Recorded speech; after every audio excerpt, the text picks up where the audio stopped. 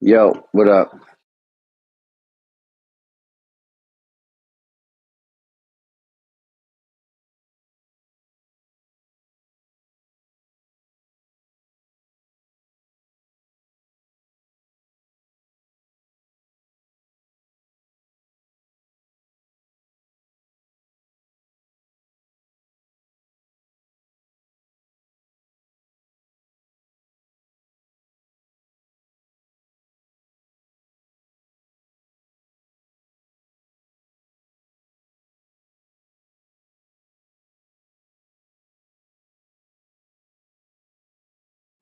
How we doing today?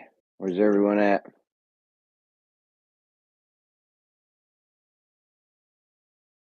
Yo, what up? Chilling. Well, you know how they always said there's a whole bunch of things that are up. A whole Okay. bunch of what? I said there's a whole bunch of things that are up. One of them is, you know how they always say if you see a building you can't in the distance you can't measure the tilt because it'll always just be leaning back from you. You ever heard him Yeah. say that? I don't even Oh, want to yeah. talk to you about this right now. Maybe we should wait till a Glober comes in because I don't want to blow You the don't whole blow your thing. load? Yeah, I don't want to blow my load for nothing. But yesterday we were talking about light, right? They were talking about shooting a laser beam to the moon, and it's like, well, dude, what the fuck keeps the laser beam moving with Earth or the moon? Moon and the Earth, yes, relatively, they're not moving a million miles an hour away from each other or whatever, but the Earth and the moon are moving about a million miles through space. So if I shoot a laser beam into space to hit the moon, laser beams stick with the mile an hour movement.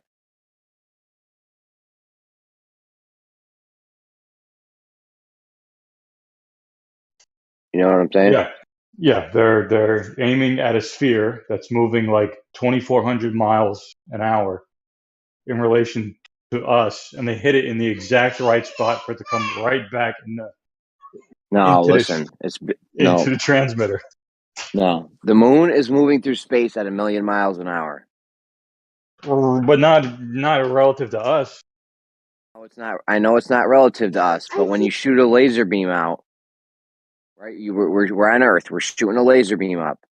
What keeps the laser beam moving with Earth and with the galaxy and with the solar system and all the movements? What keeps the laser beam with that? Grasshopper effect. Not perfect. I never heard of that one. You don't know your cosmology. Well, hold on. Let me see if Jerry gets this thing first, and we'll go over to grasshopper effect. Well, space is supposed to be a vacuum, right? Yeah. Yeah, so it's just going to go straight. Yeah, that's. I mean, it's gonna go straight, but in the meantime, there's a ton of angular motions going on that add up to a million miles an hour. So what's keeping the laser beam moving with the Earth and the moon and the galaxy and the solar system and all that?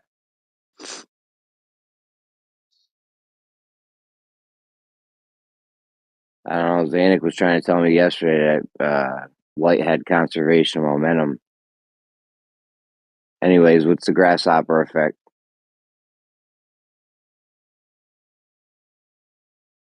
It's pretty complicated. I don't know if you're well enough educated to be able to take this all in. Don't worry, I know just enough. You know how a grasshopper, when it jumps, then it kind of has wings and it sort of flies? Kind of like that. The light's getting, the laser's jumping and then it's flying at the same time. So it causes a reverse Coriolis and then, yeah.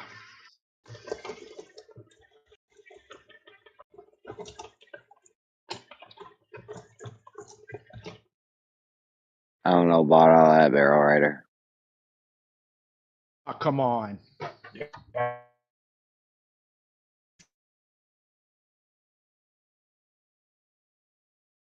Sounds just as good as the bullshit they're going to tell you. Oh, absolutely. I don't even get wrapped up in that bullshit. Not anymore, at least.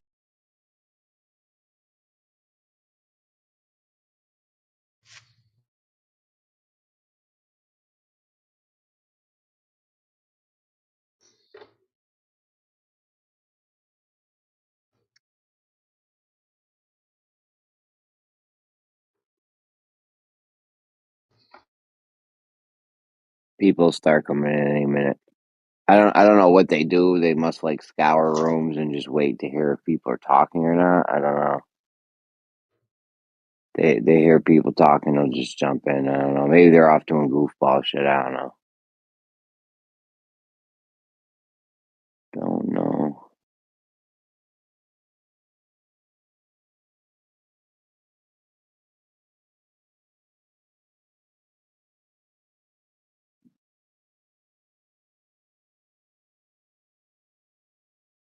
We'll get it going here any minute, probably. There's always some asswipe listening on YouTube. Yeah, I don't know though, but it's like somehow people know like to come in here in the morning when we start talking, like they just happen to be scouring the rooms feverishly. Like it's weird. Yeah, if it's not like popping off somewhere else, they'll jump right in. Like if it's not if there's not something going on at Gems Dude, or nothing's going on in Gems but a shit show. or like Tartaria or like Another shit 24/7. show. Yeah. But it's been pretty dead all night. Everywhere. Yeah.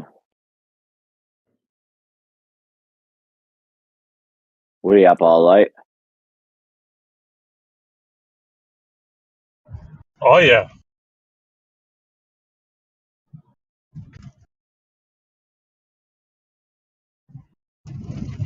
Fuck, you living that vamp life? No, I work overnight.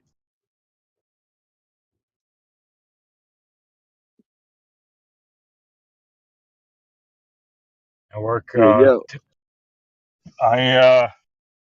Well, see, if I say what it is, then people will they'll they'll use it against me. So let's just say that it's a very physical job. All right. So it's I work from 10:30 at night until 7 in the morning. Yeah, don't even say it. They'll definitely use it against you. Yeah, like they always did with you. Fucking Yeah, but I like bullshit. to reverse. I like to reverse use it against them though. Because I'd be like, dude, you're sitting here arguing with the janitor all day. What are you doing with your life? Yeah. Or why is That's the janitor mopping the floor with you? Ironically. right.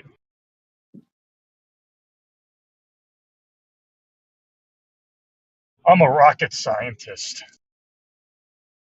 No, you're not. You're just a douchebag with an internet connection, just like me.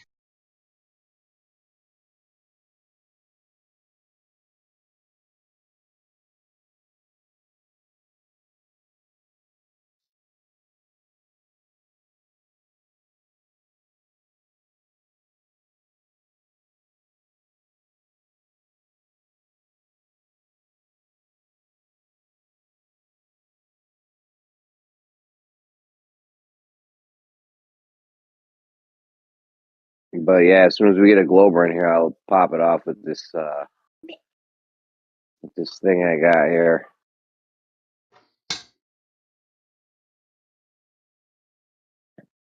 I'm not gonna waste on a bullshit Glober either. Like if Jazz that comes in here or something, I won't even bother. Well, Kojo is just going to Google it for you. I mean, like, who do you want to? I mean, anybody you ask is just going to Google it. Yeah, but at least somebody that's gonna know what they're doing. Like some of these Glovers are not too. At least Kosho's gonna give me the Google answer instead of just making something up. That Kosho will end up walking back later. You know what I mean? Oh yeah.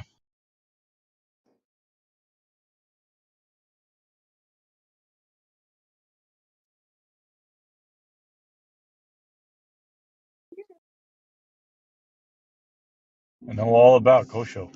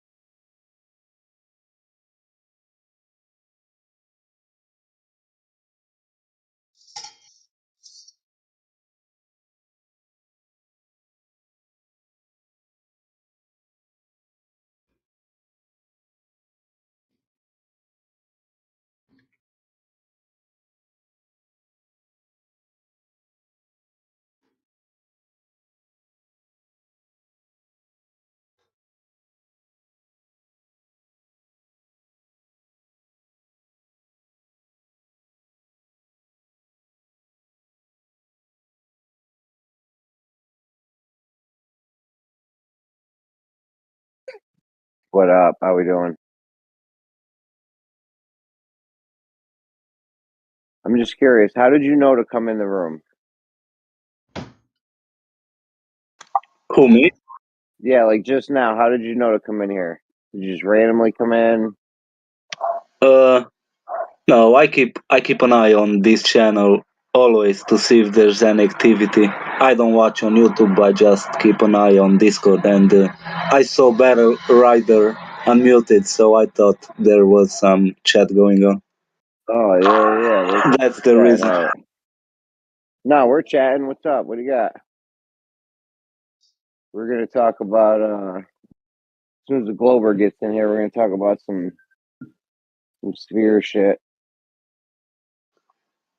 Can I ask why did you think I came into the channel in a special moment? I guess, or No, I was just wondering because I don't know. All of a sudden, like the room will fill up in the mornings, and I'm just like wondering like how people know to come in because they won't do it unless I don't know.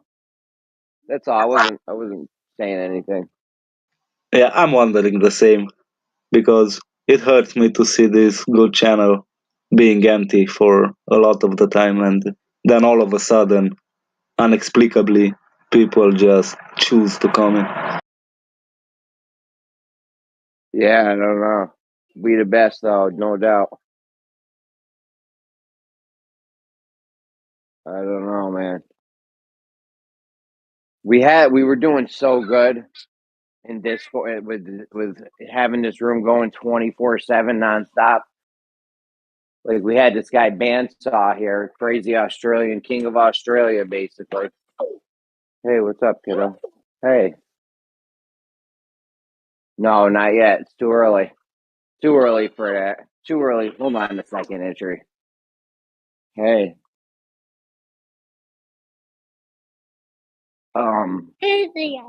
we had this going real good. We had Mansaw in here, me and Gio. We had a bunch of us. We were keeping them busy 24/7, jingling the keys.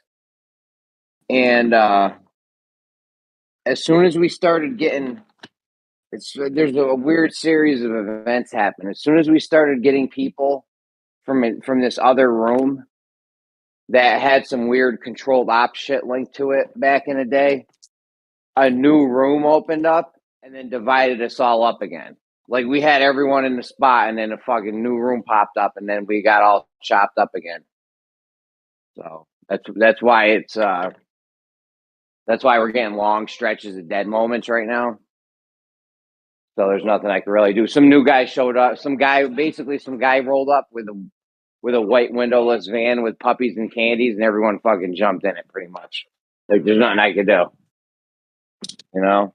So Nice that we have your support, though.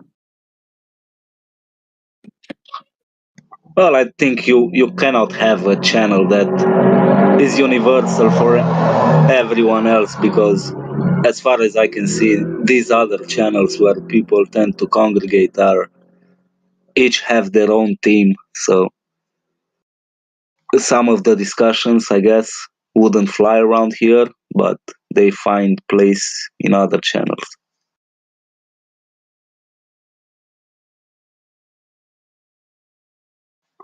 Maybe I'm wrong, but for me, like 24/7, I see it like a channel where you can go and listen to all sorts of religious talk, and that's not something that people tend to do here. So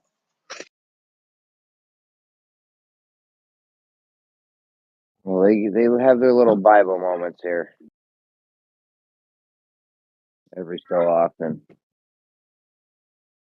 and I don't really want to shut them down, but I mean, I'm not crazy about it, but I let it go. So, because I mean, we want it to be open and shit, and there, people free to talk about whatever they want. They get a lot of flack on it and a lot of opposition. People challenge it all the time. It's not like it's just an echo chamber about it either.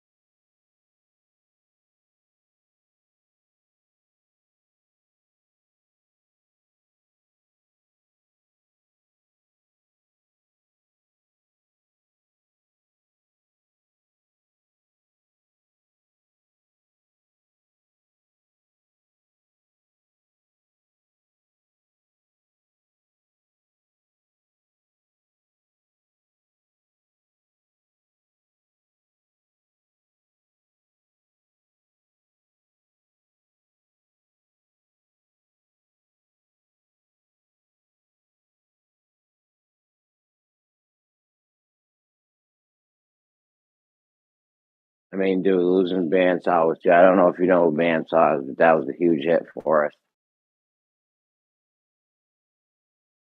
He would keep it going all fucking night. I'd wake up. I'd wake up to a full room every day. It was fucking easy peasy. Just step right into it.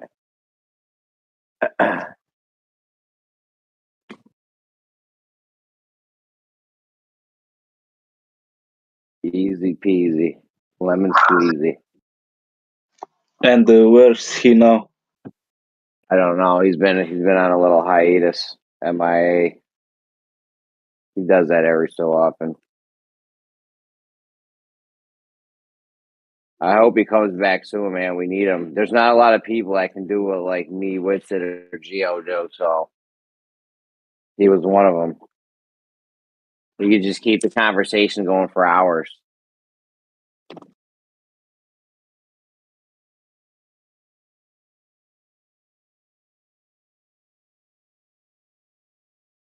Not an easy thing to do, really. Depends if you got people that you can work with or not.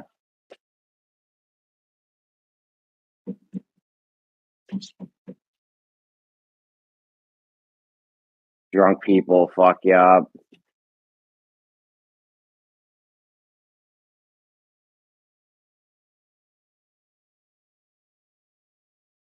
Lou was in here fucking killing me last night. Had me getting in here wasted, man. I don't know what. People got a lot of free time. Or there's some professional drinking motherfuckers. If I drink, I'm out for the whole next day. Can't be drinking like that. I ain't got time like that.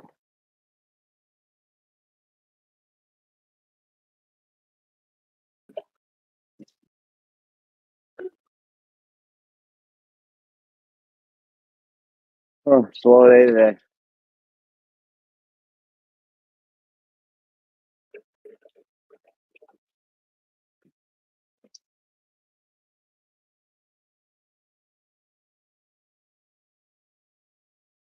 People are playing hardball. I'm usually sleeping right now, honestly. I shouldn't even be awake right now. I'm gonna be tired as fuck tonight.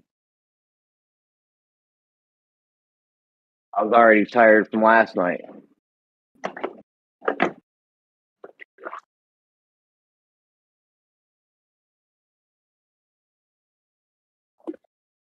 Why do we need so much sleep, man? It's like a third of your life you spend sleeping. Like 8 hours a night, man. That's a fucking nice chunk right there. Yeah, man, Could have that hooked. sucks. You could have hooked this up with like an hour. You know what I mean? Like, all right, do like an hour or two, maybe 2 hours, and you get the other 20, 22 hours. Even 4 hours wouldn't have been bad. Then you get 20 hours. That's dope. Fucking 8 hours is a nice chunk of the thing there. I mean, shit, man. I could sleep for 10 hours, honestly.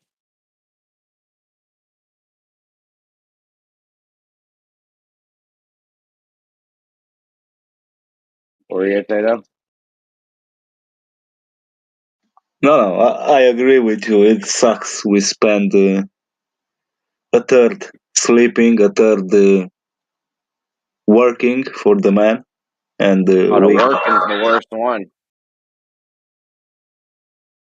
Working's the worst one, bro, yeah. Sleeping's dope. I don't know about you. I've had lucid dreams and shit before. My dreams are vivid.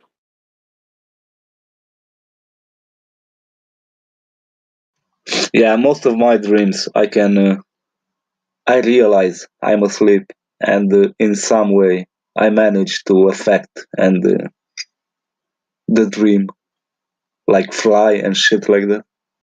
Yeah, it's crazy.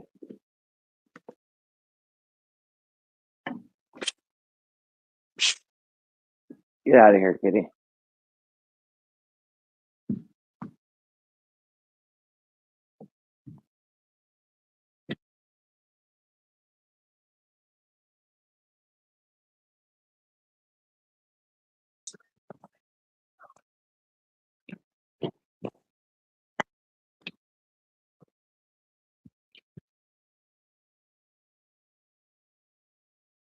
I'm letting Somber in here, all right?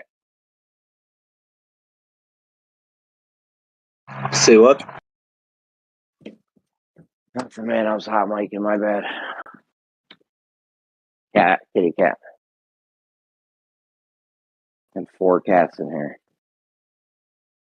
Actually,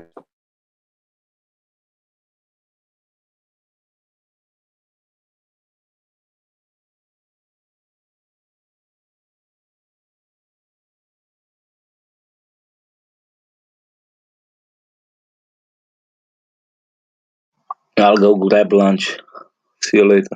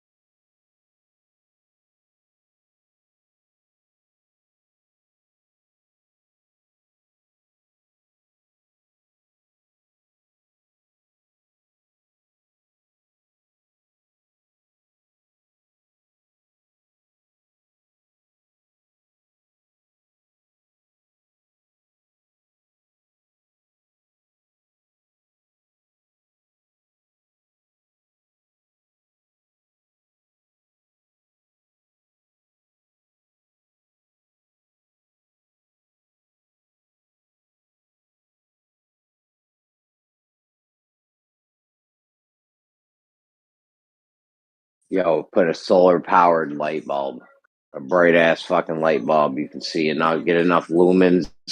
We got fucking zillion watt candle power things you can buy at Walmart for fucking $20. You put one of those bitches on the moon or something, easy peasy, that'd be dope. You'd be like, I put a light bulb on the moon, motherfucker. That's just fucking mad clout right there.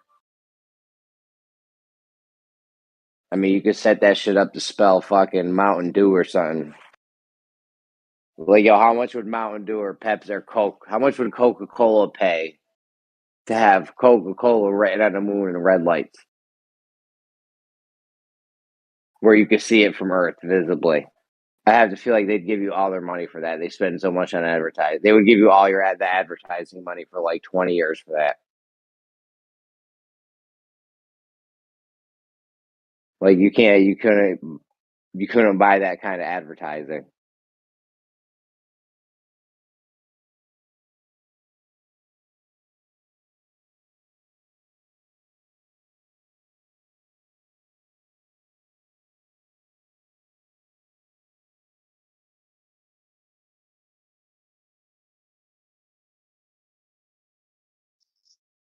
Yeah, you I'll could just put one send of them an those. email. You could What's one of those giant, like they put in ahead, a bro? sports. Yeah, you know how they put those giant digital displays at sporting events. You could have a huge one. It would be like a mile long, 2 miles long, and you could change the message from Earth, and you Bro, could you need you could. something like 60 miles long at least, bro. The Tycho crater, they say can't even really see that only because of its brightness. Like, you need something stupid big, bro, to even be able to make out like a dot. No problem. We got $60 million a day coming in. We could do that. I mean, yeah, if you could put a screen or some kind of display up there, LED thing where you could change it and shit. Like, all you need is the lights and a lot of solar panels, but yeah, I'm gonna be right back. 1 second.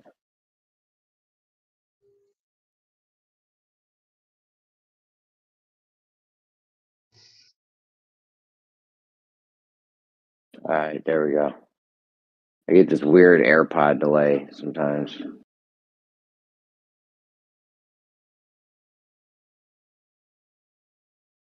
Yeah, even to just put one light though, that's like mad clout right there. Like, y'all put a light bulb on the moon. You guys can't fuck with me. You got nothing.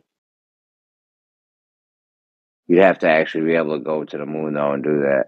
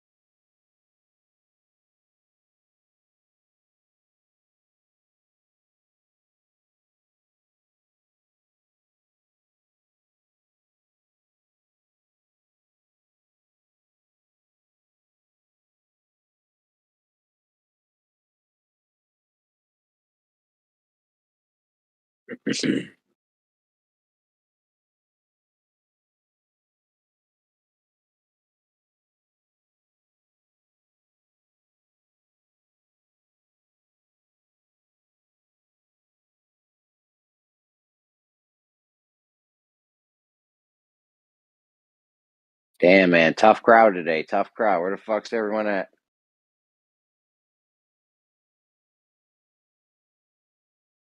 We gotta get this tilt thing straightened out.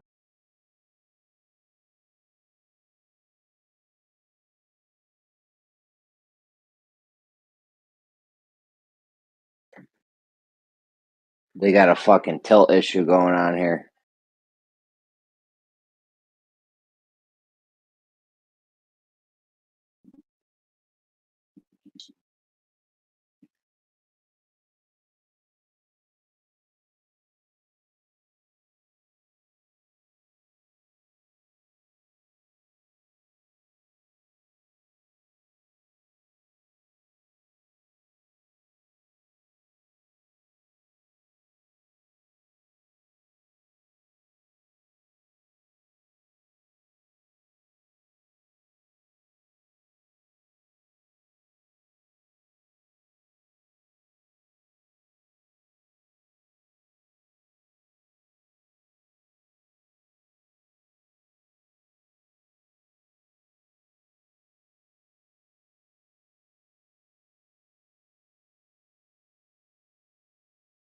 Yeah, they got some really weird tilt shit going on here.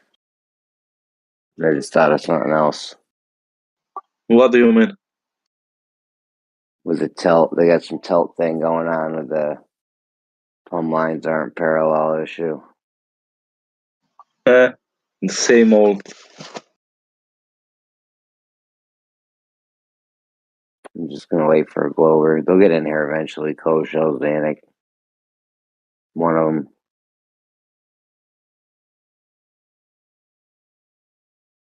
Some of the Glovers are like, they're not really too good. I'm top tier flat earther, so I gotta wait for the good, one of the good, better Glovers to interact with.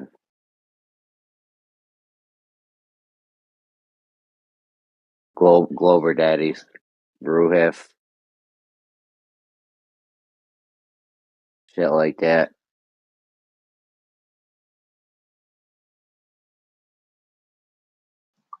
Blue Marble maybe is like a titan. He's big time Glover. He's a huge Glover daddy. He's half these dudes Glover daddies.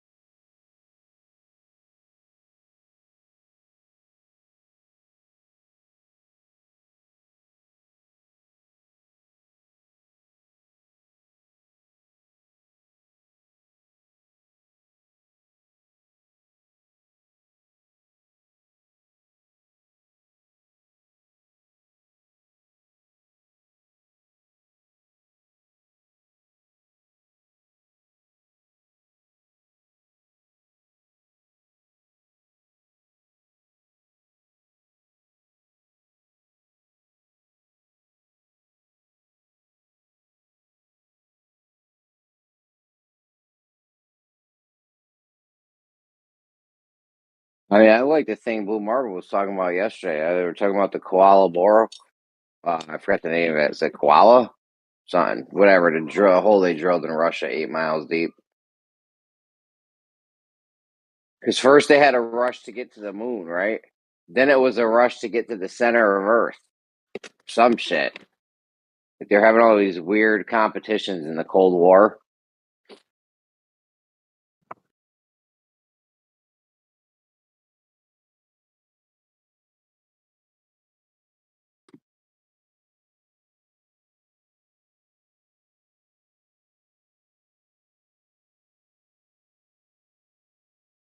I mean, and honestly, from hearing them describe that shit, I don't know if the people that made this movie got the idea from that.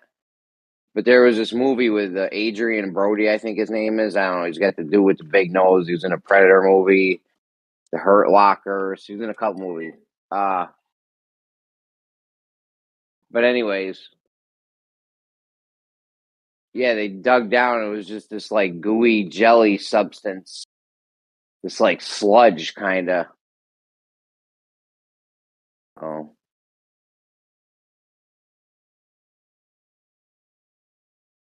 Which is weird because that's like right at the top of the crust.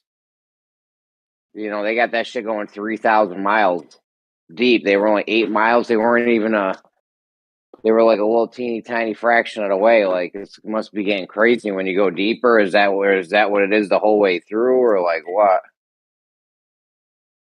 Just sludge the whole way through, some yellow sludge or whatever. I don't know what color it was. It might have been brown. They were put a peanut butter like substance. Hey, You know, if you go down what's a up? few more miles, you hit marshmallow. You know we like our jokes in here. I mean, how's we're gonna let that go? You say one wrong thing. I mean, I think it would be fair to call it a peanut butter like substance. You know, if that's the kind of texture, not if that's the kind of viscosity. I don't know if that's the right word either. If that was the kind of like substance it was, but I don't understand though, because if they could pump the rocks and shit up, so I don't know. They're drilling out rock, sand, dirt, pebbles. You got all that shit to come up the pipe, and then I don't know. You couldn't get the peanut butter like substance. I don't know. What's up, Scrat? Let's not get crazy on him today. What do you say, kiddo? What's that? So how we doing today? Oh, pretty good. Just driving as usual. How you doing? Good, good. Waiting. I'm waiting to attack. It's an ambush, guerrilla warfare out this bitch.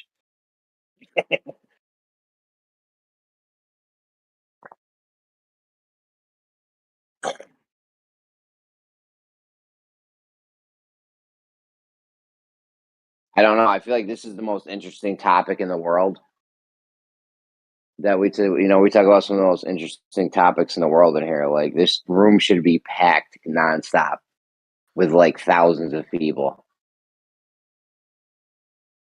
I think so. Yeah, like who's talking about more interesting shit anywhere? Like, there's not many places.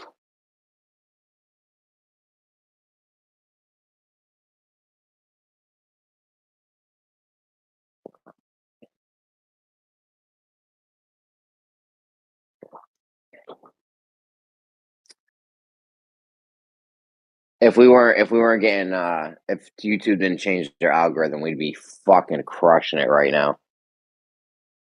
We would have Yeah, thousands of people in here right now if YouTube didn't change their shit up. I think everybody should just go to Rumble. You're not censored there. Yeah, that's another thing we got to deal with here. I know this sucks because there's a lot of shit I have to say about a lot of topics that I don't know if it's cool or not.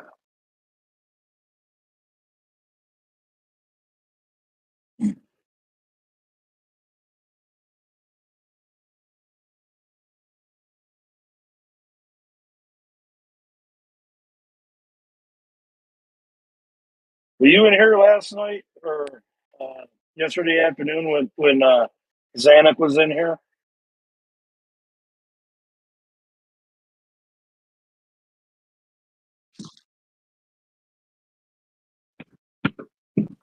My Did I daughter come? just FaceTime me. Say that again. Were you in here yesterday when Zanuck was in here? No. Oh yeah. I don't know. I missed part of it though. What do you say? Oh, it was all about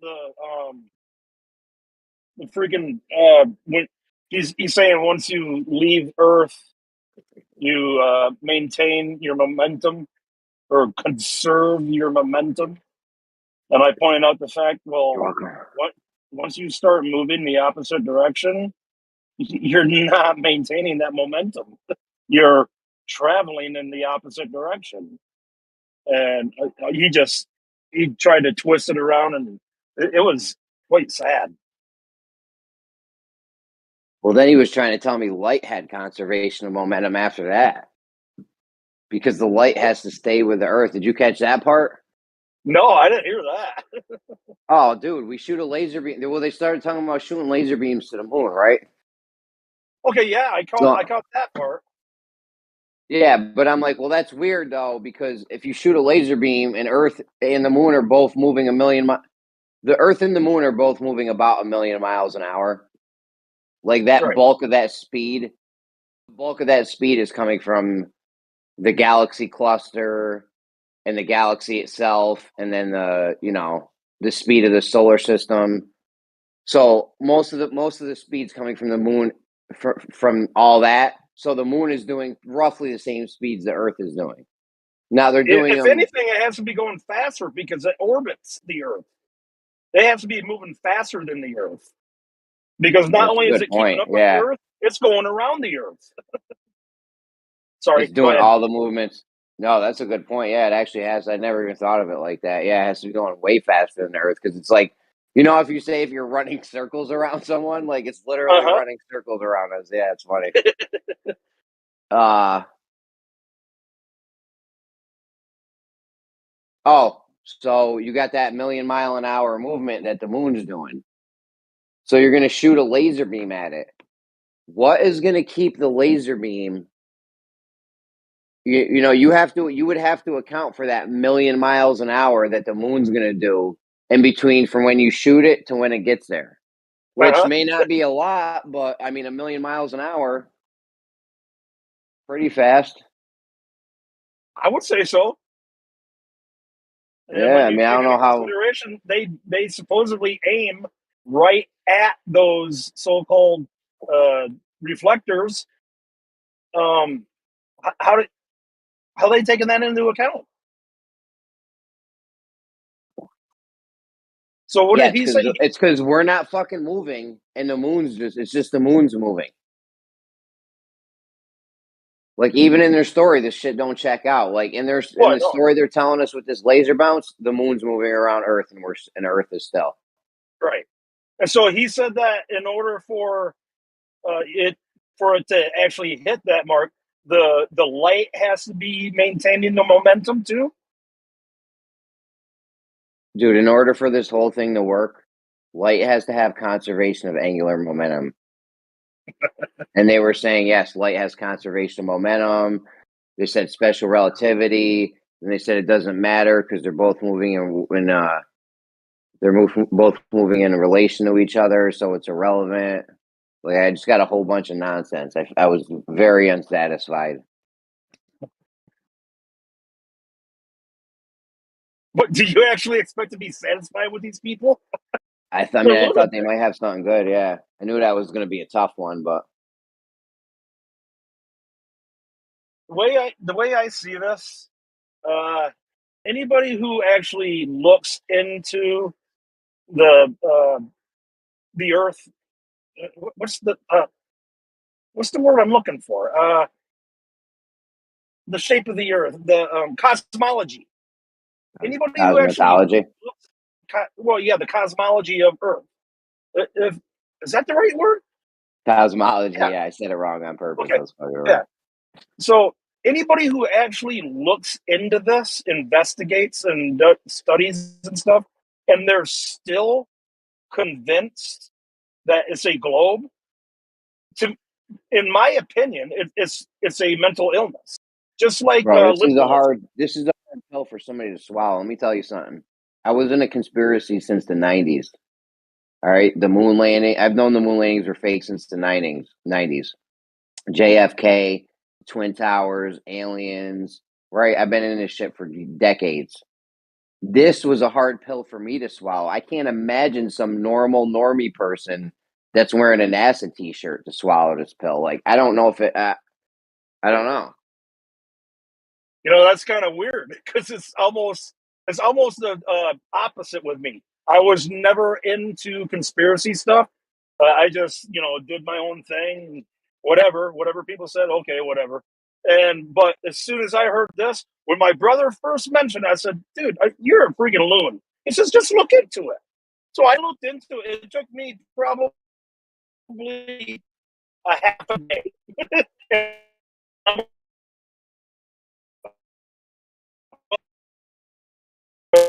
It was actually the opposite. Yo, you're breaking up, Strat. Strat, you're breaking up, bro.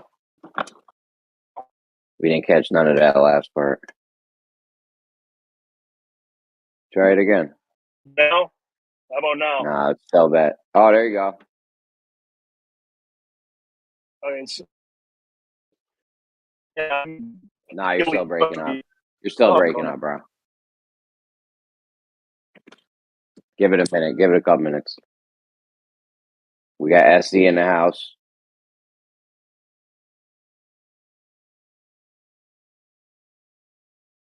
Morning, what's up, guys? What they always tell you, we're never going to be able to see the tilt because it's on Earth. Good morning. First of all, good morning. Hello. How are you this fine morning? Good, bro. Yourself? Now, what have the Globers always told you this whole time? You're never going to see anything tilting because the shit's always going to be tilting just backwards, right?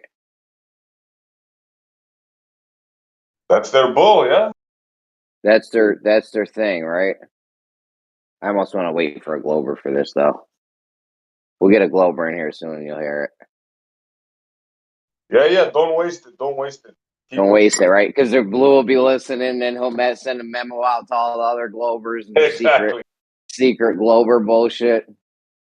Chat, he probably got some secret Glober chat. Keep Am it I under coming wraps. through yet? Am I still breaking up? Oh, no, you sound good now.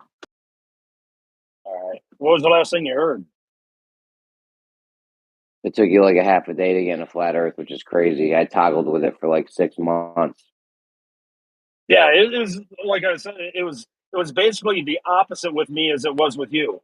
I was never in a conspiracy, and it didn't take very long for me to understand this, or not understand it. I meant be convinced by it. There we go. I'm just And mad skeptical of shit. Like even anything, it doesn't matter. I'm skeptical of it instantly. Super skeptic. well, now I am. I believe if the government says something, I believe the complete opposite. Until it's confirmed, I will believe the opposite of whatever the government tells me or any institution.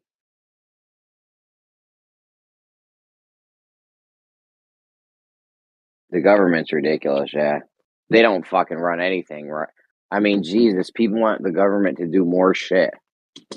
Yo, let's get government health care. Really? You really think that's a good idea? What have they successfully ran? Every government agency is fucking in debt.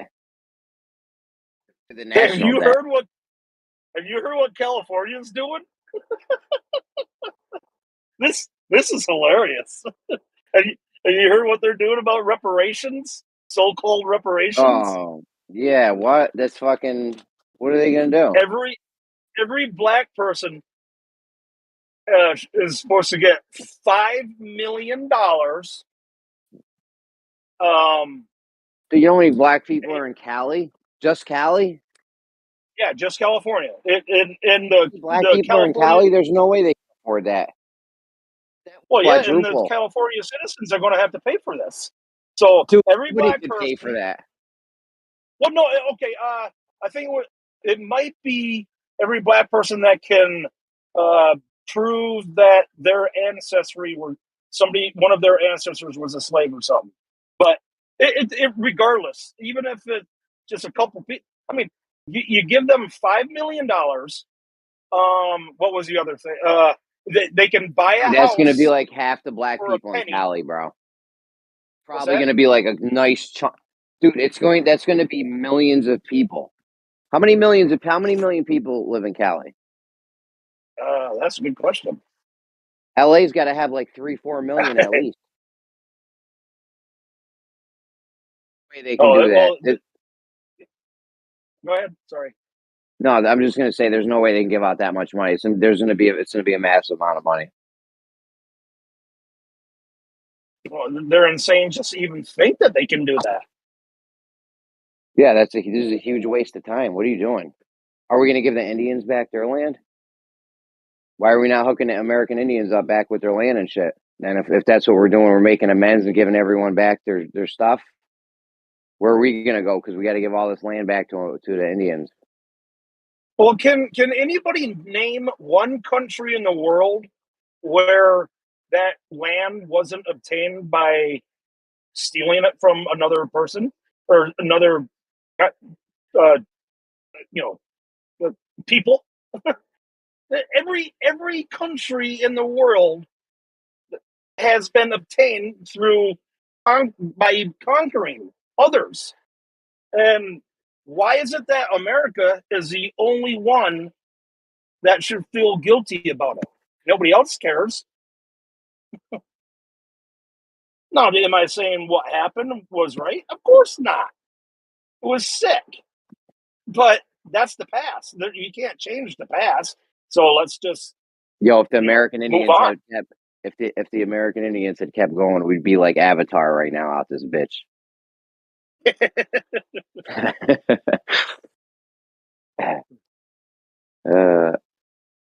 Yeah, but I mean the Indians got done dirty, like literally. So did dude. Everyone got a raw deal back in the day. I don't know what to tell you. Shit was crazy. We're here now. We need to just move forward with it. We can't go trying to fix everything we did in the past. It's in the past. You got to move forward. You know what I'm saying? Yeah. I mean, it's good to settle your debts and shit, but there's really nothing you could do with that because then we got to start giving, I don't know. Okay, how can somebody who had nothing to do with what happened, how can they owe a debt? Why should somebody who never owned a slave pay somebody who has never been a Who slave? never, yeah, exactly. Exactly. I hear you. It's fucking stupid. My great grandfather, my great grandfather did something to your great grandfather, and I gotta pay you now. It don't even make sense. And the Irish Well, people, when America first popped up, the Irish people got it bad. Oh, yeah. here we go. Here we go. Fucking playtime's over. The whole thing will be ruined. Hi, Who Xanax. just came in? Oh, Xanax. Xanax. But yeah, Irish people got done real dirty when America first popped up. I think they were like the Chinese people. Chinese people got it bad. You ever see Deadwood? No, I never watched that. Yeah, that was a good show. It was a good show. HBO, they do good series.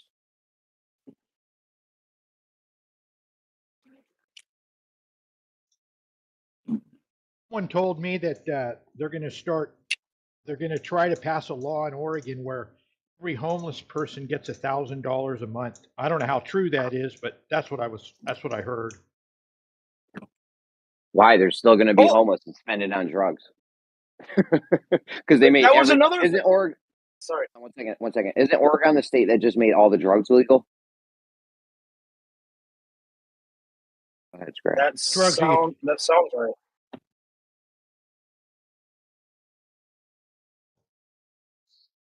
That was another thing that California, that was for the whole reparations thing. So every black person was supposed to get $5 million. They're supposed to be able to buy a house for $1, and they're supposed to get, I think it was 90. I think they said $96,000 every year for the next 250 years. These people are complete lunatics. Hey, it's good. It's good news for Fubu and Nike stock. I didn't catch that. I said it's good news for Nike and Fubu and stuff for their stock. Mercedes Benzes. It's not. Yeah. Cadillac. That's actually a statistical thing that black people spend more money on Benzes and Gucci and name brand shit than anyone else. Like, what do you see Bezos and Musk and shit wearing, or all these rich people, Adam Sandler, people that got millions, they're wearing like t-shirts and short, like, they don't wear shit like that. They don't really be doing shit like that.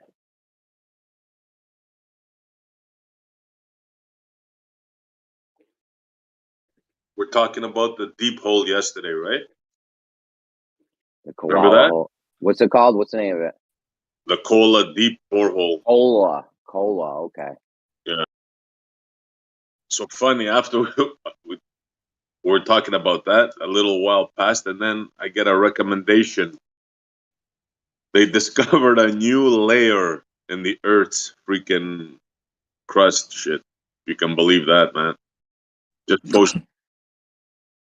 I mean, I don't even know if they say that's because the pressure was doing that or whatever. I don't know how you even get anything. How do you get anything underneath that? It's got to be all the same stuff, or I don't know. Like,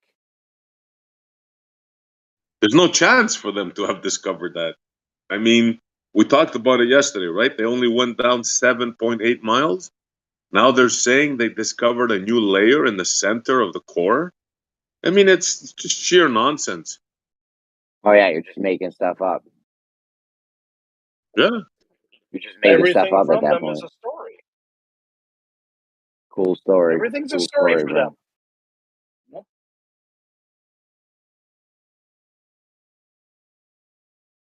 Who was it that said that you can know the density of something without knowing the size or the weight or what it's made of?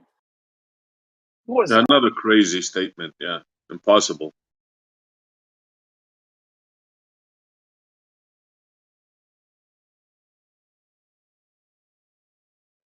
All right, here we go. It's on now.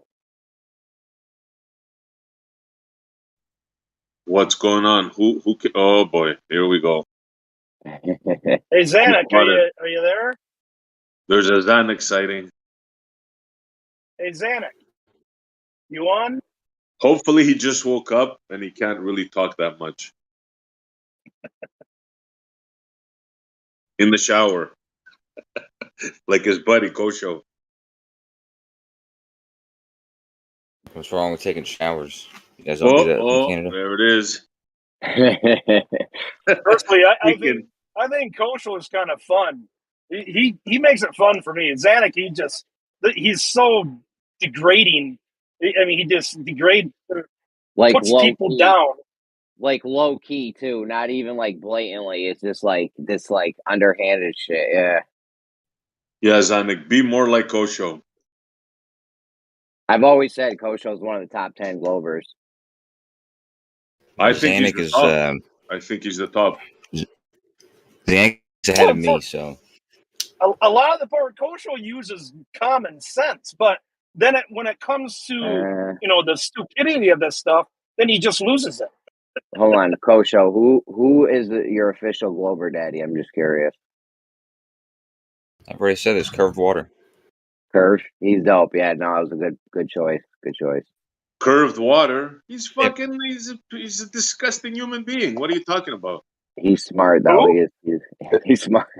Is that the one with the really deep, raspy voice? Yeah. He was the one who was talking to you that one night. He was all over fucking Apocryphon. That brought Apocryphon in When there. I was like, He was we're fucking drunk, right?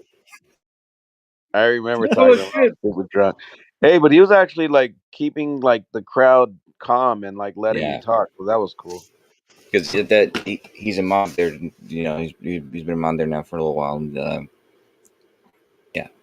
we don't usually talk about other servers, but it's just that it can be chaotic over there, and he, just like the best of us, we don't. I mean, that's annoying. I mean, that was happening in here last night too. It's just it gets aggravating when it's like too many people at once, and people always say that it's Glovers who do that Earthers, but say what? All he does is ad hom. That's all he does. Curved. No.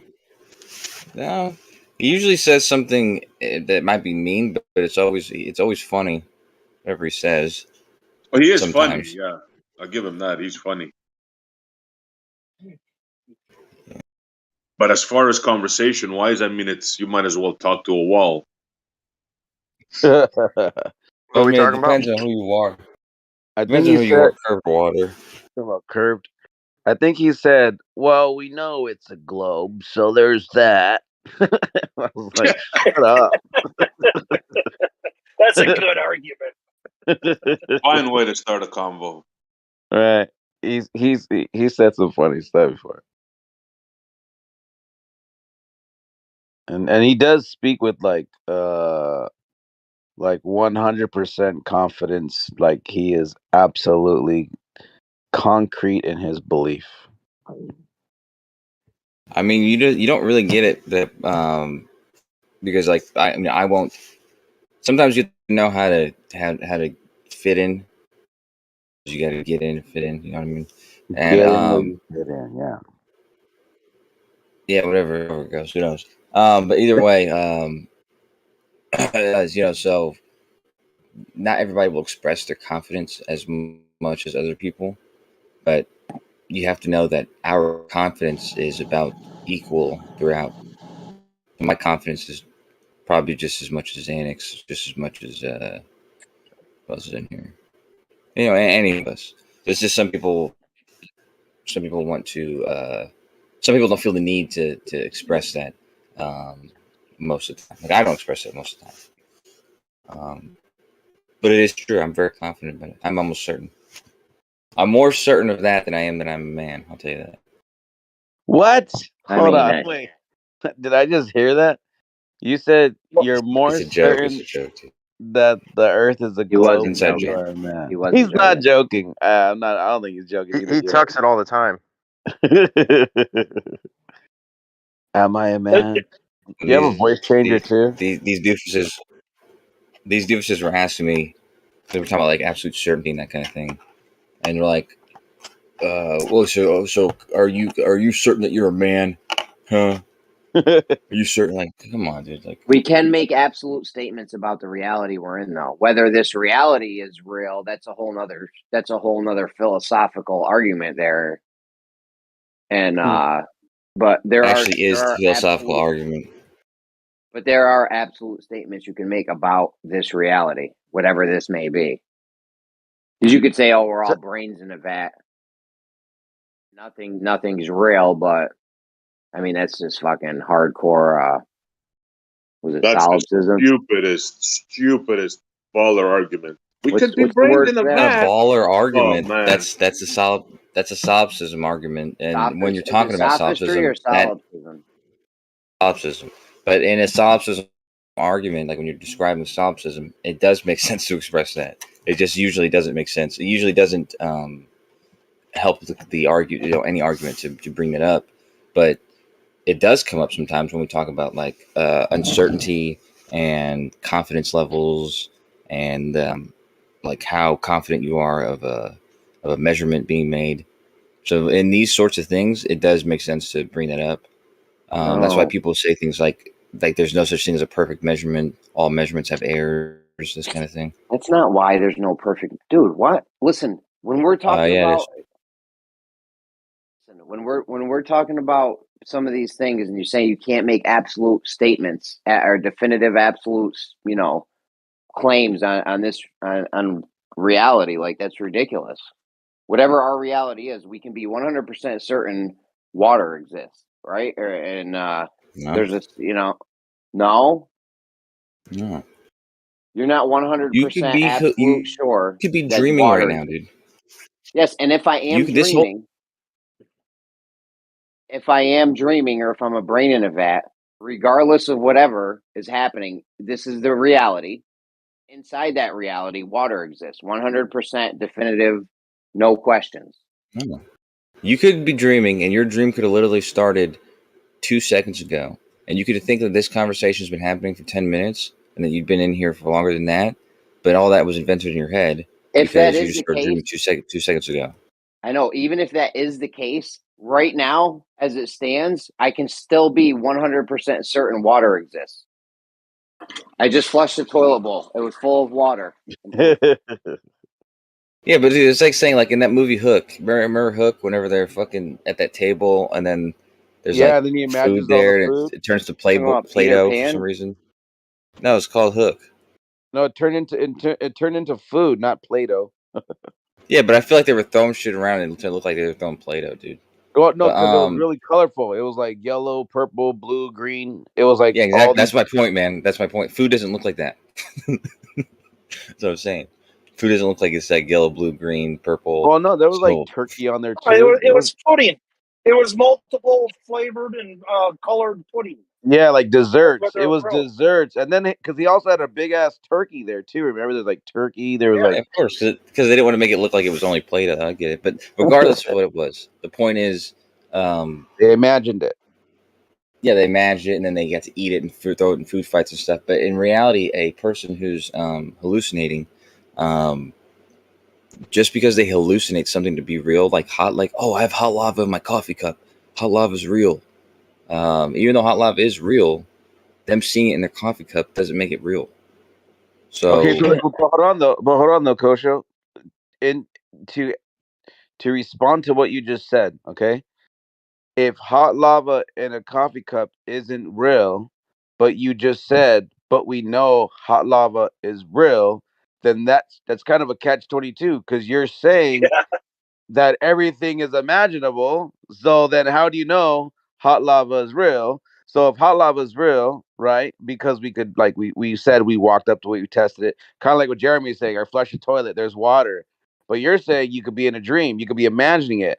But where then what makes the water real somewhere else in another reality or another dream? Because so that's the thing. You give confidence to all the things that you experience, or in science, you give confidence to different measurements that you make. So when I said, "Oh, we know hot lava is real," I'm talking about the thing that I have a lot of confidence in, that we all have a okay. shared experience in. Yeah, So I'm just also like you said, you flush the I'm toilet. stating that in absolution, like in everything that's ever said, I may say things like I'm certain of this or 100%, blah blah blah, but in actuality, I do believe that That there's room for error. there's not many statements that you can actually be certain about Okay, so by the strictest term. my question is, what's the point of even thinking or talking about this stuff? Because the only thing you can do is live by what you experience. What's the point of even thinking about, well, what if this isn't real? Who cares? Just Yeah, go that's off it. of That's what you experience. nobody's saying that. That's my point also. So one is that it only makes sense to bring those things up in a conversation built around that thing, right? It doesn't make sense to always go around asserting that you can't be certain of anything and you have this uncertainty level. When the truth is that if something's fairly close to 100%, you just say it's 100%. And There are things that are well, there's one Okay, other so point. There's the My only other battery point is power is 100%. yeah. It's charging that. Who else could argue the existence of water besides Kosho? yeah, like there's no set. There's no if I say water exists in our reality, there's no point in arguing that because if you say we could be brains in a vat, then nothing's real. But Yeah, here's right. the But I thing, though, I Jeremy. wouldn't argue with that though. That's what I'm saying. I wouldn't argue if that was the argument. I wouldn't argue about that. But right now we're But arguing Jeremy, about. Okay, Right now so we're we arguing can about solipsism. 100. We're arguing Okay, about so we can. solipsism. Okay, so we can make 100% definitive statements about our reality because you said no a minute ago, and now you're saying you wouldn't argue No, that. because you listen to what I'm saying, dude. If we were arguing about water, right, I would not bring up solipsism, okay? Because I would think that would be a bullshit All right, no, thing. that's cool. Let me ask you again. Let me Bullshit just to try bring up. again. No, but when we're talking about solipsism now, and we're talking about philosophy, solipsism, I'm going to be strict in and what I think, and I'll talk about it in the strictest ways. It just doesn't make sense in normal conversations to talk in that way or to bring that up.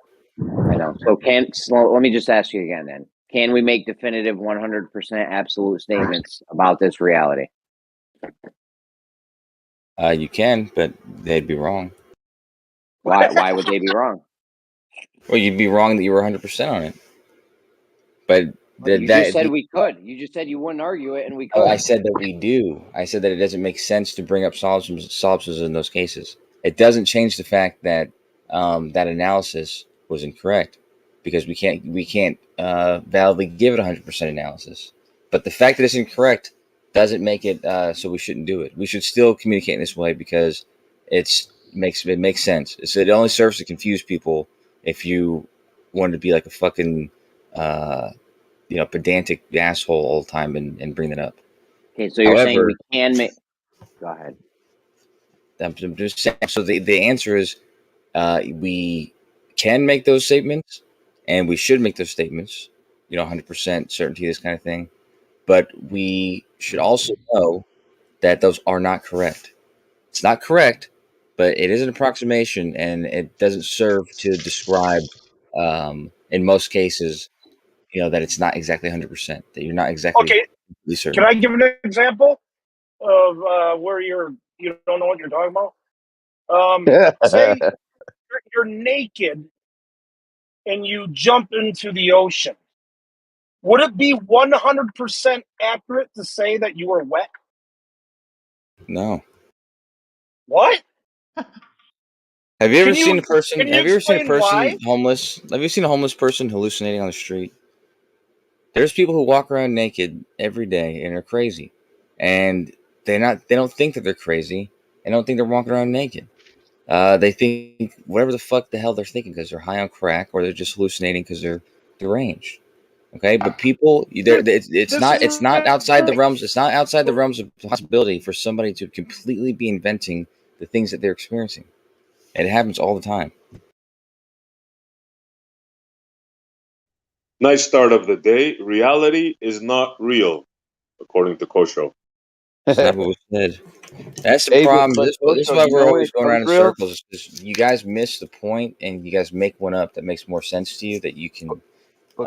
Dude, the point is, bro. The point is that we're all sharing a reality right now, and there are definitive 100% absolute claims we can make about this reality that we're sharing. It's stupid to think that you can't. Whether the reality itself is real or not is a whole nother question, and it's completely irrelevant, and we'll never know. Well, maybe, but there's no reason to say you can't make 100% definitive statements, absolute statements about this reality.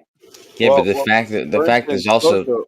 For instance, Kosho, real quick. So, for instance, Kosho, would you agree that? I'm going to respond to him before I answer your question. Would you agree that now, water? What were you going to say, Kosho? Hold on, APOC. You're drunk. Are you drunk?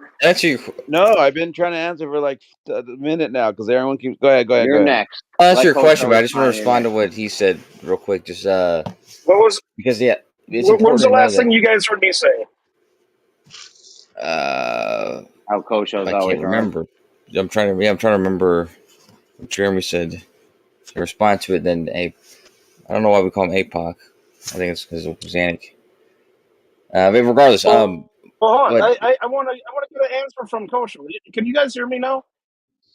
You hear you. Hello? Am I breaking up? No, okay. really. So, Kosho, I never got a real answer from you. You started going off talking about people who are hallucinating. Is it not accurate, 100% accurate, that if you jump into the water naked, that I could call you wet?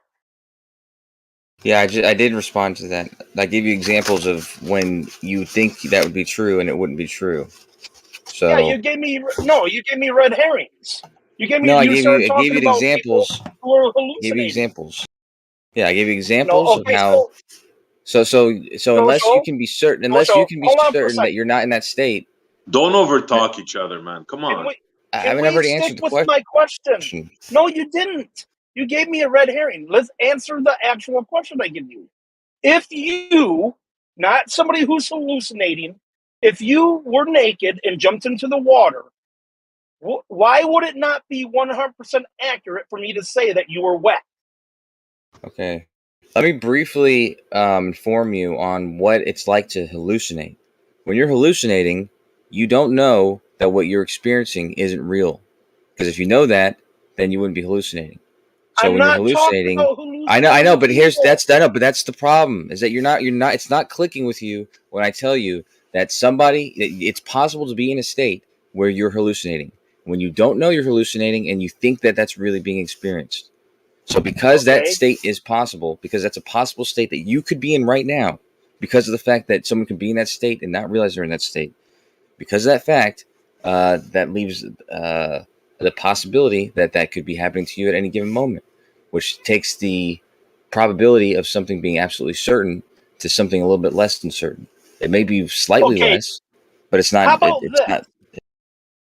1,000 people, no, 1,000,000 people watched you jump into the water naked. Would it be inaccurate, not 100% accurate, for everybody who watched you jump in to say that you were wet? Scrat, Or is Scrat, you might have This missed is Scrat, you might have missed the first part of this. I can't even get him to agree that the water exists in the first fucking place, let alone that you jumped into it and you're wet. that's fine. That's fine. But this is perfect because Jeremy said similar, and I wanted to respond. So this let me respond to both of you at the same time because it has to do with subjective versus objective reality. And the truth is that we only have access to one of those. Okay, we don't have direct access to objective reality because we don't have a way to we don't have direct access to it. We have it's like if you imagine people as being computers where there's a computer in there, but then there's peripherals like there's a camera, there's a sensor, there's a mouse. I don't know. We have things that are attached to our brains that allow our brains to interpret the world, and those things are called senses. And those senses have to first sense the environment in a very limited way, and then interpret that information to our brain, and then our brain has to process that information. And all throughout this step that this requires, this is this is the way we experience reality.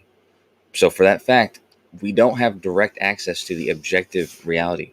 We have our interpretation of reality. And so we have subjective realities. And that could be almost exactly parallel or fairly in line with what's actually happening, even a very limited scope. Because we have a limited scope of the wavelengths that we can see. But regardless, for that reason, that just tells you that all experience is subjective. Even if you think there's 1,000 people watching you, or you're in a conversation with 5 other people in the room right now, it still could be the case that you're not having a conversation with anybody, and what you're assuming are other people sharing an experience with you is nobody at all sharing an experience with you. So bringing in 1,000 or 1,000,000 people doesn't change the fact. Okay, so what you're saying is that there is no point in having a discussion with you because you don't believe in anything that could be real. There's no point in talking to you. You don't listen. It could be You don't anything listen. that you want to be. Yeah, I am listening to you. No, you You're don't. But you saying haven't been nothing is listening. real. You have no. I haven't said that at all. You just have to try a little. You have to try a little harder, man. Because it's gonna make me not want to participate. Okay. No, that's exactly what you're saying. I'll say the same words I said before, which are that even though this is an argument specifically about what would we say the word was called again? Solipsism. In everyday life, in everyday conversation, it's never useful to bring up the fact that there's not 100% certainty. Okay, that's the first point that you have to realize. The second point you have to realize is claiming that something is not 100% is not the same thing as claiming that nothing is real. It's not the same thing as claiming that everything's in question. Saying that it's not 100%, you could be 99 with 1,000 nines, percent confident or whatever. That's fairly close to being 100% confident, which means that in everyday life, there's no point in ever describing it as not being certain, right? So to say that somebody has this view on solipsism doesn't mean that this person thinks that nothing is real. This is, like I said, this goes back to Descartes. Descartes made the argument a long time ago, and it made sense when he said it, and it still makes sense to me now. And it's not a statement of how much you don't know. It's only a statement of what you can know for certain. Yeah, Descartes was one of the magicians that screwed up everything. He's one of the magicians, as we call him. So Kosho, forget this nonsense. Have you heard about the new core they found? The new core. The new level of Earth. The new level. Yeah, you didn't know they found a I was new talking layer. about that 2 days ago. I was telling them about that. Oh, you were, yeah? You know, no. Yes, Apocryphon I was was. telling I us. was telling you guys. There's a Apocryphon was telling us how the cores rotate, stopped rotating, and started rotating the other direction. no. I brought up because they're saying that there. Remember, I was like, they're saying like it, like even it even reversed, like, and there's a deep, an inner core. That's what I was talking about 2 days ago. Well, there's always been an inner core and an outer core. No. There's guess like a this thing- newer inner core. Like it's There's an inner core now. right, and then Inner.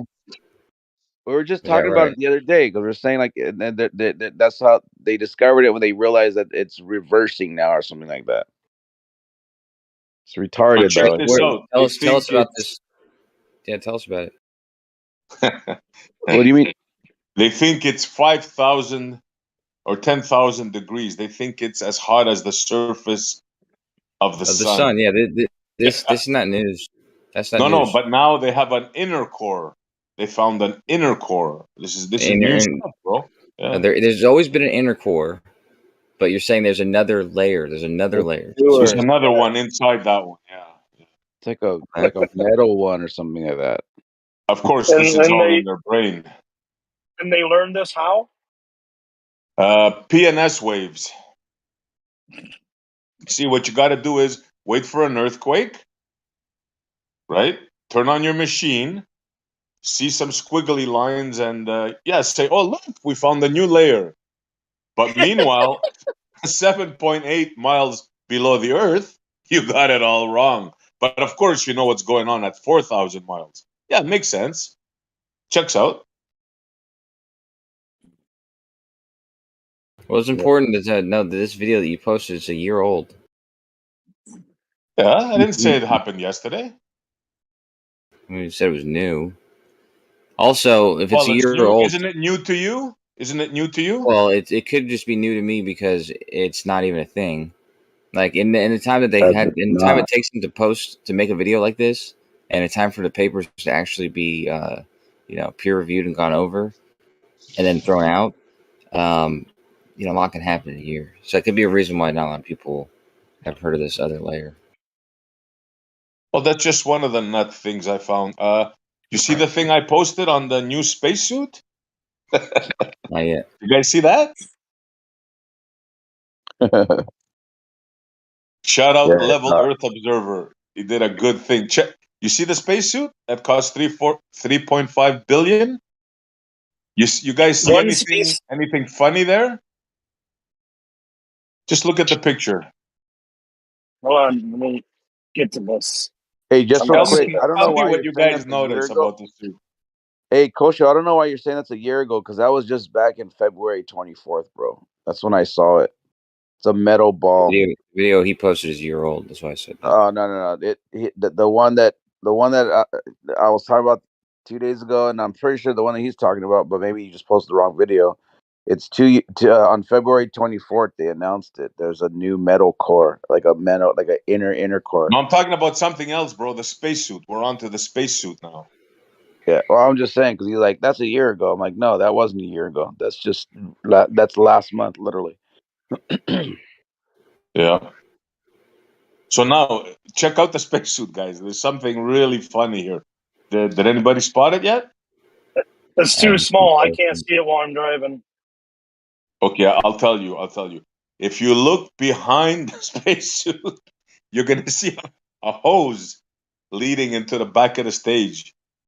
In other words, the suit is not complete. The suit is not ready yet. They don't have a backpack for it. He's getting oxygen from a machine in the back with a hose. What's your point, It's man? a complete joke, man. How's it a joke? How's that a joke? He's showing off the new spacesuit without the backpack? What's the use of having that? Okay, so how much does a spacesuit weigh on Earth? Oh, here we go. It's unbelievable. Ready for the excuses, It's but just a question, man. It's just a question. I don't know, man. Well, I you don't know. don't know. You don't know. Okay, well, it probably serves to know these things before making, I don't know, assumptions based on Are you saying that a what hose you makes it capture. lighter? Yes, I am saying that because a fully loaded spacesuit weighs about 500 pounds. So them walking around a stage with a spacesuit like this on Earth is pretty cumbersome.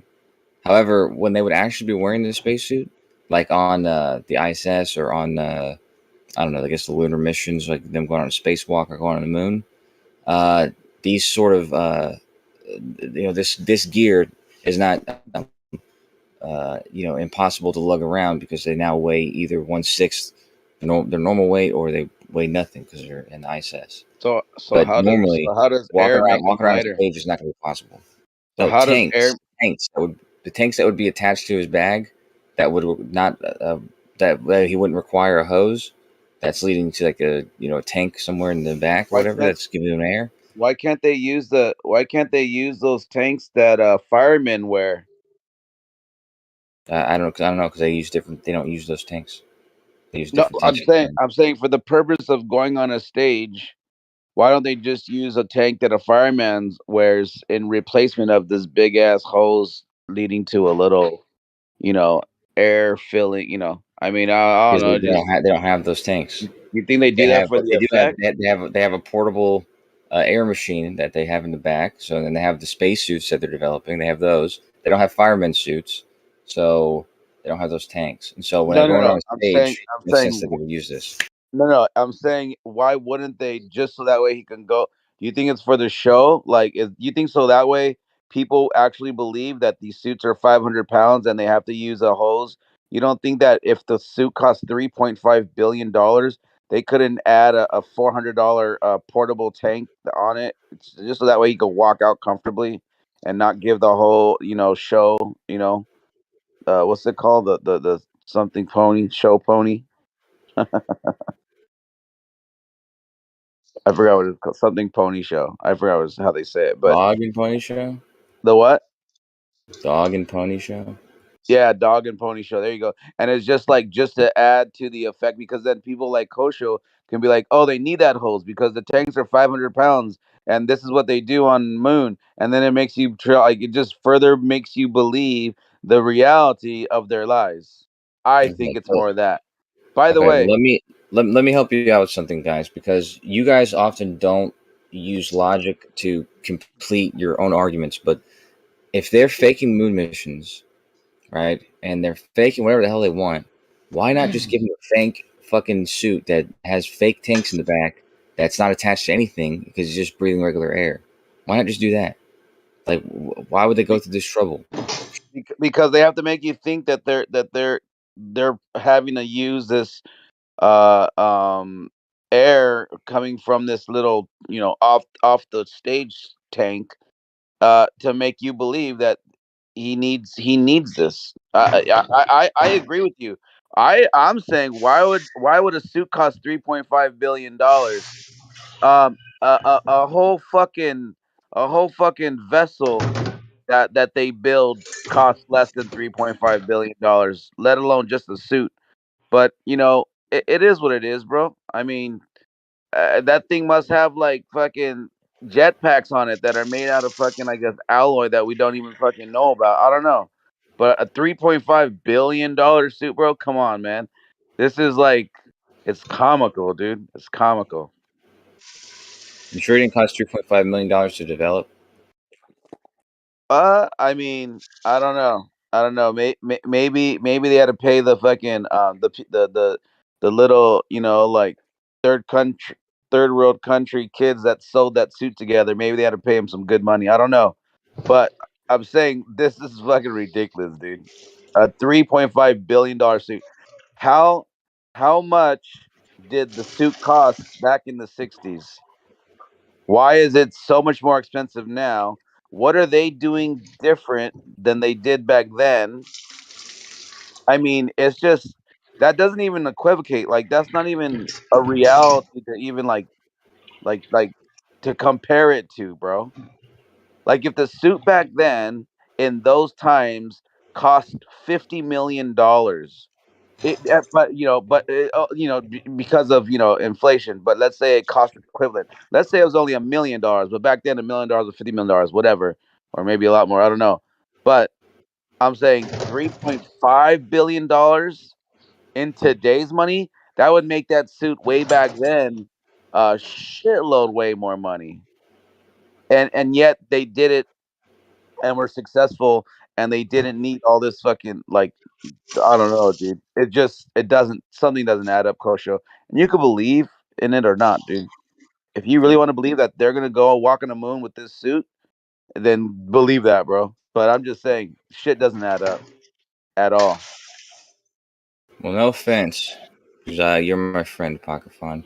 Matter of fact, Aw, you guys all are my friends. don't get all But it may be sentimental. possible that it doesn't add up because you guys are that bad at math. It may be possible that it adds up because I'm bad at math. All right, let's do a comparison. How much would $3.5 billion be in the 1960s? On the top of my head, I can tell you how much $5 billion in the 60s would be today. I Okay, know that conversion. I know that like the Saturn V back in the day cost about $5 billion each. In today's value, that's about $30 billion. So from 5 billion to that's 30 for the billion. ship. That's for the ship. If that's for the whole craft, yeah. Okay, now how much was that suit back then? Actually, you know what? I'm gonna do some googling this morning. Hold on. You know who Give made me a those second. suits back in the day? It was Playtex, the bra company. Oh The bra wow. company, Playtex, they had to make those suits back in the day. Oh wow. How much was the spacesuit in the 1960s? Let's see. Uh, it was only weighed 30 pounds as well. Wow. Okay, so it weighed 30 pounds. Playtex made it, but where's the price though? The astronaut in that video that SE showed, like if somebody wearing all that gear on the moon would have weighed 500 to 600 pounds. Not on the moon though. Like they're wearing all the gear He they would just be said that wearing he on the only moon. weighed 30 pounds. Yeah, he's talking about this. He's talking about only the spacesuit. He's talking about only the spacesuit. So who Oh, knows okay. what he's googling and looking up and what's pulling up? But obviously, if they say 30 pounds, they're not talking about all the gear. You know what? I don't understand. Why don't they go to the boys that make the real spacesuits? You know, the Okay, divers, like the suit that I just posted. Why don't they go to them and get some? They seem to have figured it all out. okay. Hey, just real quick, let me just read this. Kosho, don't lie to me again, ever, please. All right, let me just read this. Armstrong's suit is one of the most treasured artifacts in the Smithsonian's collection, weighing about 180 pounds, including its life support backpack, and consisting of 21 layers. It cost $100,000 to make in 1969. Today, that translates to nearly $700,000. So now you have a suit that's costing $3.5 billion in today's money. That is asinine to think that they have to spend that much more money when they were able to do it for $700,000 worth back then. This is And Yeah, so 180 pounds, yeah, including including everything. the life That support backpack, that's not including even it. that's not even close to being 500 I know, pounds. and I'm trying to be fair Go in what ahead. I said because when I said All right. 500 pounds, I meant 500 pounds including like themselves. So like I them plus their suit, they would have been walking around like they weighed 500 pounds. You okay. said all the gear, and that's what he said. I All right. know, but I What Including a know, the cover up, I eh? left out the person's weight. I left out Let the him person's retract. weight. Let him retract. He's a friend, so we'll let him. We'll let him get away with that slip. That's fine. We'll give him a mulligan on this one. We'll give him a mulligan. Oh, you know how it works, Kosho. You miss it by an ounce, and they're going to crucify you. Yeah, I know.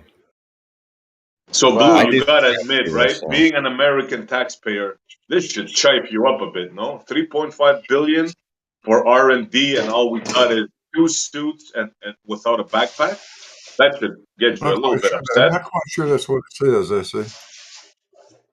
Well, Apocryphon or was it Chucky just posted it? It's 2 suits, $3.5 billion, and we don't even have a backpack yet.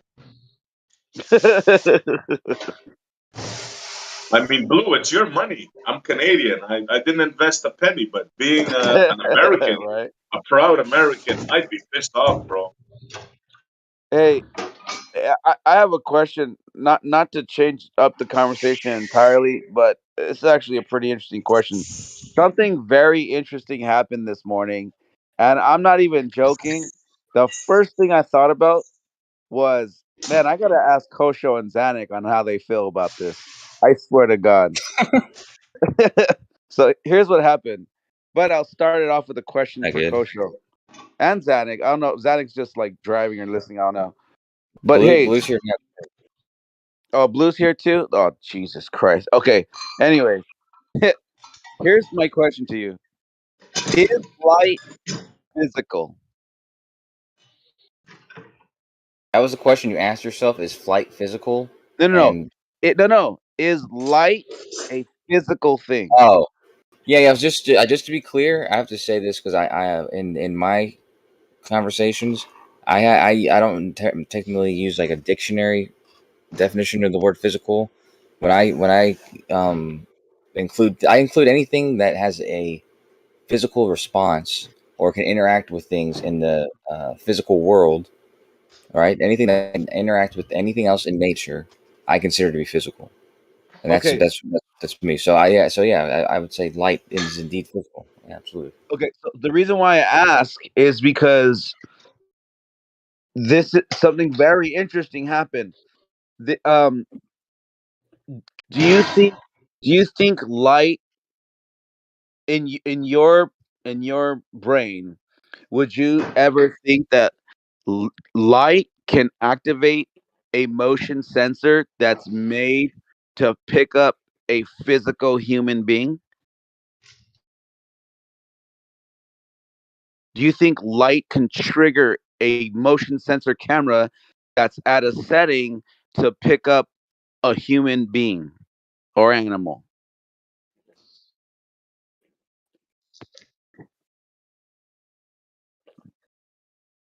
I'm not following what you're saying. So the light's making it detect it, or Yeah. Yeah. Okay. So I'll tell you the weirdest shit I saw this morning. So the motion camera goes off and I go to it. And then I realized that it was just the sun, the light that shined through one of the because there's like a wind chime, like a glass wind chime, and it kind of like the sun was amplified in that, I guess, enough to make the camera sense a physical presence. And let me share my screen, and I literally fucking like screen record it to show you guys. Watch, check this out. It's fucking weird, bro. could it be the wind chime that set it off? No, and I thought about that too. I was like, oh wait, maybe just the wind blowing. But then I thought, well, then that means the camera would always be going off because, like, especially today, it's windy, so it would have been going off this whole time. But it just so happened that there was a certain time of the day when the sun is in a certain position of the sky, and it beamed at a direct angle, like through that. Watch, I'll show you. It's very, very, very interesting. Watch. Let me just show it here. Let me Hey, what's your overall point or claim though? Because Well, my question is does light? How do you? What would be your explanation for the light? Here, let me share my screen. For the Oh fuck. I don't have permissions to share. Hey Jeremy, can you give me like permission to share in here, bro?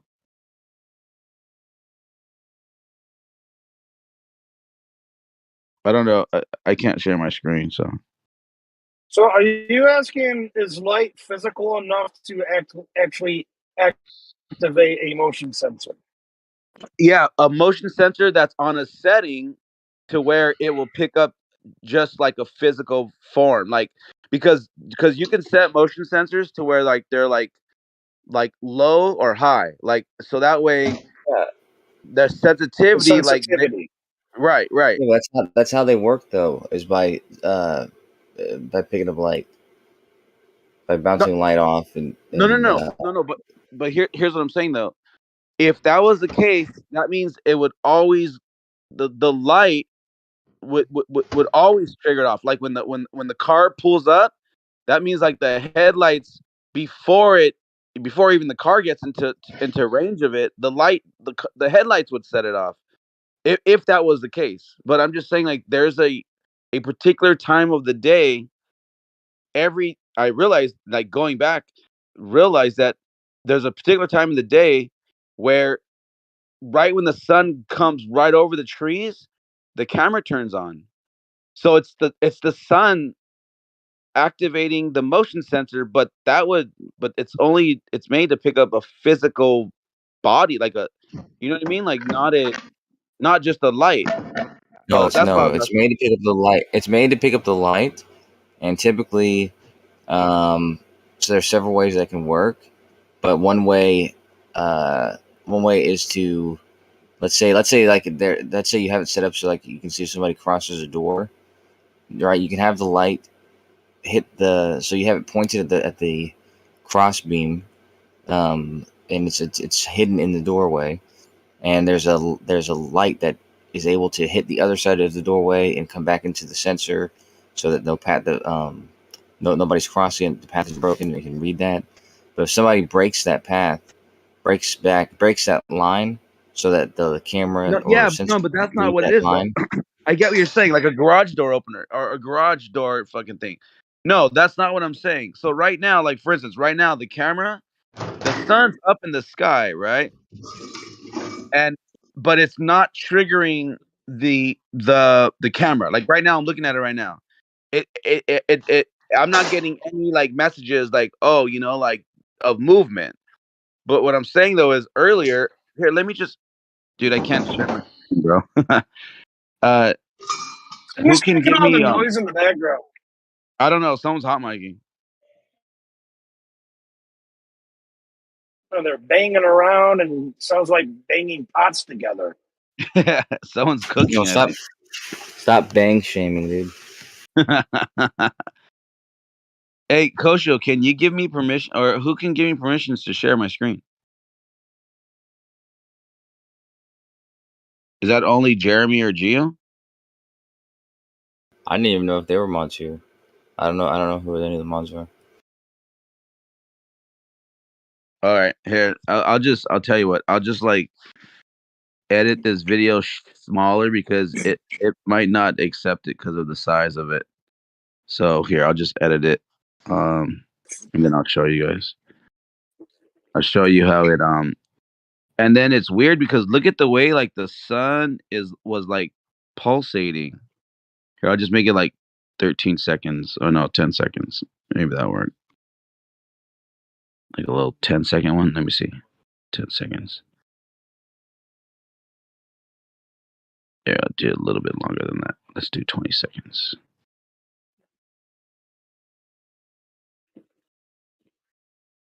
Okay.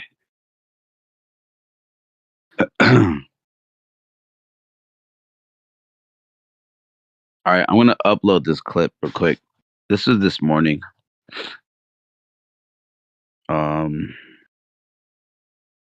And I'll show you what I mean. Hopefully it loads it.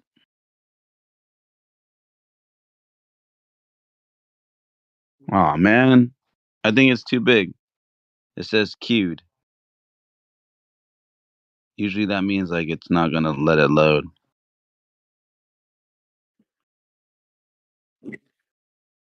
Fuck. I only made it 13 seconds too.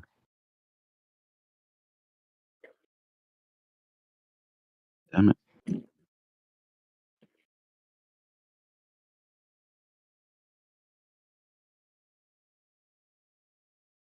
Sorry, I got a smack in the face of reality yesterday.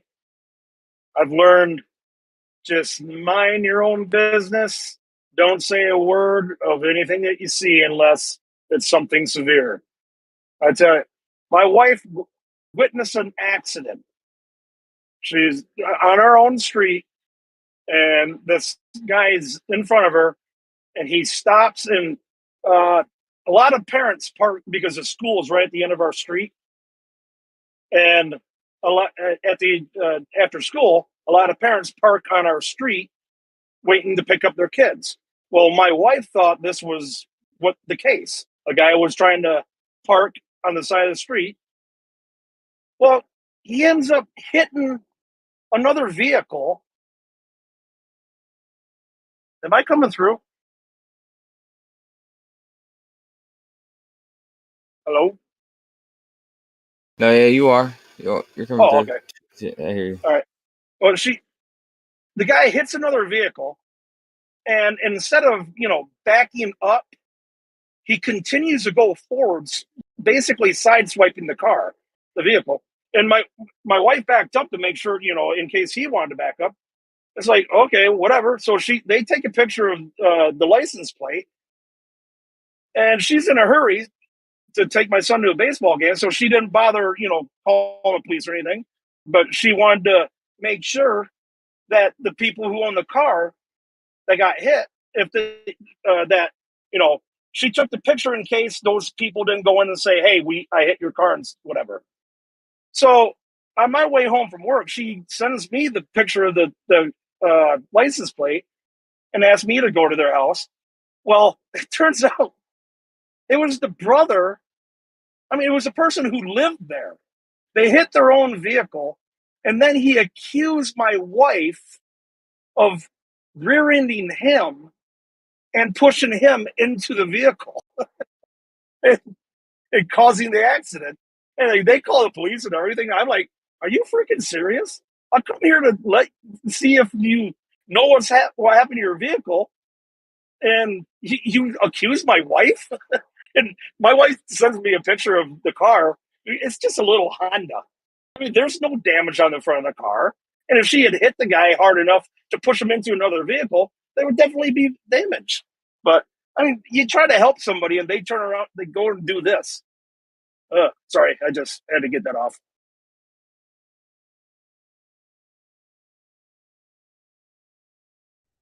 Yep. So nice story. So Blue, how can you justify this, man? I never said one suit. They gave $3.5 billion. They don't have suits yet. And tell me, what was wrong with the prior suits? We had the technology. All they had to do was sew up a few new suits from the 70s. Why would they spend 3.5 billion to develop new suits when they already have the technology? I don't understand that. I don't understand it either, Odysee. I would assume that here we are in 2023. We might want to be using technology a little newer than 1960 technology. That was weird. Yeah, but you think they'd have the backpack stuff figured out? All they would do is use new compressors and new wiring, and I mean the designs are there already, no?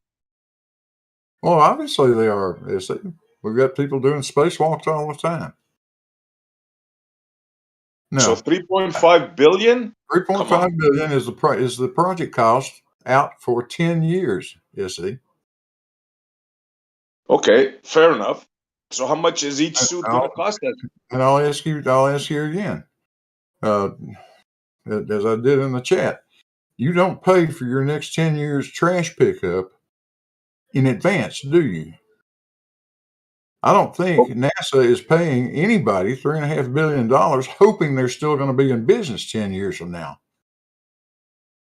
Okay, but why aren't the suits ready? Why did he come out and show it with a hose, Blue? We need that suit for next year. How do you know it's not ready? What makes you think it isn't ready? Well, the fact that they didn't show it, for one. Oh my God! Why would you, if you had the suit ready, right? Why would you come out? This and I remember it vividly because I was alive in those days. Yeah, those suits that we used on the moon that backpack and all that stuff weighed about 180 pounds, 200 pounds, something like that. With the suit together, I think it was around 225 pounds. So now you add an astronaut inside it, and you got 400 to 500 pounds of stuff. They didn't go walking around on the surface of the Earth with all that mess hanging off the back of them. They actually just checked that. The suit with everything, the backpack and everything, was only 180 pounds. Okay, 180 pounds. Have you ever put a 70-pound rucksack on your back? Yeah.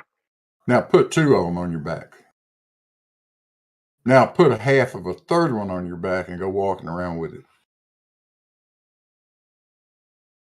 I rest my case. So hold on, it's not on your back; it's the whole suit. Yeah, it's everything. The So suit you're is saying just fully the grown adult in shape walk around with a suit like that? Is that what you're saying? I'm sorry. Repeat And if that. saying that, I'll show you a video, Blue, of an American woman astronaut wearing one of those suits, walking on. How about that?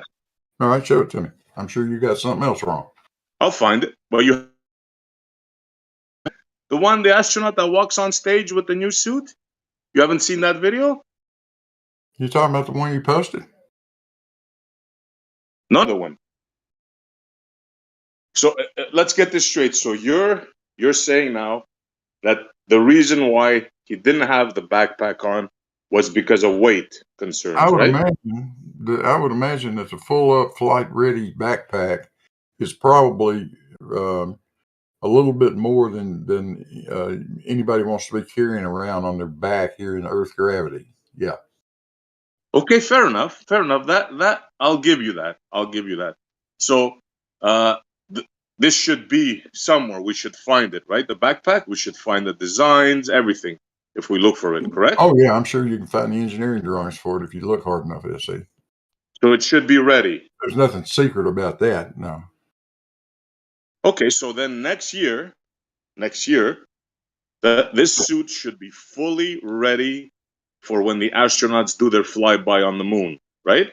There should be no excuses, right? This suit is ready, according to you. Are they going to need a suit to do the flyby? Well, I think they're going to have that suit on board just in case, right? Just in case of what? The capsule depressurizes. Don't they have suits with them at all times when they do these missions? I don't think that's an option, Issy. What do you mean? You don't think what's an option? I think that would be standard operating procedure. I think if the capsule depressurizes, you are dead. Well, that's why they have the suits, just in case something goes wrong. They'll be able to fix it. They're not going to wear those pressure suits all the way to the moon on however long, many days it's going to take for that mission. They're not going to be wearing pressure suits that whole time. And if you think for a second you've got enough time if the capsule depressurized to climb into one of them, you're crazy. So they don't take precautions when they lift off. They're not wearing their suits when they lift off. Oh, they're wearing pressure suits when they during that part of the flight phase, but they can't wear them. So they do have the suits with them. Hey, did you see them wearing? Did you ever see them wearing the space suits in the shuttle? No. I'm establishing the fact because you said you see them they don't need them or they don't have them, but I'm just showing you that absolutely they have them because they lift off with them. No, that's my point. So the suits are there. Yeah, exactly. Because there's a possibility of a launch aboard. Right. So what I'm saying is those suits should be ready next year for the astronauts when they do their flyby, right? How does a launch abort mean you need to have a spacesuit on? Why do you have to? Why would you have to have those suits for the launch sequence? I don't know. Well, you would have to have. Didn't you just say that they would? Why would you need a suit on? Why would you? If they're all ready to go and then they're about to take off and they abort the launch, spacesuit on. They just get out and they're still on Earth, right? No, I'm talking about an abort after launch, Jeremy. I'm talking about if they have to fire those rockets on top of that thing to pull the Okay, capsule what happens in away abort? from What the happens in an exploding abort after rocket. launch? That's what I'm talking about. Okay, what happens in an? What's the procedure for an abort after the launch? I'm not an astronaut. Are you? I don't know. You said they needed these suits for. I thought you knew the. Well, you sounded like you knew what was going on 5 minutes ago when you said they needed the suits. I just thought you did. What he's doing My is mistake. double speaking. He's double speaking, dude. I'm not First double of all, he said, dude. "Yeah, you are." The first I'm thing not, you said dude. about it, what the first thing you said was that I don't think that's an option to have the suits with them. And then you just admitted that they'd be wearing those suits during takeoff. And then now you're saying there's no need to have those suits, dude. You just changed your mind 3 times. I did not, dude. Yes, you did. Listen, Your dude. first thing was that I don't think it's it'll be an option They wear for them to have the a suit. pressure suit during the takeoff phase, and they always have done that. They did that with they did that back in the Mercury days. They did it in the Gemini phase. They did it in the Apollo phase. They did it with the space shuttle. They do it now with Soyuz launches to the International Space Station. That is standard procedure to have on a pressure suit, not a self-contained pressure suit like you're talking about here. This kind of pressure suit that they're going to use walking around out on the surface of the moon is a different animal.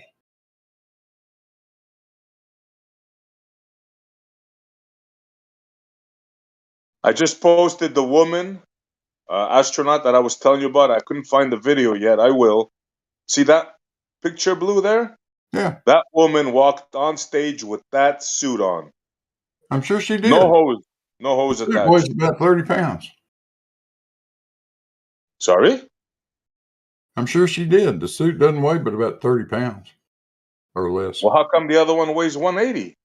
It's got a backpack on it. Yeah, So that's did this with one, everything. Blue. So did this one. That picture I'm looking at, she's not walking around with a backpack on it. She was. I'll find you the video. I'll find you the video.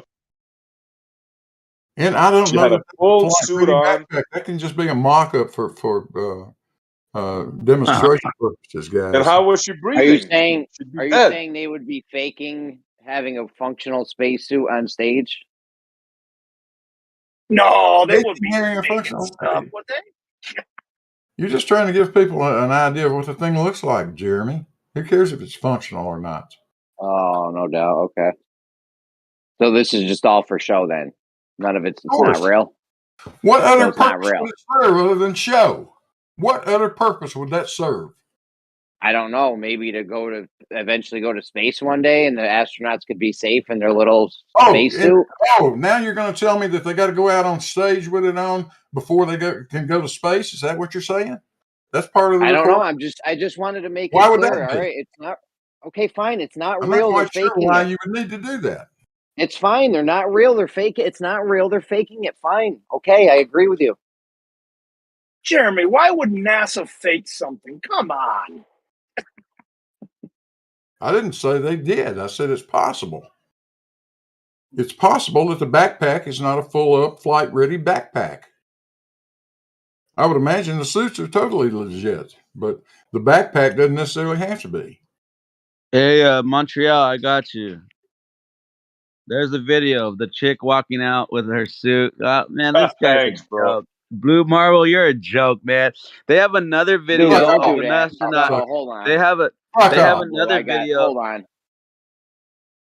I muted you for asshole. I muted you for being an asshole, APOC. You're so fucking dumb, Jeremy. So, Blue, Was it there's wrong? the video, bro. Have a watch. Have a watch of the video. Thanks, Apocryphon. Have a watch, and you tell me now. You tell me. How could this woman do it, Blue? Backpack and all. She's not doing that with a 180-pound backpack. I guarantee you that. How'd you know? SE, do you really think any human being is going to be able to walk standing vertically like she is? Well, With maybe that with much new weight hanging off technology, her shoulders, off her back.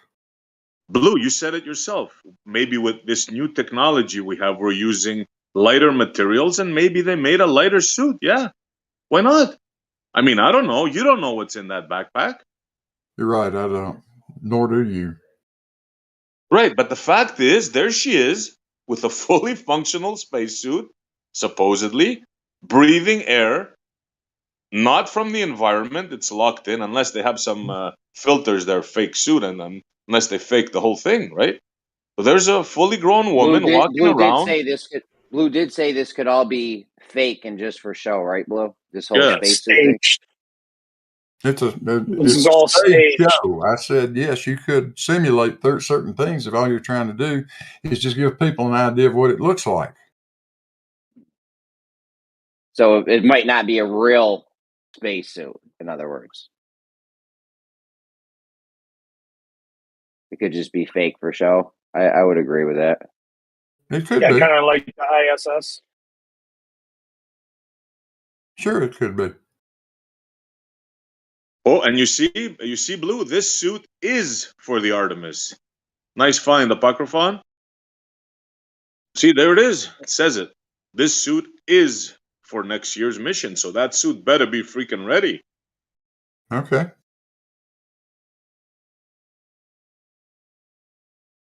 So just, these things are like inconsistencies that we find every day. And I think the American public is getting hosed big time, like hosing with a fireman's hose, one of those you need two guys to hold it. Yeah. I mean, it's possible. It could all be, I don't know. But, I mean, did you have more on the spacesuit or what? Well, the fact is, it's a complete joke. A hose. I have a carpet cleaner, right? That has a hose just like that, Jeremy. You must have seen those. The ones that throw the water and they have a vacuum and pick it up. Like that, bro. Like, seriously, this is comical, man. This is comical. You're going to find anything that is comical, SC. You know that. Come Everything about NASA this is like, it's not going to suit you. I know let that. me tell you what this is akin to, Blue. This is akin to, we have cell phones now, right? And a guy attached to a wire and he's walking on stage and the phone is attached to a wire. This is my new cell phone and he's got a wire. Like, come on, man. Seriously. There's got to be a point where you got to say, what the heck's going on here? That dog ain't hunting anymore.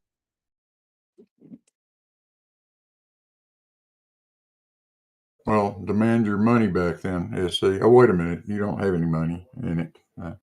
Exactly. This is for my American compatriots. Broke bastards. He probably drives a Hyundai with cloth interior.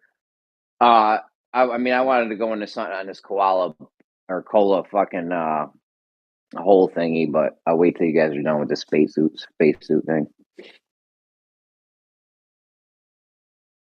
I'm done. So what do you say, Blue?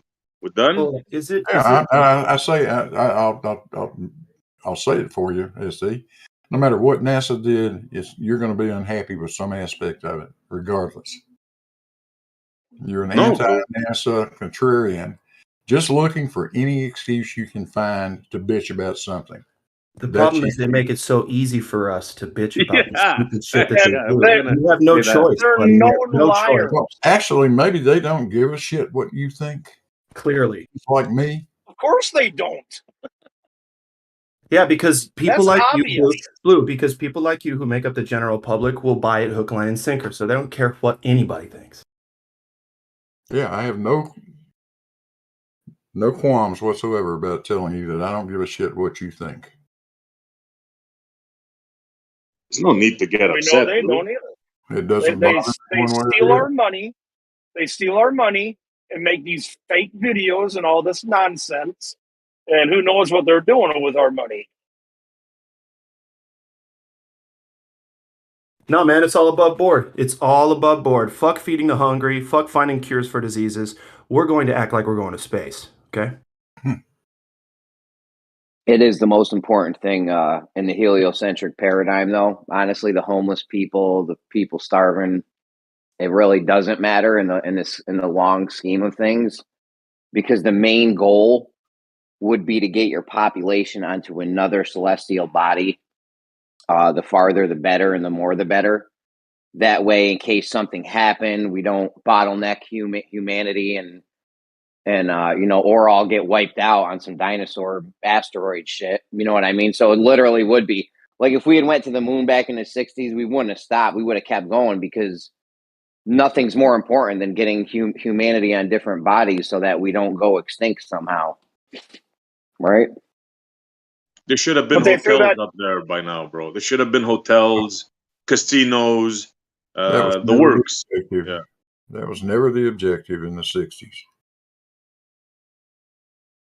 Sure, they wanted to colonize the moon. What are you talking about eventually? No, they didn't. That was not the objective of Project Apollo. Not at all. No, not Project Apollo, but after that. There was talk about colonizing the moon, colonizing Mars. In case of a fatal catastrophe, humanity would be lost, blah, blah, blah. You forgot all about that, Blue. No, I didn't forget all about it. It's been talked about forever. Long before the 60s. Yeah. I mean, isn't that the main objective? If we get wiped out right now, I would essentially be like, yo, you guys fucked up. We could have had it. We could have been on Mars. We could have been on Pluto. Whatever, man. You guys are fucking slacking. We got no place to go, buddy. They purposely destroyed that. There's everywhere to go. There's everywhere to go because everything's out there. What do you mean there's nowhere to go? We got nowhere to go because we got no way to get there. That's the problem. That's what I mean. We should have been working on it, because I mean, you wouldn't just stop. We went to the moon. We had a way to get out of into space or whatever. There's ways to get to Mars. What do you mean? We don't have a way to get to Mars? We don't have a viable way right now to go to Mars and set up a colony and have people go there and live and survive, Jeremy. Or I could write it up in 20 minutes. Give me 20 minutes. I could write that shit up. Well, you're a genius. Why don't you get a fucking job with NASA and tell them how to do it, buddy? Tell them to holler at your boy. And, I need 100 G's a year at least. 100 well, wait a minute. Isn't Tesla working on this? For 100 grand a year, Jeremy? Jesus God. What's up? What's up? Isn't Tesla working on this? I'd be like a consultant. What I want to know is, why did they purposely destroy the technology? They admit that they purposely destroyed that technology, and it's hard to rebuild. No, they don't. Why did they do that? No, they didn't say that. Oh, my gosh. Are you in denial or what? Hold on. It's Don Pettit. You guys know Don Pettit. He goes like this. He goes, I go to the moon in a nanosecond. The problem is we destroyed all of that technology, and it's a painful process to build it back again. That's pretty good, man. The engineering drawing of that damn thing still exists. Whether you like it or not, it's all still there. What's all still there? I've heard that the plans and stuff. Every engineering drawing for the Apollo missions, for the Gemini missions, for Mercury, all of that stuff is still there. Really? Because the excuse used to be I got from the guys in GEMS that, a lot of it was subcontracted out, and the subcontractors didn't keep those blueprints and schematics and whatever the fuck nerd shit you need to rebuild stuff. Ooh, that's not a bad excuse. NASA themselves say they destroyed the technology, but yet Blue says they didn't. They still have. Who do we believe? How do you destroy technology? NASA. Think about how stupid that is. How do you destroy technology? If Dude, I don't know. They said it, bro. Poor boy Don Pettit said it. Like, what are we supposed to do with that? NASA told us they destroyed it. Okay, we're not asking you. You can't think of a way to destroy a piece of technology. Like, no, let's say me and you were in your shed. I can't. If it ever existed once, I don't know how you destroy technology. I can tell you how. You may have an imagination barrier thing going on, but let's say me and you were in your shed, right? We're in your Cavendish shed. and you just fucking invented the first gun. You came up with gunpowder, everything in the shed. We got this new technology there, right? Then I fucking put the whole gun, everything, all the gunpowder you made, all the prints, anything you wrote about it, and I just fucking set it on fire, burn it, melt it down. And I kill you. And now that technology is just fucking gone forever. I never tell anyone about it. It's just gone. And you think that could have Destroyed. happened? No, I'm just telling you how you could destroy some technology if you had an imagination issue. I think that makes too much sense. That makes too much sense.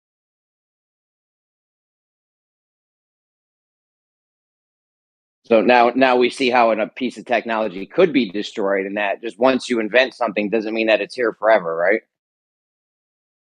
I don't agree, but you go right ahead, Jeremy. You don't think we could destroy? Well, what was wrong with the scenario I just posed to you about? We're in your Cavendish shed. You made the gun. Because it's a fucking fairy tale, Jeremy. It's unrealistic. Nothing like that ever happened. Who got murdered? Who got killed? How did they find all the people that had anything to do with Apollo and kill all of them and destroy all of the drawings and all of the machinery, everything? How did that happen? Just a scenario. I'm not even talking about the Apollo. I'm not even talking about the Apollo thing. I'm just talking about this hypothetical scenario where you invent something in your Cavendish shed, but then I melt it down, kill you, I die, and now it's lost forever because nobody knows how to do it, and all that technology got destroyed. Do you see how Jeremy, something like hold on? Do you see how hold on, Scrat? Do you see how something like that could happen? It is possible for technology to get destroyed now. You see how? Okay, now here's the problem. Blue, he's ignoring the fact that. Well, Blue, do you see how it's possible? I'm asking him a question. Just let him answer. You go next. I'll back off. Okay. No, I'll back off. You go next. I do not see that as a realistic possibility, Jeremy. You've been watching too many movies. Okay, go ahead, Scrat. Well, I was just pointing out the fact that he's ignoring the fact that he asked, "How do you destroy a piece of technology?" He literally asked that, and now you give him a scenario, and he's just ignoring that he asked that. I know. Obviously, technology can be destroyed, right? You could come up with a. Oh, the Earth can be destroyed, Jeremy. Somebody can push one red button someplace and destroy the entire damn planet. I said technology could be destroyed. Okay, so there's a way to destroy all technology. Okay, cool. So we agree, technology can be destroyed. Just because we come up with something once doesn't mean it's here forever, right? All right. Ooh, that took a lot longer than I thought. If you're going to consider global thermonuclear war a realistic possibility and something that's going to happen, yes, technology is going to be destroyed, no doubt about it. No, even without global thermonuclear war, it could just be me and you in the shed with the scenario I posed earlier where you invent something, I fucking melt it all down in a furnace, kill you, I die, now that shit's gone. Do you not see how that could happen? I see an absolutely, totally unrealistic scenario that you're making up from some movie script. Why is that unrealistic? Why is that unrealistic? Why?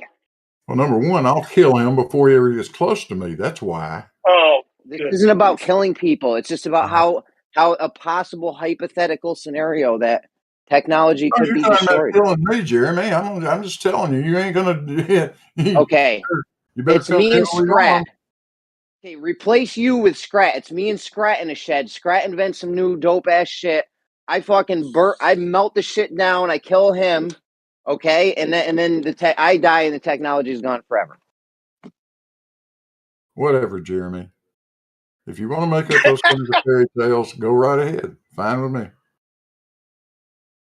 I don't know. Our point is that NASA said that they destroyed all the technology to get to the moon. And you said, no, they didn't. How could they do that? And we just gave you an example. So can you admit that that's what they said? Can someone find the Don Pettit quote and post it? I got to get to work. But I just did. It's there. He said it's a painfully staking task to recreate the technology required to get back. He said he'd go. He said he'd go to the moon in a nanosecond, but we couldn't do that anymore because we used to, but we destroyed that technology, and it's a painful process to build it back again. I have it memorized. And he says that a couple other places just now. So I've been wondering all along who NASA is. That guy right there is NASA, right? That's all. Yes, I don't. need. He has speaking on been. behalf. He's speaking on behalf of. He's speaking on He behalf is of NASA. NASA. Thank God we finally found out He's who the NASA is. spokesperson He for is NASA. He's I thought speaking it on was behalf of. 100,000 Guys, hold people, on. but clearly hold it's on. not 100,000 people. It's Blue. that one guy. No, Blue. Thank you Listen, for pointing he's that the out. I've been spokesperson. wanting to know what stupid. You his Blue, name sound, is. Blue hang Marvel. on. Hang Now on. we got a Blue, name and we hang know on. who NASA Hang is. on. It'll be that you stop talking. He is the spokesperson for NASA. Yes. He is one guy. Dude, So is he The wrong? spokesperson. Is he wrong? Hold on, spokesperson. man. Yo, is he wrong? I wouldn't choose the words he chose. No. Yeah, he So you're speaks. saying he's wrong? He speaks in a nerdy way, but it's clear what he means. It's clear to people who are actually searching for what he's actually saying, rather than people who want to assume that he means something that would probably get him fired, right? If NASA was fake in space, if NASA was fake in space, and then he goes out and says that we had to destroy the technology, we don't know how to build it, they're like, that's retarded. But since they know what he's talking about when he says that, it's nothing. It doesn't mean anything. So why don't you tell us? Why don't you tell us what? Why don't you tell us exactly We're supposed what? to divine what he's saying. We're supposed to divine what he's saying through how he's saying it. Really? No, you could ask some questions if you didn't my know, mic but lagging? most people wouldn't need to ask those questions. Like when Yeah. he says destroy the technology, he's talking about when they cannibalize the Saturn V and they don't have it built anymore as they did when they were doing the Apollo missions. Jeremy's trying to get in. Let's let Jeremy ask his question. I'm just curious if my mic was lagging or Flat just didn't give a No, fuck. you're good, dude. They're just being rude. Yeah, why don't you tell us what Don Pettit meant then? If we don't understand what he meant just by the did. words he used, say it again. I had to disconnect and reconnect because I wasn't sure if I had a mic issue. Yeah, when he says they destroyed the technology, he's talking about this taking all the parts from the Apollo, the Saturn V, using them on Skylab and other projects, and then the craft not being built anymore. That's what he's talking about. Okay, so we still have all the blueprints and everything, and all the technology, all the data we would need to rebuild everything and get it back to going to the moon. And that's not what he said. The schematics. Hold on, dude. Hold on, dude. Because it's not going to be a thing where it's like you're trying to answer one person, be the weight, and remember what they said. I'll back up. Go ahead. No, but when they say that, when he says that,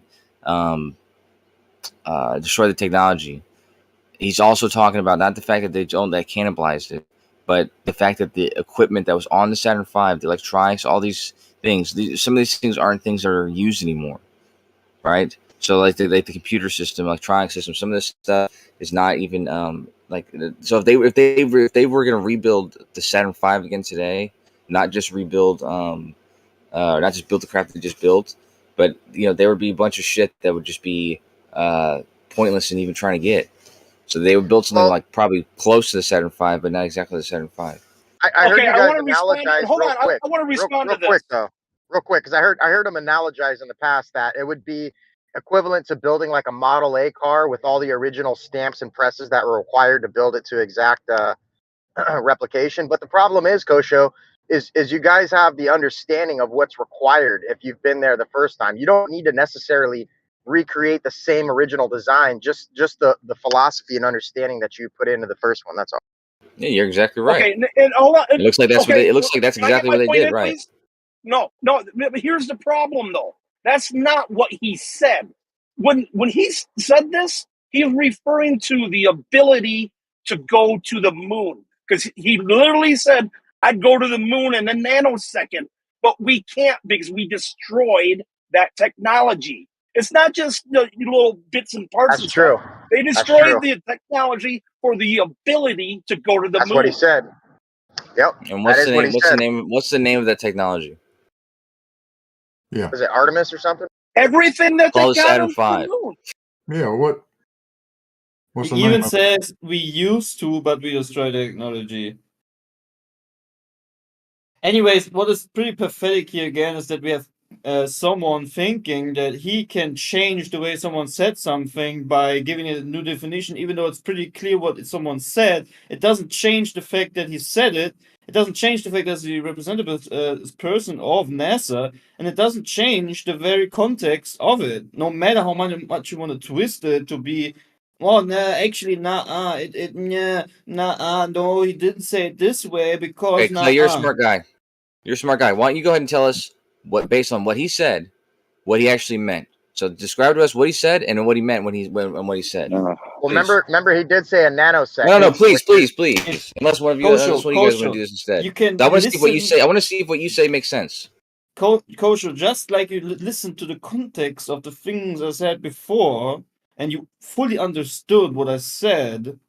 If you are not capable of understanding, no, Clay, just answer the question, Clay. If you can't do it, then you have no way to criticize me for doing it. If you're not capable of understanding a simple context such as what Don Pettit is presenting, then I'm not sure if I can help you. Maybe you can't help me. You have a problem, a cognitive disability of gaining information from one man's speech. Yeah, your criticism is thrown in the garbage and down the drain, okay? Because not only can you not interpret what he said, not only can you not interpret what he said, that's the reason why you guys think he said something bizarre. Is because you guys don't even understand what he said. Unless one of you other guys can repeat what he said and then tell me what he meant when he said. I can repeat to the word what he says. I have it remembered in my brain. And that's what he's saying. Why should I use different words to explain something that every 12-year-old, at least, would start 100% the understanding? Not even, maybe you can even tell this exact same speech to an 8-year-old who will understand it. The very reason why don't you say what he meant? Why don't you describe in detail? Why you want someone to explain? You don't have to use different words. Hold on, Clay, one at a time. Clay, you don't have to use different words. I'm getting use what he Clay. Use what he said. Yeah, because you're not answering the question. You're just fucking waffling on how you're not going to answer. You really think I'm going to answer the question? Clay, instead of telling me why you're not going to answer, why don't you repeat in his words what he said? And go in detail on what he meant on what he said. You don't have to use different words. Just go in detail on what he meant. For the 12-year-olds and the people who don't understand. He said he wanted to go to the moon in a nanosecond. The problem is we don't have the technology to do that anymore. Just talk normal, dude. We used to, but we destroyed the technology. Long enough as it is. Just talk and normal. It's a painful process to build it back again. Kosho, now go into the part where you go into detail on what that means. Oh, dude, this is that was the whole purpose. That was the whole purpose of what I just said. Like, I don't know, like Clay. I'm sorry I asked you, Clay, but please scratch. You do the same thing that I'm asking Clay that he won't do for whatever reason. Why do we have to explain to you what that means? You can't do it either. Okay. So let me just show you guys. This is the reason why you don't understand this shit, dude. I'll do it. I'll do it right now. He said he wanted to go to the moon, basically. And they used to be able to go to the moon, but then they destroyed that technology, and so they can't go to the moon anymore. Does that help? Okay, so go into detail on what that means. When he says these words, what does that mean to you? Well, how do you imagine that manifests itself? Kosho. I don't understand what you're getting at. Yeah. Why don't you tell us what you're hearing, Kosho? Okay, listen. I don't want to offend you guys, but you sound like I can't say it. We don't want to hear it. But you don't sound like you think very much. So listen, dude. Listen. When Don Pettit says something like he just said, if you don't know what the hell he means past what he's saying, then you really don't have any room criticizing it. Okay? So whenever he says these words and you think that it's bizarre that he said that because he says, oh, we go back to the moon, but we destroy that technology. And you think that it's weird, like you think there's some point to bringing this up again, that means that you have some understanding of what he said. That means that you have some understanding of what he said. That means you have some understanding of what he said, and you think that it's contradictory. Okay, so why don't you tell us what you think he means when he says that? We're just too stupid Yeah, we're just too stupid to understand plain English. Is that what you're saying? Yeah, why don't you go ahead and tell me how you interpret that? Oh, Tell us where we dude. went wrong, Exactly Kosho. Dude, as it's said. man. I'll tell you how do we No, interpret Jeremy, it, Jeremy, okay? for the love of You're God, taking dude. the bait. You're taking the bait. Kosho, tell us No, what dude, you meant. no, dude. He's trying to have an actual regular conversation. You guys are making your whole group look like idiots. So why don't we have Okay, somebody that's who's fine. actually going to answer the question? Kosho, will you tell us what he said? We're done Kosho, hearing your will you tell us what understanding. he said, please? Yeah. Kosho already told us what he meant. Such a I'll projection. tell you what I was think he it, meant. Jeremy? What was it? Kosho said? Yeah. Kosho, will How you did tell? Kosho interpret what Don Pettit said? He said that, well, Don Pettit said what he said, and Kosho thinks that means that that we just don't use that stuff anymore, but it's available and we could still rebuild it if we wanted to. No, that's not what it means. They actually Well, destroyed it. They This is so actually hilarious. destroyed the Why are we technology. even entertaining this stupidity? Nobody knows what the fuck you're thinking, Kosho. Jeremy, Okay, Jeremy, nobody Jeremy. talk unless you have something valuable to add. Okay, Yeah, first of when all, I say a when lot they of say people are when he trying to says we talk right now. destroy when he says we destroyed the technology, he means we destroyed the craft that took us to the moon, the Saturn V, the actual That's not what technology. he said. Still have the blue. Yeah, That is no, not listen, dude, close to what he listen, said. dude, listen. He didn't say we ripped up and threw away the blueprints. He didn't say everyone who built it is dead. He didn't say anything like that. He didn't say that if we were forced to, they had a gun pointed at our heads, we had to rebuild the Saturn V, it'd be impossible to build. He didn't say anything like that. He said we destroyed the technology that took us to the moon. Because he's talking about we destroyed and dismembered the Saturn I V. said you said. You're saying exactly what I said that you just. You're saying exactly what I said that you said. So, now I'll tell you what Kosho, it can you help actually us means. out? Yeah, we're not understanding you, Kosho, and your thought processes. Can you fill us in and explain How do you what not you understand think what he said? he's saying? Understand? He's saying we destroyed the Saturn V. It's gone. We got all the blueprints and shit, and we can rebuild it if we wanted to. Yeah. That's not what he said. Saying? That's what he said. That's what he said. That too. He said it'd be a painful process. Yeah, it'd be a painful process to do it again. About the ability. He was talking about the ability to go to the moon. Yep. Those were the specific words he said. Going to the moon In a nanosecond. In a nanosecond, not a second, right. not a minute, not tomorrow. A nanosecond, meaning he's got great urgency to want to go back. What don't you get about that? Yes, that's right. That's exactly what he meant. That he wished he could go. He wished he was on a mission to go, but he can't because you don't have that technology anymore because that's he destroyed right. it.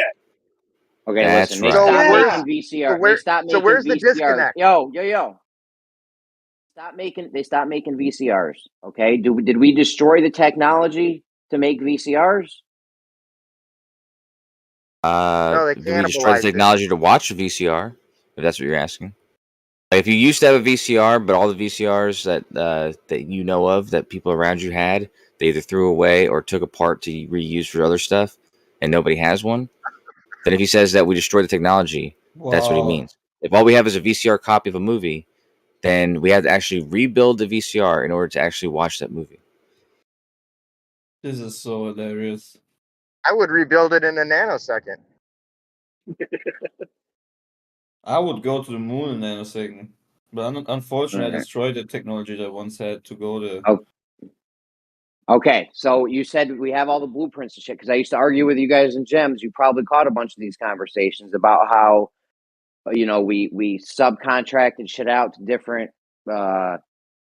companies and stuff, and then they didn't keep the schematics and the blueprints, and they lost it. So very different thing from you're saying we have all the blueprints and the schematics now, though. Now, see, now you're talking about assumptions, right? But that's also part of the problem is that this craft was made from different parts of the country, different places. You'd have to get together all the places that made all these different parts, all these manufacturers, and get these people who don't make parts anymore to remake these parts. Not true. No, Yes, I'm talking about what your argument was. Your argument was that your specific argument, but the main global argument was that all these places were subcontracted out to build different parts of the thing, and they threw the schematics and the blueprints out, That's why we lost the technology. But now you're saying we actually do have those blueprints and schematics from all these subcontractors. Yeah, I'm not saying that they threw out the schematics. That's right. You're saying they have them. I'm saying that they exist in some capacity. Whether or not at NASA they have like the full. They probably don't have every part specifically because they would have been different contractors who would have made different parts. But I'm sure at those companies, they have the blueprints. And if some of them don't exist, that doesn't make the Saturn V impossible to build. That just means that they now have to find somebody else to remake this part that the manufacturer no longer the company doesn't exist. Why does it have to be exact, Show? Why does it have to be the same exact part? Like, if it gets you to the moon, why does it have to be the same exact part? Like, all they need. That's my point, man. Well, that's what I'm saying. Like, it's no different than two different car manufacturers. A car's a car, whether it's built by Mercedes or Hyundai, it's a fucking car, and it's going to get you to where you need to go. Same as this analogy with going to the moon. If you need specifics to get you there, it doesn't mean you need all the finite details to get you there. Yeah, I know, but that's what I'm saying. That part of the problem is not an impossibility. It's just part of what makes it a very difficult problem to recreate the Saturn V or to create a new ship that does the same thing as the Saturn V. Exactly. Both those two things are what he's talking about when he says it's a painful process. Who'd you talk to figure out both those two things would add up to what it makes it a painful process. But they're when he says it's a painful process, that's what he's referring to. They're two completely different things. Like, I've already agreed with you and conceded, like, building a Model A car with the same equipment that would be required as it was originally manufactured would be difficult. But building a car is not, because we are obviously doing that today. It's not a Model A, but it's a fucking car. No different than this. It's two completely different things, Kosha. It would not be. In both cases, those things would have been hard when you don't have either. So now that we've built another craft, a different one than the Saturn V, now that we have a different craft, if he had said that same statement now, it would make sense because they now do have a craft to go there. However, in the process of building that, it was a painful process to rebuild a craft that was able to go to the moon. I don't know when he first. So how did you get all this information? Like at least 10 years ago. Who did you talk to get all this insider information? You seem like you almost work there or something. What gives? It's not insider information. It's information that any of us that is part of this community that understands basic English and knows anything about any of this stuff should be able to answer the same question in the same way. No, you guys have a willingness to not understand this and to think that he's saying something nonsensical. We're asking questions only NASA employees can answer. That's the type of question it is. Well, it's not. Well, yes, it is. That's why I'm asking you how you know all this stuff. It's public information that the Saturn V got taken apart and used, cannibalized for the Skylab. This is like public information. Okay, go ahead and post the citation. Anybody knows this. I didn't hear it from NASA. I heard it from people talking about NASA. Great, then go ahead and post the citation to back up your claim.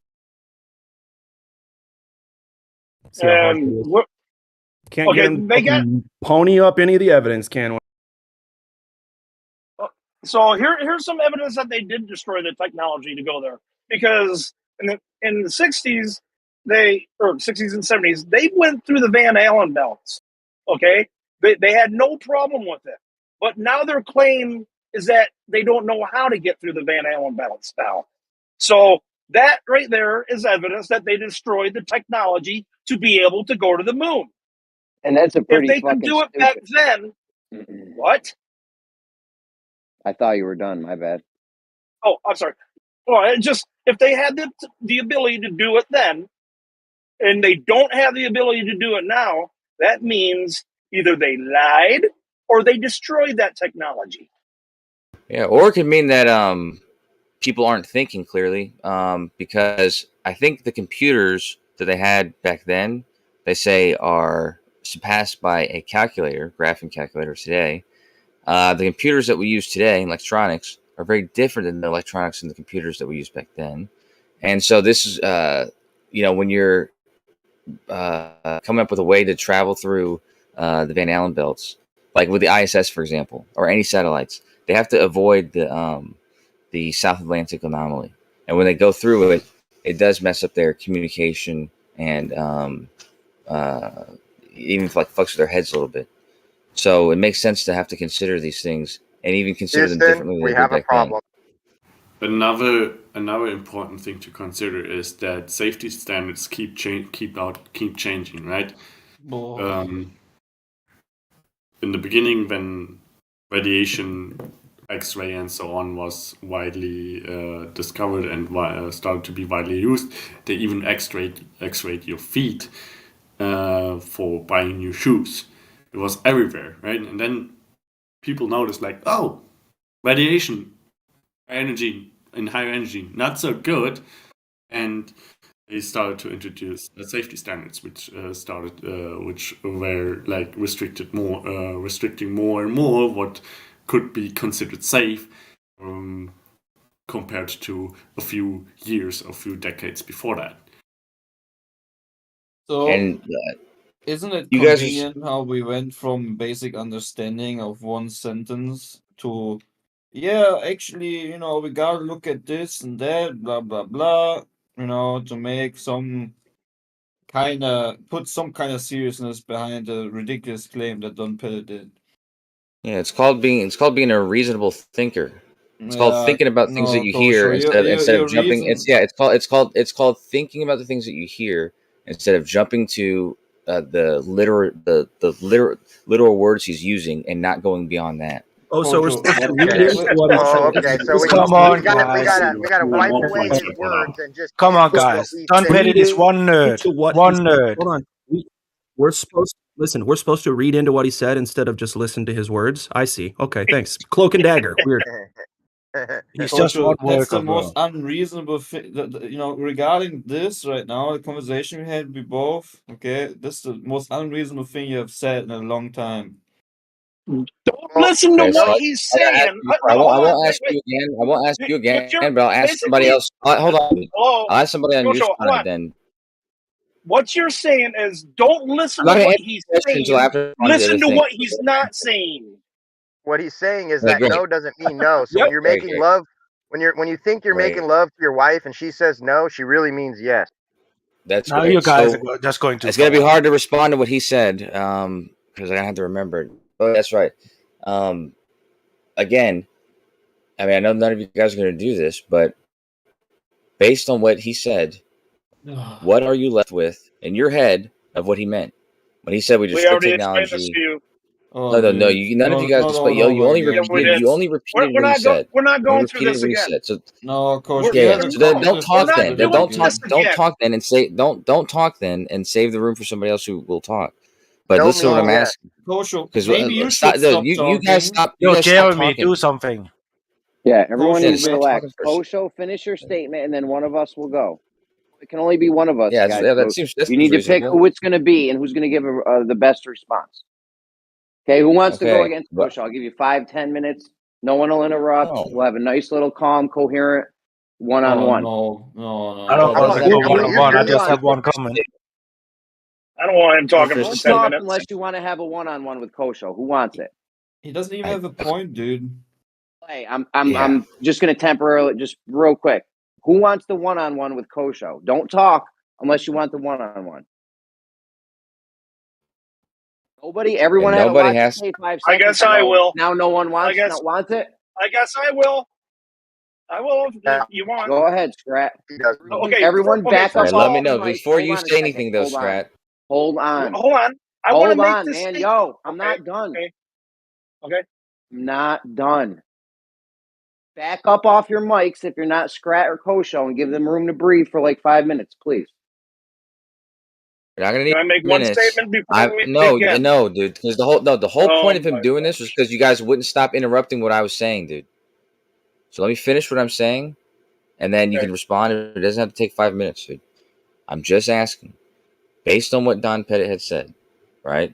Because if I'm taking what he said and taking it some different way than what he said it, and you guys are all taking what he said and understand clearly what he meant and not going beyond that, and that's the correct way of doing it, based on that, what are you left with? What's your conclusion based on what he said, right? So what's your conclusion based on what he's trying to express about the moon missions and where NASA is now? Like, give me a not saying the same words he used, but give me a detailed interpretation of what you're interpreting him to have said or meant. You ready? Yeah. Are you ready? Go ahead, Scrat. Usually when I'm done talking, Based- just in the future, when I'm done talking, that means that it's your turn. Okay. Based on the words that came out of his mouth and the meanings of the words that he used, everybody in this chat, except for you apparently, understood that he wanted to go to the moon. We used to be able to go to the moon, but we don't have that technology anymore because they destroyed the technology to be able to go to the moon. And it's a very hard endeavor to remake that technology. Now, from what I hear you saying, you expect us to not listen to his words, don't listen to what he's actually saying, but listen to what he's not saying. That's what I'm getting from you. And I think everybody else here is getting the same thing.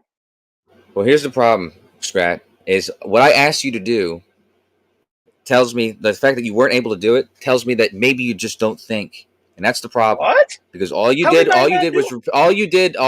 was repeat his words once again.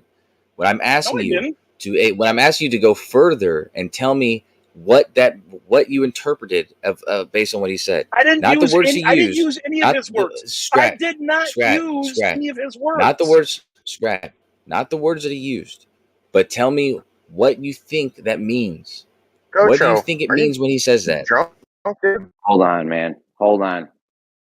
Let Scrat go. You could go next, Di. I already told you what he means. And I didn't use his words. I used my words. How is it that you don't understand what I'm saying?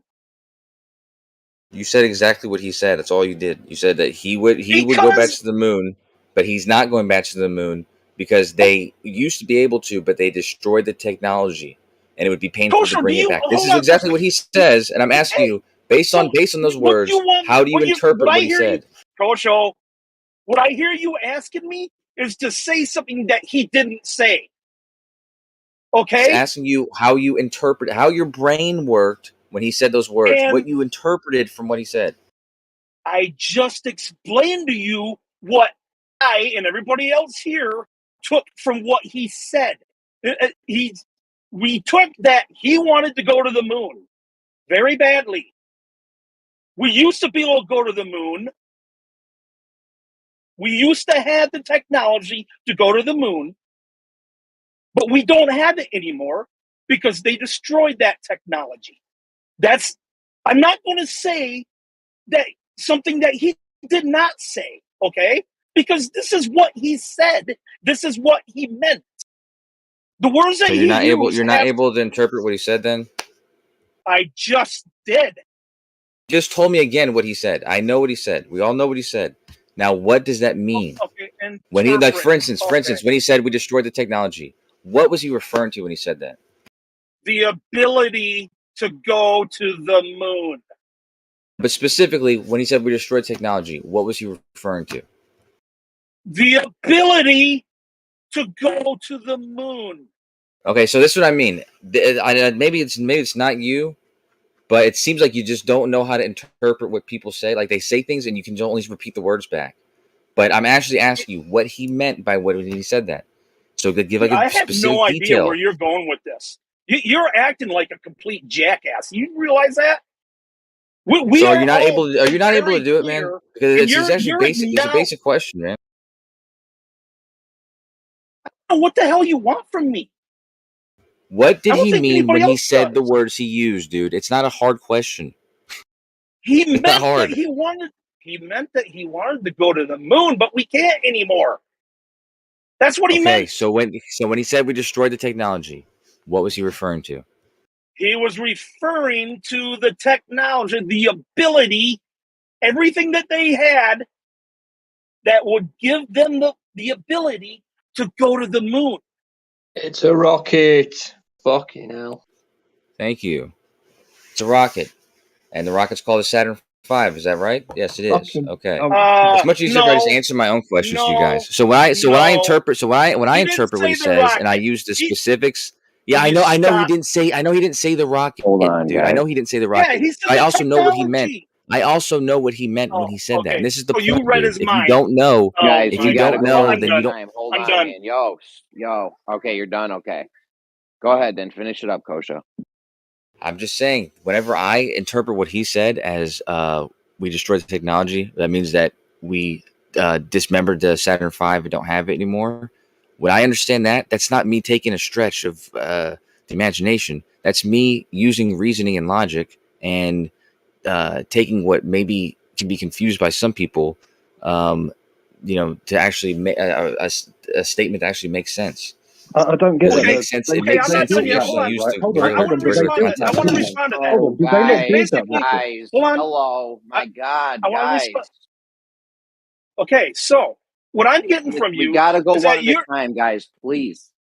That's cool. Let the other guy go. That's cool. what you did was you interpreted something that he did not say from what he said, because he never mentioned the ship. He never mentioned anything about just the taking apart crafts and stuff. He never said any of that. So you interpreted something that he didn't even come close to saying from the words that he actually used. And you read his mind and understood what he really meant, but he didn't really say that. Right. How strong is your conviction right now? Because I'm willing to cut off my arm if he meant something different than that. Okay? Do you think that he was talking about something different than the Saturn V? Honestly? Or are you just... Yeah, I believe honestly. he was... he was talking I don't believe you about have any arms, Kosho. Show me proof. the ability. Yeah. He was talking about the ability to go to the moon, not just the ship, but everything. Because they could have just built a new ship. Okay? Right. Yeah. Like They you're could have saying just that, built it was one. the Saturn rocket that they destroyed, but didn't they build that in the first place? So it's not like they didn't forget how to build it. Is that what you're trying to say? That they forgot how to build what they built? No, that's exactly what I'm not. That's what I'm. This is what I'm saying. Is that if you've interpreted that what he meant was we forgot how to build it, or that we lost all the papers and nobody here knows how to build rockets to go to the moon. If these are sort of things that you think that he meant, then you just don't get what he's saying, and that's fine. Well, but then don't criticize. Don't words criticize somebody who used. actually just thinks about what he's saying. Isn't and that what you makes said, sense of though, it. Kojo? You said it was about the Saturn V rocket. That's what you just said. Yes, with the part when he says we destroy the technology, he's specifically talking about the craft that they had that was able to go to the moon. They don't have that anymore because they destroyed it. This is what he meant. Right, but didn't they make it in the first place? Yes, they did. So no, they forgot how didn't. to make A bunch it. of Then. subcontractors They forgot how did. to make it. They didn't make it. Okay, Kosho did not. They didn't make it. Different people made it. Like a whole bunch of subcontractors and shit made it, and they may or may not have lost the schematics and blueprints for it. We don't know. I mean, Kosho, what we do know is they built it for no good reason because nobody ever went to the moon. Kosho, even if we give you that that's what he meant, which I'm fine with, is that reasonable that they can't do it now? Like, technology advances, bro. Why would they? I'm trying to respond to what Jeremy said, but you guys don't. Like, you guys all want to jump on everything, dude. And it's like impossible to respond when somebody says something directly to me.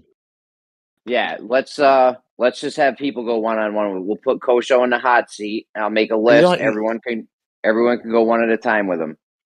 You don't have to do that even. I'm just saying, if somebody says something directly to somebody, then maybe that person gets a chance to respond to it. That's it. But fuck. Oh yeah. What you just said about the contractors. Yeah. So I mean that's true. That's true too. However, like they did they put it together there at the NASA facility. Like that's where they put it together. But there's individual parts that would have came from individual states. And if those individual states factories didn't have the part anymore, yeah, they could have just contracted somebody else to remake that same part, right? But that would have been part of that painful process that it takes to recreate something that they don't have anymore. So they could either do that, or they could try to rebuild a whole new one, which is also a painful process. So when they say that we destroyed the technology, he's just referring to the craft that they already spent the time and energy to build. It took all of NASA's budget to build, and which is 4 times greater than it is now, right? Or 8 times greater than it is now. So yeah, that's it. That's all he's saying, is that it was an extremely hard process to do. Wouldn't it be a bit silly though to know that it is going to get destroyed on the way there? You would surely want to know how it was made so you can do it again, right? Before They you know how it was made, dude. They're not. Listen, this must. No one's saying we used to know how to do it. Now we don't know how to do it. That's not what he's saying.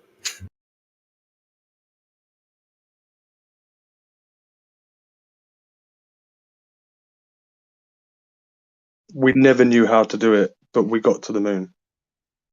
Yeah, he's not saying that, dude. He's not saying we used to know how to do it and now we don't, or we never knew how to do it and we still don't. He's not saying that. He's saying we used to have a way to get there and now we don't. We used to have a car, but then our car got towed. That's what he's saying. Did you talk to Don Pettit about that? How do you know what he was saying? Because it's clear. And when you guys are suggesting that he meant, when I ask you to tell me what you interpret it as, you either repeat word for word what he said, or you make something up that's nonsensical. Right? So why don't we just go with something that makes sense? You're telling us that we misunderstand when it's just clear that we brought this up because it makes y'all look fucking sloppy. You can't handle that. How does it make anybody look sloppy? I wasn't asking, kid. How does it make anybody look sloppy? That's my question. How does what he said make anybody look sloppy? How so? First of all, the way he talks is sloppy as fuck. He sounds like mentally challenged or some shit. I mean, I don't want to diss people, but I mean, have you heard him talk? This is NASA. Okay. They're supposed to be picking from the brightest people on Earth. That's fine. The way he talks, let's put that aside. The way he talks. How does what he said make us look sloppy? Because it means that the best and brightest who get tons of money can't even keep their fucking toys in the same box. Yeah, that's my point. Is when I ask you guys how did you interpret what he said, it means I'm trying to figure out what you guys think he meant. So when you think that he meant that we lost the ability to do this, like we don't even know how to build rockets anymore, that's not what he's saying at all. He's not saying that one bit. He's saying that we spent a lot of time and energy building this craft, and then we stopped using it, and we cannibalized it for other missions. We don't have that craft anymore. Well, the problem is they can't even figure out how to get past the Van Allen belt. What are you talking about? Hold on. The problem is it sounds like an excuse. Kosho, it sounds just like a really, kind of off the cuff excuse. Kosho, you're gonna lose an arm if you're not careful. And Kosho's the only one here enlightened enough to understand what he's actually really saying. We're just too stupid to me as well. to understand English. Nah, several of us understand the greater picture. And Kosho's right. You guys say it isn't the rocket, but you won't explain what other technology you think that he's referring to. That's so the ability. It's so nitpicky. So have they figured out how to handle the radiation of the so-called Van Allen belt? Why would you ever destroy any technology regarding the greatest achievement of mankind? Why would you ever destroy any of it? They didn't destroy everything.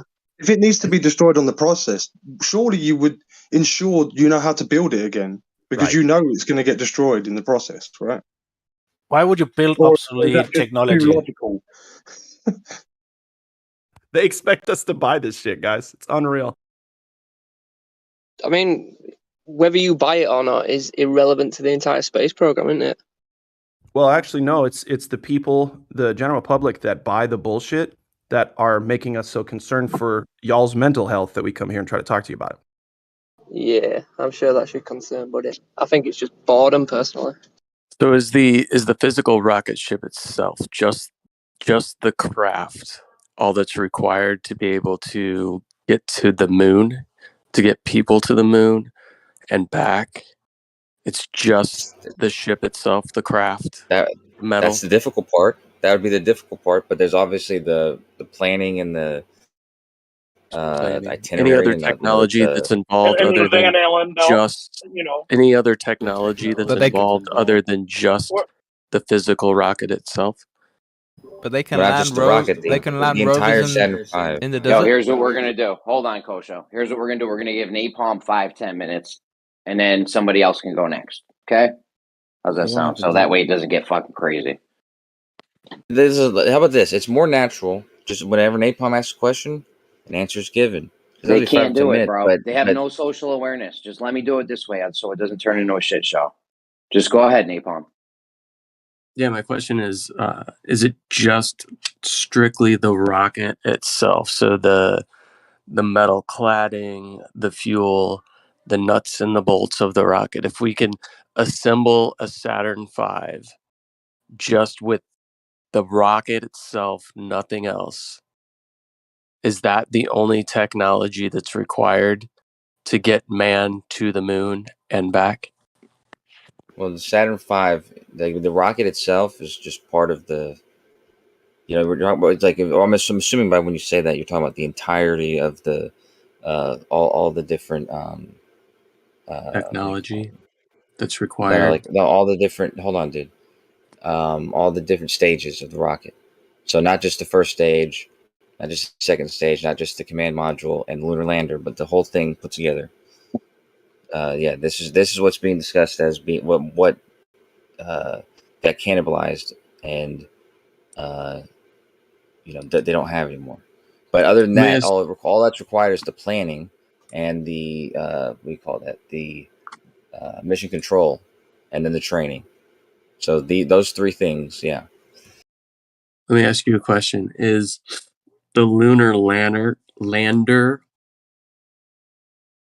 always required for a Saturn V rocket to be able to be launched? No. Why would it be? Would you consider the lunar lander a separate technology from the Saturn V rocket? Well, when I'm referring to the Saturn V, I'm referring to the Saturn V as they use in the Apollo missions, meaning all the stages. Okay, so it's the Saturn V, the lunar lander, all the stages.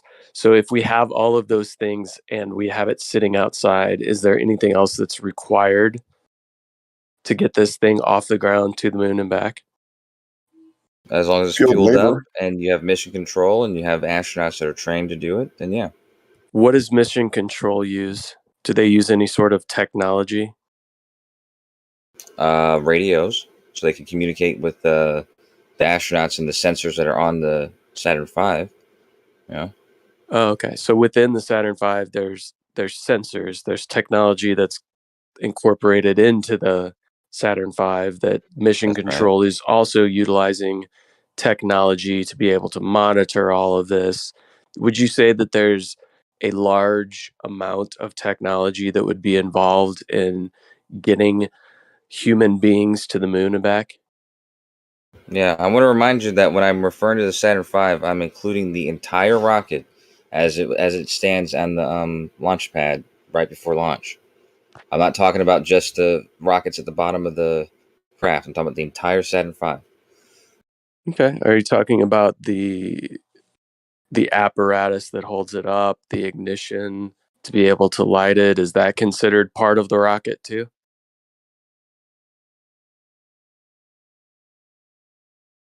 What about the people that have to push the buttons, do the countdown, start the ignition? Do they utilize technology as well?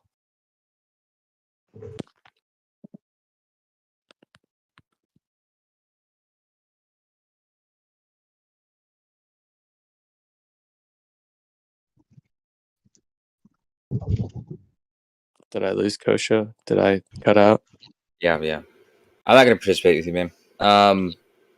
Obviously, when he says we destroyed the technology, he doesn't mean that we killed the one guy who is on the launch pad and we can't hire another guy. He didn't mean that. It's clear what he meant. He didn't mean any of these ridiculous things that any of you guys are suggesting he meant. I didn't say that that's the guy fine. was. But I'm telling you what he meant when he said it. He said we destroyed the technology, meaning we destroyed and cannibalized the Saturn V. all the parts that were on the craft that we would have reused, all the parts that we had available for the mission, the infrastructure for the missions, all that's gone because we did other missions like Skylab and then the shuttle missions. And because of that, we don't have the Saturn V or the infrastructure of it. So we'd have to recreate a whole new infrastructure with a whole new rocket to be able to do that. Did they destroy the blueprints and the schematics for all of this technology as well? No. So okay, so we have the blueprints, right? So it would just be as simple as recontracting people to build the parts and the components that are necessary to assemble this rocket, right? Because we still have a large facility in Florida that could assemble that. Actually, if they really wanted to rebuild the Saturn V, yeah. What's that? You say if they wanted to rebuild the Saturn V, yeah? Is that what you said? For some reason, if they wanted to rebuild an antiquated piece of machinery, then yeah, they could get people to recreate these parts, manufacture them, put together in Florida, do the whole thing again.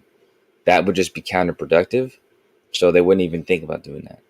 But so why would it be counterproductive? They would do what because we have newer technology, which we would probably plan to utilize and not utilize antiquated, outdated technology. So they wouldn't want to include those parts of the that can get us to the moon. The new technology that can get us there, or the new technology that we would utilize to get there. Because as I said, there's newer electronics that we use that are not that are not of the same like right, it should be better, faster, quicker, easier, right? It'll be like we'll be able to get data faster and quicker. We'll be able to have, more live videos, more cameras with more details and stuff like that. Yeah, there's a lot newer technology that we'd rather use. So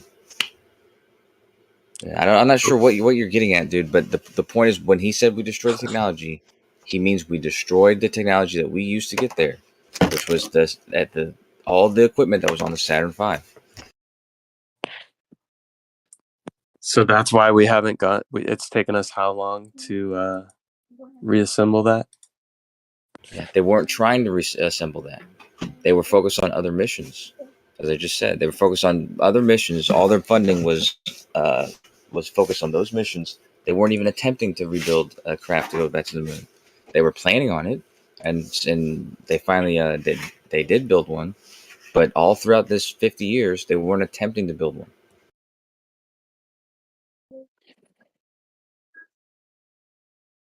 All right, cool. Yeah, sounds good. All right, who's up next? You don't have to do it like this, Jerry. There's other Globers in who's here up too, next? dude. Well, I mean, they could pass it off to you. All right, we could just open it back up then. If it gets Keep crazy, it open up, a lot of people. Well, a lot of people will go to That's talk at once, and it just turns into a crazy shit show. So people just get like me and you. We just talked at the same time. Then we both paused, and you saw I was letting you go, dude. That's how it should go. It's that easy. not easy. Talk about light. Oh, sorry, someone was talking. They're really quiet.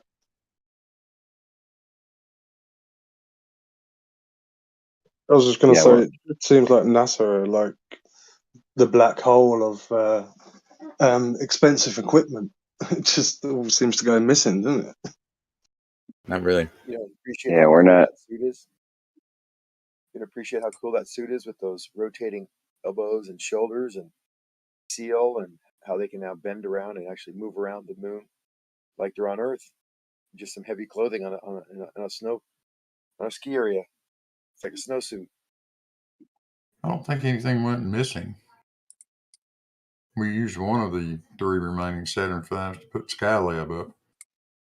We used another one for a joint mission with the Russians. And I think they cannibalized the 3rd one.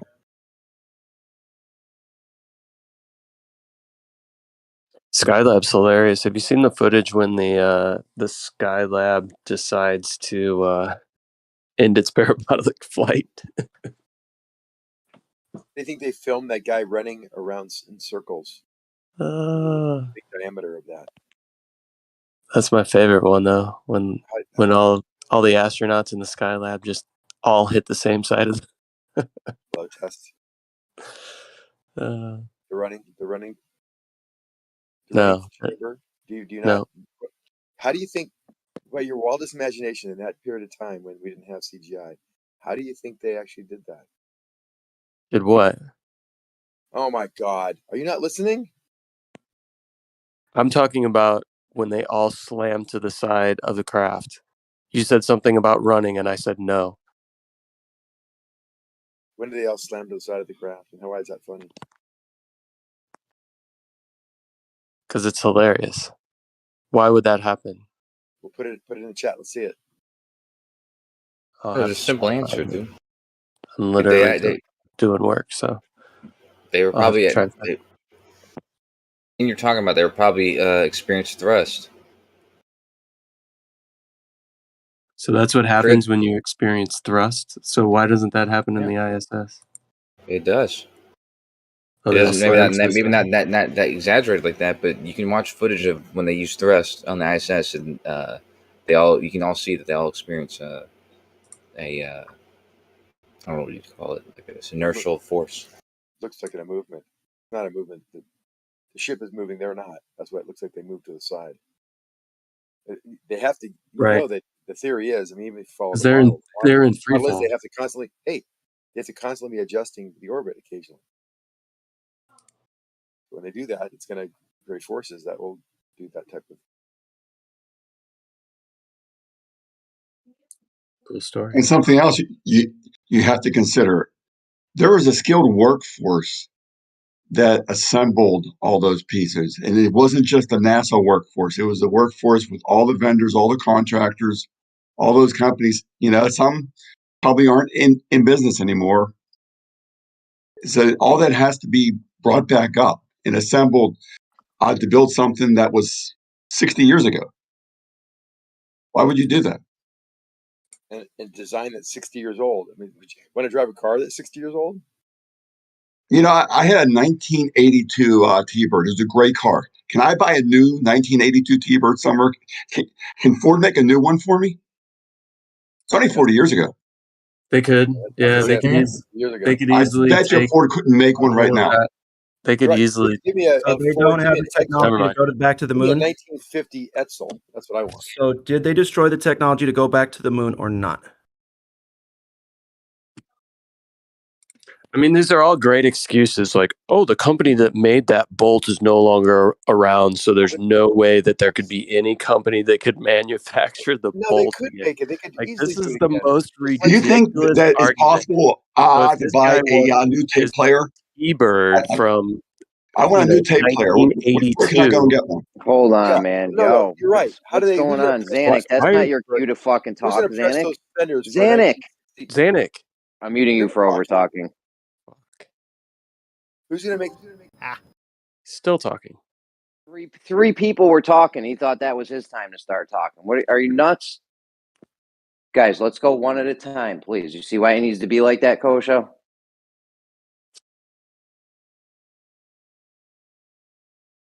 Yeah, I mean, the gentleman who's talking about his 1982, whatever he had, T-Bird or whatever, you can still buy fenders and all that kind of stuff, all the parts that you would need for that vehicle to be assembled.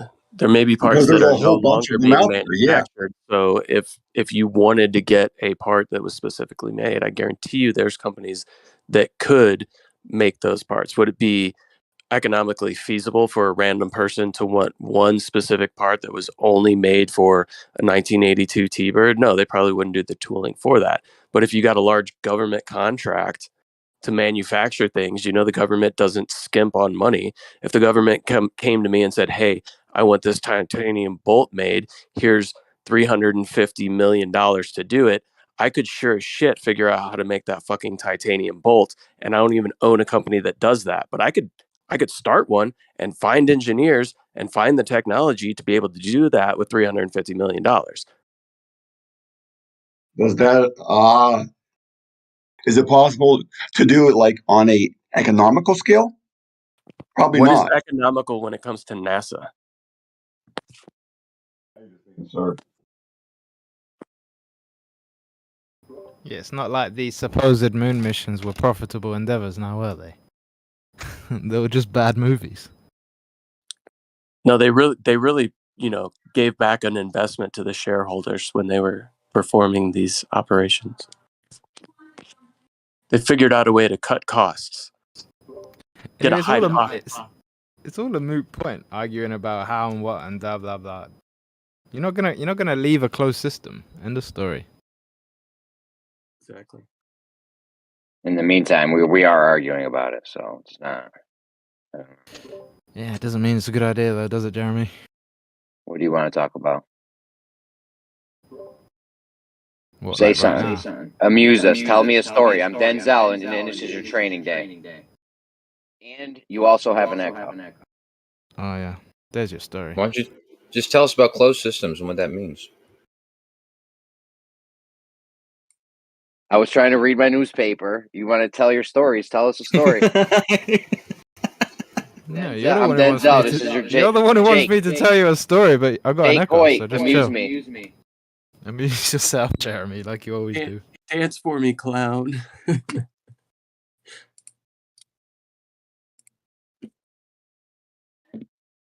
You are like Denzel in that fucking movie, dude. Just saying, we were sitting here talking about this thing. He wanted to burst in with, we shouldn't be talking. Go ahead, talk about something else. What's a closed system? I think you missed. I think you missed the point because you weren't paying attention. Maybe I was paying attention. Okay, then you what still was my have an point? echo. Yeah, I know. What was my point? You need to fix the echo, please. Pretty please, with a cherry on top. You said we can't leave Earth because it's a closed system, and that's why I'm asking. What do you mean when you said that word?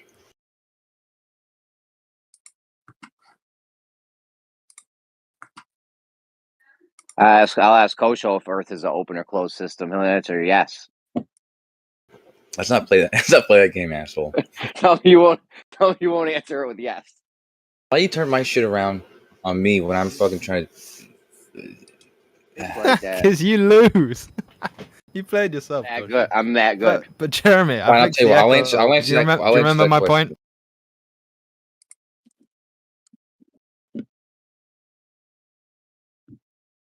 Your point was there's no use in talking about this because Earth's a closed system. No, my point is it's a moot point, given that what they're claiming to have done or not done, or arguing about that, itself is something that hasn't been done and cannot be done. Right. You said it can't be done because it's a closed system. And I'll answer Jeremy's question after I find out from you what you mean when you say that. I think it stands on its own merit. Go ahead. It actually doesn't. Do you know what a closed system is?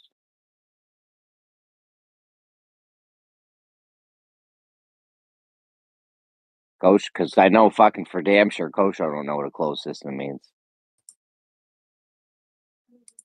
Yeah, which is probably why he's asking me the question. But I've said what I said. It's his turn now. He's asking you because he don't know. Oh well, I can't help him. That's his turn. Okay. You don't know either. Closed system. A closed system.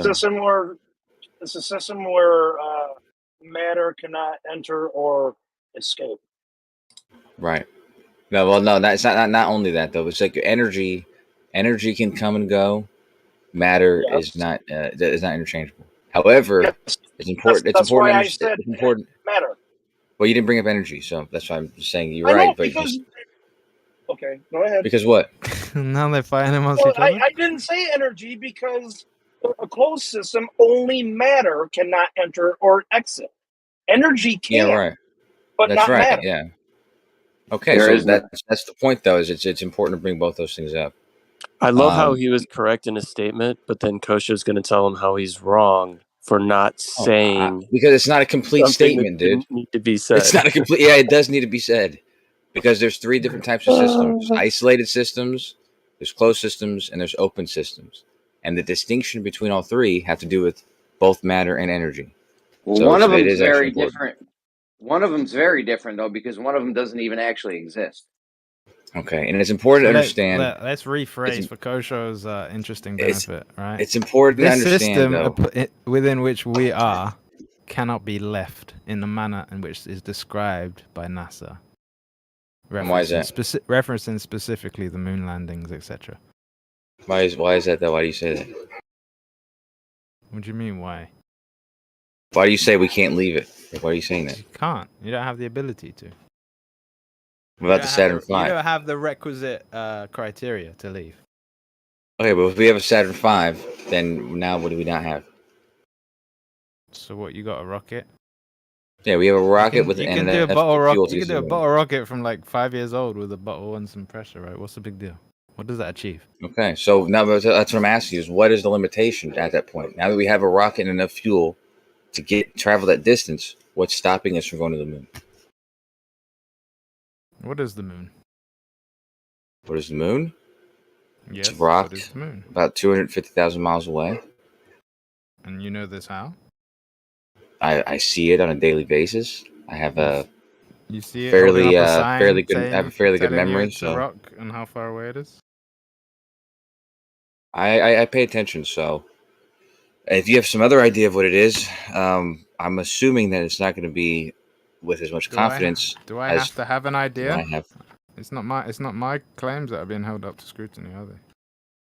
Well, yeah. So I mean, if you have some criticism about my claim, then I would assume that you had some idea. How do you know it's a rock? And how do you know how far away it is? I've measured it.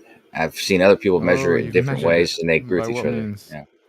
By what means? By observing the eclipse and also the lunar phase, and taking the time that it takes to go around the Earth during the lunar phase, and taking the time that it goes through the Earth's shadow during the eclipse, and comparing the two. That, along with the size of the shadow that's moving through, be able to get an estimate for how far it's traveling through that entire month, and then just taking that number divided by that distance divided by 2 pi, that should give me a reasonable radius, which would be the distance. Well, you had a lot of assumptions in there. No? Yeah, but I wasn't gonna just state that. I was gonna ask him what assumptions are inbuilt in that indirect manner of measuring. Well, no assumptions really, because I used this. I used the size. I used the size of the Earth to represent its shadow, because so how do you know how big the Earth is, then? By using Aristophanes' method, it's very similar to how the sticks and shadows thing. And it achieves what exactly? It'll give you a radius it'll give you a circumference of the Earth, which you can derive the radius, the size of. And upon which assumptions is that based on? At all. Say again. None. No assumptions. Okay. all the information, all the input I used in that. I think I yield my time to the rest of the respectful audience. Guarantee I can find an assumption in that. You want to go through it? Yeah, let's find out. I yield my time. This is funny, but you see, this is how you do. What assumption? What assumption, Jeremy? I don't know. Wait till Elijah. So far, nothing's been broken down. But go ahead, Jeremy. What's the assumption? I'm done, Jeremy. Okay, we'll see. I don't believe you, but we'll see. Run me through it. Let's hear it. Well, I said there were no assumptions, so it's not really. Yeah, I don't even know what you guys were talking about. You said there's no assumptions. I don't know. God. I don't even know. Let's run me through it. I'll point out the assumption when it happens. Go ahead. I did a test with 23 people on the equinox. If you guys want to repeat it, we can do it again in next week. All we did was we took our positions and our distance from the equator, and we all took a measurement at solar noon on the equinox. And we took that information, the size of our sticks, the size of our shadows, our distance from the equator, and we all determined determined. This is Eratosthenes. You said there's no assumptions in Eratosthenes. Are you nuts? Yeah. So what are the assumptions? That's exactly what he said. Oh my God, this isn't even worth. I'm gonna let my young boys handle this. Yeah, how about anybody name? Why do you think I yielded my time? Anyone name an assumption, and then we'll find out if it was an assumption or not. Because I assure you, there's no assumptions. Okay, your The distance, the size and distance. Okay. The size and distance of the sun. That's The not all. sun rays being That's parallel. not necessary. That's not necessary in this test. The size of this of the sun. Actually, yeah, it is, because you're claiming, you have to claim that the sun is large and far away for the sun rays to be coming in parallel when they don't come in parallel. So that's where you made an assumption. You assumed that I needed that What? information to you assumed I needed that information to come to that conclusion. When How is actually that?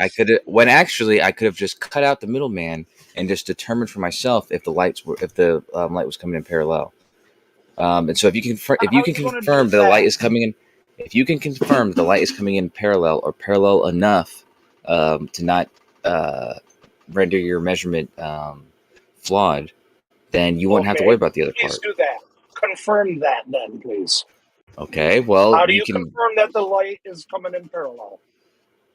go to any two parts of any city, and you can measure at any given point in time the angle received in any 2 points in the city, and you can determine in that city that it's the same angle. You can then take an angle of like a ball in your hand and look at the angle of light that's hitting the moon at that exact same moment. So the sun's getting hit by the Okay, ball. there's an The ball's getting hit by the assumption. sun, and the moon's getting hit by the sun, and they're That- both that's an being assumption. they're both That they're is an both assumption. being observed to have the same shadow. Before you get down that, hold on, before you get down the moon assumption, how does two people looking at the same source of light from two different sides of the city confirm anything? Yeah, I just The light in ignore that it that. confirms that the light in that city is parallel from both ends, which is what I just But said. I don't understand what's Like if you just listen to what I say, there's no questions.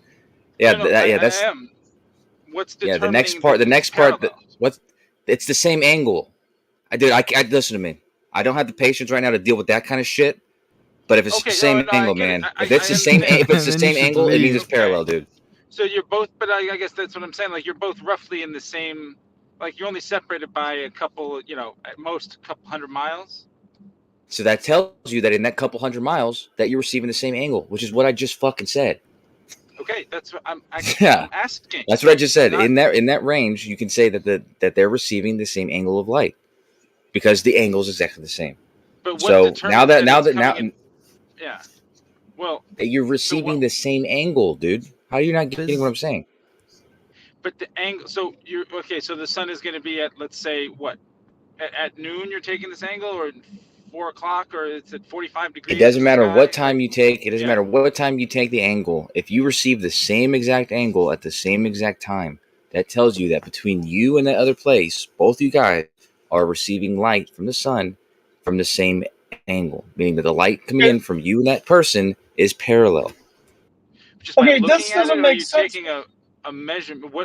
What exactly are you measuring? It's height in the sky, or what is it?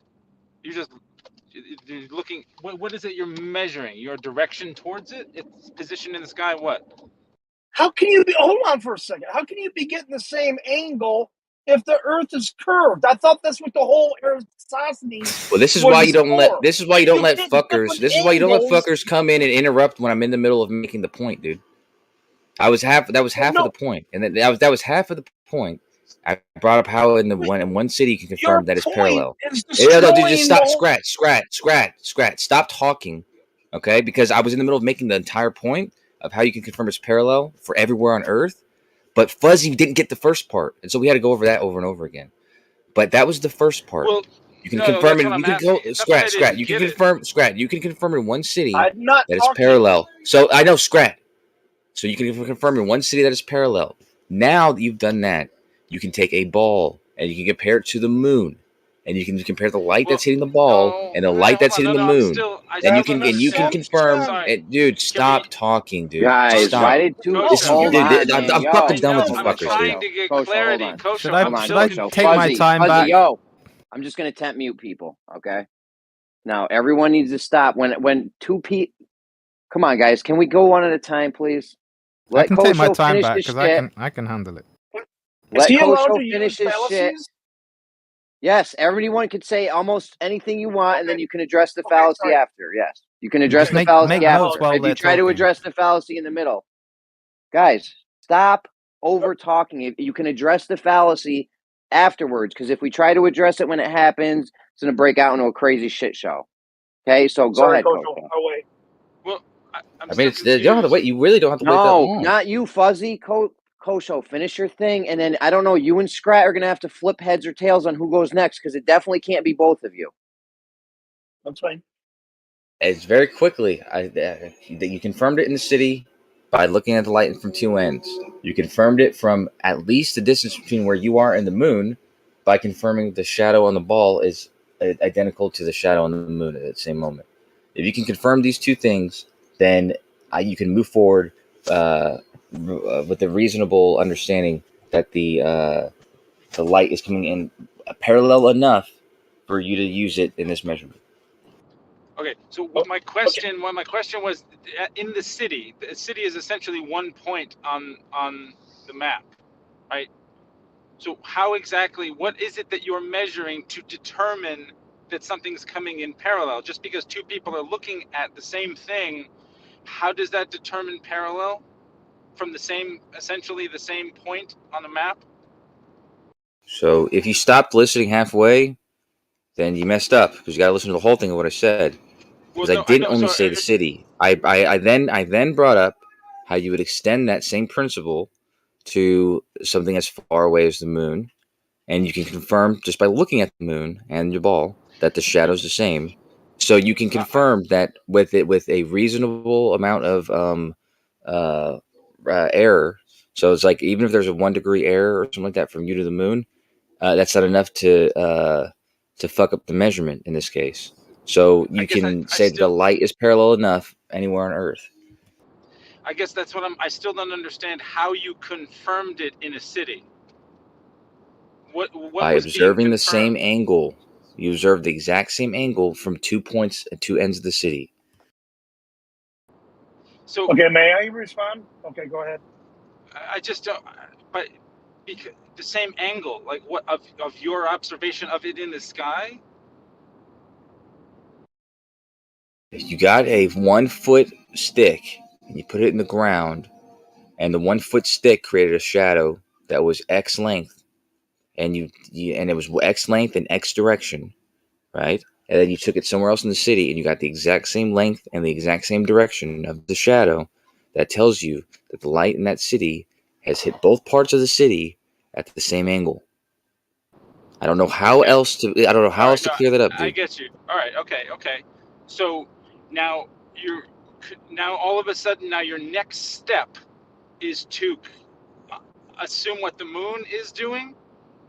Nope. It's to observe what the moon is doing, and observe if the moon is receiving light from the same angle that your ball is.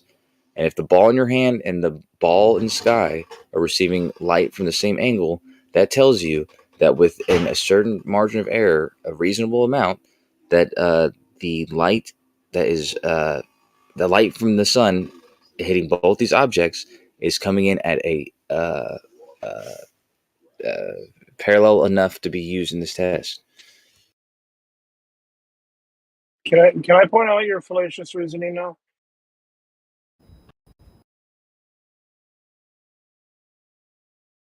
Hello? You don't need my permission to do that, man. Okay.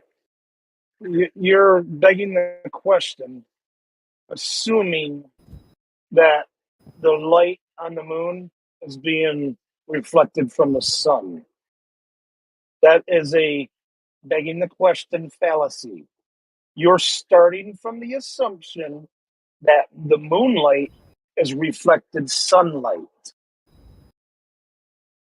Okay.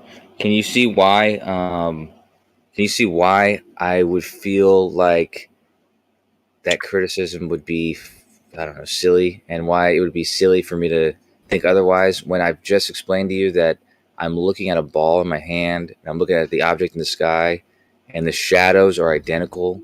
No matter that I did this once, and it was a coincidence, but every time I've done this, every time it's been done, this is the case. So either there's a really weird coincidence that I have no way of explaining, or the conclusion I came up with makes sense. The light is parallel enough from both objects. Kosho, if I put a stick in the two sides of the city and the sun was smaller and closer, wouldn't I still get the same angle? No. Also, No? can you do this at all Why times wouldn't in I? the day? Yes. But anyway, I have a point that I don't know why none of you brought up. Maybe I shouldn't have yielded my time. What's the base assumption upon which this so-called measurement is being done? That's Well, the difference between what I did and Eratosthenes was already determined that it was a sphere and it was measuring the size and shape of it. I, on the other hand, set mine up using his same method, but instead of trying to strictly just measure the size of it, I wanted to measure the size of it if it were a globe, but also wanted to make predictions for what it would be if it was a globe, and make predictions for what it would be if it was a flat plane, first to determine that before I made any measurements of the size of it. So I used the actual distances between the positions and the equator, which aren't in question, and I used the actual size of sticks and shadows. And then in the flat plane claim, I used the sun as, it doesn't have to be it's just the light wasn't coming in parallel. The light was coming in, like the angles made from the different places were made because they were varying distances from a closer sun. Right. Okay, so I didn't give it an exact height. I didn't give it an exact height. The exact height of the sun would have been concluded from the measurement. So how far apart are these sticks? They were all over These the world. sticks the sticks that in the same city, you're saying the two sticks that are getting the same angle. How far apart are they? Just pick a city and pick the width of it. I don't It think it doesn't really matter. matters. Yeah. I want to get back to my thing. Regardless of how you try to do it differently from Eratosthenes or whichever Greek make-believe, the point is, hold on. The point is that you're still making a point. Yeah, he was in the middle of making a point. It was after my point because he was responding Elijah, to me, hold right? on. Was he? What's there to hold on to? Yeah, no, I was responding to Elijah. Yeah. All right. Yeah. Well, hold on. Okay, Scrat. Let's let Elijah go. I know you're in the middle of the point, but let's let Elijah go and then you go next, please. Yeah. So regardless of the rest of it, Greek guy, the way you tried to do yours differently, the way you put it as, if it was a ball or not a ball, to get to your ball measurement, you're still assuming ball. So whether you like it or not, the foundational position that you're drawing from and concluding from is that it's already presupposed to be spherical. Right. You didn't understand. And this is how you got to why we got down this road in the first place. This is how you got to determining how far away the moon is. Yeah, but you didn't understand what I just said, man. You didn't understand what I just said. I just told you. Yeah, go ahead. Hold on, Jace, one at a time. Well, I just want to say, I just said this. I just said that in the version of the test that I did, I strictly did not assume it was a globe. I made predictions on what it would be if it were a flat plane, and predictions on what it would be if it were a globe. And the conclusion of the test was, did it fit my predictions for either case? The actual measurements. That's why I asked you. So hold on. So it wasn't an assumption. It wasn't an assumption based on it being a globe and then looking for the measurements. It was actually looking to see if it were that by making predictions to see if it matched it. But Jace. Yeah, that's why the argument doesn't make any sense. Even I'll give it to him. Even if you do assume a globe, which like Kosho said, it's more you're just fitting models and making predictions. If the Earth wasn't a globe, the measurements wouldn't line up with that kind of prediction, model fitting, or assumption. So your argument that they assumed it was a globe doesn't make any sense at its premise, because that's not how reality works. If I assume that it's flat and stationary and the sun is smaller and closer, and I would predict that the shadows would do exactly what they do. Yeah, so I wrote a paper on the test that I did, where I did exactly what you just said. I did exactly what you just said, and I made predictions on what it would be on a flat plane, and I made predictions on what it would be on a globe, before the measurements were taken. And then we took the measurements for all the people, and we see what it matched up with. And I gave 1 degree of error. I said there can be, I'd accept 1 degree of error, for matching the predictions based on measurement error or refraction or the parallel problem with the parallel light from the sun, right? So I just gave for a degree of error, and all the measurements for the globe were all well within 1 degree. And the ones for the flat plane were sometimes 10 degrees off. So it was clear that it matched one of those models rather than the other one. And there was no assumptions that need to be made for that conclusion to be had. Can I finish my point now? Yeah, the coast is clear, Scrat. Go ahead. And your 2 sticks in the city getting the same angle. How far apart are they? Pick any city. I'll pick the city for you since you haven't picked one since the last time you asked. New York City, Manhattan. Let's say 10 miles. Okay? 10 miles, okay. In your paradigm, if you're getting the same angles at 10 miles apart, you just destroyed Eratosthenes' whole so-called measurement, because on your globe, you're not supposed to be getting the same angles. You're supposed to be getting different angles due to the curvature of the Earth.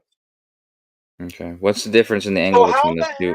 What's the difference in the angles between those two positions? What? It's definitely not going to be the same angle. Okay, but what's the difference? It's going to be a different angle. It's going to be a different angle. What is that difference? Let me remind you that in my test, I allowed for 1 degree of error. So knowing that, think again about what you just said, and if it's relevant, because I allowed for 1 degree of error. Angle. Okay, what would the difference be? I'll just tell you because I don't think you're going to say the answer. It's going to be like probably 18% or something like that. 18% of a degree. It'd be like so nothing. almost 0.2 degrees. Yeah, I agree with that. You said it's only a 10-mile difference, Kosho? Yeah, 10-mile difference. That's right. Yeah, that's like nothing. Right, it's nothing. The 500 miles Eratosthenes apparently did was basically nothing. No, 500 miles is appreciable, but 10 miles. Not really. If you look at it as total surface area, it's really like nothing. It's insane. 7.2 degrees. Yeah, it's 7.2 degrees, which is enough to extrapolate that out to the rest of the Earth. But like with my measurement, since the 0.2 degrees would be within the error margin, I would not have accepted. I wouldn't just do it in 10 miles and say that I have a conclusion because my error was, greater than that measurement. So I don't know how that math works out. If you look at like Google Earth and draw a 500-mile line and then like zoom out to where the sun would be, there's like literally no difference at all. I have no idea how parallel rays would show a 7-degree difference. There's a 7-degree difference. There's about 500 miles and there's 69 miles per degree, and we'll call it 70 miles. Then we'll call it 7 times 7 is 49 times 10 is 490. So you can get 7 degrees from 490 miles. So, I mean, these are just rough numbers, but they're pretty close to the numbers that were just stated. So, yeah, if you get 7-degree difference, and you conclude that that's 500 miles, then you can extrapolate the rest of that circle, 7 into 360, and then multiply that number by the number of miles, and you get the circumference. I get it. Mathematically, I double-checked it. You're exactly right with your numbers.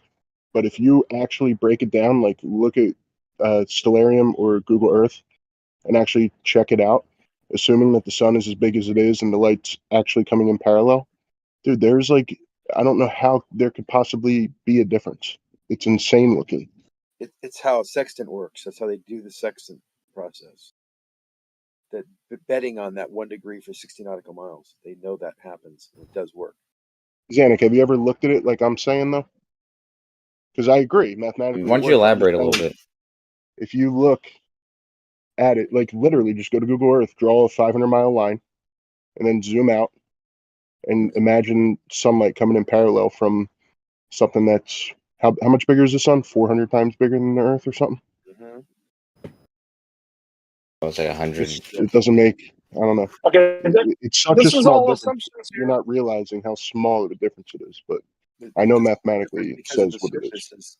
The difference because of the surface is 7.2 degrees for the 500 miles. And sextants can verify that, and you could actually be lost. You could be lost, south of Cairo by 500 miles, and know that you could measure that angle, and then know if you went northward, you would get to Cairo in 500 miles.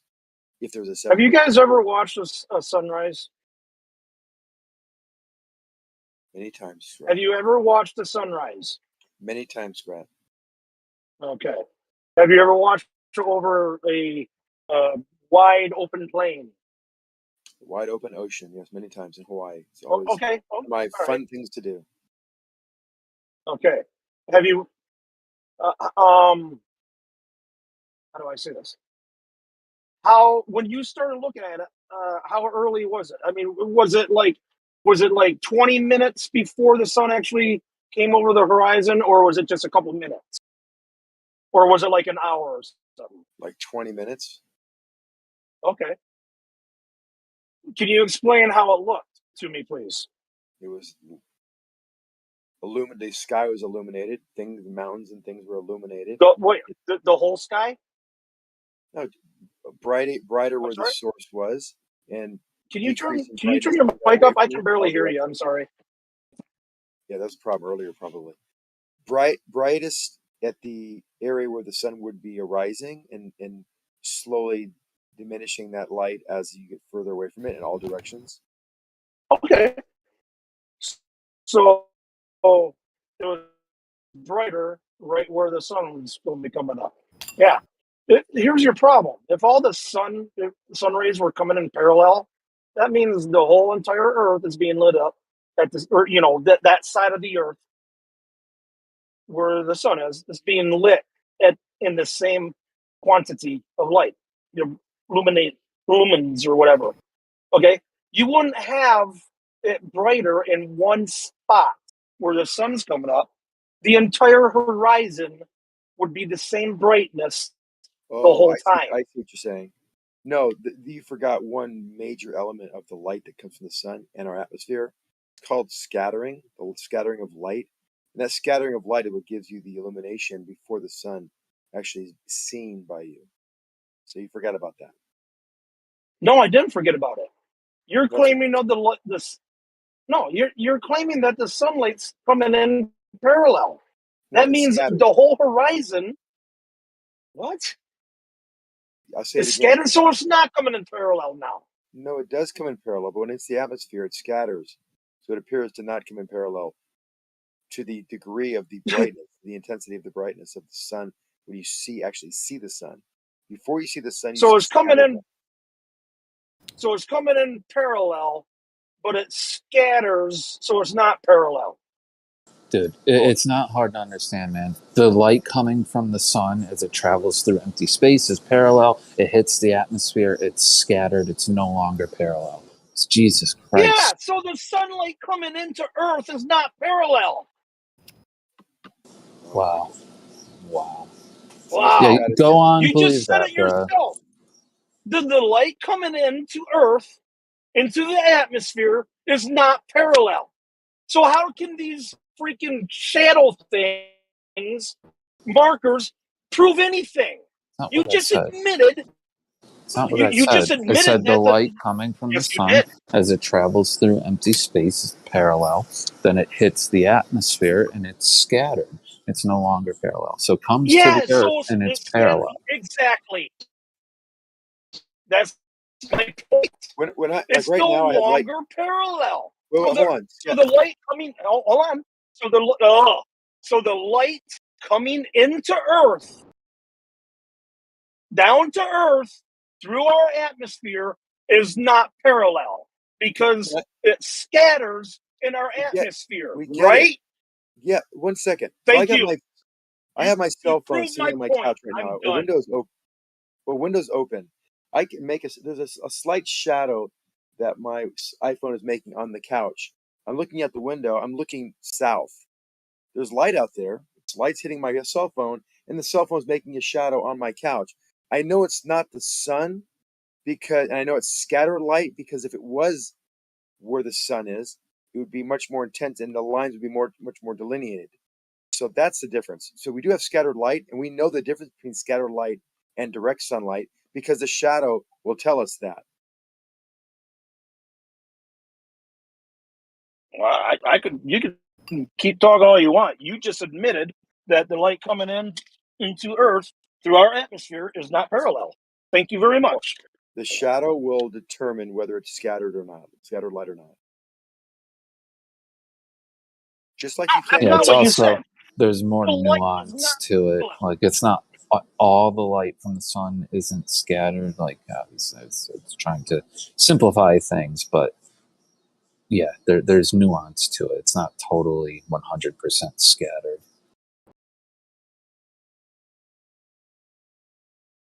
Yeah, if it was, we wouldn't be able to see the sun when it comes up.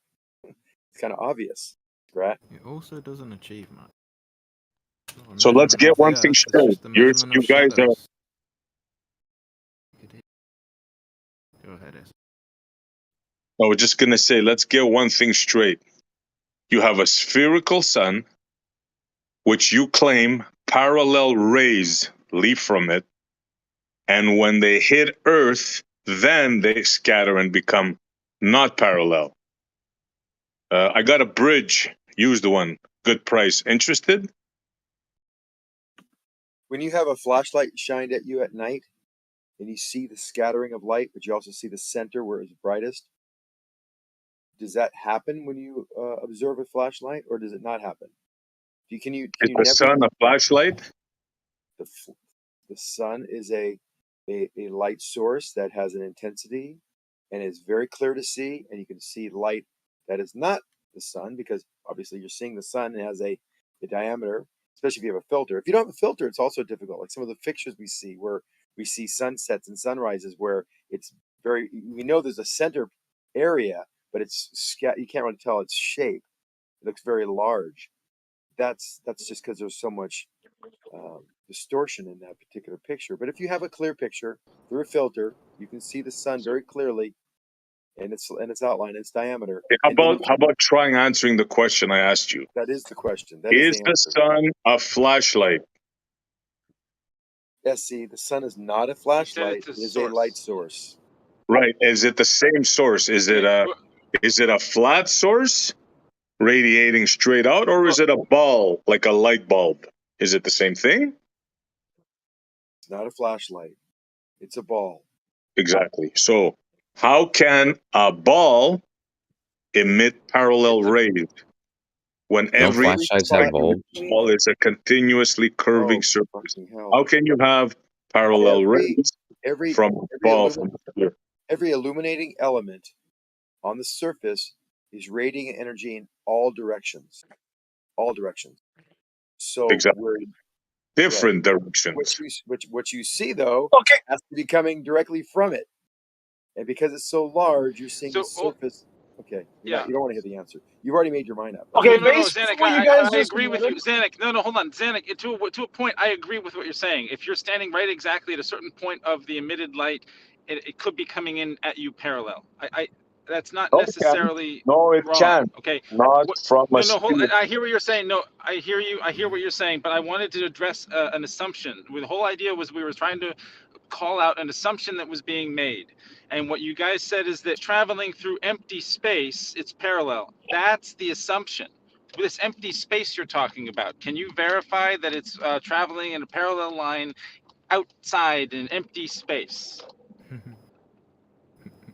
Outer space. Where's that? That's the assumption. We right? got away from They're making an assumption that was their explaining. Then it scatters, and then we're talking about parallel, unparalleled. They made a claim that it was in free space, in open, empty space, in outer space. It's traveling parallel. I'd like to see that. Well, okay, but hold on. Can we get back to the original point? Kosho's claim was that the light coming in to Earth is parallel. That's how I said parallel enough. Yeah. Okay, parallel. Okay, and parallel enough to use these freaking sticks and shadows to make stupid predictions. Now, you just admitted that once the light hits Earth's atmosphere, it's scattered and no longer parallel. How does that fit with Aristotle's little measurement? Because we're not measuring those scattered rays. Yeah, as I tried to clarify shadows. it's not 100% scattered, right? The scattering is dependent on the density of the particles in the atmosphere. It's not 100% scattered. So they're scattered, but you're not scattered. You guys are double speaking like little as bitches. you put light you are. through a You're gas, when you put light through a gas, the gas will scatter a portion of the light that's proportional to the density of the gas, but it doesn't scatter 100% of the light. You can't have it both ways, guys. Either the light is parallel or it's scattered. Which one is it? You need to choose. You can pretend that, but like anyone's everyday observations can show you that that's not true, bro. Yeah. Where do you see everyday observations in outer space that see parallel rays? You don't have to see them in outer space, dude. Listen, the reason I told you that you can look. No. Listen. You're presuming that outer space exists in the first place. Very briefly, I told you two sides of a city, and I told you standing in anywhere and looking at a ball and looking at the moon. You don't have to go to space to do either of those two things, and this will confirm to you that the light is coming in parallel that you're measuring. The light that you're measuring is coming in parallel enough. So again, that renders that part of the test not an assumption. Okay. Well, no. You just double spoke again. How can you say they're parallel when you guys just said it's scattered when it comes in? The light that you're measuring. Oh, so you can measure parallel light, even though once it hits the atmosphere, it scatters. Does the light that hits the surface realign? The light that hits the surface. The light that hits the surface. The light that hits the surface is the light that we're measuring, and that light, the light that is going to dictate the results of the test, the one that we're physically measuring, we can determine that our measurements show that in two parts of a city, they're parallel enough, and from the surface of the Earth to the moon, they're parallel enough. So the way that we're doing the test, by measuring the shadows and sticks, we can determine that the light is coming in parallel enough by doing the confirmation I just described. Parallel enough? How do you determine that enough? Parallel. Yeah, they're only parallel enough within a degree, with a margin. Is that a scientific term? Parallel enough? Yes, it is. Within the margin of error, so you can determine the margin of error or the amount of error allowed, and as long as the light is not coming in at an angle greater angle that would create a greater margin of error than you've already allowed, then yes, it's allowed. And as long as you presume that it came from space all that distance away. Yep. Yeah. None of that has to be assumed after you do the confirmation I described. Again, I confirmed that it was coming in parallel from both sides of the city. I confirmed that it's coming in parallel from me and the moon. It doesn't matter where it's coming from at that point, as long as I can use it for this test. All you know is that it's parallel all you know enough. that is within the system that you are within. You know this little bit of information, but you're still presuming everything else. No, but all the rest of the information. How does this help you? Because you said this is how you measured the Earth. You haven't measured Earth. You've just measured shadows. Yes, the other part of the information is irrelevant now because the shadows is all I'm worried about. I'm worried about, now that I've determined that the light is coming in parallel enough, if I'm receiving different angles, I can use that to determine whether I'm on a flat plane, because those different angles would be because the sun is close and local, or if I'm on a curved surface, because then those angles would represent the convexity of the Earth. the curvature of the Earth. That presumes that those are the only two things that can affect the light and affect the results that you're going to get from your measurements of, again, shadows, not of the Earth. So, to what end? What's another example of something that's going to affect it then?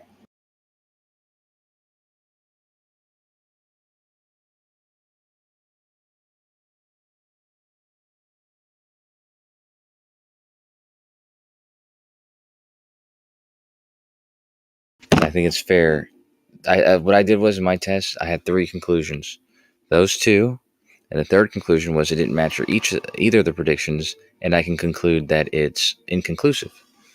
So it was either going to be inconclusive. It's if it didn't match from the get-go. No, before you even start, you're presuming outer space. You're presuming all this stuff about things that you just don't know.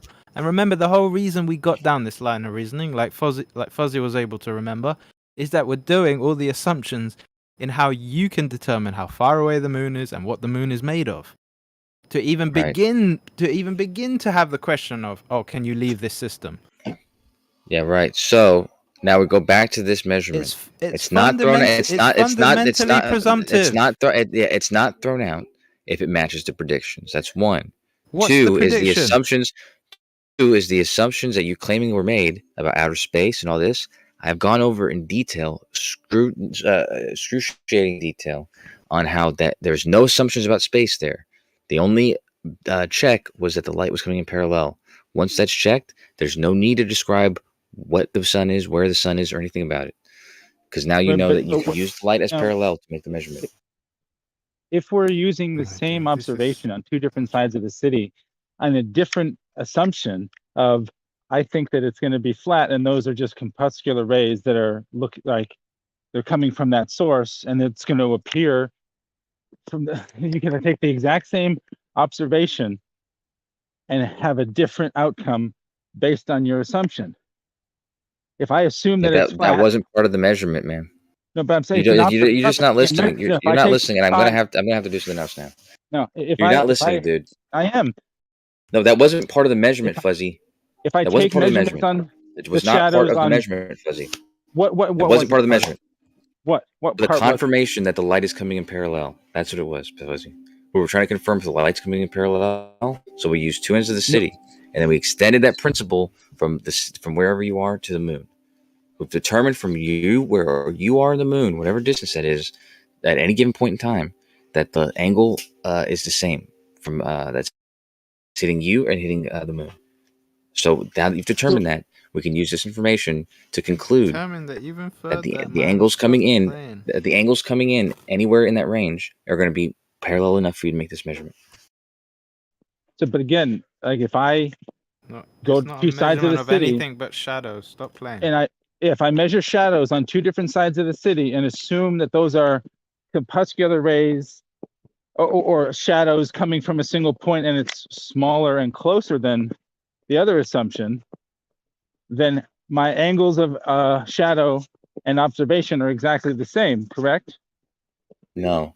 If it's smaller and closer, then the angles on 2 sides of the city would not be exactly the same. The observation of shadow on the ground and the measurement we're taking is the same. That stays the same. But if I have an assumption that it's closer and smaller, I'm still getting the exact same measurement, but both measurements will tell me, because we're pretty close. Based on this observation and measurement of shadow, I can conclude that it's flat and that it's close and smaller. If you receive the same measurement, if you receive the same measurement, you would not be able to conclude that it's flat and close. You would have to, if you assumed it was flat and you got the same measurement from these 2 places, you'd have to assume that it was fucking really far away, extremely far away, so far away that the distance from it is not changing the angle.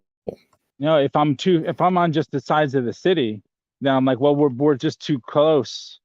I mean, we're close enough that that we're going to be basically getting the same angle anyway, so it's fine.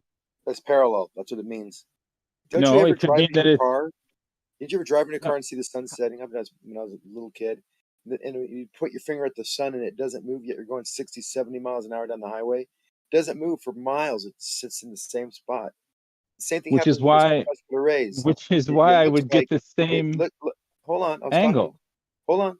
It looks like it's different directions. If you're looking at it from afar, you're looking at these crepuscular rays all fanning out downward. But any person on that water looking up at the sun would point.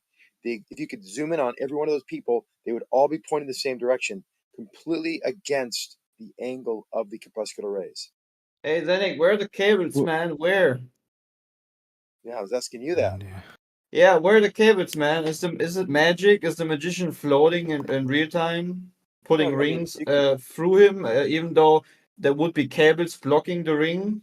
How is he doing that, How do man? If he's they hanging do that? Yeah, is the magician on the ISS right now? Crazy that they can keep on. Yeah, can you realize how stupid your question is? Can you realize how stupid your question? Hey, can you realize how stupid your question is when you ask where the cables? Where are the cables? Yeah, that's what I'm asking you, dude. We have people on the ground floating. We have people on the ground floating. So where are the cables, dude? Where are the cables? No cables. They're floating. Oh, they're floating, right? Oh, Zenik. Oh, Zenik. You sound deranged, actually. Oh, just because I'm right. Because you're what? You're bright? Because I'm right. Because I'm exposing your stupid You're right. question. What are you right about? You're the one, dude. You're literally the one posting an ISS video. You're the one posting ISS video. I'm not excited. I'm just passionate. You know, posting ISS video, asking stupidly in chat where are the cables, and I post a video from Earth of magicians flying around using rings to obviously show you that there's like, you know, illusionary. There's no cables, even though I'm pretty sure it works with cables. So how is a magician doing it, man? If it's not cables that you see. I just want to expose the stupidity of your question, Zenik. So how is the magician doing it? How is he doing it, man? You can't figure out how they're doing it. There's cables there. So you can figure out how people on the ISS can float without being in space? You can't figure that out. So if the magician can do that, you know, with you not able to see any cables, how is the ISS like the ISS must be in space, right? So they can't do it without cables. They are doing it by the magician is doing it by being held by a rod from the side that's facing away from the audience. And okay, how? Prove it. Show it. Where are the cables? Prove it. There is no cables. They are held like by a rod. Okay, prove it. I posted a video. Can you when you can explain to me how it works in the video, then we can talk, man. Okay. Yeah, I'm waiting. Wonderfully useless deviation. It's not a wonderful, useless deviation. I just want to expose the stupidity of these people's question. You know, there's always the same stupid question. When did he ask that question? You came in and asked the question, okay? In a chat, man. Breathe. Yeah, but we're not talking in the chat. We're talking in voice. It's two separate things. Yeah, again, some global needs to show me how we have anti-gravitation on Earth. No, they don't need to show you anything. He's literally floating exactly. He's not literally floating. He's actually got a cable on it. He's floating like on the ISS, man. Not like at all. Danik, if we're going to entertain this, Danik, do you understand that if it is in fact just a guy on wires, how does that prove? Just because someone can make you not necessarily see the cables, that means they must be in an anti-gravity situation? No, but they're doing things in the ISS, tumbling, turning, going back and forth, flying laterally. Man. That shows that they are floating. That could be done in the oh, dude. But it is possible for someone to use cables and to use other effects to achieve what you're looking at. There's other ways to do it as opposed to being in the ISS. So Zenik, we have David Copperfield. No. Is there Zenik? Is there another way to make it appear as though people are floating in just floating, or do they have to be in the ISS to do that? They'd have to be in the ISS or on the Vomit Comet to do that. We have David Copperfield floating inside of a glass box that they close up, and he's floating in the glass box. How is that working if he's on cables? This is why flat earthers are so good for audiences, for magicians. They're so and then you have stupid people like Carnival posting a video where someone, probably on a Vomit Comet, is using like 3 seconds where he use what is it, jumping rope or whatever in English. Okay, why we have on Earth? Listen, why we have on Earth magicians floating inside of a glass tube that is being closed with a glass top, still floating inside of it. So how's it working if it's just cables easily? Then explain the illusion. You know, you might be better than Copperfield. You know, explain it. So if you can't explain it 100%, Lise, you can't be true. You can't be sure that anything you see in space has ever been true for what you expect it to be. It's just magic. It's just illusion. It's just wizardry. It's just underlining the very roots of the imaginary vein. Wait a second. Not knowing how certain magic tricks work does not prove that anything that you don't know how it works might be AK, I gave you a challenge. Explain to me how David Copperfield is floating into a glass box that is being sealed with a glass top and still floating in the glass box. Okay, Clay, again. If you know better, explain it. Clay, this is why you're such a great audience. Clay. You just can't admit, right? You can't admit that what you see in space could 100% be completely be fake. So, and it's even more funny because David Copperfield is doing it on a live stage in front of people. And before you take his argument, before you start to say, oh, just because you don't know how all magic tricks work, that's not his point. His point is that magic tricks do exist, and that optical illusions and different camera tricks exist and can convince you of other things. Exactly. Correct? Is that correct, or am I wrong? Exactly, man. You can even do it in real time in front of a huge crowd of people. I was asking them. Oh, am I wrong? They're not gonna say yes, man. They're just gonna say nah. Well, but then that'll expose them. Am I wrong in saying that? Okay, Fuzzy. Optical illusions do exist. Therefore, nothing you see can everything you see could be an optical illusion, as the line of reasoning that you're proposing. Now, not quite, because I didn't say everything. There's an incredible level of detail that's not easily put into a one-sentence response that you can use in order to make a distinction between what could be realistically faked or what couldn't. Like, for example, just texture getting wet cannot be completely cannot be completely faked. You cannot completely predict how every texture and completely compute it to look realistic, photorealistic in a movie. That's not feasible budget-wise. The point is that you can create stuff. You can create in an action movie. They can use real bullets, blanks, or a computer-generated muzzle flash that's put in optically or digitally over whatever you want to do to make it look like they actually did it for real. Right? That's what we're trying to say, is that you can achieve something that looks real. You're discarding a wealth of information. You're picking out one specific tiny part of one specific tiny aspect of the information that you can perceive, and you're saying like, well, that aspect can be faked, or we don't know how that aspect actually looks like, therefore many people can be misled on how it should look like, which is what actually happens in movies. But that's not the entirety of the wealth of information, visual information that we're getting. So because we also get context, we also get the ability to replicate certain things in certain contexts and so on. There's a much bigger wealth of information here than what you want to boil it down to. I'm waiting for you to explain it, because what do you mean? What can we replicate? Again, what if we it's like explaining the difference between knowing that something is a picture or that you're looking at the real scene, knowing that or explaining the difference between knowing that what you're looking at, the texture that you're looking at, is generated by a computer, or is a computer graphics, versus recognizing this is probably a scene from the real world.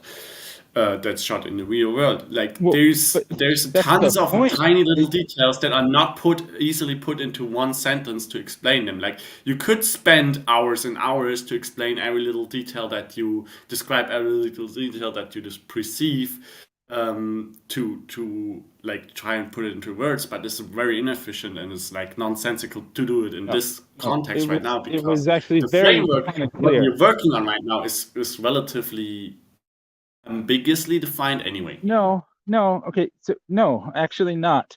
Is it Yes, possible to recreate something digitally or fakely to make it represent? And if people were told that it was real, they would, yeah, is that possible?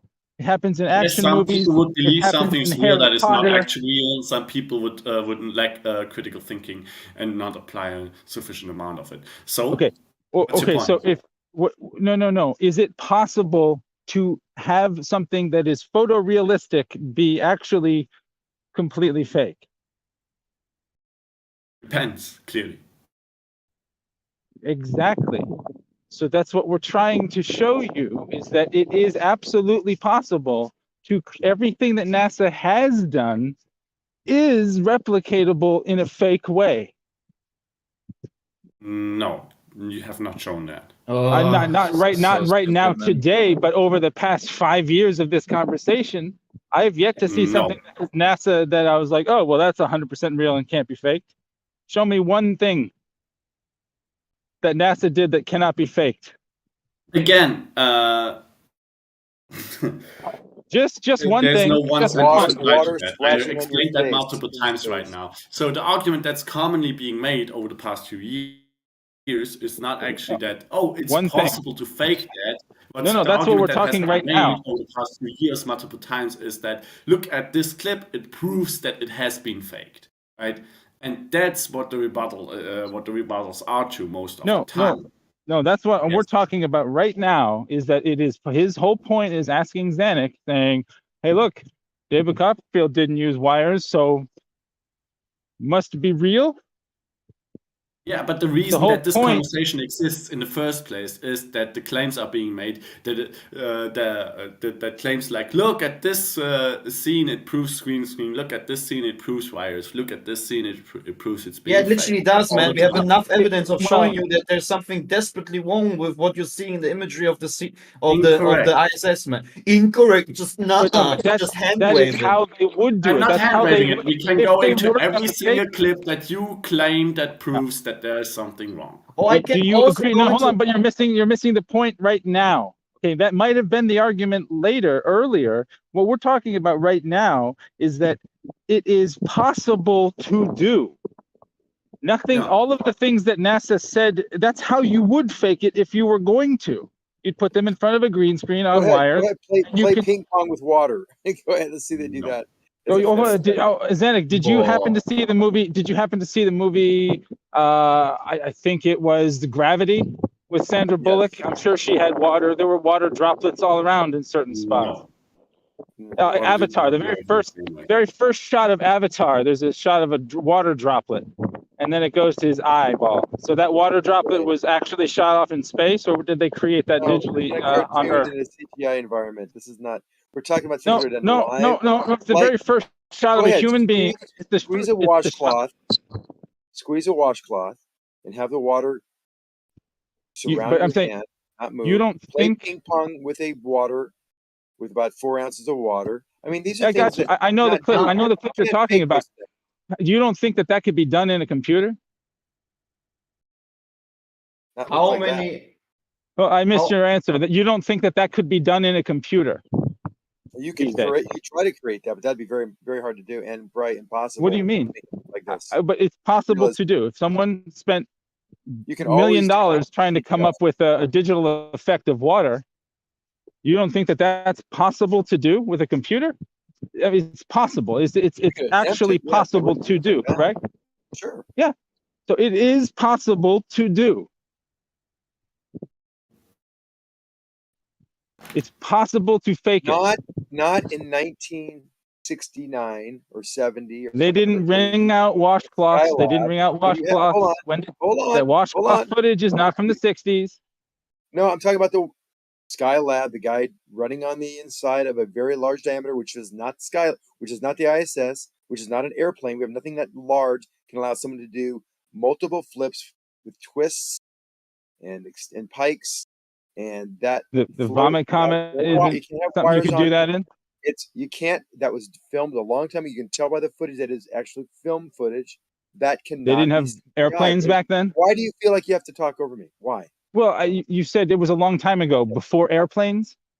Before CGI, it's filmed. No, the vomit comet is not CGI. Right, that the vomit comets are not that large. You cannot film that kind of activity on a vomit comet. But part of that, don't you How understand? the shot? Yeah, the shot that you're talking about. How long of a take is it? Is it multiple takes, or is it one long continuous take with zero There's cut? a few that are longer than most vomit comets, which are 30 or 40 seconds. 30 usually. How long was the uncut shot? It was over a minute or two. With zero cuts. I'd love to see this footage. I've posted it before. I'll go find The it. footage that they're referring to Mr. I forgot his name, winging out the tower has so many cuts in it. It's unbelievable.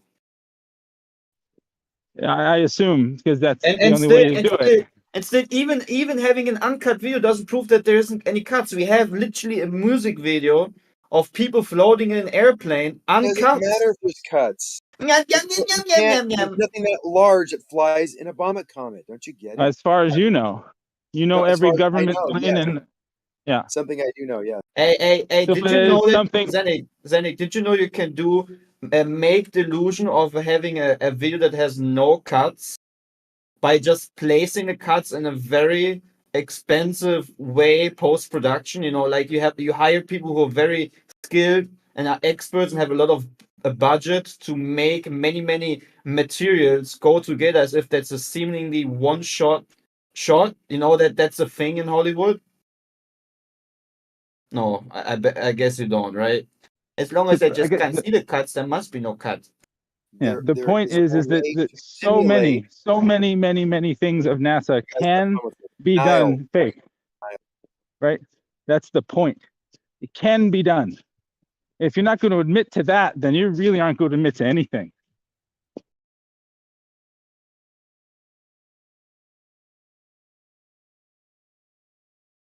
Why I'm actually debating, I always forget that these people who are, these miserable people that are here, who are anti-flat earthers, who actually know that there's something incredibly wrong with their sorcery, they just come here because they have nothing, they're just miserable. If you talk to normal people out there in the world, they open to this. They will say that there's something desperately wrong with the inconsistencies of space. These people can't. Most of the people you're the anti-flat. True.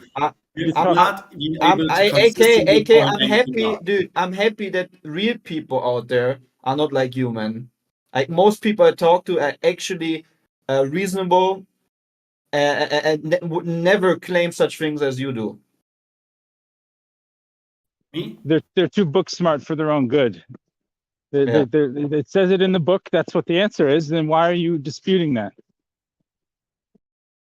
No, yeah, well, that's a valid question for one, but it's not what's being said, right? No, well, anything that NASA can and has done can be done in a fake way. Exactly. Right? So that's the point. Or 99.99999% of it can be done, and I'm on the lookout for that 0.0001%. Oh, you claim. Okay. Well, I mean, show me the thing that can only be done in space and can't be done on, 2001: A Space Odyssey had someone running around in a big circle in 1960s. Looks pretty real.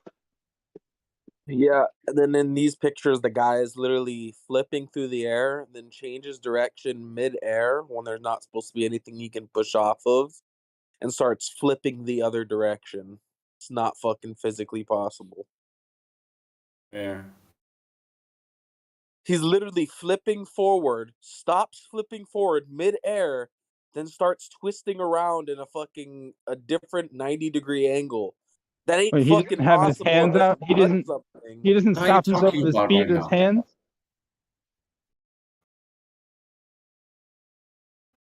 He flips upside. He doesn't stop himself with his hands or his feet anywhere and then twist. No, he's literally doing like flipping head over foot, flipping, and then his body straightens out, and then it starts going the other way, like 90 degrees the other way. And it's just like listen, it's not like possible. What are you talking about right now? Can you post You it guys or have been posting fucking clips the whole time, and one of the clips is fake as fuck. which clip are you talking about? I don't know. They're inside some spaceship doing flips, and then he's literally in midair, stops the momentum of his flips without touching anything, and then starts flipping a different fucking direction. Okay. That does not give me any indication what clip. Is this from recently? Who posted it? Maybe you can give that information. So, like something that enables us to find it, what you're talking about, because I have no idea what you're talking Bro, about right now. literally go into the last 15 minutes of the live chat and you'll definitely see it. 15 minutes. Well, there's a lot of messages in the last 15 minutes. Well, then I guess you have a lot of work to get to. Which one are you talking? Which one are you talking about? Which one? Come on. You'll see it, bro. Well, they're in a spaceship doing flips. Flips in the last. I just posted it. This has never been done. There's not a ship large enough to house a bomb comet that can do this.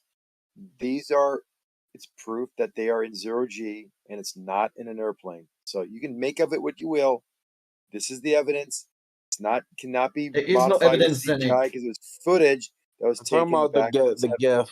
I don't know okay, what's so we already clarified everything that you think is evidence is replaceable and doable on Earth. We literally have David Copperfield on stage without CGI. Hey, stop interrupting! Without CGI, cutting out any wires, making the illusion of floating without any wires. So what are we actually talking about? Then we have literally so many videos showing that they obviously use computer-generated images. You know, not just to say that Earth itself is a computer-generated image, yeah, but it's just you believing in a Hollywood creation. That's all you believe in, guys. You believe in fiction. That's why I love the song Fireflies. You know, I like to make myself believe that planet Earth turns. Your doubts and disbeliefs are not evidence, Clay. Sad to say, I'd rather sleep. It's so nice, man. I mean, I love you guys. I just I don't Doubts and understand disbelief what's are not strong. evidence, Clay. I just don't know what strong delusion or deception has been put up upon your spirit. I don't know why it is, or even maybe you're just willfully trying to ignore these type of things and just lie to yourself. I mean, there are people out there can live by that pretty good. But anyways, it will not benefit you guys now. And there will be a rude awakening at some point in your life. Well, you're gonna remember these words. You're gonna remember many of these conversations once you stand before your creator.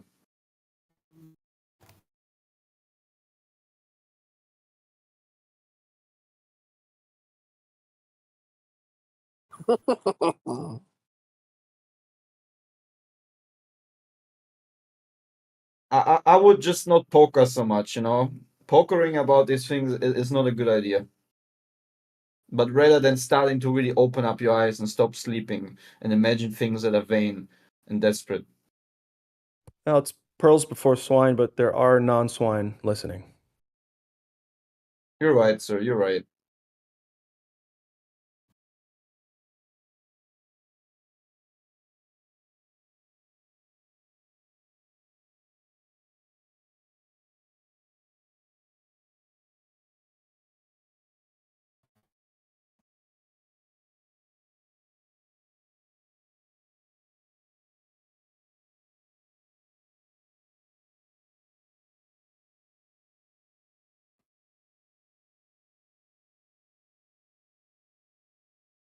But yeah, who I am to criticize the, spinning, tilted, wobbling space ball, sometimes pear-shaped, sometimes ellipsoid-shaped, flying like 67,000 miles per hour from ever expanding void of darkness while hurtling around other planets and having a sun at its center.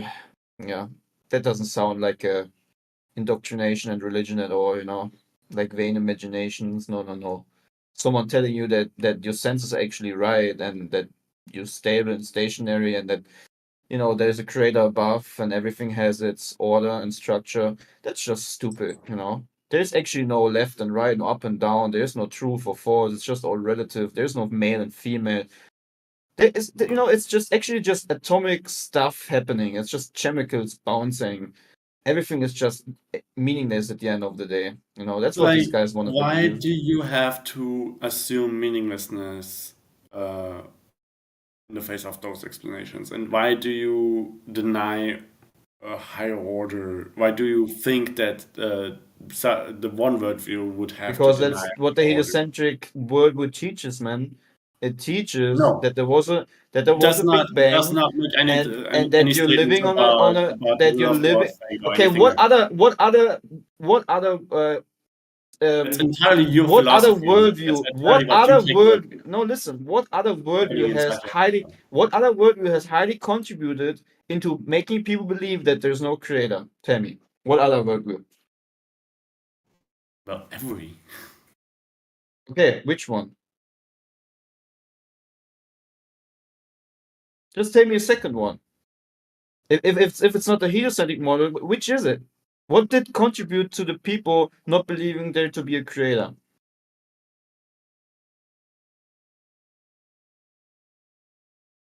Well, there you have it, audience. It speaks for itself.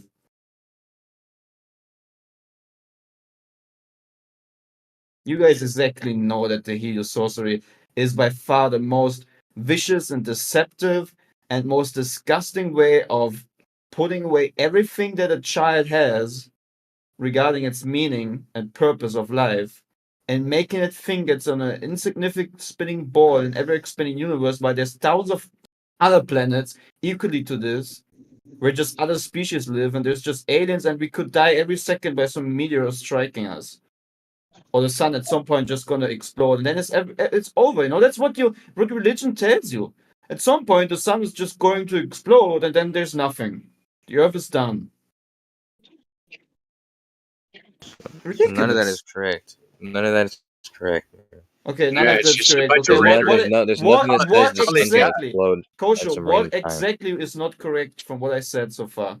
By the way, do you have an answer? Which other worldview has contributed so much into making people disbelieve of Christian principles, or let's say at least believing that there's a creator? Which other system of ideology and belief has contributed to that? Tell me. Come up with I'll another. answer those one at a time, if that's okay. Yeah, I understand that all he's got is rhetoric, and he lives in a fantasy world, so that's all that he can have. He doesn't present any evidence ever. That's correct. Yeah. So two things. It was the first thing that you said. The first thing that you said was the sun. Yeah, the sun's never going to explode. They say in 4 billion years, not at a random point in time, but in 4 billion years, it'll expand to a massive size and then shrink down to a white dwarf. But it's never going to explode. And it's not randomly going to happen. And any other random things that might happen, like a meteor or whatever else, I mean, that's less likely than you getting hit in the face by a piece of poop from a bird and dying or something. It's less likely than that, and that's likeliness. So there's not some weird paradigm where people just now think that they're insignificant and that they could die at any moment. But yeah, to answer your other thing that you said about what was it? What was the second? What was the first question? Oh, the model. Is there any other model that does that? The model of the solar system or of worldview. Yeah, the worldview. Sure, the worldview is not at all intended to hide anything. It's intended to find out what the truth is and then sharing the truth. If the truth says this, that doesn't mean that it doesn't say this. That just means that it says this. So it's not at all trying to hide God or anything like that. It just so happens that Didn't say it's that. not. Didn't say that. Yeah, It automatically will make people disregard there being a heaven right above them. Okay, first of all, that there's a specific order that the Most High is actually dwelling within its highest place, and that there is a creator. Because on your globe, just so you know, there is no up and down. There is obviously also, if you want to be more specific, no left and right. Okay, like where does left begin? Where does right end? Okay, there is no true or false. It's just all relative. And if you want to dismiss left this, and right on a flat Earth? Just go on. It's the same on any Earth. Those are relative directions. Yeah, it's just all relative at the end of the day, right? There's no male and female because it just came from rocks. Where is left and right on the flat Earth? There are. You're saying left and you're saying that on a globe that it's somehow something different than on a flat Earth, and on a flat Earth it's I can tell you how there's left and right. I can tell you how there's east and west, north and south. I think you know what he meant. I can answer that. You have you have a certain up and down. That's the first line that you need, right? There's a heaven above and there's an earth below. So having left and right is just a matter of fixation. Which point you're going to use for left and right. Still, that works perfectly. It's relative. Still, it works perfectly. No, I mean you can just use your hands, right? Yeah, but so they're relative. It would be relative. If I face the other way around, then my left and my right switch position. Well, yeah, okay. Let's say at least when it comes to left and right, it is relative. But on the Earth, but on the globe, you would need to suggest that left and right would also be up and down, which is also not existing. Left and right is left and right. Left is the left hand, right is the right hand. When you're facing upwards, he's right. then left is your left hand. Left and right on a globe can be up and down. Left and right on a globe can be up and down in the infinite vacuum of space. Exactly. No, up and down are just are relative to the Earth as well. When you point left, if I'm in space, left and right, your left and right can be my up and down if I'm in the ISS or on the moon or something. No, even if you're on the Earth, if you point left, you're gonna point. Yeah, in a vomit comet, for the duration of the parabola flight, your up and down is not essentially different from your left and right. No, according to me, from my observation of you pointing left, that could be up or down if I'm in space looking at you on the Earth. Yes, the That's same true is, on a flat plane in too. the vomit comet. Yes, so. Again, if you point left and right on a globe, you're pointing into the vacuum of space. The same way as when you have a compass that you lay out flat, your north is all south or west, whatever you might use, or east will always point into space. So what? It's just all relative. It just doesn't make any sense, man. There is no foundation. What It's just a wobbling, spinning stupidity. Okay. So, Clay, no matter if what the Earth is, right? I know what the Earth is. Up is the Earth is what this is. It is another metaphor for why you build the house you build it. You have a foundation, you have a plane, then you're gonna make walls, and then you're gonna create a roof. Every house that the very house you're living in right now, I hope, okay, is a metaphoric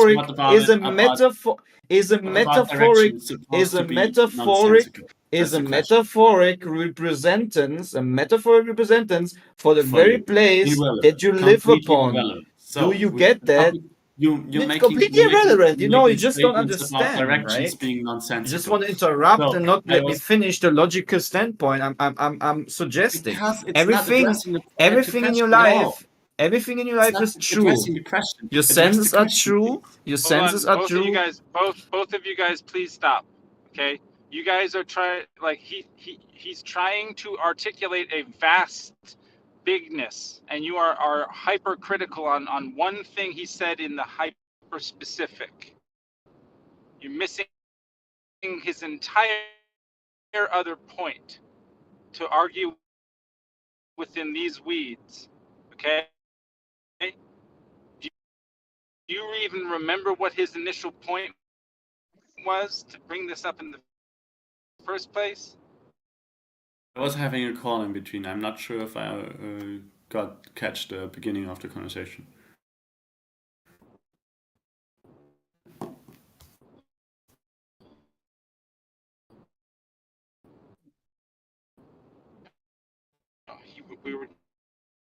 He was talking about what ideal worldview is the most capable, is responsible for there not being belief in heaven and earth, whatever, the Bible, the God, the Creator. Religions. Religions claiming that something that's known is not on a place that is an that infinite something is amount known of as nothingness fact and random. turning out not to be true. That's the root cause. Or people saying, "Well, I don't believe that anymore." You're cutting out, Fuzzy. Means anything. That was his point.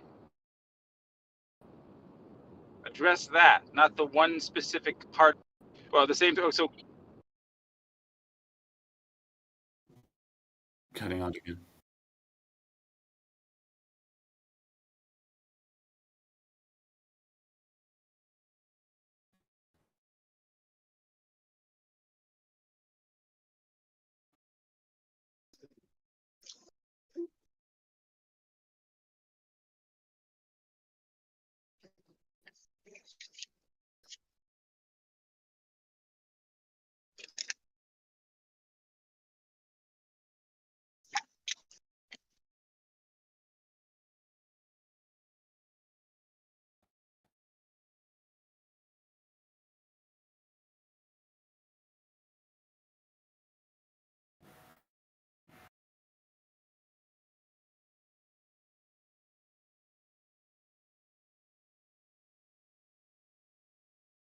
Anyways, we don't live on a globe rotating about an axis that is tilted to a ecliptic plane around which it orbits a star. We are part of a solar system that makes up a larger galaxy. There are many galaxies in the known universe. If you believe that, then go on. So how did you find that? This must not be true. Because I have God-given senses that 100% are true. That tells me, just like everything else in life, that we have an Earth that is unmovable, that has its foundations, that there is a sky above us working as a perfect clock, that can be used for signs, seasons, and so forth. Has been used for that eventually before the before the vain imaginations of heliocentrists. You can go back to Egypt. People used star constellations to know when the Nile will flood, to know when the land will be fruitful or fruitile or whatever the English term is. The sky has always been used to as a clock, as a calendar, to perfectly know, when is this going to happen, when is that, and so forth. It's just looking outside right now out of my window. We have a huge garden. I see these wonderful trees. I see the clouds moving very slow today, and I just 100% know that the same as my house is built, okay, with a foundation, with its walls, which holds up the roof and so forth, right? That eventually it's a metaphor in itself for the very place I live upon. Okay, so You looked will at a not house build. and You will not no, build. it's a metaphor for You will the not place you build live. a house on a ball, wouldn't you? Right? So Would you build a house on a ball?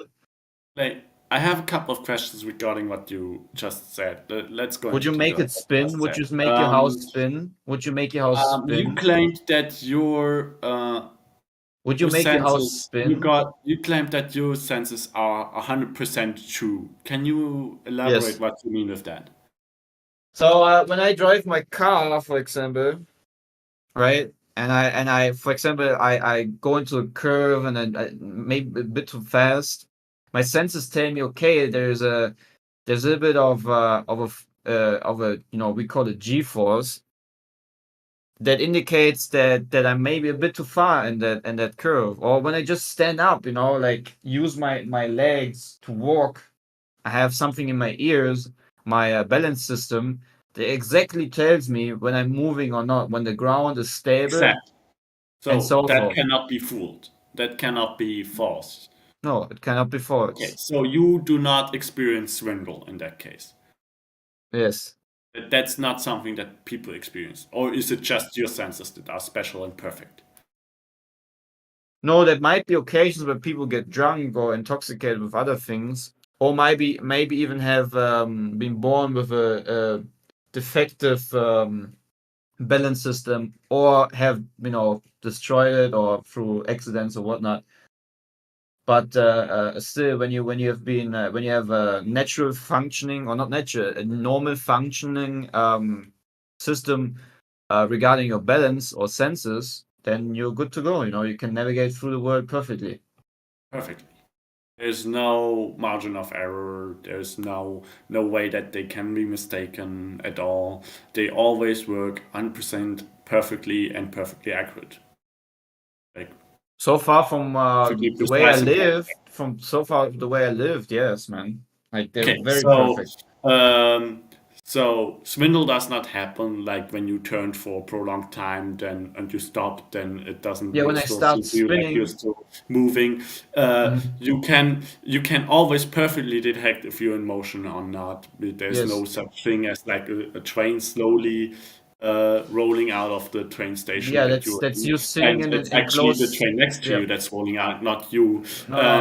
You always perfectly can tell how big something is, how far something's can you let away is. me You can answer always these things? perfectly estimate it by the means of your eyes. There's no such thing as optical illusions and false estimates based on your senses, because your I can senses tell you are why. perfectly I can tell you why. right? Okay. Can I tell you something? I can tell you why why my train is not moving yet, because I'm not being pressed into my seat. You can, with every train I've driven in Germany, you will always feel a slight push against you when the train is accelerating. So I know when the train is actually moving. I just find it's a funny visual illusion, and I give it to you. Yeah, you're right. It's a funny visual illusion when another train passing you while you're standing gives you the illusion visually that you might be moving, even though if you recheck and you have a sensible person, you will understand that because you're not feeling something with your body, which would be called acceleration.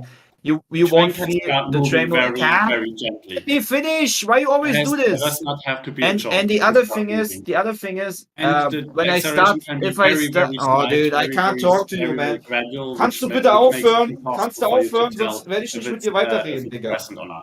Ich werde nicht mit dir weiterreden, wenn du so weitermachst. Ich werde nicht mit dir so weiterreden.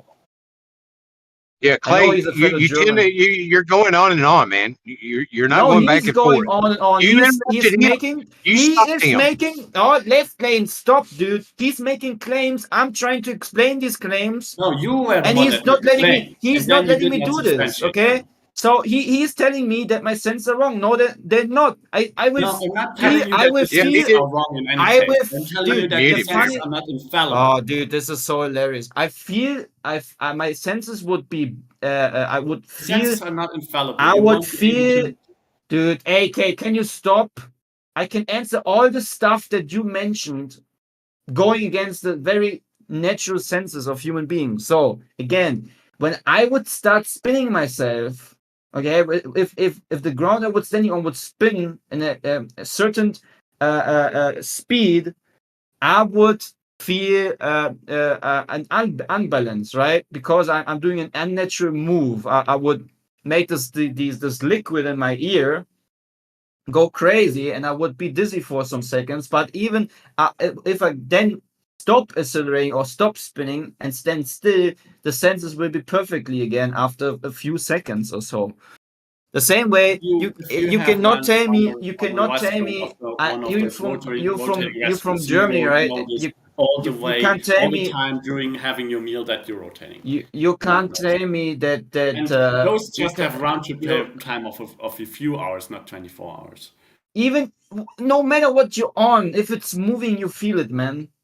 Correct. If the train is accelerated, you feel it's accelerated. At least you feel vibrations. You feel something from moving. The motors. Man. That's not from if emotion you're on a spinning restaurant, that's completely if you're on a spinning restaurant, you will feel the vibrations of the little mechanics that make this. I can feel it. I have been there. I can feel it, man. No, there's no vibrations on the platform. Oh, dude, it's not vibrate, but you feel that you're moving, dude. Stop lying, man. You perceive that you're moving by your scenery changing and your orientation. Oh, dude, changing. this is so stupid. It's like talk. It is so ridiculous talking to you, AK. You know, this is the very reason. You don't actually feel Nah, I'm motion done. with your senses. You feel accelerations, yes, but if the accelerations are gradual enough and without jolts, without like sudden changes in acceleration, then it's possible for you to be entirely mistaken about it. Which vehicle do I use for that? What? Which vehicle can accelerate or start moving with me sitting in that contained vehicle without me feeling any movement or any sensible things to my sensory system? You don't sense how fast the plane is flying, for example. But I do sense that it's flying. I do sense when it takes because off, the being acceleration at pressed the into the start seat. of it is going to be very big. So Even when it's flying, I feel the vibrations, dude. After an acceleration, I like that, feel but the you I don't slight turbulences. you don't actually sense you don't actually sense the motion when it's in level flight. When it's in level flight, I feel the vibrations. I hear the engines rumbling. I can feel. You can literally. I don't know how bad your senses are. If you have ever been on an airplane, not from electrical motion. You don't feel the lateral motion of. Can you make me at least say something without interrupting? You don't feel the lateral motion of the plane. Can you make me at least say something without interrupting me on an airplane, even if it's on a level flight? Funny enough, level flight, right? You probably don't even know what that means. When you be on a level flight, you can feel every little bump that there might be in motion. Like you feel that it's hovering through the air, or not hovering, but that there's air being pressed. If it's moving. Oh, dude, you don't feel that. This is so like talking to you is so senseless. If you have such bad senses, man, you might go to a doctor because you seem to be. Problem with my senses. It's just there's a problem with you differentiating between what you're actually feeling and what it means. And how you're actually discerning motions versus what you're actually feeling with your. Dude, if I'm in a contained system that is moving, I feel it moving, dude. Incorrect. Then you should go to a doctor. There's something wrong with your senses. Incorrect. There's something wrong with your reasoning. That's the only problem. Dude, you want to tell me that what I experience as a human being is false? Are you out of your mind? Can you actually relate what you're trying to do here? How perverted are you in your brain? You want to tell me that what I sense as a human being when I'm on an airplane or on a train is wrong because you say so? That's not what I'm saying. Who are you to say that's these not things, what I'm man? That's what I'm not what I'm saying. It's telling exactly you that what you're doing. Hey, what I'm telling you that what you're sensing does not tell you the lateral motion or how fast something is moving. That's what I'm telling you. Like the reason, the chain of reasoning that you skip in order to make now the you claim. skip. See, now you skip to the point. Now you skip to the point. Now you skip to another point. You skip to another. You skip to another point. You just literally skip to another point. And let me finish what I was saying. You skip to another point now, talking about we cannot sense the direct speed of the airplane. Let you talk. You're pathetic, dude. You're pathetic. I will keep talking through you when you keep. Digga, du bist echt sowas von verrückt. Das ist unglaublich. Shut up before you do. This is so stupid. I'm still on here, so I don't know what's going on. Finished? So I don't know. I was telling you that the reasoning that you're applying in Listen, I'm going to mute these fellas that actually are talking right why do people keep talking over? I'm talking over you. I'm asking you guys to stop talking over each other. Yeah, well. Okay, because hold on. Moderate. Listen, I do have mod powers here, but I'm not here all the time. And I just got on right now and heard what I heard. And I'm just asking you guys to give a little bit of respect towards each other. Yeah, no problem. Okay, because I don't got time to babysit and mod. I didn't use any words of fornication. He did. So I'm not talking about. I'm just guys. I'm not talking about the words that were used. I was talking about not taking a breath and let the other person talk. By definition, it's the words that you use that define you as a man. So Anyway, whatever. I'm not interested in arguing. I'm interested in telling you guys to let each other have a time to speak. Okay, good. Thanks. Okay, thank you. So I can speak now, or is he just gonna keep on monologuing? You interrupted me.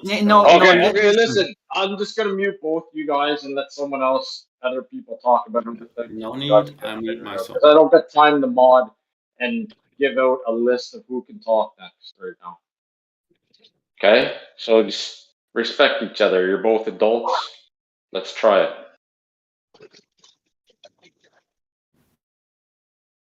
Right, so, again, I'm not telling you that what you're sensing with your senses is wrong.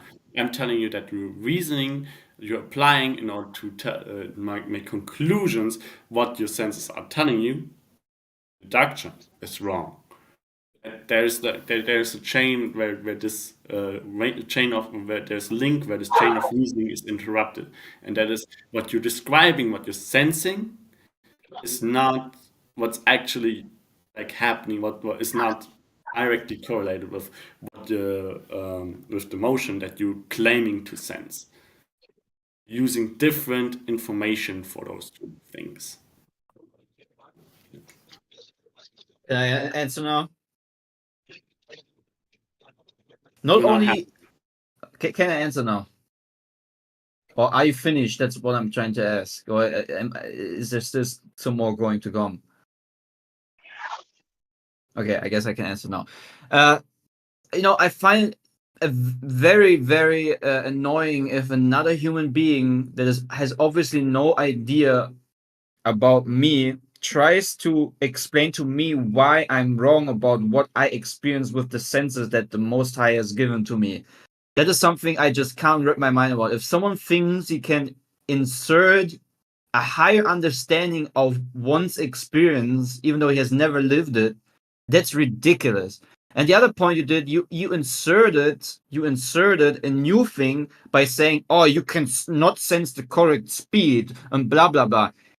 Exactly, dude. I can't sense that the plane is right now flying like 600 knots per hour or whatnot, right? I can't sense that. That's logical, but that's not what it was this discussion about. My point is, my senses will always tell me if I'm in a moving enclosed system or not. My senses will tell me when I'm standing upright, lying down, or spinning around. My senses will tell me when I'm eating, when I'm pooping, when I'm pissing, when I'm thinking. It's all there, dude. It all works. No matter how much you want to, circle jerk around it and explain me otherwise. Clay, I'm not saying that your senses are not telling you that. I'm saying that those senses have limitations, accuracy, and in extent. And that's an issue. Not for me, man. Like I if said, it's an issue for you or not is irrelevant to the fact that it means that there are those limitations. Like if you consider those limitations or not does not make the issue of what you can differentiate using that direct experience and what you can't differentiate using that direct experience go away, and then it will be forced for you to claim that you are differentiating things that you cannot differentiating with using those senses and claim that as knowledge. That's just insufficient. That's just inaccurate and false. If you just talk about movement and the very ability to sense these things, how is your argumentation reasonable or even important? If the main claim by me was just that my senses are always giving me the right thing to navigate through this world, which it does for everyone. Otherwise, there would be many screwed up things happening on this place. How is it even? What has the definement of certain things to do with the overall topic of saying that you can indeed sense movement even in an enclosed system, no matter if it's a train, if it's a car, or if it's a boat, or if it's a plane? There will always be reference. Even if you close your eyes, there will always be reference points of feeling movement. You can sense changes in motion. That's important to differentiate, and you can't sense them infinitely. That's a lie. That's obviously blatantly a lie. Either you have been sitting in front of your PC all your life, which I don't think, I don't think that at all. But I don't know what's wrong with your senses. I have never experienced the things you're trying to claim here. What neither have you do never I think. experienced? Neither What do have I I think. claimed that you have never experienced? Can I give 3 cents? My 3 cents. Yeah, I sure. won't say a nickel. Only if you give me 5. I'll give you 5. I think you guys are talking past each other a little bit. I mean, I think we would all have to agree. I think that if it's bacon, I'm not sure. I'm going by the voice, and I was trying to look. I'm not sure if it's it. There is limitations to your senses. There's only a threshold. A threshold has to be met before you even sense things. Like you can lay something on your arm, and if it's not heavy enough, you will not sense that it's there. You can see that it's laying there, but your body will not sense it through a temperature or through the pressure. Same thing with temperature. You may not feel a temperature change if it's gradual enough until it reaches a certain threshold, and then you would notice it. Very, very rarely, a slight increase in temperature, your body's not going to read it. And I think that's kind of what he's arguing. And I think we all would agree with the other. I'm not sure your name, the other guy, that our senses are good enough to be able to navigate the world. Like I'm driving and I'm making a turn right now, and I can feel myself going against the door because I'm in a turn. You can feel that. But we also would agree that once I get at a constant velocity on the interstate, I might feel the bump of the road. But if I was going 30 miles an hour or 80 miles an hour at a constant velocity, you cannot determine what speed you're going at because it's constant. And I think we would all agree with that. So I think this should help us to pass this discussion because I think it's kind of getting around and round and round. Thanks. Yes, that was my simple point. I'm just saying what you have as senses is so reliable enough that it will make it easy for you to navigate the world. And it will even if you go over the interstate, you still feel the car vibrating. There will still be some little bumps, right? There will be the air rushing, you're claiming that to differentiate things that you cannot differentiate with that level of senses. Right, you can't determine your speed. Like your senses cannot determine your speed. You have to use something else to determine it. You can tell you that you're moving, but that's all it can tell you. Well, that's kind of like, what the senses can't do, it can't tell you the exact number of speed regarding the metric system, but it can definitely, you can tell even without looking onto your tacho or your speedometer, you can 100% know at what point you're going extremely fast and not. Like if have you ever had someone next to you in your car and you said go slower? He didn't need to look at your speedometer. You can sense it. No, what? Then it's just the truth. Like you literally have you ever. Truth. Listen, you could be in an airplane going 100 miles an hour, or you could be 500 miles an hour. You'll never know the difference. Dude, I'm talking about a car right now. I'm talking about even in a car. The speed in that Hold on a second. I just took about a 10 to 12 hour trip. I just came back from Florida. And if I'm like right now, I'm traveling 40 miles an hour down the interstate at this moment. If I was traveling 70 miles an hour down the interstate on the road, I could not determine just by the feel of my being pressed against the seat what speed I'm going at. If you completely eliminated anything outside, you can't determine that. I'm not saying. I'm saying I'm not saying. Zenny, can you stop doing your stupid comments that do not contribute anything to the conversation? Thank you. I'm saying that you will not be able to say the exact number of speed according to the metric system only using your senses. But what you can tell is if you're going a lot faster than usual on the interstate, you can see that visually. You can tell that. You can hear it by the air rushing over your car and so forth. Okay? But if you're blindfolded in the back of a van that was completely blacked out, you could not tell how fast you were going. You might be able to, you can't even guess it. Well, that is also not completely true because you can still feel the ground vibrations you can determine it from the engine noise and also from the wind noise. Like the wind noise in a car is the most effective way of knowing that you go faster. Now, well, actually, I don't know about that. I don't know about that because when I set the cruise control, the only time I really hear the engine noise is when I'm accelerating. But when I have it at once I've hit a constant velocity, the engine noise kind of settles down. Hold on a second. It settles down. Hold on a second. I'm dealing with this.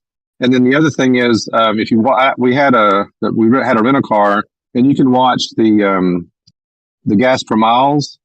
And honestly, when you're at a cruising speed, you're not the power needed to maintain that is less. You only need more power when you're accelerating. And honestly, if you're going 30 miles an hour, if you're going 30 miles an hour, if you're going 70 miles an hour, the speedometer, the engine noise is the same. I know. That's why I said you can at least have a reference point of the air rushing when you're in the back of the van or vehicle, whatever it might be. Maybe not with the most modern. If it's maybe like a extremely good isolated car, that's very hard. But with some most casual cars, if they go very fast, you can tell that. Like you can literally tell if you're in the back. Like I at least have the sensibility of knowing when I am in the back of someone's car, blindfolded, I can still sense if he's going on a normal on a what was it? I don't know what the terms in America is, highway, freeway, whatever. I can know if it's faster or slower. I can determine that. Well, if someone would make a test like this, I would be down to do it, right? Where someone gives me like a walkie-talkie, I'm blindfold myself, go in the back of their car, and then I tell at certain specific points, I tell them, are we going, what type of road are we going over and how fast we are. Maybe it's just me, maybe I'm a very sensitive guy. No, you're using senses that you can't use for this. In any case, that Hold on a will second. not tell you anything about the Earth. Well, here's the thing. What I was going to say was you're using all your senses to determine that, which I can argue that I would agree that at a certain point you might be able to determine certain information, but there's certain things you cannot determine that you would be completely unable to determine. Yes, and I agree. So that's okay, and I think that's the point he's trying to make. Yes, like if you removed hold on a second, if you removed all the senses, like your no sight, no sound, all you had is you're feeling the acceleration or you're feeling it through your body, you cannot determine whether you're going 70 miles an hour, 100 miles an hour, or 300 miles an hour. If it's in a constant velocity and there's no other forces acting on you, like no turbulence, no road bumps, no wind, no turning, or anything, you cannot determine. Okay. I agree. Finally, I never claimed. Yes, I agree. I never claimed something else. If I would be claiming something else, then there would be no reason for creating an instrument like a speedometer, for example. I'm not stupid. I never came up with that claim of saying that your senses can be used as a measuring tool for the metric system, for example. Maybe just a few things if I could jump in just for a second too, like before Paul jumped in, I was going to jump in. These guys, as far as I could tell, they were already agreeing with each other. The one guy was, so why don't we just move it along? They agree, really. Yeah, they do. I'm gonna do something else now. So thanks for the conversation.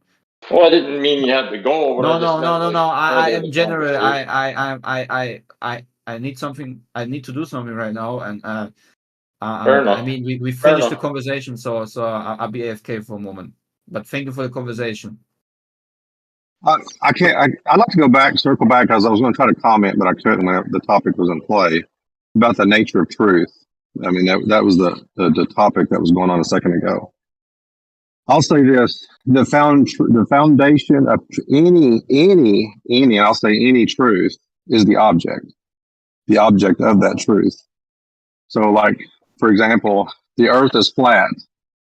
Well, if the foundation of that truth statement or falsehood of that truth statement is the Earth itself, is it flat or not? So, and that goes with anything. Like when you guys were talking about left and right, well, it's the object. So, like left and right, usually in relationship to a person, my left or right hand, or vice versa. So the object is the person. That's how you determine which way is left or right, because it's the person that determines it. It's the object that determines it. It is relative because it's relative to the object. It's relative to another object, another person, or a position. Even a position is the same kind of thing. a position can determine a truth statement. Either I'm either in Florida or I'm not. You know, I'm either in Tennessee or I'm not. You know, it's the object of that statement that makes the foundation of that statement or the truth statement, and that applies to any truth statement. It's interesting, the way that he described how he would sense the vehicle speed. I could feel the bumps. I could feel the air rushing by. I would primarily use the air rushing by as things, but those things would not be in play with an Earth. The purported size of the Earth moving through space, you wouldn't expect to see bumps. You wouldn't expect to hear wind rushing by. So you have to eliminate wind rushing and the feeling of bumps from your measurement. Now, how do you tell how fast you're going? Well, you can use visual. Well, everything's far away, so you're not going to be able to use visual. Just like the mountain in the background, you can't see it move as you're walking down the street. We can't see things in the distance moving appreciably. So you're stuck with just having your cochlea tell you whether you're accelerating or not, and pressure on your back. Well, and you could determine the speed of something if you like on the road. You know, you have those. I'm actually seeing them right now. Those bumps, those grooves built in on the side of the road. So, like if you're a truck driver, and you start going over, it starts to vibrate. It wakes you up. Oh crap! You know, if you know the distance of those and you can determine the vibration rate, you can determine your speed because you know the distance of those grooves. So using just pure senses, not your sight, but you could use that vibration to determine the speed of something if you know the constant rate, like the time and the distance of those two things. Well, I don't know of any rumble strip in space, so. I know. I'm just trying to say, I'm just saying there could be a way to determine speed of something by just using your feel by vibration. Yeah, there might be something, but thus far, I think that's we're stuck with gyroscopes, pendulums, and external observations we've made. Well, to determine any speed, you got to have a reference point. That's why I think they were misusing the term relative. Speed is relative to determining on where you're measuring it from and what you're measuring against. Right.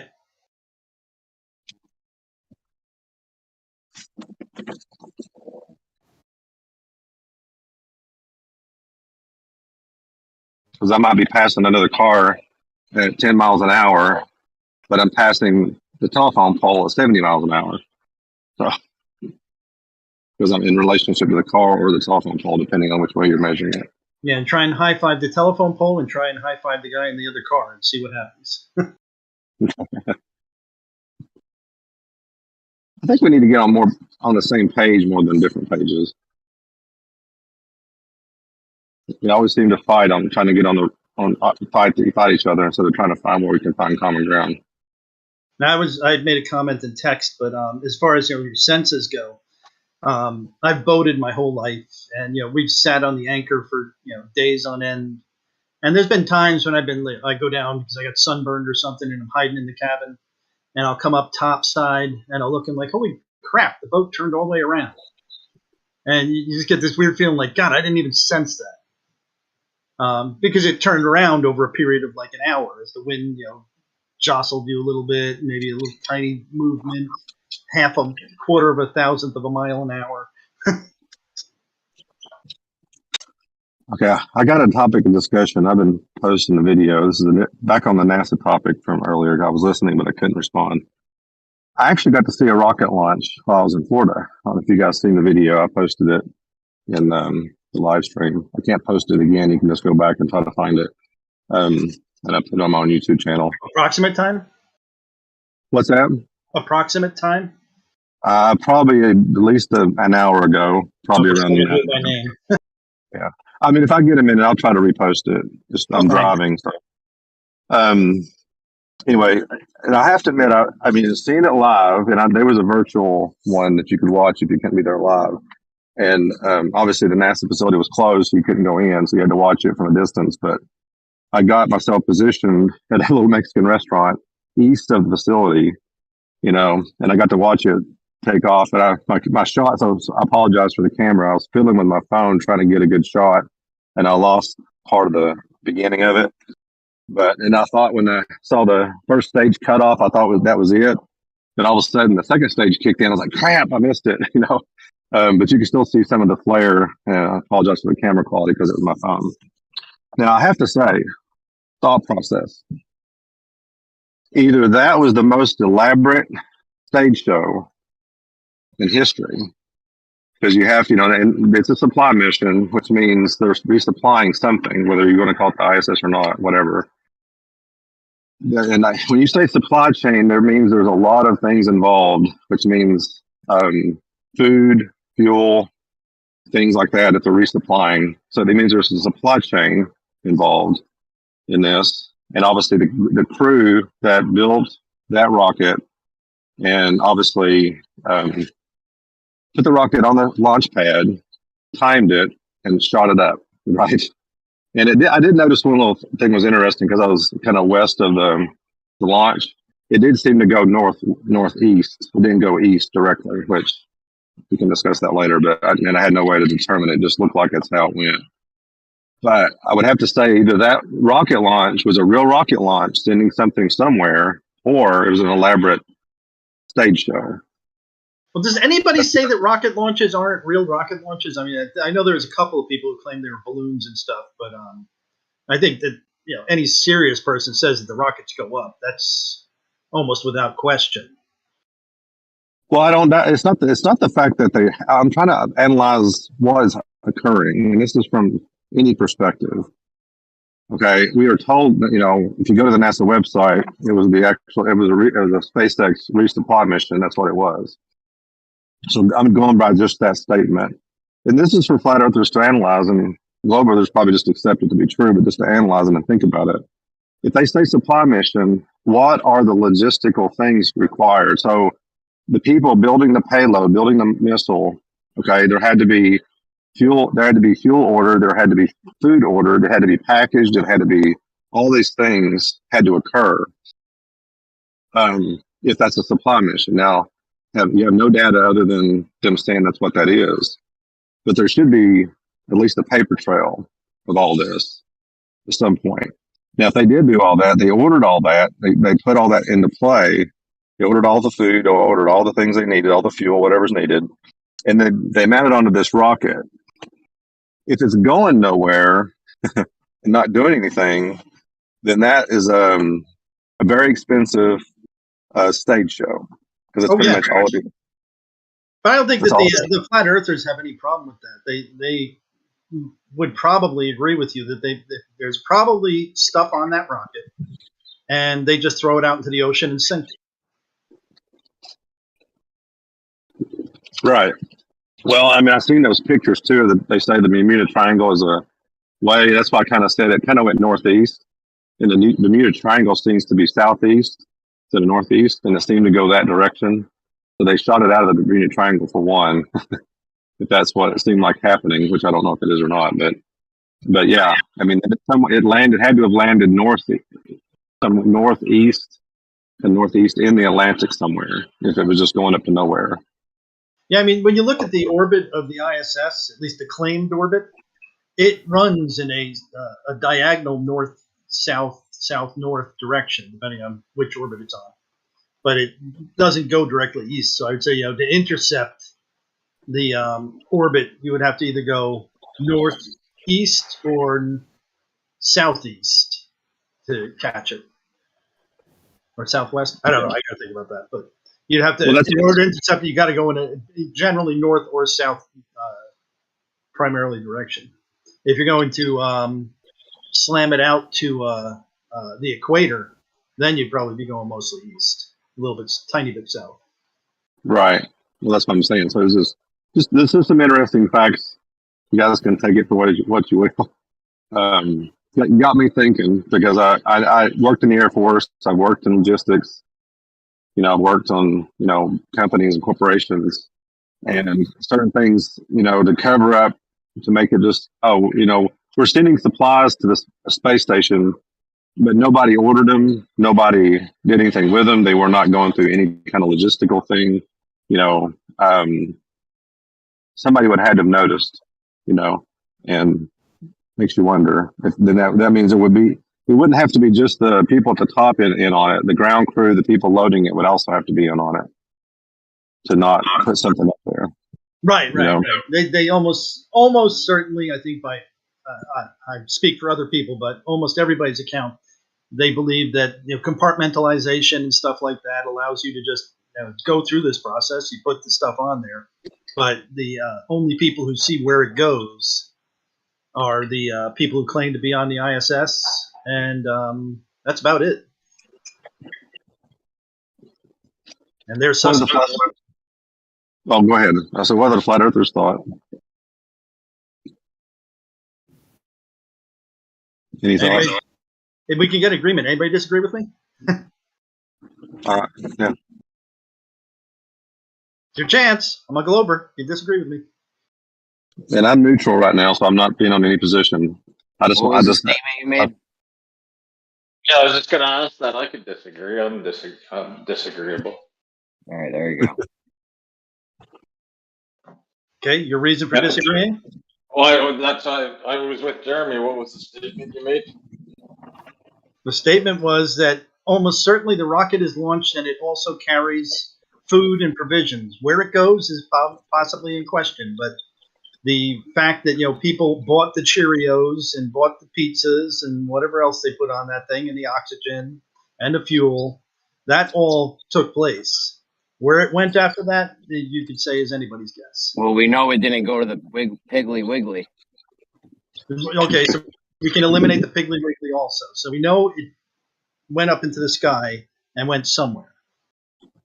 I think I could probably agree that the rocket went into the sky. I think you'd be crazy not to agree with that. Well, I actually saw it go into the sky. That's what I actually got a video. I'll try to post it. I'll pull over in a minute and post my video. I actually got to see a rocket launch a couple days ago. So I guess my statement wouldn't disagree with your video. No, not at all. I would also say that it also almost certainly weighed millions of pounds. Yeah, I don't know. I think whatever, it's possible. Yeah, millions of pounds of what? Like you're talking about the rocket itself and the fuel and the fuel, payload, everything. Yeah, who knows what's on it? Really. But you can tell it weighs millions of pounds just from observation, because with that much gas coming out of its ass, it would move a lot faster if it was empty. Yeah, you'd think so. Like I've built plenty of those model rockets that have the rocket engines. I've built plenty of them, and they don't take off slow like that. They take off pretty much like a bullet. I realize they're smaller and all that, but if it didn't have payload, you would think it would take off like a bullet. Well, when I watched it live, it didn't go up like a bullet. Of course, I was probably at least I didn't do the math. I would say I was probably 4 or 5 miles, 6, 7 miles away, maybe 10 miles away. I don't really know for sure.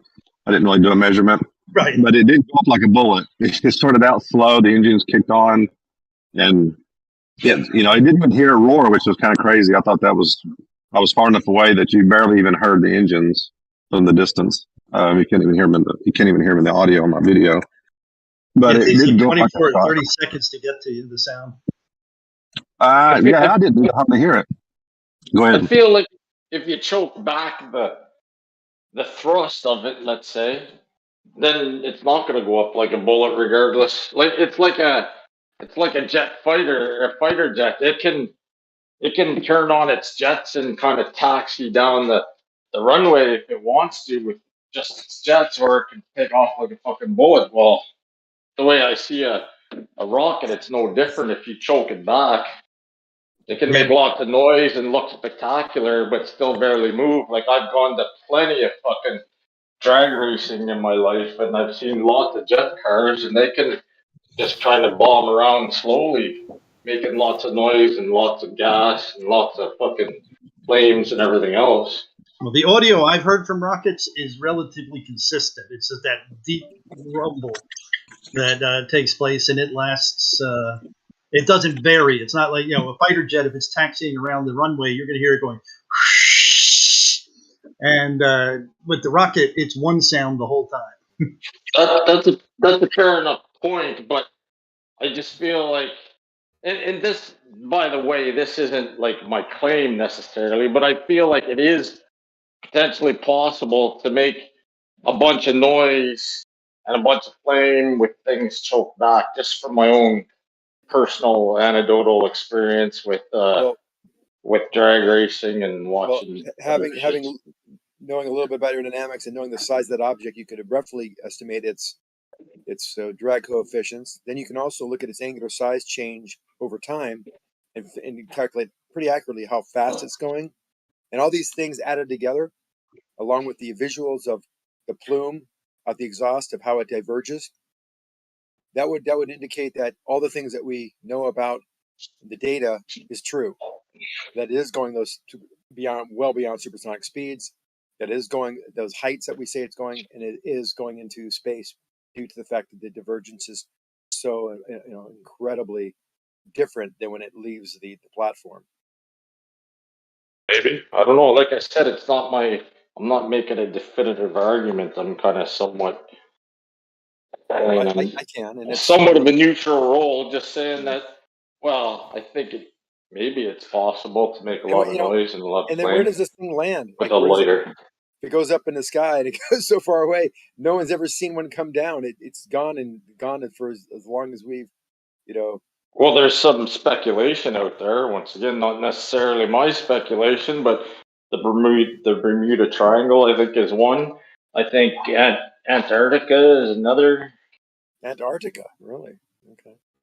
I think, like I said, it's not You do know the Bermuda Triangle is not some kind of a special place. There's shipping in that all the time. It's not an exclusion zone. It's just a place where there's been an uptick in lost ships, in theory. You figure there'd be one ship that would see this thing splash down. But the other thing is that they launch it and then they actually see it orbiting. Every 90 minutes, you'll see that thing go by somewhere. Someone will take a picture of it, transiting the moon or otherwise. Yeah, I don't know. I've never seen those videos. I'm not saying they don't exist.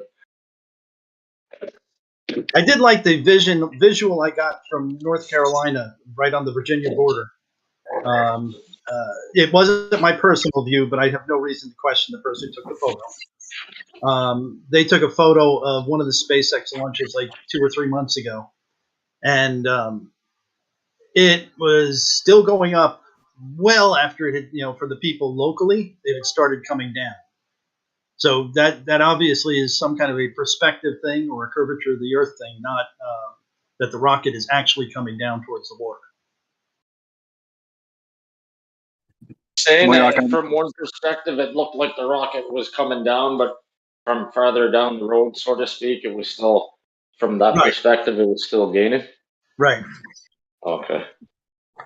Well, I just dropped the videos in there. It's my YouTube channel. I did it also. Yeah, I think at some point, if you're gonna be a flat earther per se, and say that you have to, like, if you come to the conclusion that maybe these payloads are real and all that, then I think you have to start kind of getting into this idea. Well, maybe this idea about super fluid helium up there and all this other shit, that maybe they are doing some of the things that they say they're doing. They're just not. It's just not 100% like accurate about how or why it's going on. Has anybody ever? Now, this is for anybody with a science background. Has anybody ever done any experiments with the moving objects through superfluids, or are they just too small a scale to do anything useful?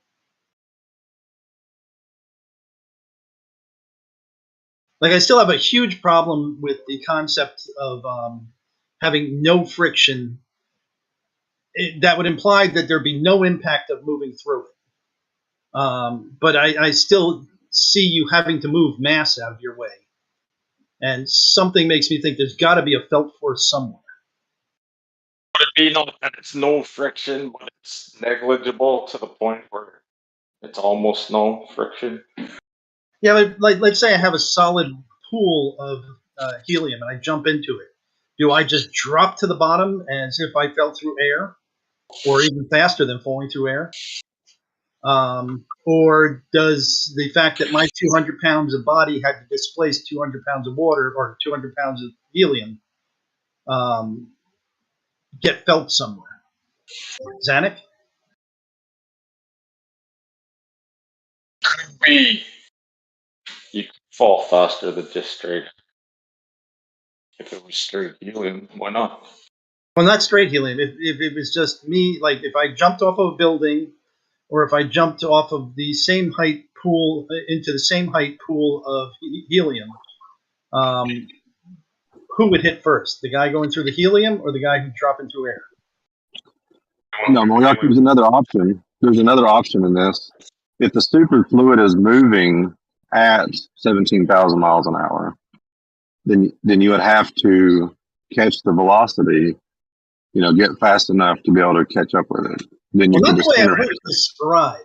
Like, if it has zero friction, that means there's like essentially no ability to impart energy into it. So it wouldn't matter. You could go up into 200,000 mile an hour liquid helium, and it wouldn't matter because it has no ability to push you along or slow you down. And that just defies every bit of logic in my head and physics in my head. So I mean, I know superfluids are weird, but I really want to know what happens when you dive into a pool of it. Besides freezing.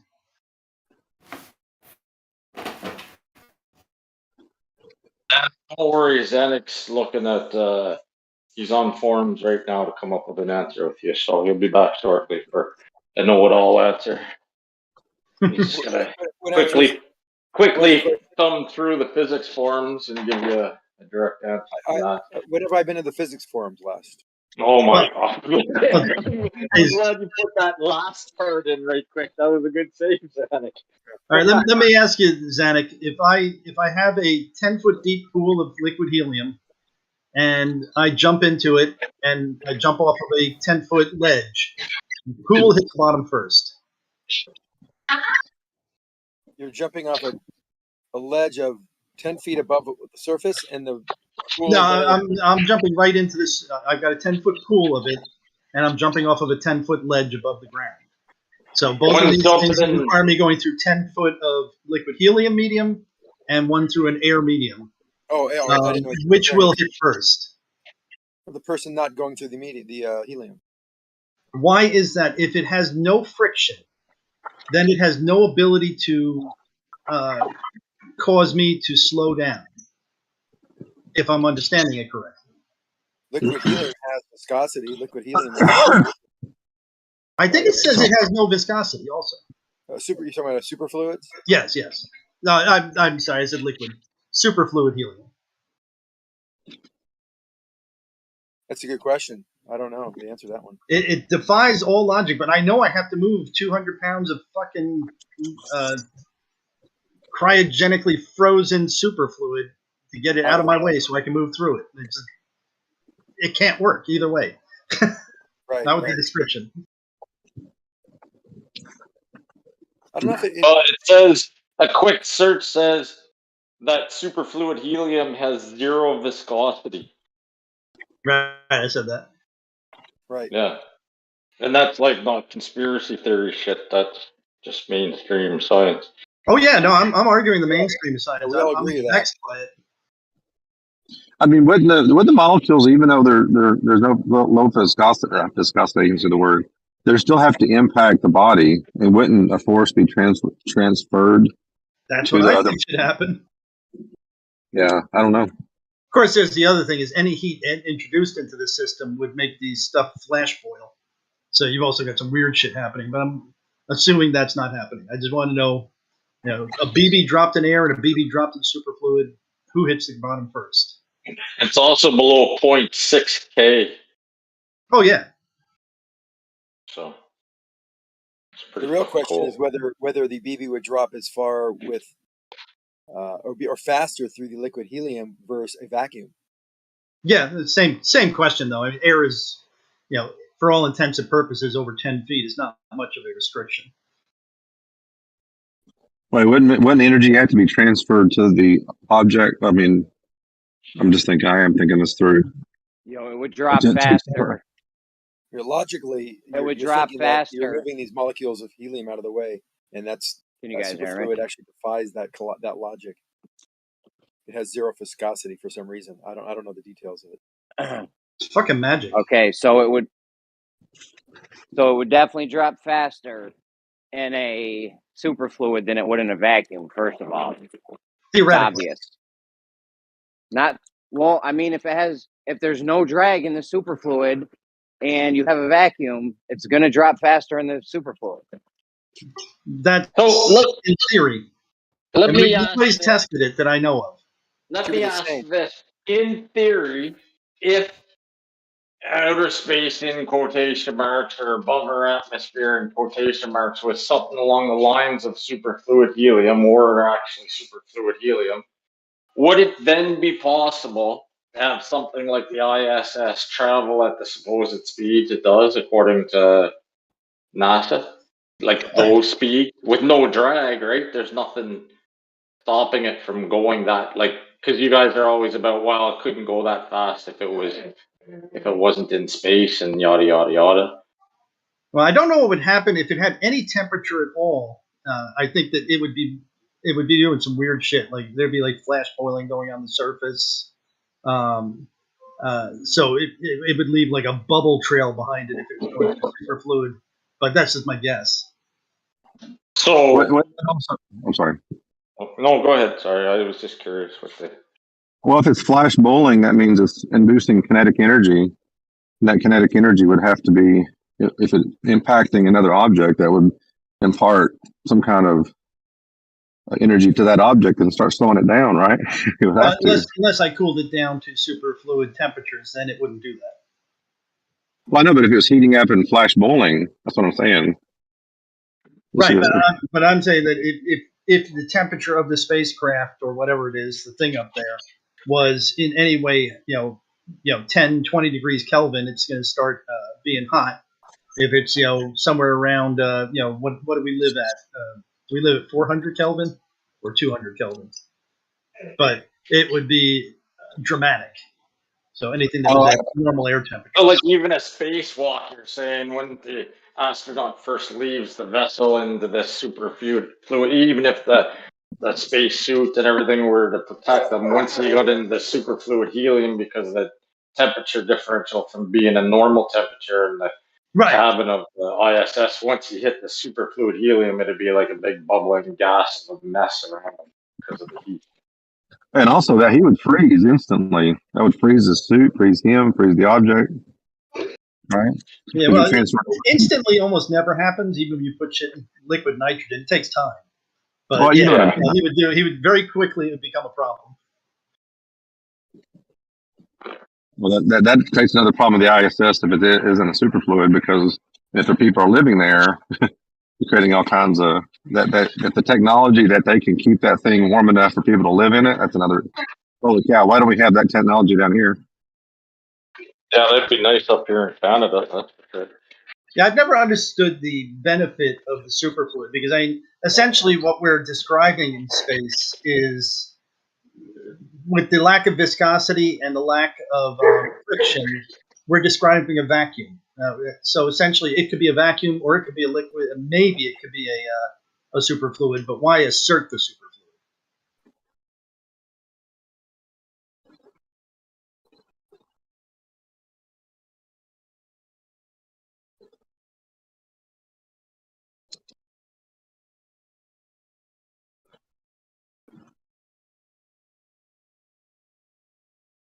Yeah, actually, that is a reverse problem. Usually, they're trying to keep the ISS cool in the heliocentric model. In the superfluid, they're trying to keep it hot. So it's actually right the reverse. I just thought of that. It'd be a bitch to keep it warm, also, because if you, let's say, the density of this fluid, depending on how high up it is and whatever else, it's a liquid, so it's going to be much denser than air, millions of more particles per square millimeter. But the heat transfer from that would be dramatically increase. So you'd have to generate so much heat to be the same to keep it warm, or it'd be insulated like a motherfucker. Doesn't the technology start having problems at certain temperatures, like batteries and everything else? So Yeah, as long as you keep them warm, as long as you keep them inside the heated envelope. That's what I mean, though. You'd have to have a massive heat source to keep it hot inside, because if you don't, the electronics would break down, because once it gets too cold, nothing would start working and it was cold. Yeah, I wouldn't want to be on that thing, because if you got it that cold, the aluminums become brittle, like super brittle. I don't know what materials actually do well with that.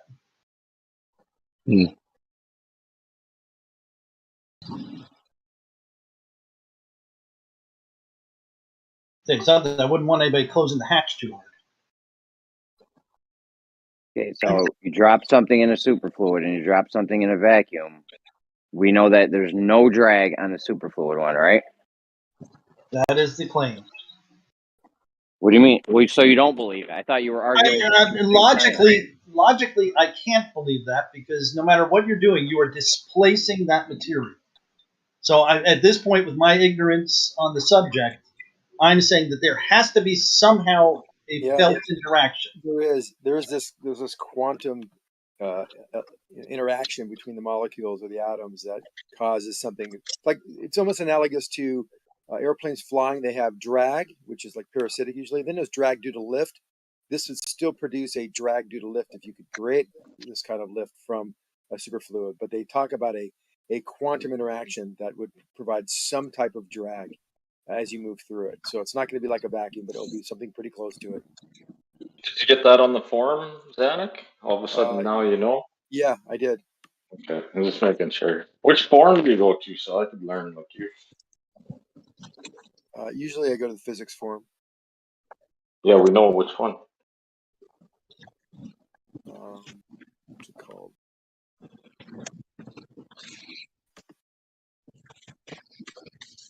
This was an abstract came out, but a link, but So I guess, like, if I shot a bullet into this stuff, general physics discussion thread. Sorry. Post a link if you'd be so kind. But if I shot a bullet into this stuff, would it displace like water does? Like when I shoot water? Would it make a big splash? You got me interested. I'm gonna start looking for YouTube videos of fluid helium and see if any. I don't know if anybody's ever tested any of this shit though. That's what drives me nuts. It's like in this case, where I think the biggest one I've ever seen is like the size of an eyedropper droplet, a single droplet. So I don't know what they've tested with it. Well, that's pretty boring. Yeah. Yeah, I think the problem you'd run into is this environment we live in would make it very inconducive to do any kind of experiments with it, because how would you keep heat from being introduced into the system? You couldn't. You're constantly having to get it out. So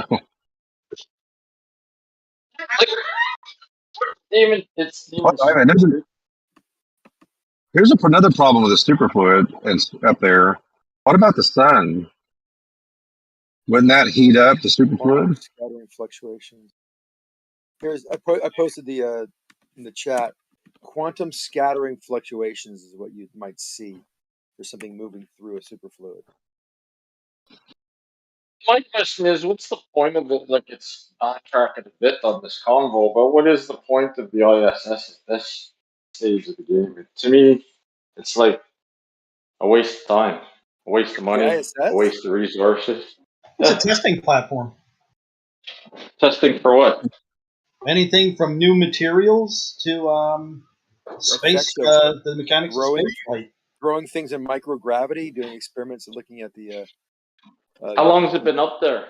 How many 20 years. 20 plus years. 20 years. So I haven't had a chance to fucking grow everything under the sun by now? Like, come on.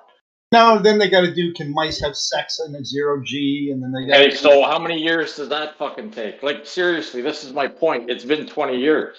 Everything that we see on Earth, we want to see what the effects of microgravity have on those processes. And that could take those infinite number of things they could test up there that all give us information that is actually useful. And they're making materials like, perfectly spherical ball bearings and stuff like that. So they've done foundry work. They've done, there's a plethora of things that you can do. You're saying they made perfectly spherical ball More bearings. spherical than you can make on Earth. So they're doing metallurgy on the fucking ISS now. As I recall. Interesting. Oh, how are they doing that? I mean, what lathe are they using to make it a perfect sphere? You don't make a lathe. You just You melt don't it. use lathe. Surface tension. Or whatever you use. You melt it and you let surface tension reform it. Yeah, molten steel on the ISS there, Hank.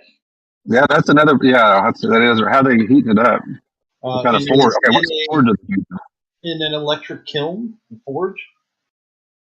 Yeah, you can do that for sure in electric. But still, I'm talking about molten fucking steel. You don't just dump it out into the cabin. No, these No are fucking micro shit, I wouldn't. These are done at very small levels. Well, here's the thing. Okay, guys, we're about to fire up the kiln. Don't make the coffee. Turn the microwave off. Make sure you turn all the lights off because we got to fire up this electric kiln. They're not very big, dude. You can get a small electric kiln. It's just a coil. I mean, I don't know how much energy it produces. I'm actually playing. It's solar powered with batteries.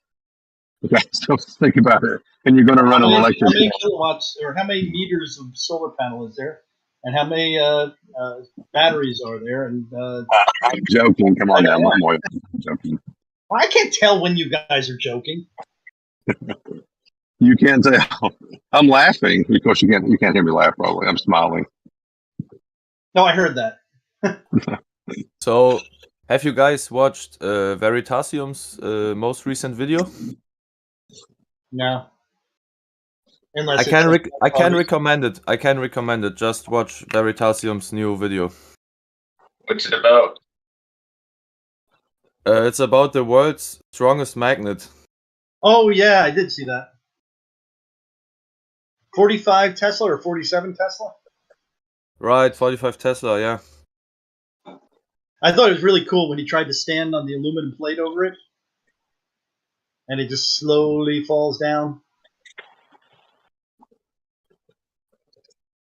Do you think a strong enough magnet would kill a human? Well, he was in the strongest he was in the proximity of the strongest magnet in the world. And he lived. Do you think the iron in her blood is affected by magnets? Oh, that sucks. Yes. There's some people out there who believe if you put magnets at the foot of your bed, it's a healthy thing to do while you sleep. I am skeptical.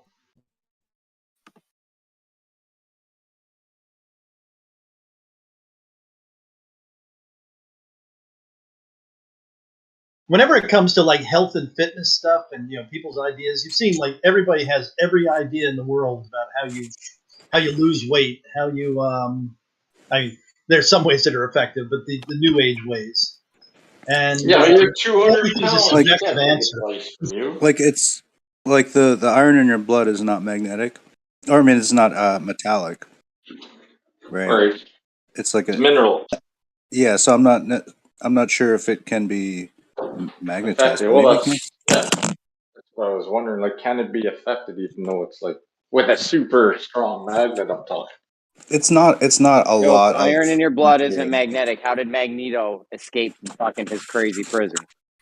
There you go. See, Jeremy has the answers, and he doesn't have to Google them. Escaped it with he didn't use his own iron. He actually used the security ball guards. bearings that he flattened out. Huh?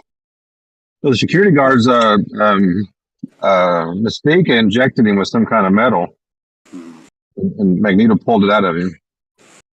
Okay. You guys haven't watched. Come on, guys. Make sure you get your facts straight.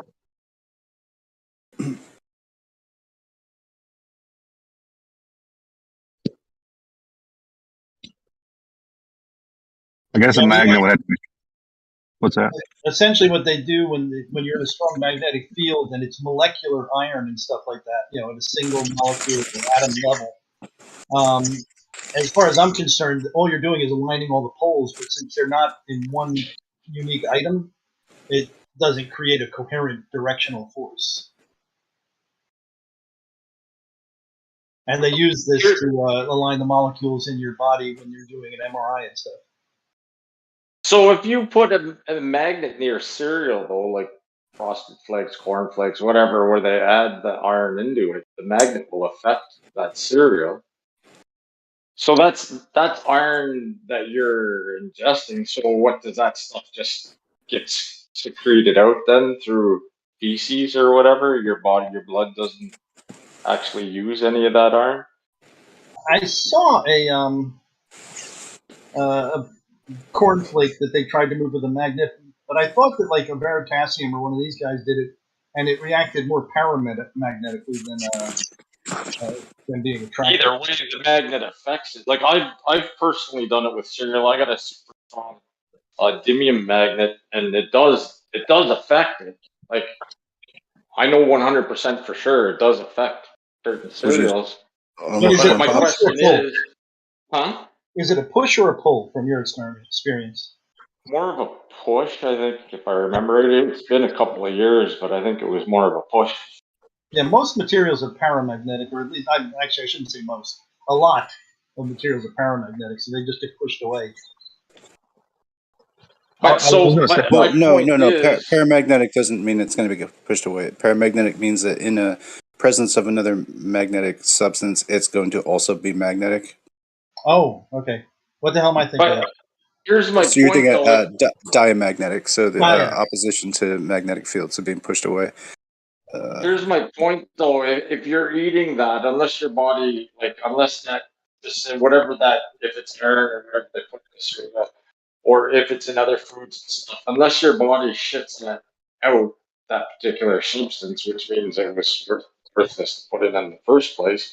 But anyhow, if your body does use that, or eventually enters your bloodstream, has benefits or not, who knows? But you would think that a super strong magnet would affect your blood to some degree. Like, I'm not saying it's positive, negative, or otherwise. I'm just saying you'd think it'd have some kind of effect on shit that's in your blood.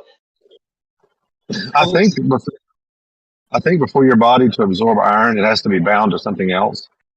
You can't be just raw iron, because I think raw iron immediately oxidates. What's that? Yeah, fair enough, maybe, but that doesn't mean it's not. Like, if whatever's in the cereal is also in other foods and whatnot, if whether it gets bound to be absorbed in your blood or not, I don't really care. I'm just saying, if it is in your bloodstream and a magnet affects it in the cereal, then just like simple logic, shouldn't it affect in your bloodstream? And then you get into these super strong magnets.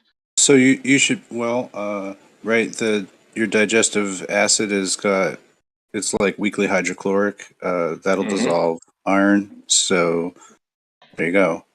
Yeah. Well, it'll just dissolve right in your stomach acids, and then it'll just be absorbed by the membranes in your stomach. I mean, I would also imagine that the amount, how much of the iron is clumped together.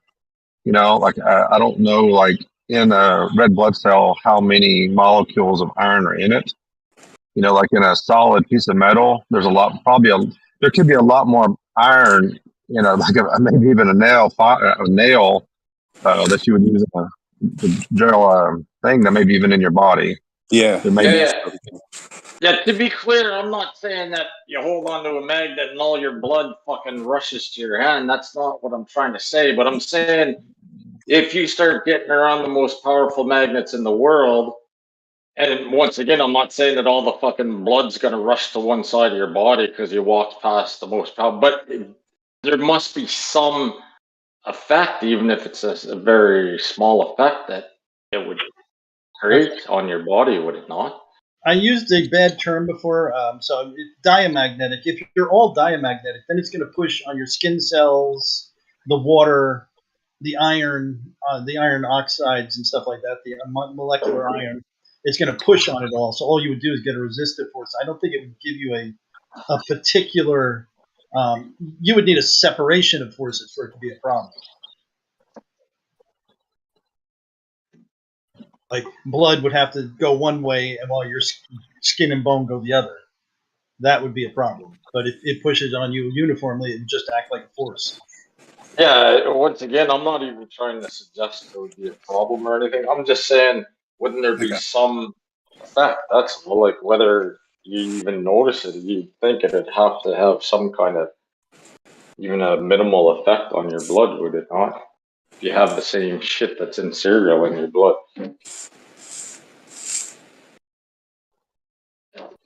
Well, yeah, it might.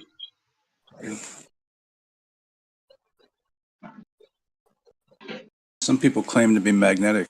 I've heard that. Especially after getting a certain shot, some people claimed it. And then your cereal spoons and your cereal be attracted to. Did you try sticking your spoon to anybody who got it? Actually, I don't really normally talk about this because most people wouldn't probably believe me, and I don't really care about it either way. But my girl works in a particular field where she was able to put a magnet on someone that got a vaccine, and it did stick at the time. But we don't know if it stuck beforehand or whatever. Or, there's always this, well, maybe her skin was sticky or whatever. I wasn't there for it. But it definitely freaked her out at the time. Well, I only have a test case of one, and it didn't stick to me. Yeah. Most people I know, they just laughed in the face of getting a vaccine. So it didn't really.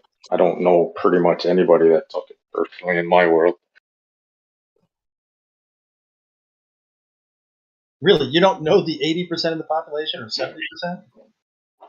Well, I don't know if 80 to 70% of the population got it, but honestly, the people I know, the people I would call friends, never got it. And I even know some people that lost their job over not taking it. I know a guy that used to be, it's a good friend of mine. He was an instructor at a college, and he lost his job over not taking it. Yeah. But yeah, I also know people that happen to know people that had got fake cards and shit too because they just weren't going to take it. Now that they've discovered that you can still get it, can't stop transmission, those people get their jobs back. Pardon me? I said now that they know it doesn't stop transmission and you can still get it yourself with it, that those people get their jobs back. Nope. The friend of mine that worked at the college, it's a union job. So they're going through arbitration as if he's going to get, because he never really got a payout or nothing either. So the union's going through arbitration about whether or not he gets his job back, or they're just going to give him a payout, or he gets nothing at all. But either way, he's moved on. He doesn't really want his job back. He does different type of instruction now and whatnot. But yeah, so it's going to be probably still a long process before he ever gets a definite answer on the situation. Yeah, but there's ultimately, sorry. I think there's some legislation being pushed through right now in the U.S. I don't know if it's at the federal level or at the state level, but I've heard that they're trying to push through legislation to these people that lost their jobs over it to either get compensated to get their jobs back. So Canada's kind of a weird place too, because every province in Canada is crying about not having enough doctors and not having enough nurses and ambulance drivers and all this shit. But yet every province, I think, except for the one I live in, there might be some other ones, but as far as I know, most or all provinces will not and have not hired anybody back and refuse to get it. So, and then they create this problem of the shortage. And now there's a surplus of shingle layers. Yes, I think we're getting a shortage of plumbers and electricians too. I used to be a brain surgeon, but now I'm a roofer. Yeah, exactly. It's really a weird situation, to be honest, especially at this point, at this stage in the game, like, why wouldn't you let these people back? But there's some provinces like British Columbia that are doubling down, saying that if you're going to be in the public healthcare sector, you must have your vaccines and be boosted up to date. Like, that's what British Columbia just came out and said officially. So I mean, it's really weird. And there's, oh, sorry. I was just going to throw in there right quick, and they're still saying it's to protect everybody else around the worker, right? The people that are easily, affected through sickness or whatever. So it's just really weird, in my opinion. It doesn't stop transmission, though, right? It doesn't stop it. Well, that's why, yeah, like, I'm not saying everything, but I just say, yeah, it's weird because I think at this point the science is pretty clear that it doesn't stop transmission, right? So, or even infection necessarily. Well, here, let's logic. I've been thinking about this a lot over the last 6 months or a year, actually almost a year now. Let's think about all the things that are being pushed within our system, all systems in Canada, Europe, US, and Australia, everywhere, right? It does seem to be a depopulation agenda because all of it seems to do that. Like, we don't have enough doctors and nurses to take care of the sick patients. So if they don't get taken care of, what happens to them? They probably will die, right? Let's cut off people's genitals and transition them into something that they're not. Birth rates plummet because everybody's transitioning over. Birth rates are dropping. The feminist movement, men are horrible. They're pigs. They're not worth anything. Marriage drop. The marriage rate reduces. Sex rate of males. Birth rate destroy the reduces. nuclear family unit and all this other stuff. Yeah, it's crazy. I mean, it's like, if you don't believe in that there's a depopulation agenda, just start putting start connecting all the dots. I mean, if you don't see that every agenda out there seems to be affecting how the population either stunts its growth, slows its growth, or stops its growth. Can't you not? I mean, if you can't see that, I don't know. There's a problem. Sorry, didn't mean to get into conspiracy too much. Of course, it's the conspiracy channel.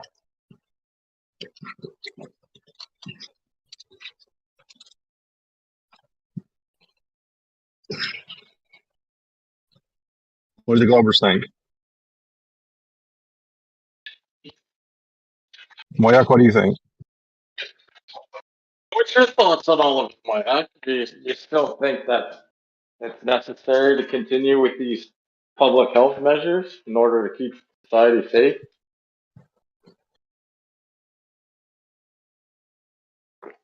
Sorry, I had a call. Did you hear the question, or were No. you on your call? Wait, I just asked. Do you think it's still necessary to continue with these public measures in order to keep society safe? I don't see a whole lot of public measures right now, but I'm not a big fan of any public measures at this point. Did you Were hear you what I once said? a fan of them? Oh, sorry. Oh, no, go ahead. You can ask it now. Were you once a fan of them, Moyak? Like, did you think they were useful at the time? Well, even if your mind has changed at this point, at the time, were you kind of for them? I think anything that was done to slow it down and keep the hospitals working was a good idea. Do I think they should have shut down all the businesses they chose to and stuff like that? Some of the stuff might have been extreme. So are you in favor that the government should have the authority to be able to shut down a public business like that? Well, in this situation, it would be questionable. In a real serious pandemic, I would say that it would become a moral imperative. Yeah, but don't you think if it was a real serious pandemic that, I mean, initially, I remember in Canada, them showing videos of people literally dropping on the street dead in China, supposedly. Anyhow, like a dude would be walking down the street and would just fall over dead.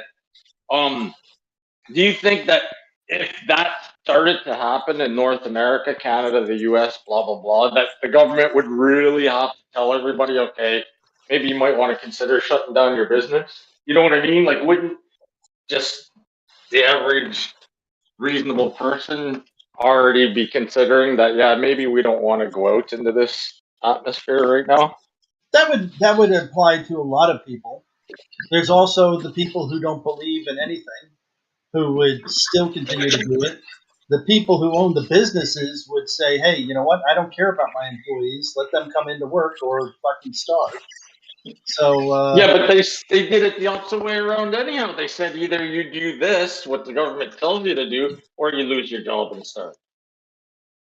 You know what I'm saying? Like, either way, that's going to happen. So to me, it seems like a weak argument to say that, in my opinion. Because honestly, my girl came home every night crying. Like, she literally cried herself to sleep because she didn't want to get it. And the industry that she's in, there was a possibility, like, it was heading that direction that she was going to have to get it. She ended up avoiding it, but she didn't want to get it for not conspiratorial reasons. She's had super severe reactions from other vaccines in the past, and she just won't take vaccines because her body's super sensitive, even to like Advil. It's super sensitive. Right. So smart girl. Even talking to the doctor was like, well, you got to at least try. If they make you do it, you got to at least try one of them, see what it does to your body before we can give you an exemption. Like, that's fucking crazy. Well, the way I would approach something like that is I would go for a skin test first. If you have severe reactions, then I would probably go for like a skin allergy test to the medium that's being chosen, and then I would say, okay, well, you had a reaction to that. We're not going to go for a dose. There's a problem when you say, would you instill fear in any given situation? Like, let's shut the business down because we're afraid people are going to get sick, right? Well, life, I think this is the bad thing about our Western society, because we've gotten to this point where danger of any level, like that's every kid should wear a helmet and knee pads and everything, every school ground has to have some kind of padding on the bottom of it, or whatever. I mean, there's such a fear of danger in our lives. But if you think about it, even if you're an evolutionist, life in the beginning of our so-called life was dangerous. Like, oh, this is SC or God Scalp. I can't remember. I don't want to just look at you, but it's God Scalp. God Scalp. Okay. The life is dangerous. Like, I'm driving 80 miles, 70 miles an hour down the road. There's a danger that a car is going to crane over and hit me and kill me and my kids. There's a danger that I'm going to pass out and myself kill them because I'm too tired and I'm driving and I shouldn't be. Or when you're on the African plain and you're searching for food and you got to worry about wild lions or elephants that might trample you or eat you for lunch. I mean, living in fear, it's understanding the danger, but not letting the fear rule you. And I think that's what happened, and in the scenario, fear ruled the day, and it actually, what's that? When you say fear ruled you, it didn't change my life a whole lot. I had to go through the inconvenience of wearing a mask, and I did get a vaccine. I wasn't hugely a fan of it, but it's like, okay, big deal. But as far as putting down rubber mats and stuff, have you ever seen a kid who's been made into a retard because they fell off a jungle gym? I mean, it's not something the family ever wants to go through. Dude, I fell off. I got my head busted wide open. Had stitches from the merry-go-round. I get it. Don't get me wrong. Just don't miss my point. I'm just saying is, if you're worried about something happening, you can even take the most precautions ever, and somebody still get hurt. Yes. You know what I mean? So not statistically, it'll be lower. Okay, but is it better safe than sorry or not? Like, come on.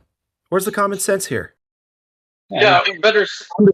Like, listen, on one sense, if you want to talk about putting rubber mats in a jungle gym, for sure, it's better safe than sorry. If you're talking about taking a drug that could or could not cause side effects, then I believe it's the person's choice to weigh those options based on what the side effect are for against not taking the It's drug. only their choice. Yes, it's only their choice. No one else's. Yeah. And yes, but then their placement of work, the other people having to risk being in your presence is not a risk. Yeah, but it's risk. But this is the But here's the thing, Demon What Strike. fucking risk, dude? If The the brain one. procedure you're taking works, then what risk is there? This is the argument I've never understood. Oh, you're putting everybody else at jeopardy. because vaccines are never, not ever, well, with the exception of maybe the rabies vaccines, are never 100% effective. Don't say that. They say polio is too. Well, gotta watch it, man. Sloppy. Polio is polio 100%? Yeah. So, Well, so here's the thing, what, man. dude? That's not a good argument to say that. Like, I agree they're not 100% effective to start with, but that's not helping your argument. That's saying something that's not 100% effective, you should do it.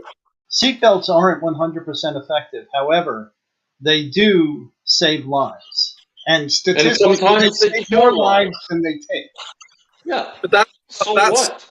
You're not. Yeah, this is a bait and switch, bro. You've gone from saying, "Well, I've taken this thing, and therefore I shouldn't be scared of other people who haven't," which is their argument. And then you said, "Well, therefore seatbelts are okay for me to wear." But it's not about you. It's about whether other people should wear seatbelts. That you've bait.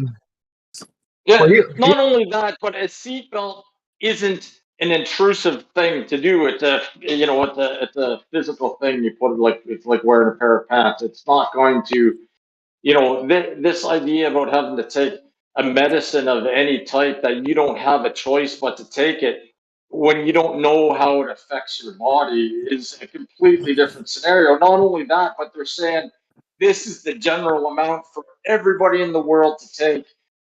Like every adult, I should say, because I understand kids are different. But so it doesn't matter if I'm a 400-pound man or a 100-pound female. You're saying that this amount is perfect for everybody, which there's no other drug in the world that they do that with either. Yeah. Well, it works by a little bit of a different principle than that, but yeah, the dose. You could equivocate over how much dose it should be, but essentially what you're doing is you're teaching the body how to deal with a disease. So there might be a very wide range of acceptable doses. Well, there's studies showing that that the RNA vaccine does not stop producing the spike protein, which means even after you get the shot, your body still keeps producing it. So wouldn't that over time become toxic? Not necessarily. Not necessarily. Why? I just don't. You have to know the mechanics of how it works. If it Well, they're finding generates and they protein. spontaneously degenerate your bloodstream, it could be that you just maintain a healthy quantity of them, or you could go and overload on them. It's hard to determine that, isn't it? So it could be you may be fine. You might have a slight production and no problem. Somebody else get it in major production, and then I think there was a study I saw, or somebody did an autopsy on somebody that died of a seizure or something, and they actually discovered that what caused the seizure was the vaccine, RNA vaccine, because they could tell the difference between when it was the coronavirus and when it's the vaccine, and it was the vaccine that did it. They actually did an autopsy on the brain and discovered that. I'll have to find want that information on it.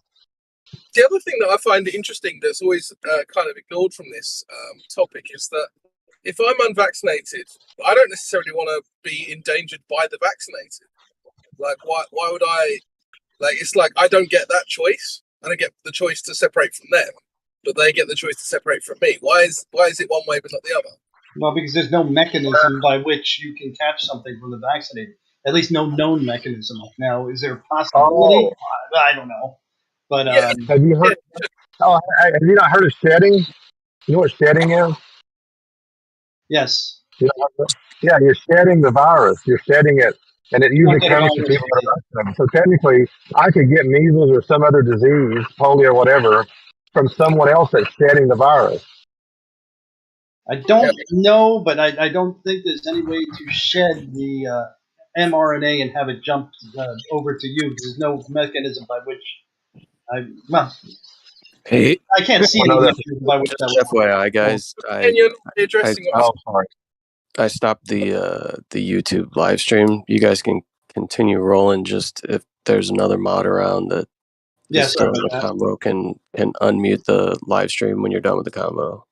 I've been loose with my words. Sorry. No, you're fine. It's what's done has been done, but I muted the live stream, so conversation can continue. I don't want to stifle the conversation, but I just wanted to let the room know that the live stream has been stopped.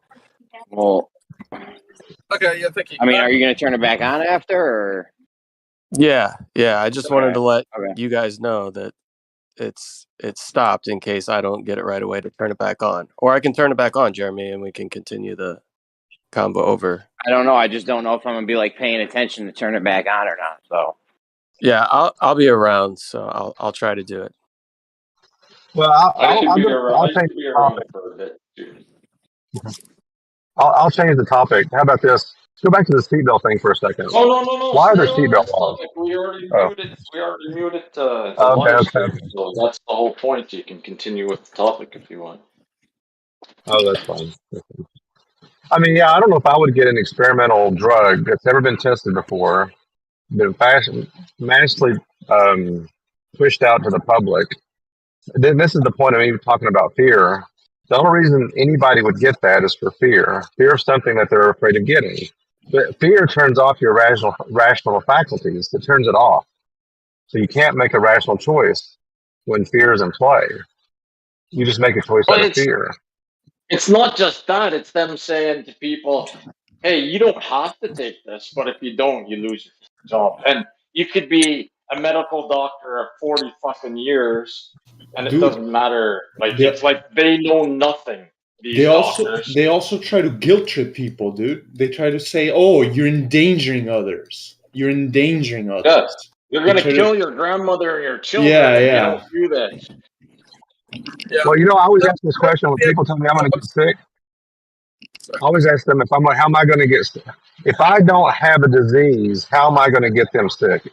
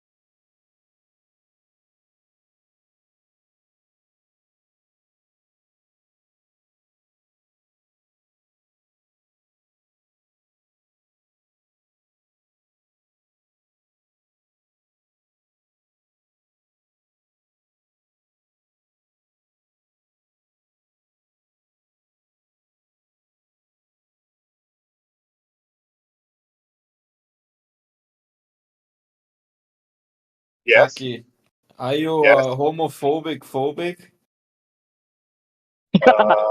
Yes, I am. You're Oh, afraid of okay. homophobes? Yes. No, I Why? dislike them. I'm not afraid of them.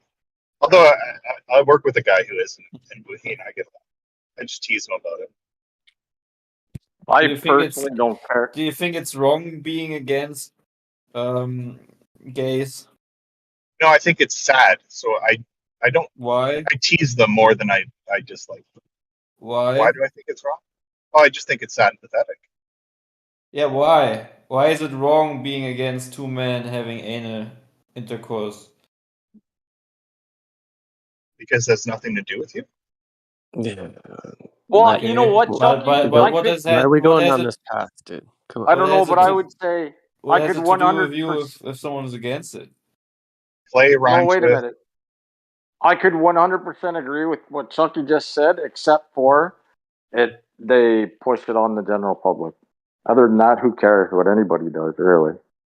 Like they would do like a parade where they're homophobic publicly and go like well modestly clothed in front of little children. Yeah, that would be terrible. It's kind of funny. I'm just trying to point out the logic, man. Yeah, that's. But anyways, I think I'm I think against that's gays. why they get. I think that's the So only reason why they get a bad rap. To be honest, is things like the gay pride parades and the reading to children in the libraries and doing these shows in front of children, stuff like that. I think honestly that's the biggest reason. I think the average person wouldn't care less what they do if it wasn't for these real big public displays of kind of crude behavior. It's God's help. Pardon me? You're breaking up there, Chucky. Do you have children? Yeah, I got 5 of them. Holy And shit, folks. is there a point? Yeah, that's my gay lifestyle happened to create 5 children, you know. Hey, I'm doing my part of trying to keep the population alive. I don't know what the rest of you guys are doing, but if you don't have at least Yeah, 2, you're not even sustaining it. Well, then you're not even hardly sustaining it. I guess I'm sustaining. Pretty funny for a man with half the children, not even half the children I have, trying to call me gay. That is a comedy show. Who call you gay? So Chucky, what You. would you say if I create like a homophobic flag? I would like go out with modesty clothing onto the street and like protest against gays. I would like do like a special day where I would do this every year in some major cities. What do you think about that? Think about people protesting. Yeah, like we would go to the street and we would like proclaim only 2 genders and go against gays and say it's unnatural and stuff. Chucky, you're breaking up real bad, dude. Yeah. I'm sure he would be very inclusive when it comes to your type, Clay, and he would make sure that you would excel in your workplace, probably ensure that you have specific groups within your community and within your work environments within the corporate world that can help support you in your beliefs so that you can be very included. Be the best person you can be. Right. Yeah, that sounds realistic, Apam. I like that idea. That's true, man. Well, that's only an idea, so don't get too excited. Yeah, but I mean, Napan gets it. It's just fun making fun of the depraved generation that is at hand. Holy fucking shit. Why didn't you come tell me? No, I didn't hear. Yeah, anyways. I didn't want to stay long on the topic, Yeah, I'll answer your question. You are allowed to do that, and I am allowed to make fun of you for doing it. Okay. Is that all right? Yeah, sure. I mean, I would be just curious where the fun is for you because, like, I mean, I don't know how man can It's defend. pronounced beer. Huh? I don't think it's pronounced curious. I can't barely understand you, man. You're just having bad connection. You said you would be curious. I said it's not pronounced to be curious. What? It's bye. Bye. There you go. You're allowed to be curious. I don't understand what he's saying, guys. Jeremy just said it. You're bi curious. It's all right. Is it my internet? No, it's Chucky. He can only talk to us when he's driving home. Fucking East Bumblefuck,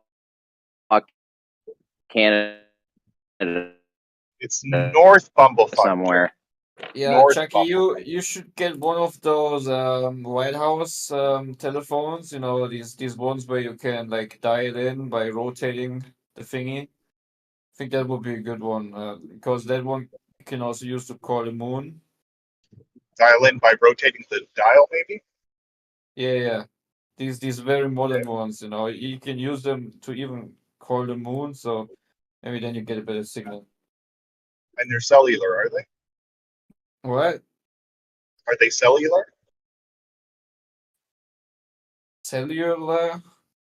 Yeah, are they would be at HSPA? No, I actually think that the one in the White House already had a number pad. I'm not 100% sure. No, I'm just saying, man, you need that White House phone, man. Like, you need that perfect connection, you know, instant connection. It almost has less delay than you have to the International Space Station nowadays, which is just magic, you know. It's awesome. The delay would be a quarter second, is it? Yeah, the ISS has like a 3 seconds, 2 to 3 seconds delay. Sometimes it's 11 seconds. It depends on which inconsistency of astronaut you have in front of you. Some of them play it down like to 8 or 9 seconds. But officially on Google it says 2 to 3 seconds. So it just depends on the actor, I guess. Does it maybe depend on what side of the Earth it's on at the time, and then how many relays it has to go through? Yeah. But you can be sure that to the moon you have like a perfect, almost instant connection. So yeah. Do you guys think before you make stupid comments, or does it just come out natural? No. I'm thinking Don't in think. general. I got you. I understand. Just because you can't comprehend it, it's just a different story. I can't comprehend how you don't understand about relays. Okay, I agree. I can't comprehend how you can't figure this out on your own. If you really think that because of the position of the ISS, you have like 11 seconds delay, but they have instant connection to the moon. When my brother was Well, I'm not sure if I can help you, man. I'm not sure if I can when help my you. brother was serving in Bosnia, there was a delay when he called me on the regular telephone. Oh wow! See, even on Earth, amazing. Yeah, that's half the way around the world for me, almost. Quarter. In the world. I can call all the way around the world very quickly, though. In a world. You mean Hey, you had a across the question? world, Go ahead. Chucky? No, I don't. Well, anyways, I'm gonna take a nice shower. I'll be back.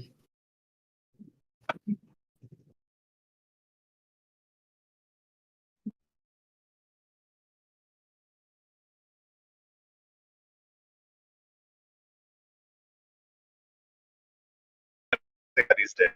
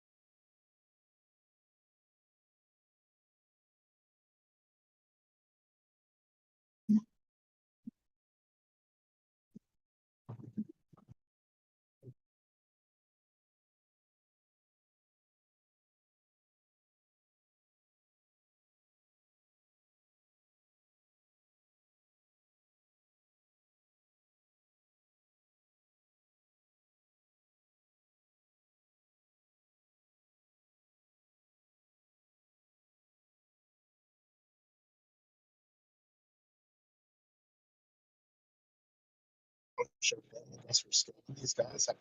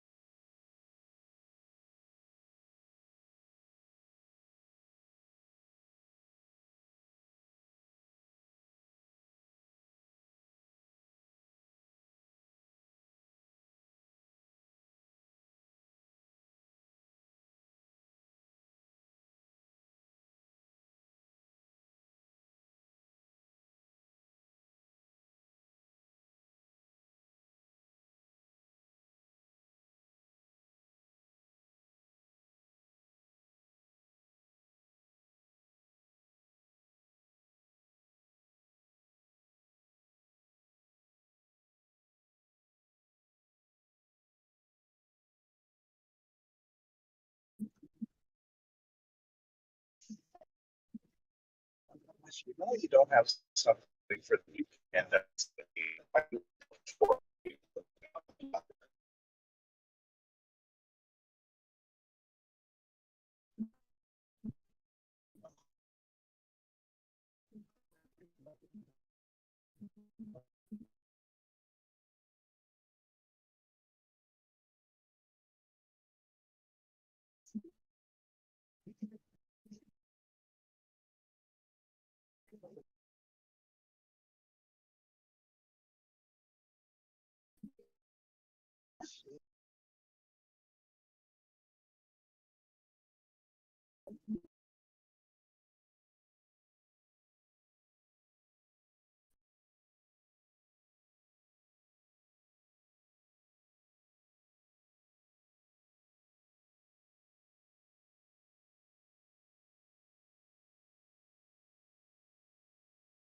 Hey, can you guys hear me now?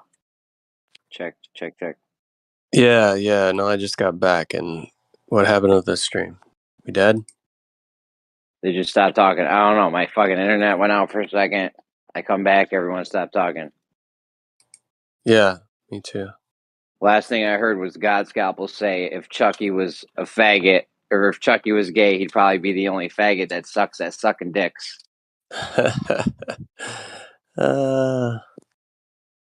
That was wildly inappropriate. See, that's the kind of shit. Yeah. That's not mod behavior. Yeah. Inappropriate, but true. I never said that either, but I can't say I disagree with the comment. I thought you said that. Oh, all right. No. As long as you co-sign it, it's all good. Yeah, I'll co-sign it with you.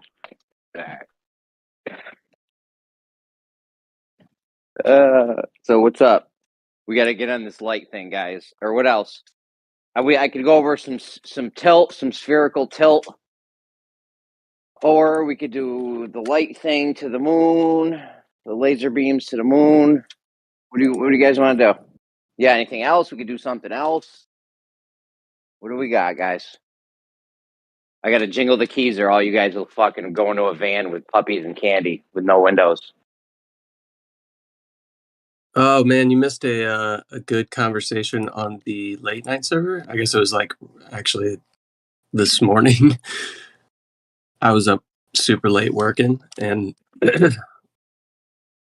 there was a conversation that took place with Bob, our buddy Bob, the pseudoscience guy. Yeah, he might jingle some candy and try to get people in a van. I'm not sure, but anyways, there was a conversation with him and Witsit and a couple others of us, and regarding the celestial bodies and how we see the world, and the fact that Walter Bislin created a flat Earth simulation that perfectly simulates all the sun, moon, stars, eclipses, all those movements. Literally puts that in the blurb, how it perfectly describes all of that stuff. And Bob was pretty much backed into a corner. I mean, yeah, all you need for that Walter Bislin model is the light to bend different than the Globers currently claim, and we're good. It's not even that. You don't need the light to bend differently. It's just your perception of where the object is. Period. Yeah, which, I mean, well, you're going to only get that from the light bending. How else would you Not get necessarily. that? What do you mean How the else light would you get it, huh? It's how you perceive things. So if I'm looking down the street at streetlights and they appear to go down towards the horizon, is that because the light's bending?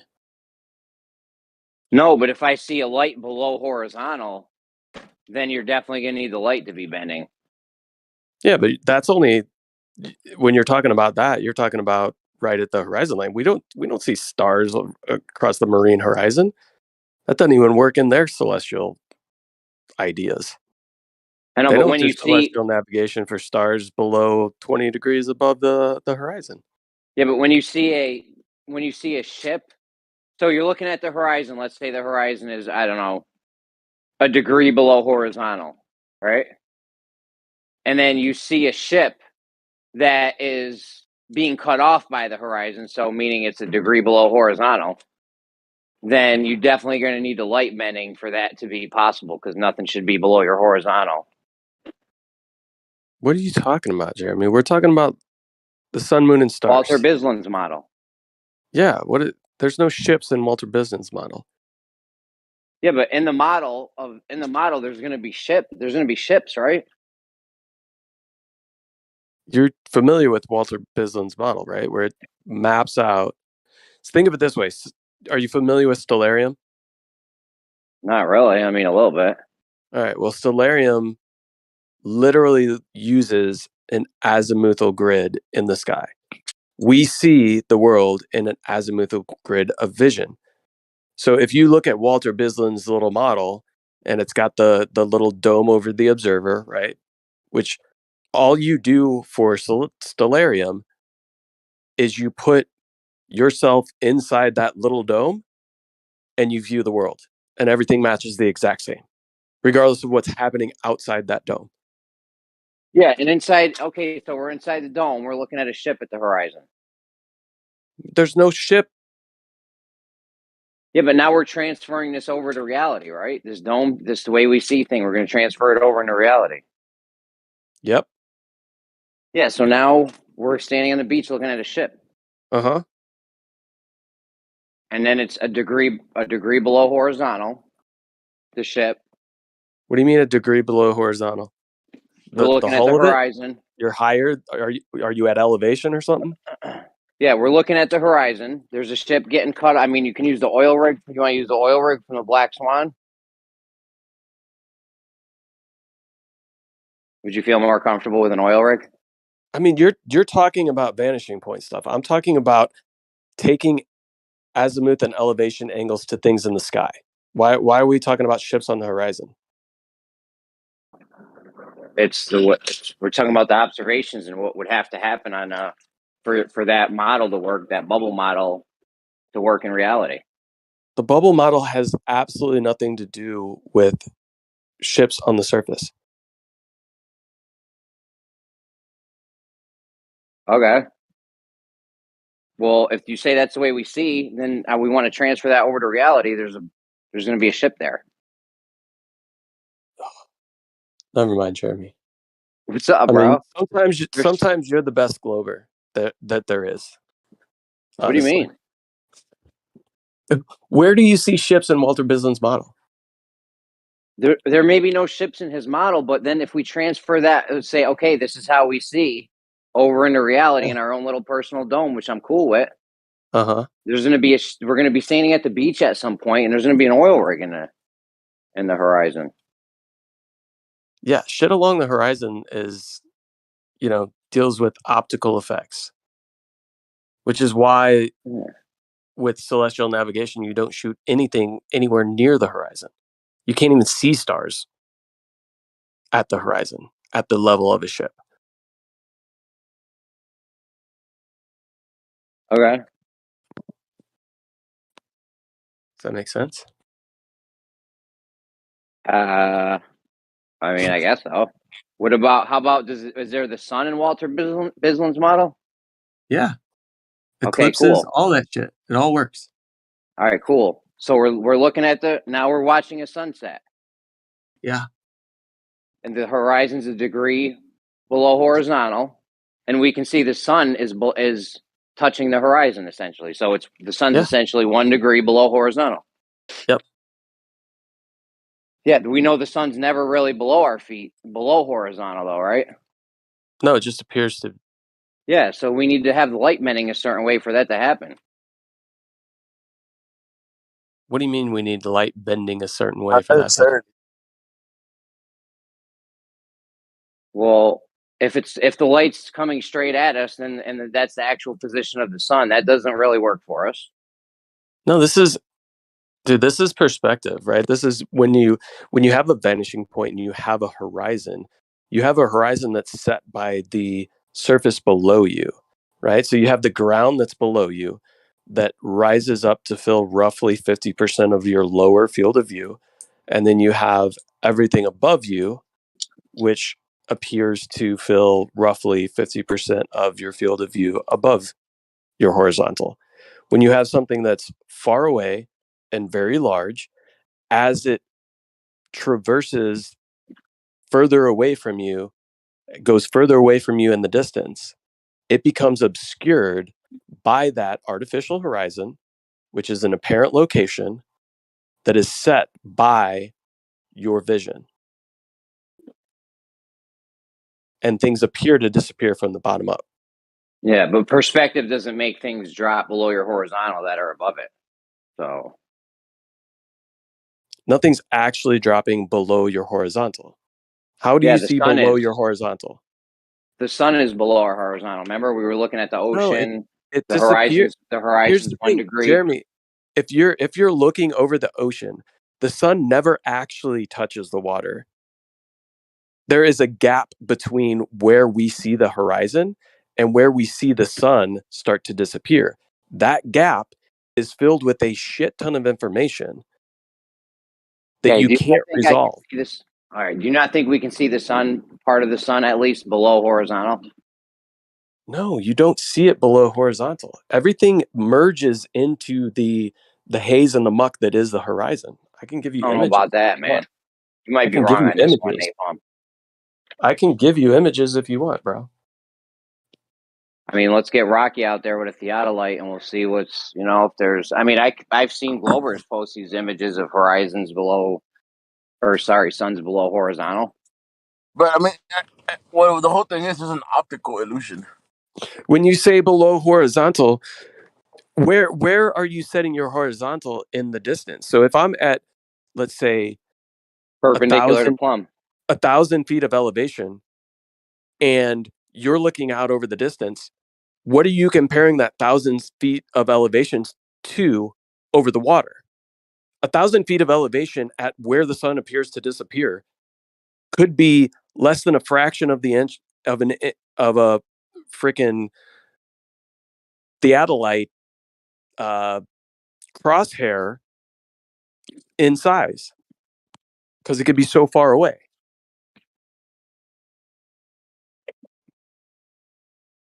Bro, you've really never seen the sun below horizontal? Can you hear me? We hear you, Elbow. Go ahead.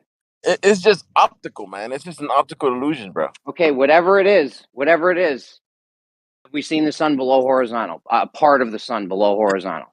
It seems that it looks that way, but it's not really. In other words, okay, so we have seen it. You know how you have those dogs boxes that looks like it's following your eyes. The eyes are following you everywhere you go. Yeah, my grandma had one of those Jesus pictures, scary as fuck.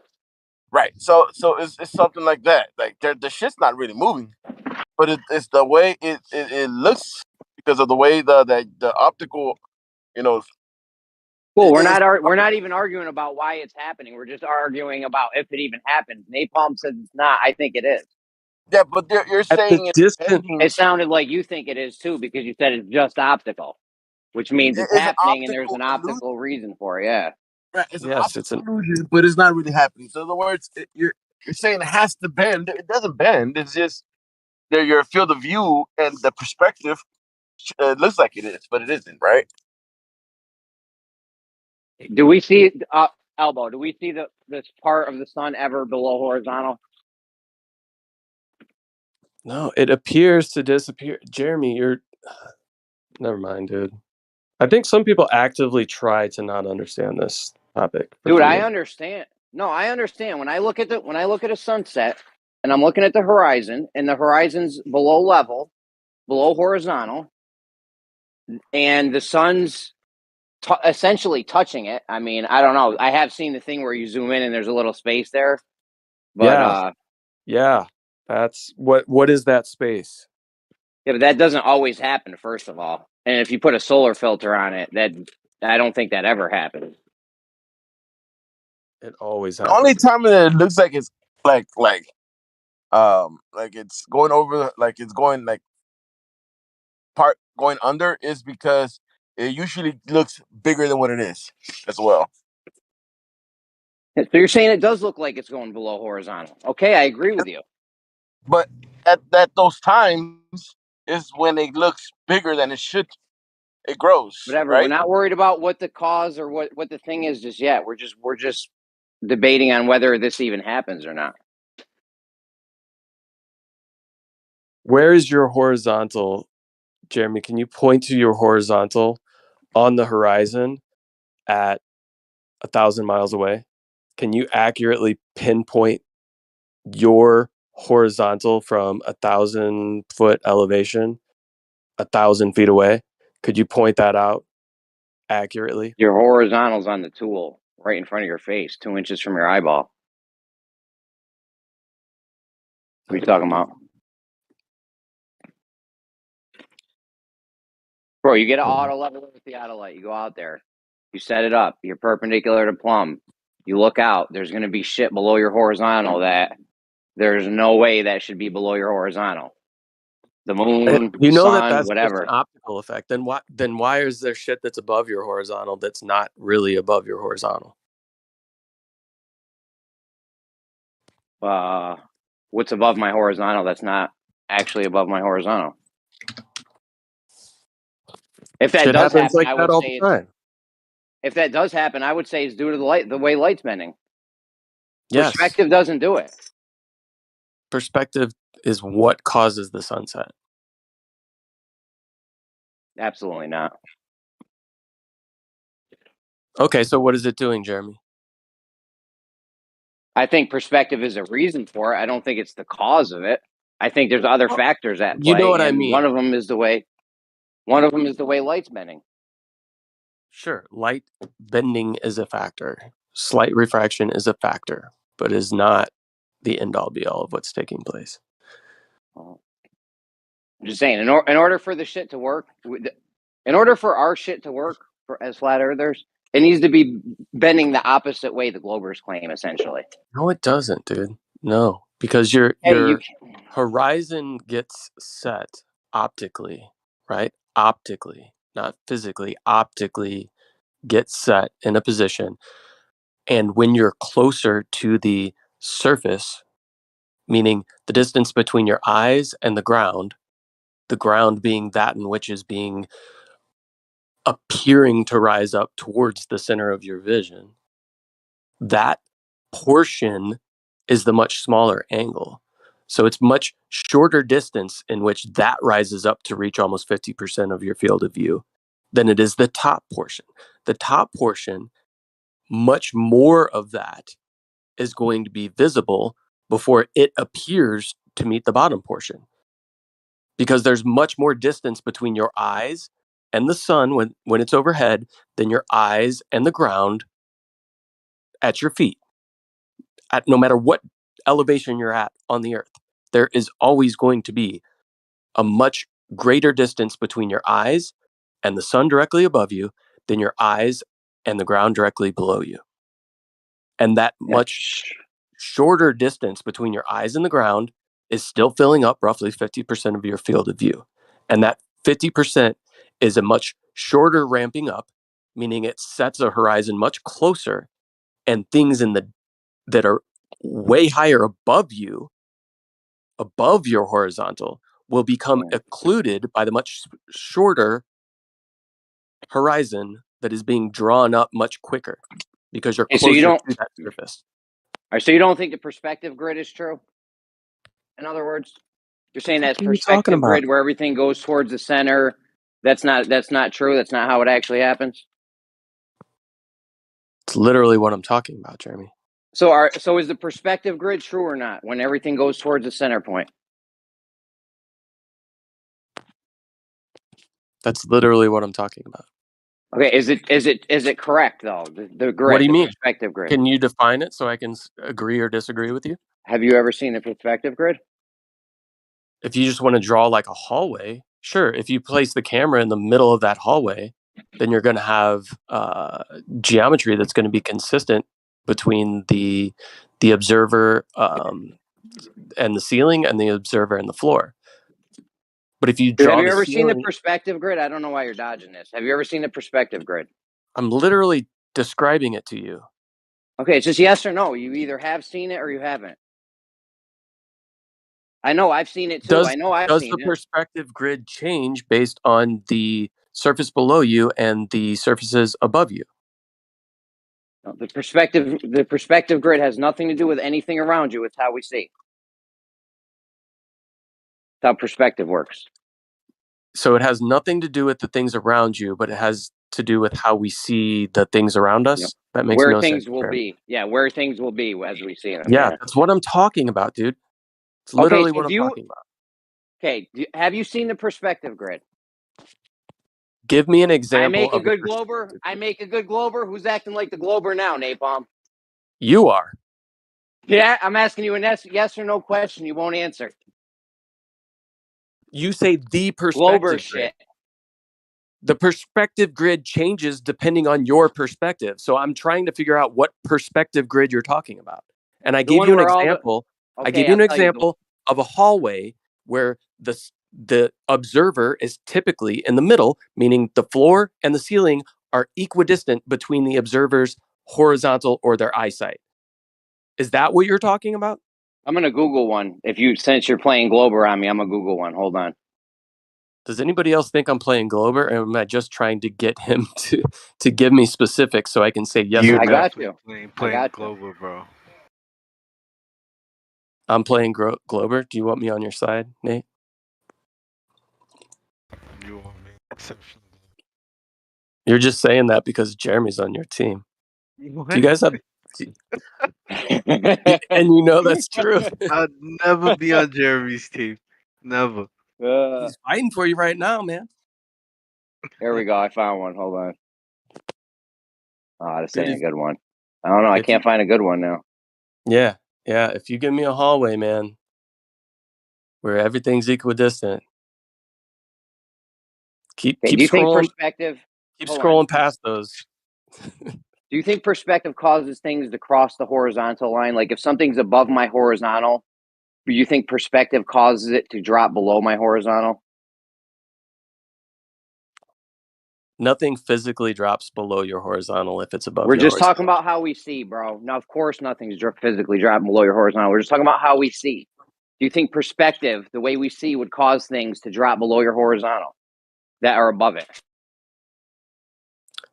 Possibly due to atmospheric conditions, but not necessarily perspective. Like I said, light bending. Okay, so now when we look at the Black Swan oil rig, and we got, I don't know how many 50 feet of an oil rig below our horizontal that we know is not below our horizontal because Earth's flat, then there's no way perspective's not going to play that away. Not gonna take care of that. You need light bending the opposite direction or opposite in the manner that the globers say it's happening. I don't know, man.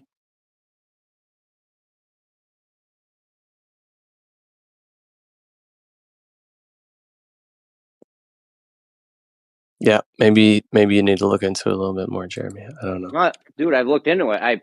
You said yourself, perspective doesn't make things cross the horizontal line, right? Not physically. Yes, not physically. Okay, I understand that. But we're talking about the way we see and how we see things. Perspective doesn't optically cause things to cross the horizontal line, right? Makes them appear to do so. Yeah, you think perspective makes things appear to cross the horizontal line? Depending on their height and distance. That ain't how I don't know, man. That ain't What do you like mean no that ain't how it perspective. works? That ain't how no perspective grid I've ever seen works. Everything that's on top of the grid stays on top. Yeah, I mean Jeremy does have a point there, man. No, that's literally why I'm trying to explain to you, and you kept avoiding it, where the distance between your eyes and the ground and the distance between your eyes and something like the sun, when you look out towards the horizon, the distance between your eyes and the ground is going to appear to rise up, ramp up to fill nearly 50% of your field of view, right? Okay, can I just stop right field there? of Hold view on. and perspective. So okay, hold on. I understand that part. So we've got the ground ramping up, and the perspective grid. That ground's never going to cross. If the ground is beneath you, it's never going to cross on the top side of the perspective grid due to perspective alone, right? Say that This again. shit's it's rhetorical. If the ground's beneath you, then perspective alone is never going to cause the ground to cross the horizontal line to be above horizontal, right? Not perspective alone. No. Yes. All right. I know. That's what I've been trying to tell you this whole time. Perspective alone does not solve the issue of things crossing the horizontal line. And like I said before, the sun does not cross your horizontal line. It does, dude. It does. Bro, it doesn't. Optically, it does. I know it physically doesn't. Optically, it does. No, it actually just fades into it. It doesn't cross it. It does not come below it.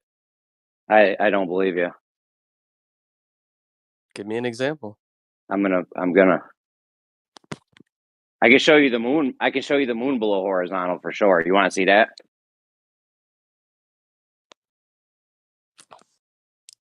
Sure. All right, hold on.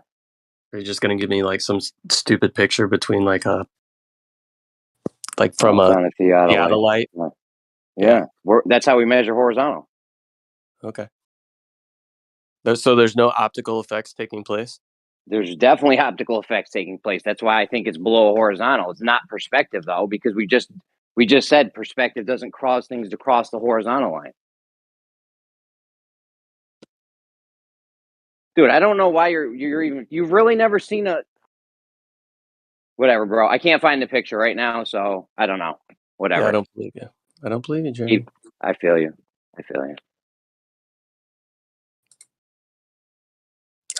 Fuck. Are we saying that perspective isn't an optical phenomenon?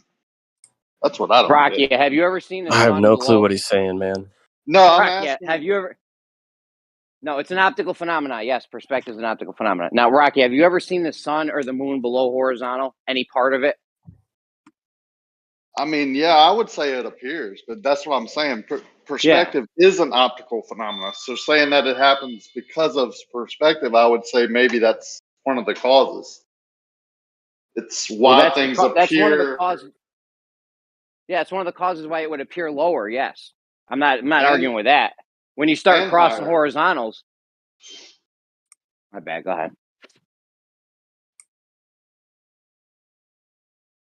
Go ahead, Rock. Yeah. Well, I was going to say, just because something wavers, like I was just outside. It's a really Did nice. I go out? I'm sorry. Yeah, you think you did? I was in an elevator. I'm just saying that I go as far as saying that it's a mirage, even perspective, because it's something that's not actual, right? The water appears to rise. That's not actually rising. That's the very definition of a mirage. What you're seeing here is a garage. Yeah, exactly. I feel you. The perspective is that. Go ahead, Napalm. I'm just gonna say it's all optical phenomena, right? And like, just like parallel lines appear to converge due to perspective, does not mean that they actually do, right? Yeah, but those. Go ahead, Gio. You're trying to get in. Well, no, that's an interesting thing too, because that's a slightly different thing than what I was going to respond to, though. What I was just going to say with I was just outside. It's a really nice sunny day, and I was just looking kind of far, kind of through like these little slats of wood, and I could see like it was wavering. You know, like we've all seen like in a bonfire or something. If you look through, above a bonfire, you see wavering. So it would make sense that could make the horizon waver as well, just like on the Skunk Bay footage, to where it could be a little bit higher or lower from horizontal visually. But that doesn't mean that it actually is in reality. It's just wavering a little bit. Correct. Yeah, I don't think either one of us four are saying that it is in reality higher or lower. It's just an optical effect. The crosshairs of the Adelaide are near your eye. They're not out there in the 20 miles away. So whatever you're shooting that's 20 miles away or closer or further can be at a different location, appear to be. So the crosshair, is horizontal, but the object is higher or lower, above or below horizontal. Right. And I think sometimes the globe earthers tend to cherry pick and then use one that might fit within 8 inches per mile squared and then tag it as earth curve, like what B-ball does nonstop repetitively without any slowing down. His doesn't match either, though, Gio. His 15-mile observation of whatever's missing doesn't match 8 inches per mile either. Well, yeah. Well, then there's even there's even more problems with that then. If But he's you trying to can't- use it for that, but yeah.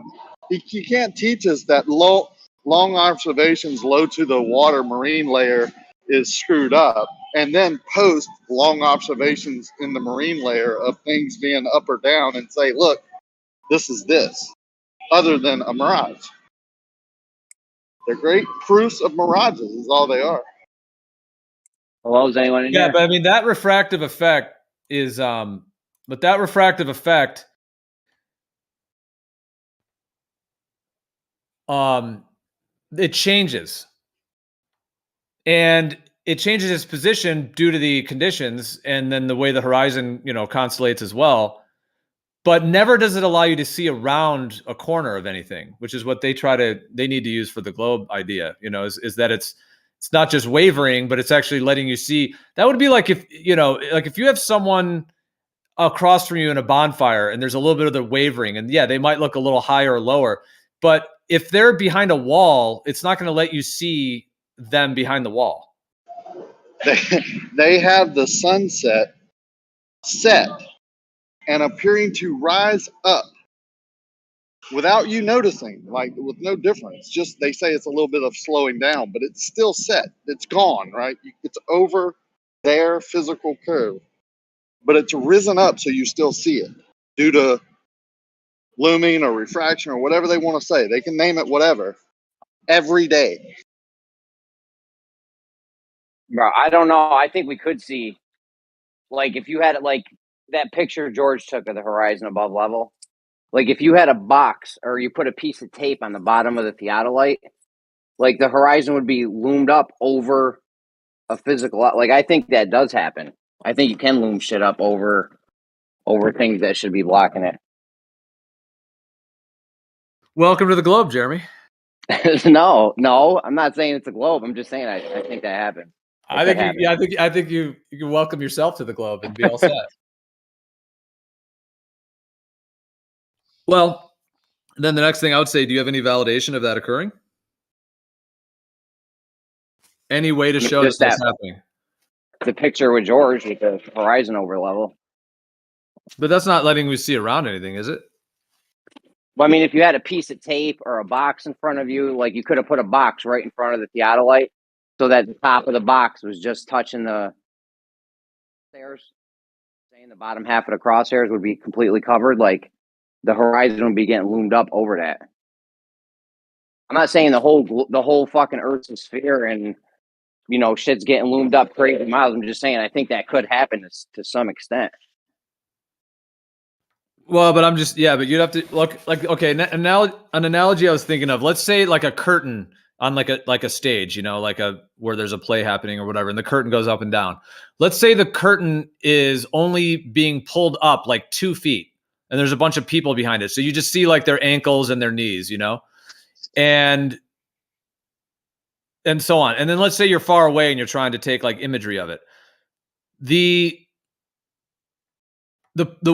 place at which the curtain is cutting their feet off could waver due to atmospheric conditions is what I'm trying to use this analogy, but it's not going to allow you to see higher than their let's say it goes up to their kneecap or whatever. It's not going to be able to let you see around the curtain to see more of their knee.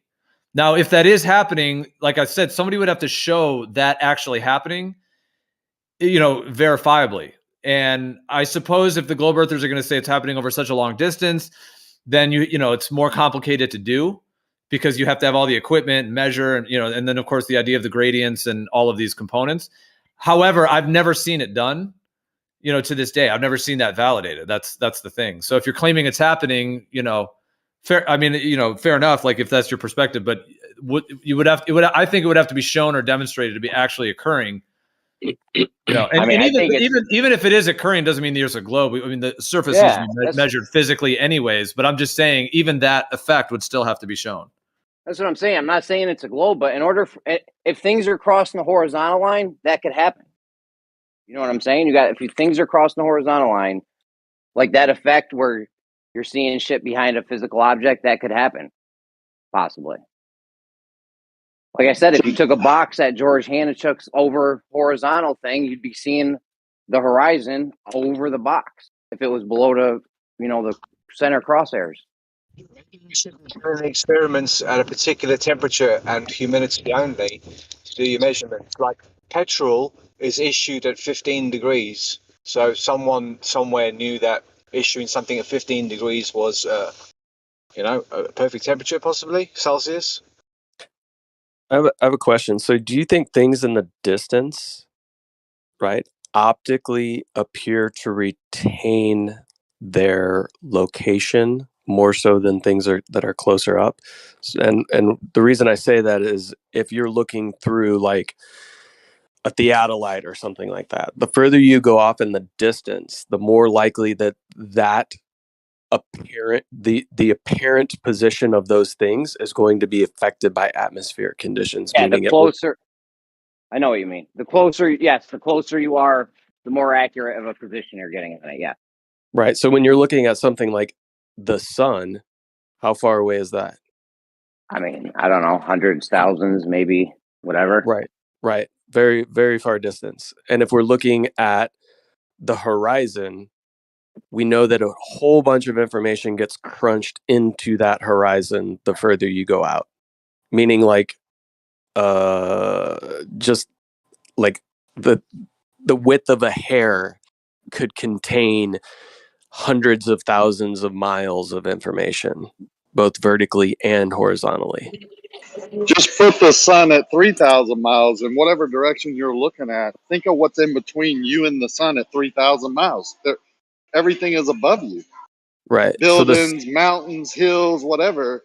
And you're saying the sun, as it goes away, those objects don't go behind them due to perspective alone? That is you're denying. Because you can prove that on a small scale. Correct. And I think maybe I don't do a good job of articulating this, but I think one of the major components as to our overall field of view, like I said, being mainly filled with 50% below your horizontal with ground information and 50% above you with sky information, the distance from your eyes to the ground information and the distance from your eyes to the sky information is vastly different. Yeah, it's not equal. Yeah, which causes things as you go further out to give you these optical illusions that we see where like the sun appears as though it is going over some sort of physical obstruction and is appearing to disappear from the bottom up. But what's actually taking place is your field of vision is being filled up with that ground information and that sky information. There's nothing to occlude it until it gets extremely far away, and then it appears to occlude it even though it's not actually physically doing so. But that would be a paradox if you have something being No. included. No. Hold on. Let me finish. I said 2 words and you guys no. You said that would be a paradox. That's a false sentence. Let me unbelievable. We Just let me answered your finish my question. sentence, and you can object afterward. Not that hard. Yeah, that would be a paradox. No. So Go on. it's a paradox because he's saying something is occluded, yet we can see the top of the object, which is not occluded, continue to go down in your field of view as it did before it even got to the anywhere near being occluded. So if it wasn't for the fact that we see the top of the sun also moving downward in that direction and getting closer to the occlusion point, then you might be correct, but it does go down. We do see it until it's all the way hidden. It's not because there's not information there. It's because the thing is actually being hidden by the earth. Now, whether it's refracted or not is a whole different story. It could be sinking refraction. It could be upward light movement. But that's wouldn't not how it works. Hold on. That still means, let people respond. All right. But that still means it was hidden by the earth, whether it was refraction or not. So then why doesn't it appear to be occluded by the Earth when you're talking about a sunset over water? You actually have a gap. No, there's no gap. It What's goes in right that down. gap? There's no gap. There's a gap If every there is single a gap, time I if there take a picture there of it. can be a I've never gap. seen There it. can be a miraging, and effectively it gives you a false horizon, much closer to you, by the way. But if we have those situations where there's not a gap, not a visible gap between the sun as it touches that horizon line and then starts to disappear, but we still see an angular position change of the top of the sun going downward, that would say that sun is being hidden by the globe. Now, it may No, be that there is. it's being Stop. hidden by No is not an answer. atmosphere Hold on. and Almost done. clouds. It's not clouds. It's the actual horizon. You can actually have things out there. You can have an island that is very close to the horizon, doing the exact same thing to the sun. It's not Yeah. that the sun's being. Yep. It is the sun being hidden, and we know this Canagoo's because the perfect sun is. example. We know the sun is going down because the angular position is changing with time. Canagoo's a Can I perfect example chime where in on this? typically you wouldn't see it, right? Yeah, give me just a second. So as you're looking off in the distance, any cloud deck. So let's take, for instance, hypothetically, we're on a infinite flat plane when we're looking out over the ocean. Any cloud deck that would be in the distance, which I guarantee you there's some clouds and there's probably a thickness of atmosphere, that would be occluding the sun as it goes further away. But there's never a gap. There's no gap. There can be a gap, but there's never a gap. It wouldn't describe. Anyways, light somebody else moving wanted to chime vertically. in. Somebody else wanted to chime in. There's always a gap. Hold on. There's not always a gap. No, did you not hear his answer? His answer was, "There's never a gap.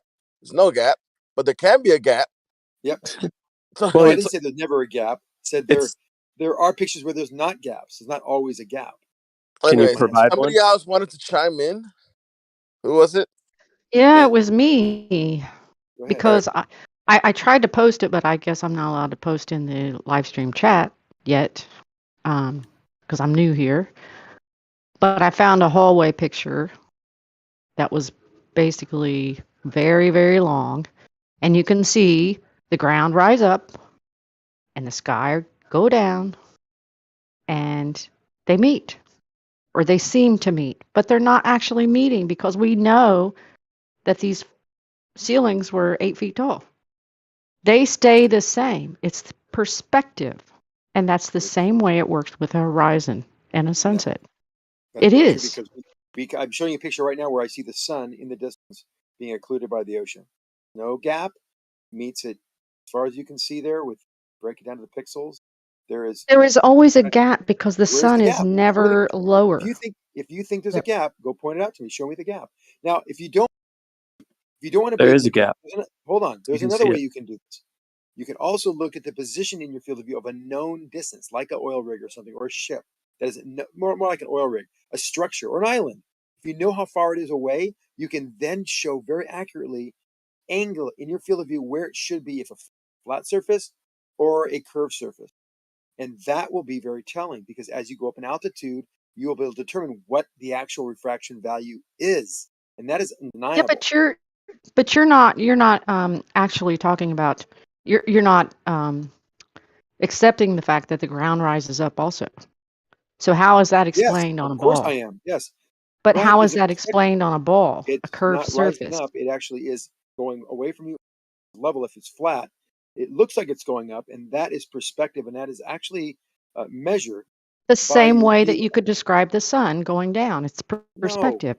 No. Yes, it Because is. it's Sorry. the bottom of the sun, and eventually the sun is completely hidden, and it is going down. The top of the sun is going down. It's above your eye level and going down below your eye level. So no, that's not how perspective works. Very clearly, you need to understand that anything at your eye level in the distance will be at eye level, 0.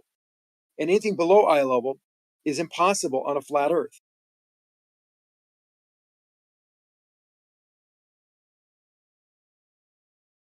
Thank you. So So Zanuck, it's clear. I posted something in the live stream voice text of an image that somebody had previously given me a while ago and said, "Look, there's no gap here." Blah blah blah blah blah. Can you see where I circled there? Is that a bump in the sun? Does the No, sun have a bump in it? that is a small band of refraction. It's a little bit of inferior miraging going. No, Very so small angle. there Fraction is of a band there that is taking place that is causing an obstruction. Yeah. Yes. And since that object is so large and so far away, it appears to disappear from the bottom up due to Okay. the fact that the horizon is being set by the ground, and the horizon line, meaning the amount of information that we can resolve on the ocean, is much shorter of a distance than the amount of information that we're resolving from the object that's in the sky as it traverses and goes further away in the Can I ask distance. you something? Do you just make this up as you go, or are you actually thinking this through? Because as I see it, I see Okay, where. okay. That's the Let me right chime in diagram. again. Sorry, Well, no, I'm I'm going to responding interrupt. to Napalm. Hold on, I'm not finished. So you showed me a small circle area of inferior miraging, and I agree that is probably a very small fraction of a degree of inferior miraging, where we're not seeing the sun due to that little band, that small band. But below Mhm. it is water. Hold on.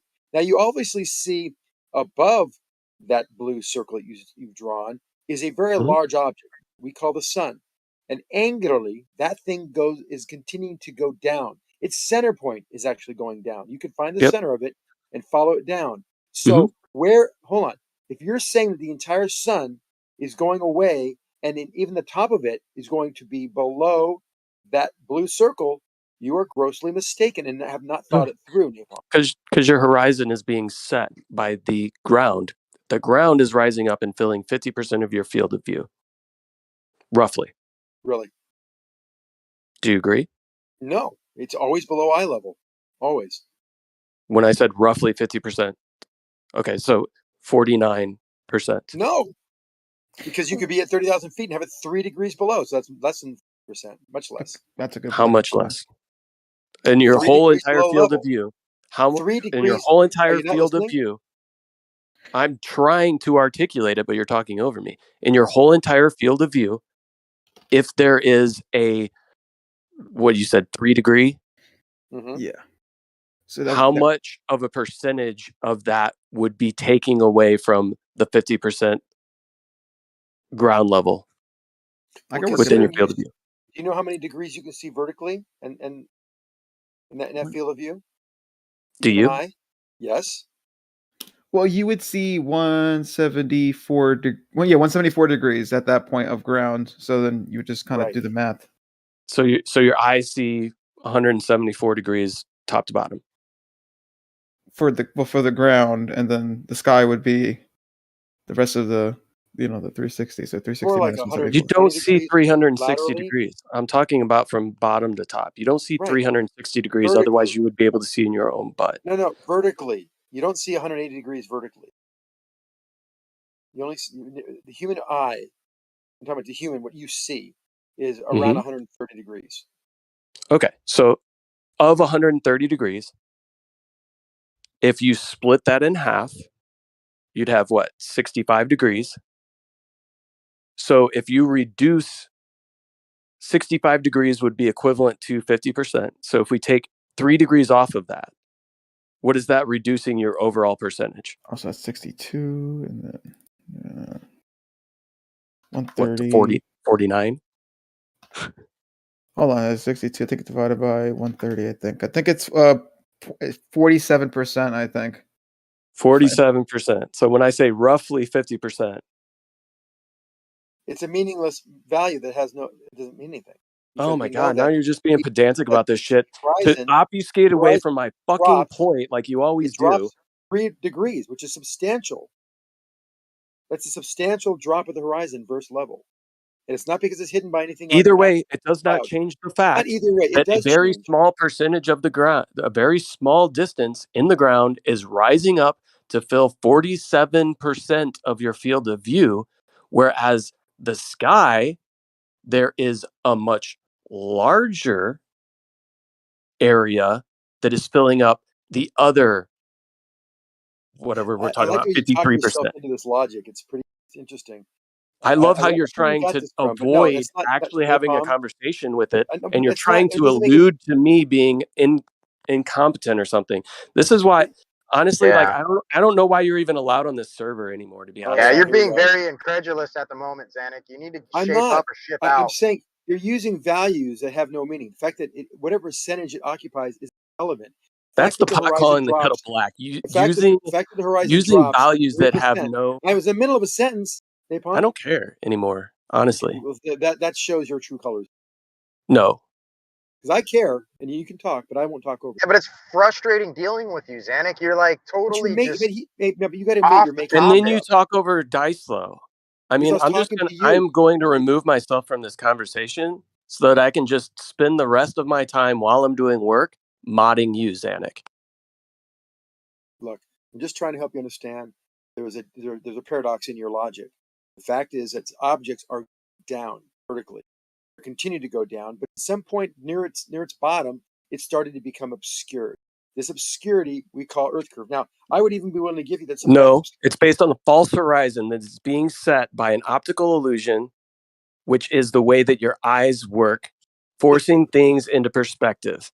Okay. Why does it vertically go down? We see the sun clear. Why does the ground appear to rise up? We've already explained Why does the ground appear to rise up? It doesn't. It doesn't rise up.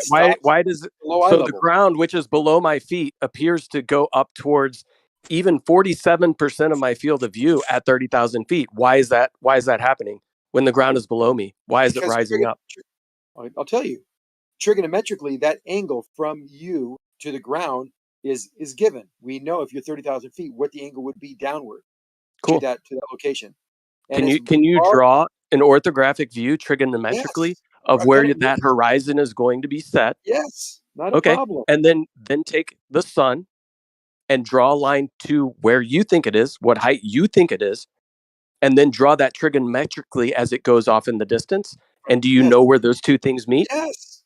Where do they meet? Napalm, listen. Do they meet at the sun being 3 miles away from you? Is that where they meet?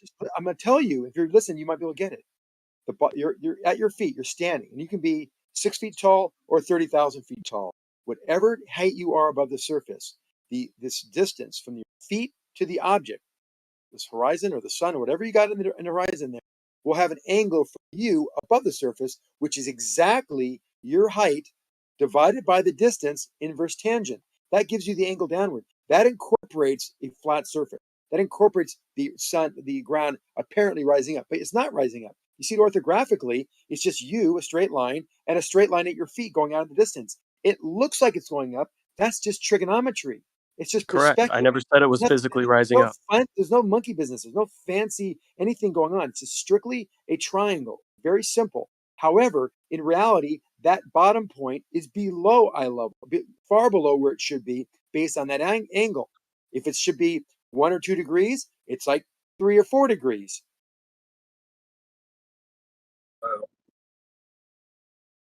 That's what you're not rectifying in your mind. You keep on saying it limits your vision, how your eyes work, and how things perspective. You're just throwing words out there, and it doesn't make any sense to your explanation is not correct. So where's the sun's distance when it appears to be occluded by the ground? Where is its distance? Yep. How far away is the sun from you? 93 million miles away. So it's 93 million miles away when it appears to meet the ground. It's 93 million miles away. Did you draw that out orthographically? Yes. Why? It's almost like you're surprised or something. So it moves. So when it's at your apex, right, directly above you, and would you consider that 0 miles away from you horizontally? Again, you're making up words, throwing terms. I have no idea what that just meant. No, think of it this way, right? If I'm standing on a surface, right, that surface can go away from me any distance, right? So I'm starting at the 0 point, and I would measure out 3 miles, right? So let's say I measure out 3 miles on the surface. If the sun's directly overhead at my apex, that would be my 0 point. So now if the sun moves 3 miles, does that mean it's meeting with the ground?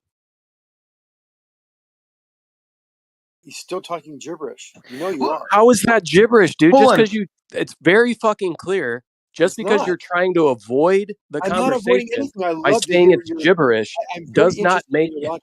Well, Dude, Napalm. I'm disengaging. I'm sorry. I'm Well, sorry I no, even I'm very re-engaged, Napalm, dude. don't get me wrong, I'm You very obviously interested. lack the Okay, comprehension so skills to be able to have this okay, conversation. let me So I try. Let me try again. apologize that you You don't have have the hold education on. You or got the ability to He's comprehend trying what to. I'm saying. Wait, you said the sun's above you, 0 point. Then he, you said no, 3 miles away. he's saying goodbye though. Wait, oh, I was gonna. One more Hey, time, Zanik, Napalm. You're right there. I Zanik, really want to understand. You have a sun above you, 0, and then you're saying when it goes down 3 miles away, how does that? How is those distances the Why is same? he still talking? The guy that he was having a conversation with has decided to leave. I'm feeling He something from that. literally he's Operator? reeling psychologically from No, the I fact that really somebody else wanted to doesn't know. want I'm to talk to him. curious. Don't interrupt me. I'm deconstructing your psychology. We're just waiting for Very the curious as to his for the You're sound of not mind really, though, moderator to and mute you him. kind of interrupted him Oops, to sorry. begin with. Oh no, Elijah, I'm enjoying this way too much to interrupt it. Oh, give me context then. What have I missed? So Zanik misunderstanding perspective, but asserting that everyone else does. I did. So irony. I told you he's a walking, talking irony. Elijah, why don't you tell me what was he And he trying can't read either. I truly wanted to know what he said. Above your head, 0, and then 3 miles away was a set. How did that relate to the height? He said the height would be 3 miles above you. I mean, I don't understand what he was. Why are you asking me? I just turned up. I asked for context, and nothing else has changed. You're still at irony. Hey, Zanik. Irony has been personified as you. Hey, Zanik, I can tell you what it sounded like he meant. When he was saying like the horizontal distance versus like a vertical distance, he's just breaking up the distance so that he can describe, something's moving, something as moving away from you, and only its horizontal component of that distance, if that makes sense. Like 0 above you, and its distance is 0, and then it's 3 miles away and at the horizon. It just sounded. yeah, I don't know. I don't know where he was going with it. That's my thing, gibberish, but it did sound like it didn't make any sense to me. Well, here's the thing, Zanik. If the horizon appears to be roughly 3 miles away for a 6-foot observer, Okay, I get that. right, based on trigonometry and all that fun stuff, so the ground at 3 miles appears to be roughly, somewhat near the 50% point of your field of view. 0.02 degrees if it was flat, and 0.02. Fucking who cares about the pedantic bullshit? You know what I'm saying. The room knows what I'm saying. So if the sun, when it's at its apex, we consider that 0, and the sun moves 3 miles, how close is that to the horizon? That's the part I'm having a hard time understanding. Above your head, it moves 3 miles. What do you? I could tell you. Can you explain it to him, Kosho? No. I could tell you the answer. Am I just smoking crack, or am I confused because I'm not smart enough? Think about it like this: when the sun is on the horizon, when the sun's on the horizon, for example, can you determine? Let's say that it was. Let's limit its height. Like it's not 93 million miles away. Let's limit its height to, I don't know, the top of the atmosphere or something. Could you determine how far away it was from you, depending based on that? Because if you could do that, you could determine how much further angularly it would move when it moved 3 miles away. I can give you a better example. The clouds that you typically see directly above the horizon are actually further away than the ground is that is setting that horizon. Yes, I would agree with that. Right. So the same thing would happen with the sun, right? So if we're looking at a cloud and it's at its apex above us, as that cloud moves 3 miles horizontally, right, into our field of view, it has not met the ground that is 3 miles away from me that is setting that horizon. Would you agree? Yes, I would agree. Okay. That's all I was trying to say. Okay, that made sense that way. See, all I wanted is clarification. The interesting thing about clouds is they have. So it wasn't gibberish. It was just not your ears don't function, right? Your colored And whatever's in commentary is not needed. between and I'm whatever's trying to have an in engagement. I thought between we were them actually on common ground and doesn't actually function going that well. well either, right? Make it muddled because you want to see the comment. I get it. But What did you say? He's still Napalm, managing to what- be speaking. So What did you say? here's what I wanted to say to you. You got to say that all over again, Zedek. You No, mumbled. you're just trying to stir the pot, and it's not needed. We're having we The found a colorful common commentary ground. is hampering it. We found a common ground. Let me just move. Awful So we got the clouds. And the interesting thing about clouds, Napalm, is that when you fly in aviation, usually you have a ceiling, and if you have a cloud cover, it's a 2,000-foot ceiling, for example. And 2,000 feet, it'll stay pretty much 2,000 feet above the ground for many miles, 30, 40 miles sometimes. So you can actually look at this cloud cover, see a cloud or maybe some area of the cloud that you can maybe figure out. I identify maybe a break in the clouds. And then you call someone 3 miles away and say, hey, when you look up, can you see that? Oh, yeah, it's right above me. Then you can get an angular measurement from the ground and see if that cloud at 2,000 feet, 3 miles away, is where it should be. And you will also find, and people in radar towers and people in control towers in aviation have seen this eons, or however long we've been flying and navigating, that position in the cloud will be much lower than it should be for a flat surface where that cloud is 2,000 feet above the surface. That's also very readily apparent. Go to Hawaii, for example, and go look at clouds over Oahu at this, from a hotel. You can see that they eventually will go beyond the islands and set as well. These clouds do.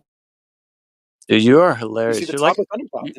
and you're still going. You're like when my dad would go to give people directions, and it's like, pull up a seat, right? There's a destination 4 miles away. Just address the point, man. Pull up a seat, because what is his fucking point? When we're in a hotel in Oahu, or was it Maui, or where was it? Where was the specific hotel? Looking at clouds, measure the angle. And we're for looking at that are clouds constant height. that are There it is, 30,000 feet, which happen to be 16 miles due south of our destination, which is actually But in the the North cloud Shore of setting, Oahu. dude. Come on. Which it was a cloudy His day. point was but it was about the also cloud it was also setting. arid. Napalm, Not very you much see what you're doing humidity. here? You're trying to make fun of me, and you're not getting the point. It was about cloud setting. It's about seeing the top of thunderclouds. Well, I was and interrupted not by the bottom of Jace thunderclouds. when I was Listen. trying to explain that the reason I never asked my father for directions is because he gave so much useless Yeah, I get that from the moment you said it. We all detail got it. that had nothing to do with the destination that I We all needed to get get to, that it was actually detrimental anybody to else want to hear listen to this? him try to give me directions. Is it like your because he dad's would- just talking to like hear himself talk or something? I think Yeah, you get it from your dad. it's like, Come on, guys. so what you want to do is you want to get in your car. You'll want to I grab think your you got your key. dad in you right now. Key, you remember when I got your key cut for you at Home Depot? Yeah, Here he that goes. key, the one that happens to be, I'm literally playing The apple music. doesn't fall that far from the tree, obviously. Because now you're doing it. I don't think you understand the Just irony, and you. obfuscation. Literally, Jace, I'm trying to say that I don't know how to respond to what he just said. Let me say it in one sentence then. Cloud set. You can see the tops of thunderclouds, but not the bottoms that distance from a hotel in Hawaii, where you have lots of clear views of all the ocean. That's why I brought up Hawaii. That's or you not can one see at a How's the control room tower, service? That's a or you can see it- paragraph. Or you can That's see it. Or you soliloquy. can see at your 'Cause I hotel heard window like the at pools. any hotel Is it in a around 48 you, state? and you see a 2,000-foot 49. ceiling, and you can measure an angle to there and see if that. Something like a mahi mahi is really good there. Okay, forget it. Yeah, Thank tap you out. for your life story. And you should go to this Right. place. So his point was about the cloud And actually, I setting trained and as a at pastry different chef for a while. locations If you you can were asking. measure angles to them. Did you get that? Wait, so we got irony man and condescension man. Who else? Yeah. How like about globes. address his point, man? That would be nice. It's like the globes are like mystery. Does they he don't mean like realise as an autist man as well? Can you Yeah, address the it's point? not relevant because we're discussing the sun, which is much, much, much, much higher than the clouds are. Not when it's behind the horizon. I mean, this all of what you're talking about is exactly what happens due to perspective, where the bottoms of the clouds appear to disappear before the tops of the clouds. Just the same way that the bottom of the mountain appears to disappear before the top of the mountain, due to perspective. It's all due to perspective and due to the fact that you have a much shorter angle from your eyes to the ground, which is setting a horizon at a much shorter distance, which is occluding things, not physically, but apparently due to perspective. Okay. Everybody else gets it. But apparently Xanax Can I doesn't. respond? The interesting thing is, if you have a telescope, you can see the bottoms of thunderclouds 200 miles away, or maybe 100 miles away at least. What about Depending on how high 300? the cloud is. The tops for sure, 30,000 feet. What about You 6? can see them 100, 200 miles away. But you only see the tops of the thunderclouds. You don't see the bottoms because they're hidden by the horizon. You're They're saying also it's their not perspective. changing I'm size. saying, so it's impossible to get, here I am my 5th or 6th time. You think I'm talking like your dad about giving directions, yet I got a sentence or two in and you're talking over. So I'll just That was stop. Jace, by the way. Oh, that was was Jace. me, Zanuck. My bad. Oh, I was just sorry. saying that they're also like a normal object when it moves away from me. You know, with the perspective that we actually witness every day, its whole proportion What a starts lovely to microphone. shrink Wow, that sounds great. proportionally, right?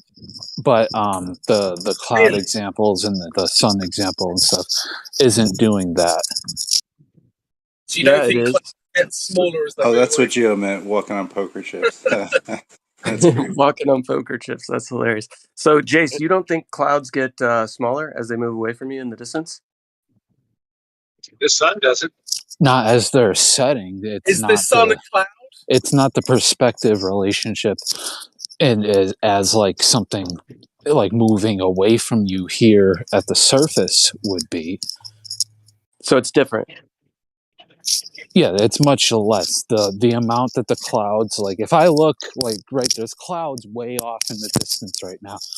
If I was to get like binoculars and watch them set, the amount that they would shrink, the whole proportion of them would shrink, would be completely irrelevant to like an object nearby that was just too small to be resolved and having perspective effects happen to it. What you don't understand is that perspective sets this horizon, which is a vanishing point, right? And when things are higher above you, you have a much different angle to them. And that bottom horizon line that's set by the ground is a much smaller angle. So when these things go further in the distance, they appear to disappear from the bottom up due to that much shorter horizon that is the ground ramping up in your field of view at a much shorter distance.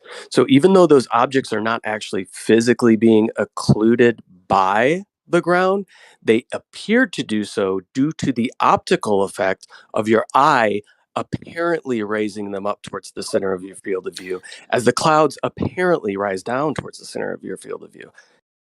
Very simple. But they're not in the center. I'm looking at clouds. There's clouds up in the sky, and there's some off in the distance. Right? They're not in the center of my field of view. But they're half of the cloud is missing. I can tell that the cloud doesn't just stop right there. There's more to the cloud. It's just being obstructed, right? Because the way that you see the clouds is the light coming off of them. And if it doesn't have a path to your eye, say the ground is in the way, right? The photons come from the clouds, hit the ground before they can make it to your eye. That is the horizon for you. That's why we can use the clouds to detect curvature.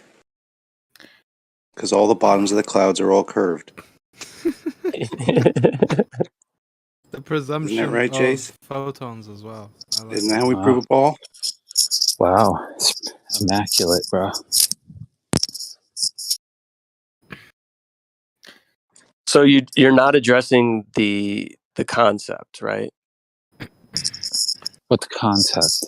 Zanuck made a point. Now I've made a point, and all you guys What have point did I make? is Can you repeat mockery my and point? making yourselves look silly. Can you repeat my point, Jace? That you skirted right past? Yeah, sure. You said it's some kind of perspective thing, moving things to the center of your field of view. But we can demonstrate what perspective is with objects. You know, I can throw a ball very far, have it launched very far, and you can see the effect of perspective as it gets smaller. That's not what's happening with this cloud example. So do you think as that, I said, the clouds aren't in the center of my field of view, so what you said doesn't even make any sense. we see in an azimuthal grid of vision?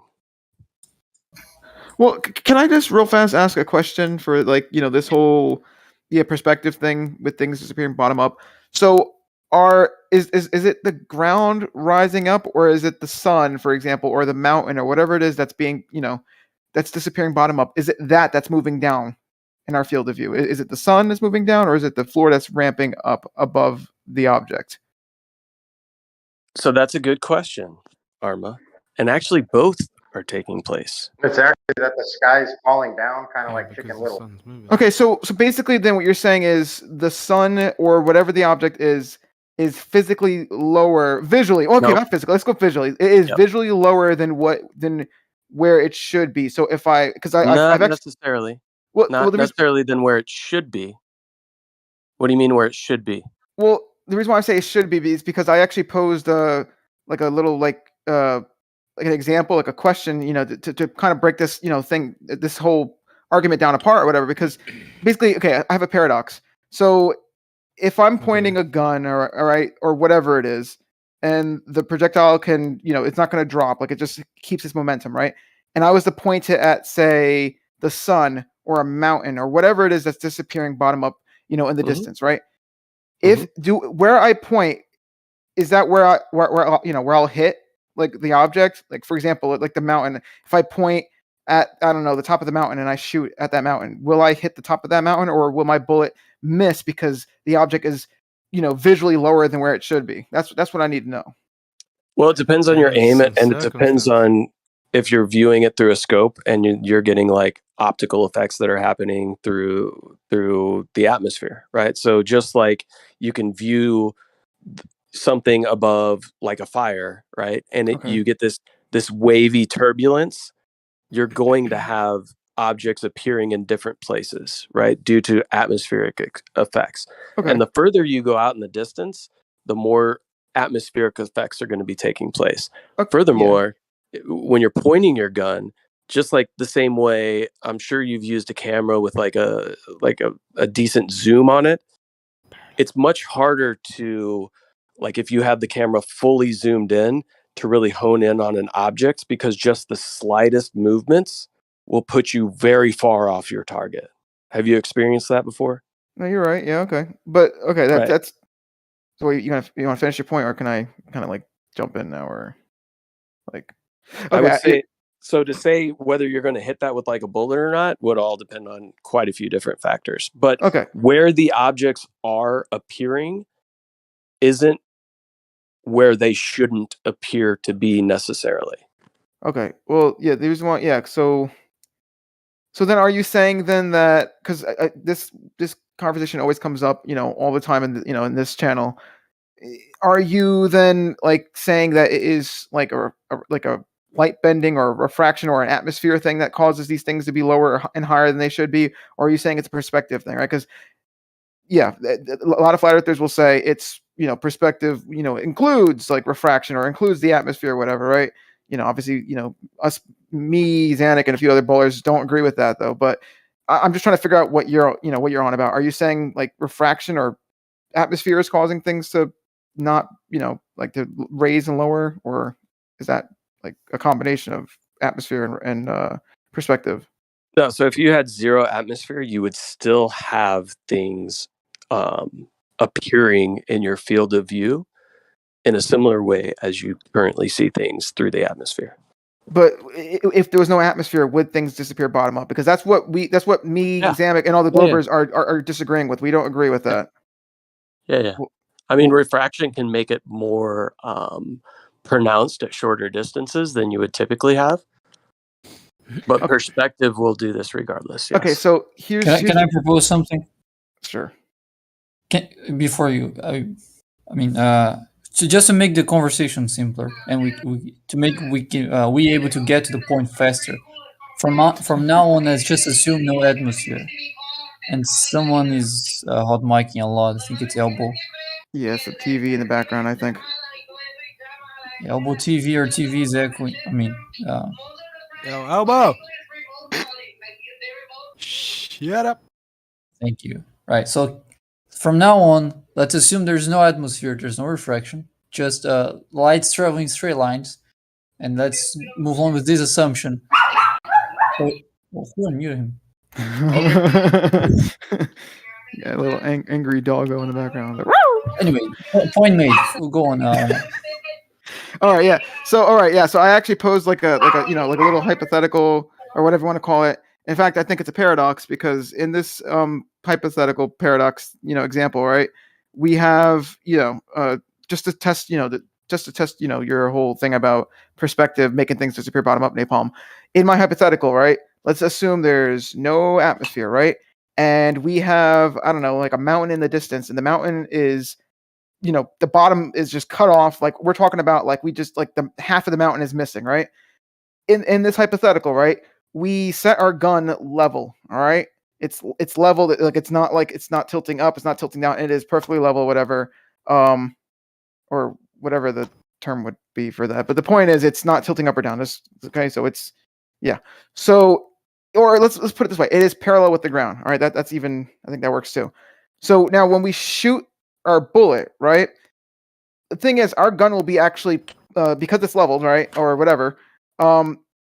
We'll see, right, like the mountain in the distance, right, and we'll see that the mountain maybe like, I don't know, like halfway up, what we can see from the mountain is where our crosshair is pointed at, right? So we would expect, right, for the bullet to hit where we see it, right, where we see the crosshair at, right, and that crosshair is halfway up that second half of the mountain, right? So once again, the mountain is like it's just it's disappearing bottom up, right, and we only see the top half, right? But half, right? Half of that top half though is where the bullet is or where the crosshair is aiming at, right? Can you guys picture that real fast? I'm trying not to lose you guys. Does anyone? You guys picture it? You guys are picturing that or what? Anyway, so I know I'm really bad breath, at man. I know I'm bad at words. Anyway, so point is, no, you're not bad at words. You're bad at slowing down. Yeah. Breathe. So anyway, yeah, we have the crosshair pointing at that part of the mountain, right? And we shoot the bullet, right? Now, the thing is, this is where the paradox comes in, right? Since the gun is, let's say 6 feet above the ground. I don't know why. It's fucking high though, okay? Or let's go 3. Let's go 3 feet. It's 3 feet above the ground, right? The bullet, right? Because we're shooting it, right? The gun, like, levels or whatever the fuck, right? That bullet should stay, right, at the same, altitude or elevation. I don't know if those are interchangeable or not, but anyway, it should stay at that 3 feet above the ground constantly until it hits the mountain, right? But the thing is, our crosshair is obviously pointing at a high point of the mountain, right? So this is where the paradox comes in, right? If that bullet follows, right, if it travels all the way to the mountain 3 feet above the ground, that bullet should hit only 3 feet up on that mountain. But what we see is way up on that mountain. We see literally like thousands of feet up. So that's easy to answer. Where were you aiming? Well, that's what I'm saying. Yeah, so we're aiming basically. Well, the thing is, it level. We're aiming level with the location that he's Sure. at. So what would happen is if you had like a camera on that bullet, right? So you're at 3 feet elevation, you're shooting over water at an island mountain, right? And when you're looking at it visually, you say you see roughly half of the mountain, right? Yeah. Okay. But also, let me just add this in real fast. We see, the upper half of the mountain, and because our gun is, leveled and whatnot, right? But the thing is, as it's being, as it's level, right, the crosshair is also like pointing halfway up of the part of the mountain that we do see. So we're like 3/4 up, on the mountain, technically speaking. Can you kind of picture that? Yeah. Do you want the answer to your question? So we're saying that there's no drop over distance with this bullet, right? Yeah, no drop over distance. It just keeps traveling in a straight line. Yeah. It hits 3 feet above the sea level on the mountain. So in this, hypothetical, then where we point and where we aim, whatever, is not where we're going to actually shoot. It's going to miss where we aim. With these given parameters, yes, over those kind of distances, of course. Because think of it this way: why is that a paradox? Here's the thing: if you put a camera on that bullet, as you shoot it, it's constantly updating, right? Its perspective. So as it is getting closer towards that horizon that has been created optically, meaning it's only an apparent thing, that horizon is constantly updating. So as it's getting closer towards, it's moving towards the object that you pointed it at, that horizon is opening up, if that makes sense, as it's getting further away from the gun. So as that horizon's opening up and the perspective is changing, you'll start to see that if you're exactly horizontal, 3 feet above sea level, that bullet would hit 3 feet above sea level on the mountain. So there's something else we could add to this. So You'd never be able to aim at anything if that was true. But this is a hypothetical question, right? So in the hypothetical of the bullet never dropping, wonderful if we could have such a thing. Then I think it would be helpful to input the hypothetical of that you can aim as far as the bullet can go. So if you were to be able to aim as far as the bullet could go, which in this case should be infinite, right? Within this hypothetical, then the aiming point that you have would actually be 3 feet above above sea level on the mountain, assuming you have that kind of setup. But we're not seeing that 3 feet. We're literally just seeing, No. you know. If you go by conventional means, then yes, obviously you're going to have limitations with the best of equipment, because I don't know what you said the distance of the mountain was from the shooter. But if you were to then input that you could see infinitely or whatever, then there wouldn't be the issue. The issue is simply pointing out the issue with or the limitation with vision and perspective. Wait, so you're saying that if I could see infinitely or whatever, right, then the mountain wouldn't drop? Is that what you're saying, or? Of course. So because if we're gonna bring up these kind of hypotheticals, bullets that don't drop, then why would you not entertain the just to allow your brain to appreciate what you're talking about? Why would you not then contemplate? Oh well, if we could see infinitely. But would we still get like, you know, like in art class, like perspective, like would we still get things like obviously, you know, shrinking and things on the ground, you know, rising up to eye level, and then things in the sky dropping down to eye level, or no, which is why it's impossible to see it's infinitely. So you guys are thinking. But the point I'm getting at is, if you were to, or let's just say to make it a bit more fine tuned, you were able to specifically target your limitation to that of what you're aiming at, so that you're not limited by the visual limitations of atmosphere and all the other things that we've removed for this hypothetical, then you would be able to see the mountain. Okay. You see, okay, but there's still an issue with this, though, right? So, what's the issue? Well, the main issue is, you mean to tell me that if my gun is leveled and my crosshairs is, you know, I guess three fourths up the mountain or whatever, but technically halfway up the top half that we see, you're saying that what we would see is the bullet would shoot out, it would be in the middle of, leveled, in the middle of our, vision, whatever, right? It would shoot out the gun, and at first it would start, it would stay leveled, but then it would actually have to start dropping, because where the bottom of the mountain would be, 3 feet up, on the mountain, that would be, way lower, right? Because with respect to conventional aiming, yes, of course. But so the bullet would actually be dropping visually in our until it disappears.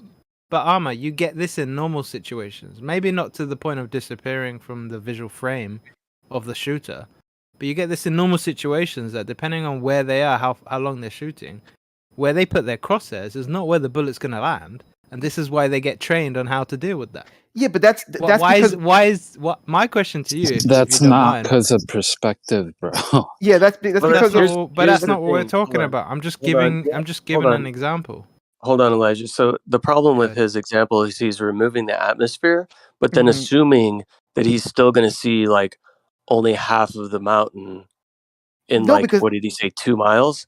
Like that's not going to take place with removing the atmosphere. Why did I say 2 miles? I said a couple of miles, but let's say, for example, 100 miles or 50, whatever, enough to where, at least on the ball Earth, it would drop. Let's put it on the flat Earth, though. Would it still be disappearing bottom up? And I think. Yeah. And you're still saying, yeah, but that's weird, because now what you're pretty much saying is that light in this scenario where we don't have atmosphere, light isn't really traveling in a straight line, because if it was traveling in a straight line, where we pointed is where we should be. Here's the problem with your scenario is you're also assuming that when you get behind that gun and you level it and you look through the scope, you're assuming that you're going to be pointing halfway up the visible portion of that mountain, which isn't going to be the case. You're going to be pointing basically at the horizon.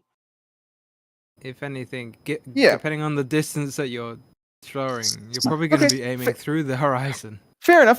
But that's still not where the bullet should land. The bullet should be 3 feet up on the mountain, and where that mountain is, right? Where the horizon is, that's only halfway up the mountain. That See, the bullet thing still is, isn't lining up. you can't show us. You've made that yourself a what problem your that scenario doesn't would. that Yeah, doesn't need to be.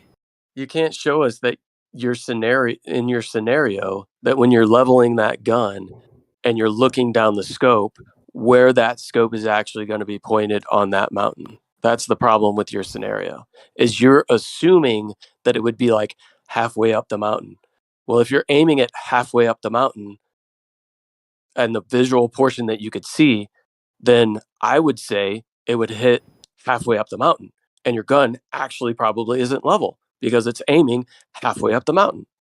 Yeah, the question is, how are you if you're just leveling the gun, then your aim position is gonna be secondary to that, because you're not using that to level your gun. You're just getting a spirit level. You're going, okay, this thing is level, and in this hypothetical, it doesn't drop. Now the question will be, oh, where is my scope actually looking? And it will probably be looking pretty much on the line or just below the line of the apparent horizon.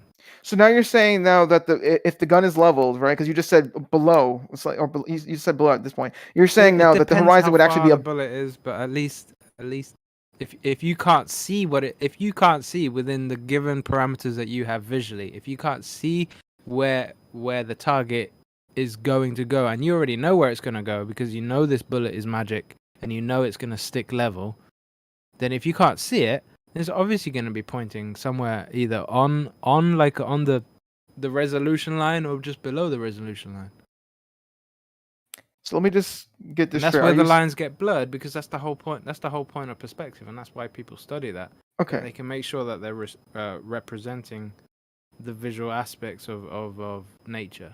And let me just double check with you. Are you saying then, without atmosphere, are you saying that the horizon could be above level? I just want to double check with that with you, because that's something that just popped in through your ear. No, because you literally just said that either the gun will be pointing at the horizon, or slightly below it, whatever. And if it's slightly below it and the gun is leveled, right, then that means the horizon will be above level. Oh, okay. Yeah, maybe it's just the way you phrased it. Why is that an issue? The horizon being above level? At that distance, why is that an issue? The horizon being above level.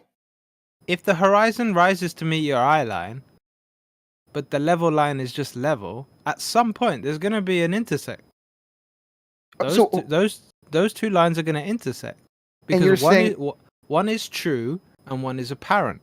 Okay, the horizon line is apparent. The perspective limitations are apparent limitations based on our equipment. So you are saying that the horizon line is always slightly below your eye level if you're at any type of elevation.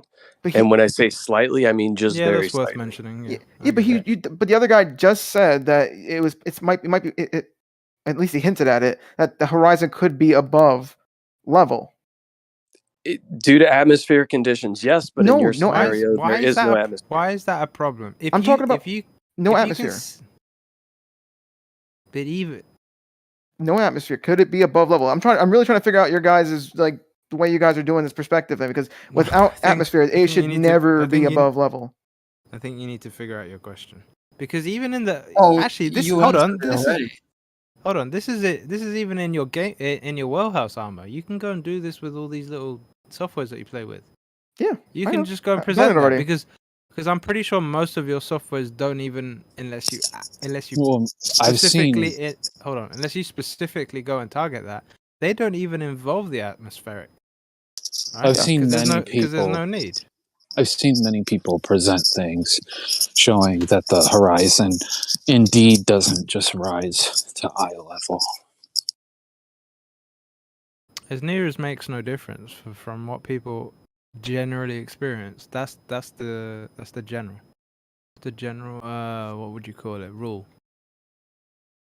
This is really broken perspective, and I'm not trying to. Yeah. Why is it broken? Because it makes no sense with what we see every day, man. It's completely opposite of the reality straight lines. That's why we experience. That's not straight lines. You're not dealing with straight lines at this point. I mean, if you want to say like light naturally bends, then okay, but that's that's the main reason why I took out the atmosphere. I was trying to see, if we assume that light is traveling in straight lines, we would expect where the crosshair is what we would see. Like we should see 3 feet up on the mountain, but for whatever reason in this hypothetical, on the flat Earth, we're seeing half of the halfway up the mountain, which that's not straight lines at that point. That's some weird shit. No, but we already Napalm and I already addressed that.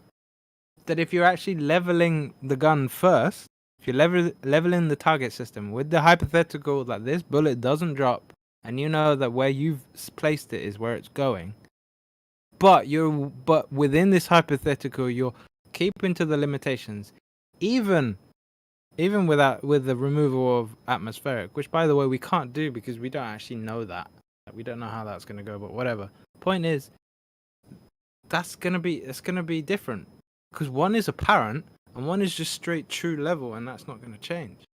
So if there is a limitation, that's why I raised the topic with you of, well, why, if you're gonna make these hypotheticals, why not remove the limitation of visual perspective and that you can just see.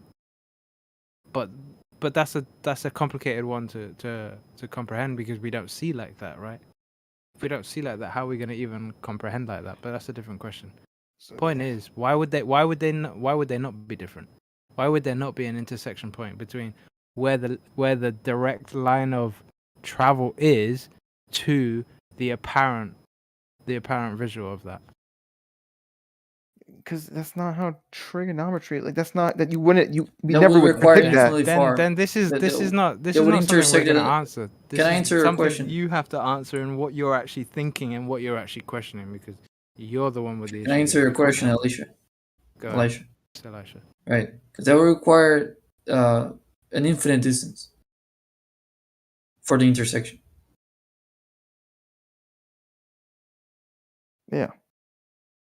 That would be the only way. If you could view visually infinitely, right? If you could do this hypothetical equivalent to the hypothetical of a non-dropping bullet, then you wouldn't even have this question, and you would just aim wherever the hell you want, and you would hit wherever the hell you want, and that's it. But you would still have perspective, though. You're also saying that if we see infinitely far, if you're gonna bring up hypotheticals, then you can't bring up perspective like that. Well, we don't see the question Trig. you were trying to ask, and I don't know because I don't actually know what what the true thing within you that was making you speak in the first place. So I can't answer that one. But the thing that you presented to us was we can remove one limitation that we know we can't, but within this hypothetical we're going to remove it. But we're going to stick within the bounds of visual limitations. So if you're going to make that kind of hypothetical, there's going to be an intersect. There's going to be a point at which one doesn't line up with the other. Because you've removed one obstacle, but you haven't removed all obstacles. Well, first off, I disagree with that. But two, you also made a claim about if we could see infinitely far away or whatever, we have infinite distance to what we can see or whatever, right? You also said that, I think it was you anyway, that there would be no perspective. And I also disagree with that as well. You could, just because, light can, you could see things at an infinite distance, whatever, that doesn't mean there wouldn't be perspective. How about this then? Instead of disagreeing, why don't we stick to what is actually happening in reality instead of bringing up hypotheticals and ask what exactly it is that you want to know?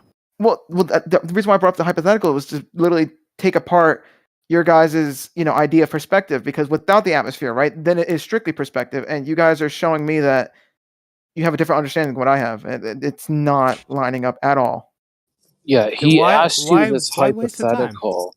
He asked you this hypothetical because he's trying to understand an aspect of this perspective that you guys are putting forth, because I don't know about him, but for me, with my everyday experience, it literally sounds like magic, and I appreciate Arma trying to get that understanding. I get what he was getting at, and you still haven't really answered. I still don't understand how what's there to answer? Magic thing works. He has to, if he's gonna ask that, then he has to articulate what he wants ahead of time before bringing up any of these hypotheticals that don't bloody exist. What do you want, Arma?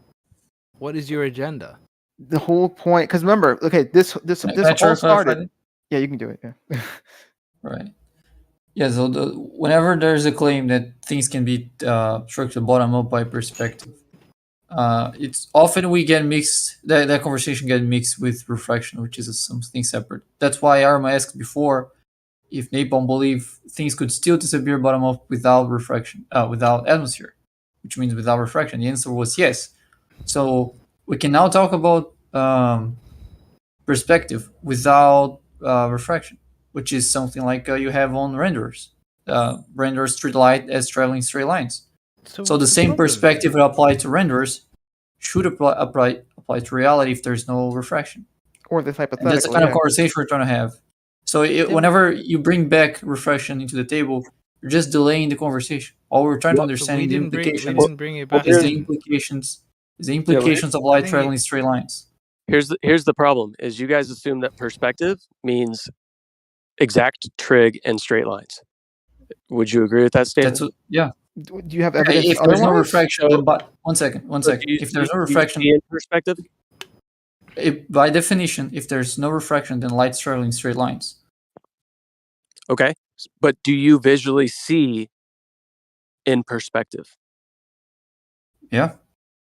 Okay, so I disagree that the way that we see is in exact trig, and there's a lot of people that agree with my disagreement with that. Many experts. It doesn't matter how many people agree with you. Because we view through. I don't think anyone. Globular any equipment. expert- We view the Because the thing world is, through lenses, right? When we try to I just apply these started concepts, speaking because Elisha jumped in. So if he's finished, I'll try to finish what I was saying. I don't even think it matters if what we see or not, because we build cameras and we know how, like there's only one way the light can go into that lens and onto that sensor. Like we know that there's math in that. We could calculate what would be expected. What we would see or whatever. I mean, you can't really use what we see argument when we have cameras, unless you want to say that the cameras see the same way. cameras the cameras trig- can see differently. They see in different perspectives than our human eye. Do they? I've never seen a camera like. You've never seen a Perspective 360 is always camera? down You've to never the seen a equipment GoPro camera? at hand. But I mean, like it's not. Surely you understand this. But okay, but I'm saying, how come we can't like Resolution change? limit is down to the equipment you have, whether it's Okay, your one eyeball second. or the camera. We're not Is talking a about fisheye resolution. lens perfect trig? Yes. The angular size you get on the fisheye lens is exactly the same you get in any camera. Because angular size is not. Hold on. Angular size isn't necessarily just perspective. Is not just angular size. It's how the world is presented to you in your field of view. It's So how with a things fisheye get projected into your image. So with a fisheye lens, right? If you take a snapshot with a fisheye lens and you want to map that out orthographically, can you do that with perfect trigonometry? And get what is being I presented? don't even understand that question. What do you mean map that out with Maybe we trigonometry? should have this conversation. Oh, just clarify what you're saying instead of running away because I didn't understand the question. So you can take a picture with a camera that is very similar to the way that we see the world with our human eyes. And you can take a picture with a camera with a fisheye lens that looks very dissimilar from how we see the world. Would you agree with that statement? Not necessarily. So That's a non-answer. Come on, man. There's perspective rules with respect to the equipment you're viewing. So you have fisheye perspective rules. You have other type lenses perspective rules. This is why I can't have the image gets projected. This is just intentionally being dishonest and I not said two words. I don't think it's intentional. I think it's unintentional tripping up on just the basics. Well, let him talk. Well, none of you is clarifying anything. You ask a question, I give you an answer instead of elaborating why I'm wrong. You just talk about this is what we get instead of showing what I'm wrong or pointing out the problem. Yeah, Napalm. Give an example. Okay, you take a picture with your iPhone, normal settings, open your iPhone, take a picture.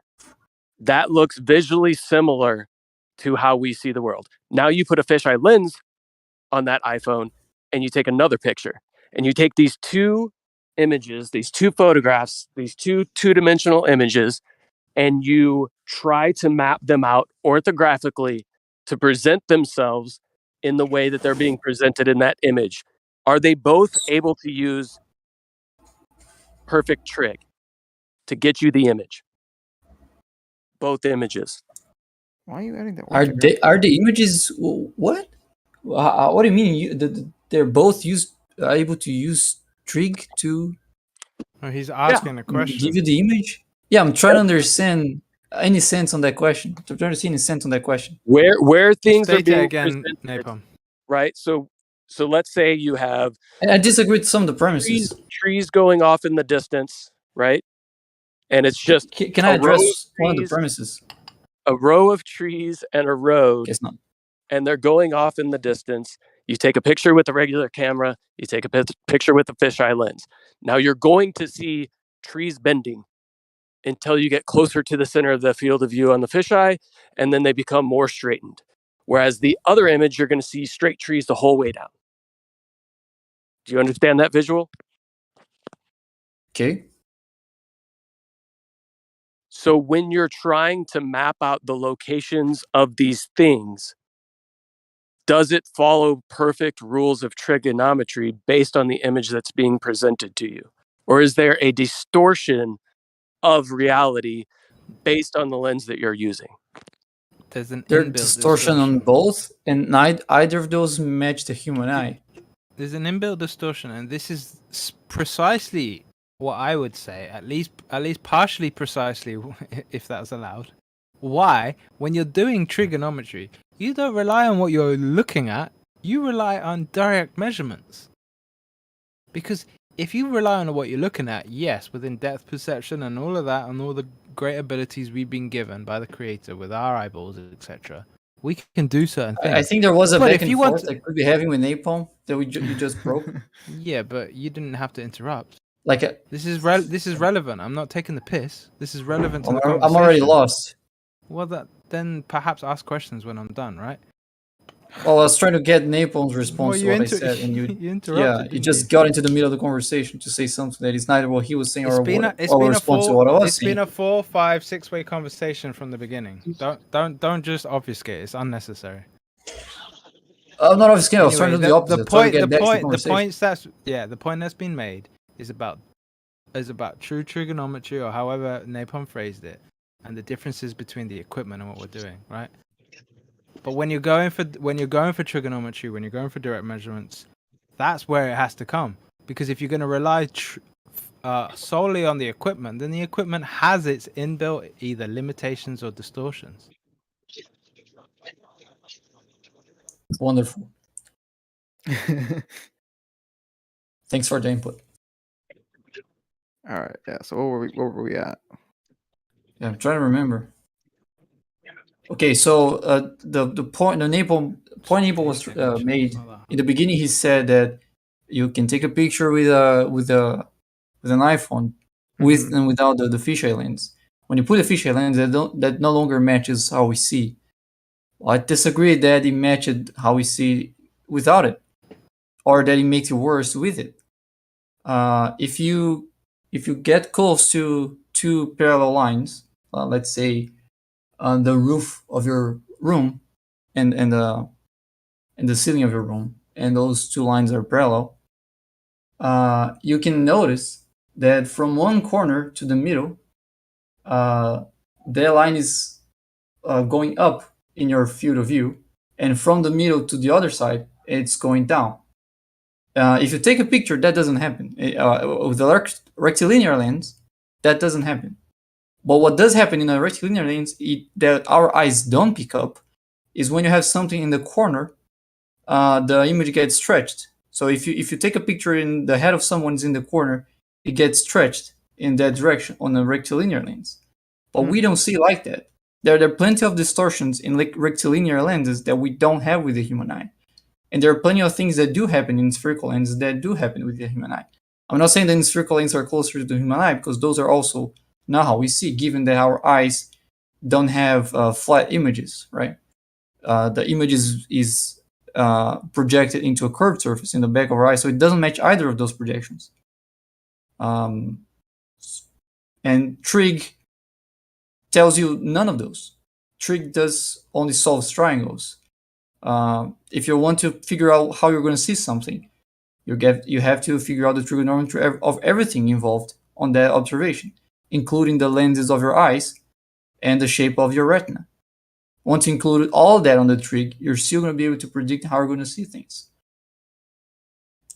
The difference is if you're using trigonometry is based on what we see with our eyes. I think that's what the gentleman was trying to say. He was saying that if you apply trigonometry, which is an absolute metric that we have agreed on based on that math, if you apply that to a fisheye lens, there is going to be some warping. I think that's what he was just trying to say. That's all.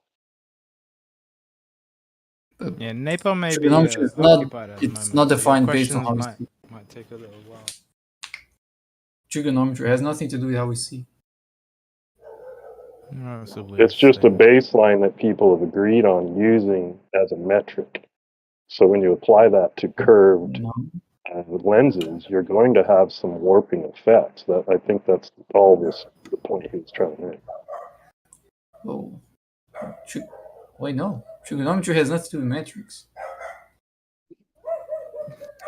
And lenses aren't distorting trigonometry. Like the angle light reaches the surface of the lens is determined by trigonometry. You can determine that by trigonometry. And you can use trigonometry again to tell how that light's going to bend after it enters the lens and what's going to be the next bending when it leaves the lens. All that can be determined by trigonometry. We use, if you look at Snell's law, you have a relationship between the sines of the angles of the incidence and the refracted direction of the light. So trigonometry is there too. Even when you have curved lenses, trigonometry is there too. Yeah, but it's a different kind I of would agree. I trigonometry think to all he was known saying distances, is isn't it? It's not. It's not a different kind of trigonometry. Which is a different application. If you have known distances, right? But depending on the equipment you're using, fisheye or otherwise, the appreciation of those known distances is going to be appreciated completely differently depending on the circumstance. Okay. That would be true trigonometry. So because you can have already established you can have already established with markers, with information, points that if you view through a fisheye lens won't make sense. Even though we know we've measured these points to all the 3 points or 5 points or 10 points, doesn't matter, right? But within the appreciation of that fisheye lens, they're going to be distorted with respect to what you already know. Can I real fast? Because is that not just an obvious statement? Well, yeah. Well, Bacon, real fast answer that, and then I want to real fast kind of go on to something too, because that's on the first statement. Go ahead, Aaron. Okay, what I was going to say is because this all, once again started because we were talking about how we were comparing, I said the human eye versus cameras because someone said, I think it was maybe it was Napalm or maybe it was you, Elijah, but one of you guys were saying that, because the way we see, this is why we get, things disappearing bottom up, whatever. And that's why I brought in cameras. I was saying, well, cameras don't exactly see how we see, like close, but the point is we could work the math out and we know like how the light is going to hit, like, the sensor and shit. And I guess just to kind of get to the point, I actually kind of lost it right there. No, okay, what was the point I was going to make? Still make it, don't worry, just breathe. Oh, yeah, right. So I guess the point I was going to make was, okay, so if that is the case, right, if it is that, our eyes or the camera, is the reason why things are disappearing bottom up, then couldn't we make another camera or couldn't we have different types of cameras that have different like distances to when things disappear bottom up? Because you did say earlier, Elijah, that if we saw infinitely far away, whatever, we wouldn't have things disappearing bottom up, and in fact, we wouldn't have any perspective. So then, why you're infinitely away? You're dealing in complete fantasy that we have no appreciation of. But I'm saying you have to at least acknowledge that part of the hypothetical. Come on. Fair, but I feel like you're still hinting at the fact that we could make. There could be things out there, different eyeballs or different cameras that do have different distances that they can see. All right, because you are saying that our eyes have a limit. All right, so can that limit be tweaked? Is there just one limit, or are there other eyeballs with different limits to have different distances? And can we do it with cameras? And if that is the case, then would one camera versus another camera actually see this? Hold on, would one camera versus another camera actually see the sun, actually above the horizon, while with another one that the sun is halfway cut off? Like, are there cameras like that where it's just two set up, and then one doesn't see the same thing? Got the P900 Within the other hypothetical realm, sure, but there is something worth noting that even because remember we see binocular, or whatever the plural would be. We see with binocular vision, right? So if we were, but the point I'm actually that's relevant. But the point I'm actually getting to is we're going to see in focus. So where we're focused, right? If in this hypothetical, which by the way I haven't actually mapped out, I'm not going to waste too much time over, because it's just something relevant that if you're going to bring up a hypothetical of a bullet that doesn't drop, why would you not then entertain the visual limitations being removed as well? But if you're focused on a point that you can basically focus on any point into the distance, that doesn't stop the fact that the rest of your vision is going to have some element of I don't know what the technical term is, but some element of not being resolved in the perfect way, because you're not focusing there. Are you following me, or would I need to backtrack and maybe paint the picture a bit more vividly? I think a little bit. I'm a little lost.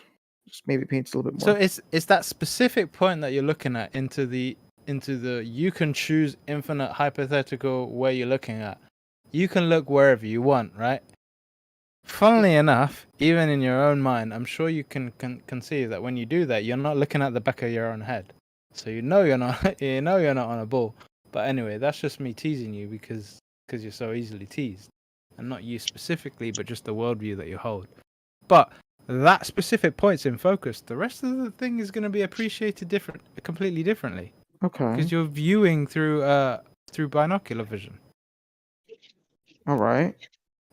Which again, I mean, maybe all of this is lost in you. My more pertinent question to you is, what exactly is the point of your line of questioning? Because what do you hope to achieve? I'm still trying to figure out this 'Cause whole. it's just me now. Napalm's taking a break.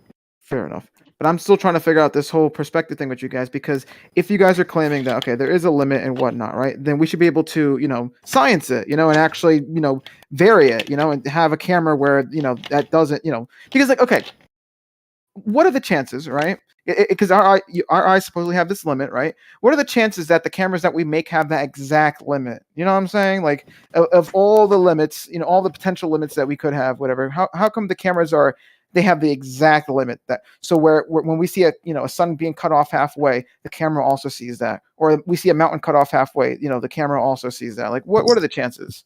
I'm really trying to figure that out. But I don't think it's what are the chances. Do what you're saying, my friend. There's a lot of cameras out there that show different perspectives. Yeah, it completely depends on the application of the equipment. So you got pinhole cameras. They have this is like the most basic ability to do that effect of capturing image.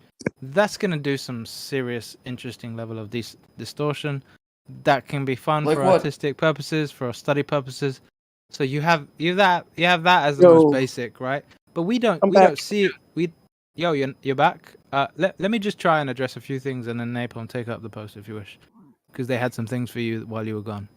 All right. So you have that. You have the fact that, just generally speaking, Armor, we view through a specific methodology that has been given to us that I claim and I know is from the creator. You think otherwise? The point is that point Not is kind of necessarily irrelevant. That point is irrelevant to the conversation. The point is we have lenses. We happen to see in binocular vision. That's also important for depth perception. But again, we have a lens setup that we view through. We have, because of our appreciation of that, because of how we have operated through that for all of our lifetime, I would think that has highly influenced the way we've developed non-biological technologies, right? So when you make a camera, you have the lens, which is you have the, what do they call it? The film. It used to be film, but whatever they call it, the sensor now. but you have it coming through a lens.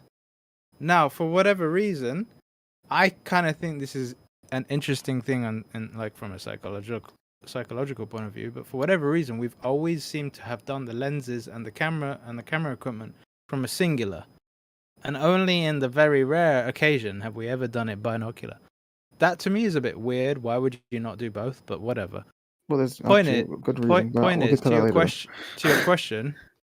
Or point is to the topic is that has influenced why we have the equipment that we have. Okay, but that doesn't. But that still doesn't really like, answer like my question to like, because like, yeah, sure, I get it. We have fisheye lens, obviously, the it's all warpy and whatnot, and we have other different lenses that warp the image, if you want to call it that, right? But that doesn't change once again this perspective thing where like the sun isn't being cut off, isn't being cut off in one camera and then it is in another, though. I'm really trying to figure out if we can science this. Can we science this phenomenon where things are disappearing bottom up? Because if that is caused due to a limit, then we should be able to tweak that limit with different cameras. Different cameras may have different limits. That's Okay, what he's then saying. this is the already final been thing. done. This is my That's what final he's saying. comment before I hand it over to Napalm. Otherwise, it's unfair, right? Are you not aware within these circles, within how much time you spent in these venues, right, or this venue, that people have been able to bring back, depending on the equipment? I've seen those. Extend the resolution limit to bring back things I've like seen this, those. This Yes. apparent occlusion. Yeah, I've seen those. It's yeah. So what? Then what's the question then? Because I And have I'll a leave it- different explanation for what's going on. I don't Okay. believe it's bringing it back up. That's So also this is fundamentally a It isn't belief violating perspective. the trigonometrical explanation perspective. Well, hold on. I mean, maybe you can speak for yourself, Bacon, but in response to armor, that's a belief perspective. And then I think I'll just leave it there and let your questions, if you can remember them, just reiterate them to Napalm because he's back. All right. I'll leave it. I don't want to just hog the mic. That's not fair. Fair enough. So what's up, Elijah? I mean, not Elijah. What's his name? Napalm. What's Well, up? I've got a question. How much zoom would you need to bring the sun back after it sets?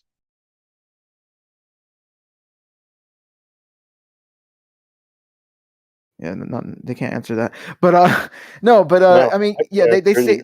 Check out the Mount Graham binocular telescope. It's the largest binocular telescope on Earth, but they don't really release those kind of metrics. But it's been done. Okay, but in these videos that they supposedly bring the sun back up order, right? I have a different explanation, right? And you could argue, well, it's wrong. I'm arguing that your guys' explanation is wrong. But I mean, I guess maybe the conversation should, evolve towards that direction, I guess, whether or not we could, prove whose explanation is correct. But I don't know. I mean, how are you guys feeling about that? Do you guys want to take it in that direction or what?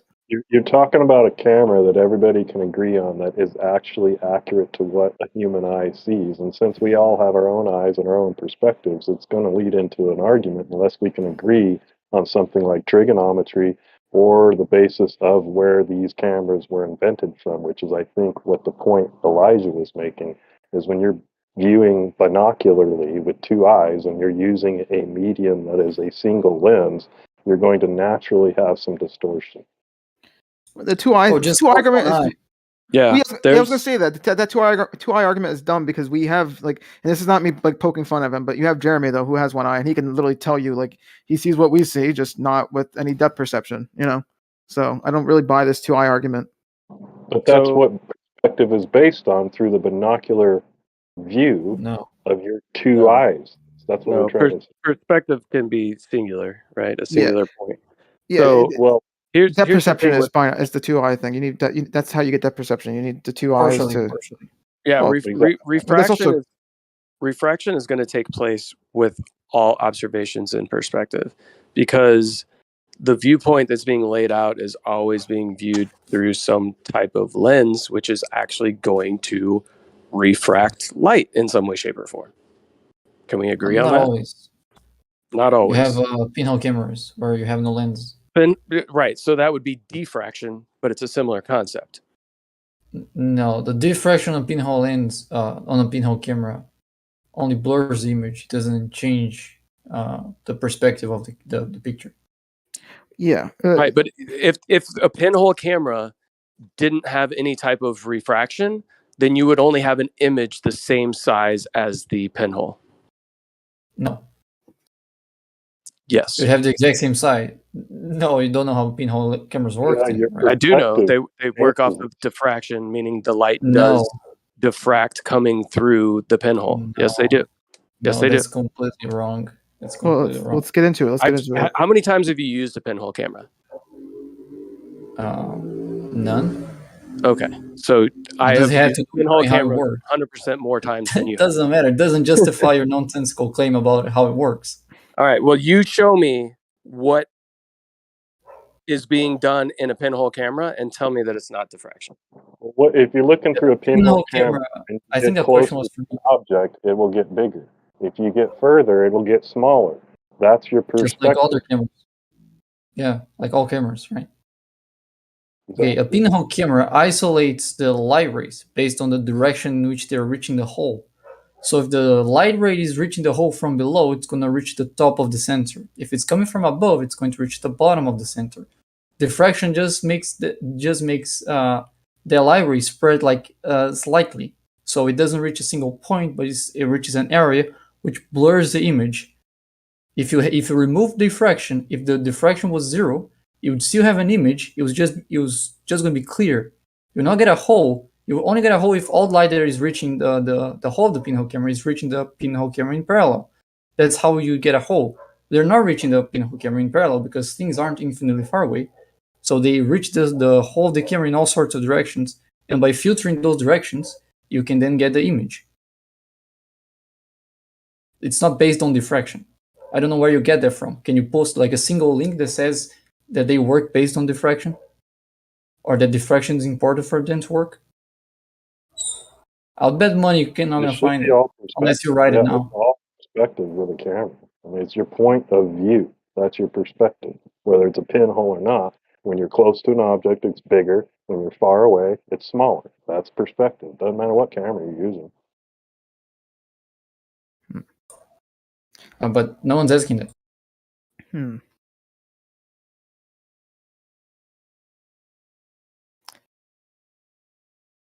So yeah, pinhole camera gives you the rectilinear pictures and uses no lenses and it needs no diffraction. I'm still. Is it alright if I just kind of like? You guys still want to do the pinhole thing, or can I just like bring it back a thing? Because I'm So still. are you saying light doesn't diffract coming through the pinhole? No, I didn't say that once. You said there's no diffraction in a pinhole camera. I didn't say that. I said even if there was no diffraction, you would still have an image. It was just going to be clearer because it would have less blurring due to diffraction. You wouldn't have the light rays spreading a little bit to blend with each other to reduce the resolution. Right. That's not what gives you the image. What gives you the image is the fact that a light ray that enters in a direction can only reach one point, and that point is connected to that direction. So each point in the center has light coming from a different direction. That's how you can filter all the light rays based on the direction they're reaching the hole. So you don't need any diffraction to get the image. Diffraction only blurs it a little bit. Gotcha. Yeah. On the edges, you get diffractionary effects on the edges of the image. All right. Can I? You guys Not are really. still doing this? Okay. Not really. Okay.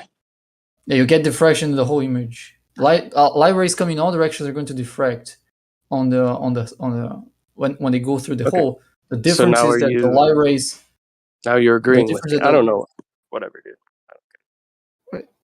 Okay, so you're not listening. I guess. Never mind. Well, can I real fast just like bring it back to earlier real fast because I'm still trying to figure this out because earlier someone said that okay, yeah, we can bring the sun up by zooming in, right? So I guess by zooming in, right, that's changing the limit. Am I getting that correct? Because remember earlier the whole thing with our eyes is that we have a limit and that's why things disappear bottom up. So by zooming in, we're changing that limit. Is that correct? I'm just trying to double check. Can any flat earther Like, Well, they're from just Yes. shifting from like, okay, we've agreed that there's a limit that our eyes see. That's what they drew maps on, back in the 1600s. But when they came up with telescopes and things like that, little tubes to look through, and they realized that they could do this zooming phenomenon that you're talking about, it doesn't necessarily change the basis of the perspective. It just shows you that what you are seeing in your personal view is limited, and maybe some guy invented something that could makes like a P900 camera. You can seriously watch one of these boats go over the horizon and disappear. Then you can hit the zoom and boom, there it is again. But Yeah. if you pull your head away from Oh, the no, camera, no. you're not seeing that boat either way. So Well- there is there's a method of being able to improve these devices or whatever they come up with, but you can't say that that device is in fact what a human eye sees at any given time, because we all have our own eyes. That's All right. really what the But someone did earlier say though that the reason why we see things disappearing bottom up is because our eyes have limits. So I'm trying to figure out if this is true, right? That if we zoom in, we're bringing things back. The things are coming back up, right? That's because the limit has changed. Can some flat earther confirm that? I'm just going for the one argument. The one argument was that we see things disappear bottom up because of that limit. So things reversing that, just bottom up disappearing, whatever. Like if you zoom in and the thing comes back up, that should be changing the limit. Is that's a pretty logical argument, I would say, right? No, because you're using something outside of your eyes. So if you pull your face away from that camera, you'll see that limit to your eyes and your perspective is still there. Well, It's no, just when you I mean, look into the camera, it's different. But that doesn't mean anything changed. no, I'm saying the limit for the camera. I'm saying that the camera's limit has changed because the camera zooms in and now the thing is no longer supposedly just disappearing bottom up. I'm saying that camera's limit has changed, right? The fact that you zoomed and now you see I it. would just say that the camera's limit is the maximum zoom. So if you want to pull it out and you want to zoom back and see things move, Okay. forward and backward, that's cool. But the camera's limit is further than your own two eyes. You can clearly see that on the beach. If you have a P900, you can go out there and you can see that the camera will pick up optical images further than your own two eyes can. But that doesn't mean what we're looking at is a change in the trigonometry. Okay. So, can anyone explain to me then? You're changing the focal length, right? And typically like the aperture of the camera. So you're changing the geometry in which you're viewing. So that's what opens things up. Okay. Is you're changing the focal length, right? So think of it this way: if you have a lens and then you have the photographic paper or the sensor behind it, if you increase the distance between those two objects, you're going to change the geometry of what's hitting it, right? Lots of times when you're changing one lens, you're usually changing other. Most lenses have multiple pieces of glass within them.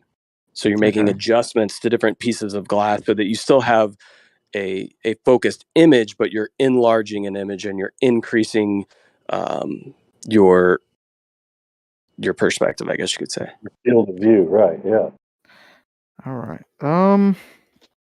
So that's why it's different. Like typically when you're talking about something, it's good to stick with something that would be like a standard, right? Like your eyes. That's why we say like perspective, like human perspective, the human eye.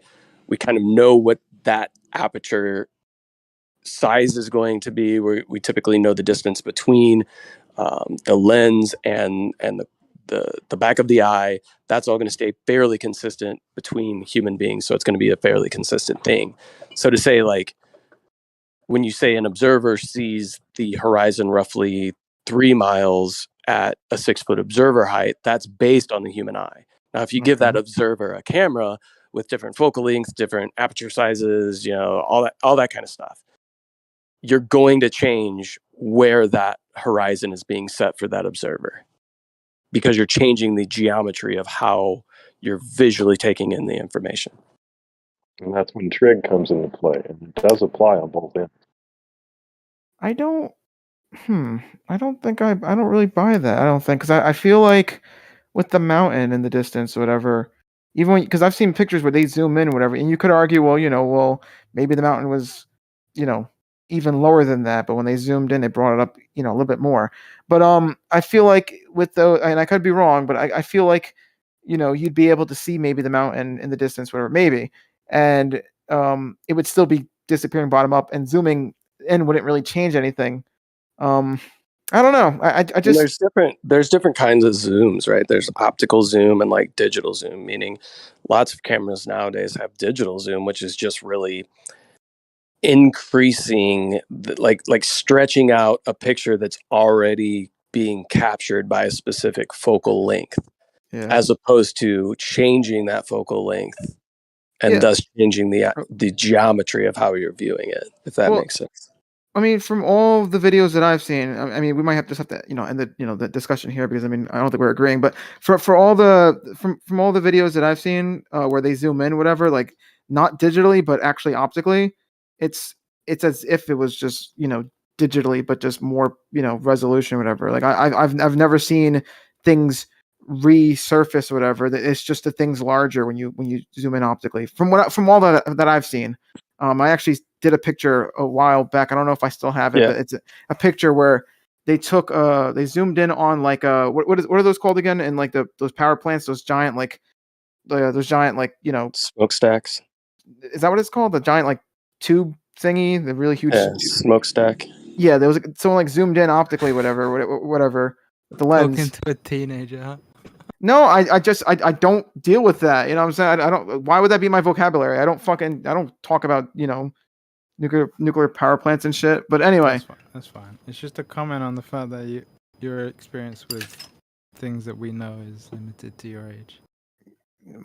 dude, I'm in my fucking 20s, man. Anyway, so point is, I did a side by side. They zoomed in the video, but also I zoomed in digitally, and they matched like 1-to-1. I just don't buy this argument that zooming in brings things back up. It's, from my understanding, it's the same thing. You just have more pixels to work with, because Isn't there a perfect GIF for this, Napalm? About that with the let me see from the bow and the Bill and Nye, the science guy, he's got a really good clip with that. But there's a GIF that I never cared to store it, but people have posted it. I think they even posted it a few days ago. Somebody here. But the point is that I'm not sure. Say again?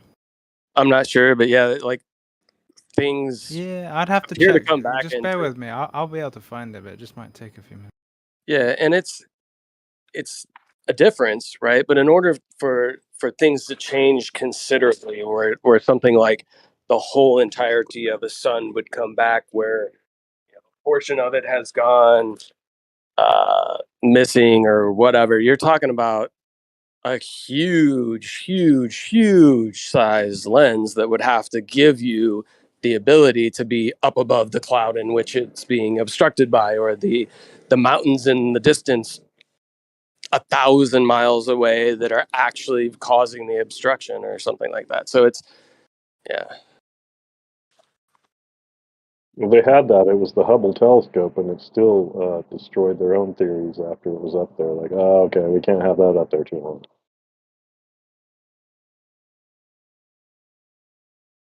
All right, I don't think I could find the video. The images I posted, I think it was in a long time ago in Nathan's, whatever. But it was like I said, I zoomed in digitally, and it pretty much matched 1-to-1 with the actual optical zoom, whatever, with the lens. I don't know. I guess we'll just have to disagree. Agree to disagree, whatever, because I don't think anyone else wants to continue with this topic. I'm sure we're boring the fucking chat now. But yeah, I'll agree to disagree. I thought it was very interesting. I appreciate you bringing it up. Yep. If anyone else has another topic to go on about, that's One day you'll understand, don't worry. Okay. Hey, do you wanna fix that simulation to not use trig functions? I mean, I kind of like the trig function because I did it myself, but I mean, maybe I'll have you help out with that. I guess. Is that really possible though? Are you serious? You can actually change it like without trig for real? How does that Yeah, work? I never use trig in the in body simulations. Never used. Let me think about how that would work exactly. Not even the first time. I'm just trying to think about it, like in my head right now, like how would I get that to work exactly? Because I think it is possible. I'm just trying to like think like. I actually don't know how you use trig in a 3D simulation. What trig was basically to get the angle to the body, right? So for example, if the sun was 45 degrees, well, that doesn't make any sense. But like, let's just say the sun is southwest of the Earth, right? Then by doing that, you could just you could take that and then apply that to how much acceleration you should do on your x-axis, and then also how much acceleration you should do on your y-axis, basically. Okay, if you have an XYZ coordinate for each one of them, right? You said what? An XY? Your XYZ coordinate for the sun and for the Earth, right? Yeah. Both of them have coordinates, right? What happens if you subtract a coordinate of one to the coordinate of the other? If you make the coordinate of the sun minus the coordinate of the Earth, what does that give you? The sun minus the Earth's. Wait, hold on. Wait a minute, what you talking about? Oh, hold on, I'm trying to figure. You have 3 points. Yeah, you subtract one vector by the other. What's the resulting vector? The vector by the other vector. You might have to use another word for that. I'm still not the most. I'm not good with words. You know what I'm saying? Like, what you mean by that? Might have to visually show that. What was that? You have 3 points. You have 3 points. The vectors are your perspective from those points. He's asking what would happen if you removed one of them. No, that's not what I asked at all. Okay, my bad. Then clarify. Yeah, clarify. Okay, so you have a vector. Yeah. When I'm referring to a vector, it's just the 3 values. X, Y, Z coordinates make a vector, right? Yeah. It's a vector that points from the origin of the coordinate system all the way up to where the body is, right? I say, wait, what? Okay, so a vector is, you can think of a vector as an arrow. Yeah. Right. Mm-hmm. So the position of a body in that coordinate system only makes sense as a vector if it's a vector that points from the origin to that body. Origin to the body. Origin to the body. You make a vector that starts at the origin and the tip is exactly where the body is. Oh, that okay. Vector, Yeah. That vector is exactly the body's coordinates, right? Really? Is that how well, yeah, I guess you're right. Yeah, you're right. Yeah, because I have. Well, let me look through the code real fast. I think you're right. I'm sorry. I'm not really used to that, vocabulary. So I'm just kind of. I see. Let me open this up though. I think I'm using a vocabulary from linear algebra that you might not have taken. Yeah, no, I literally. It's funny because Bacon doesn't even speak English. Well, his first language is funny. Yeah. Well, I mean, because I haven't taken like any math college classes yet. Like I literally just started college like literally like last year. So like I'm a late guy. I'm late to college, but it is what it is. Better late than never. Right?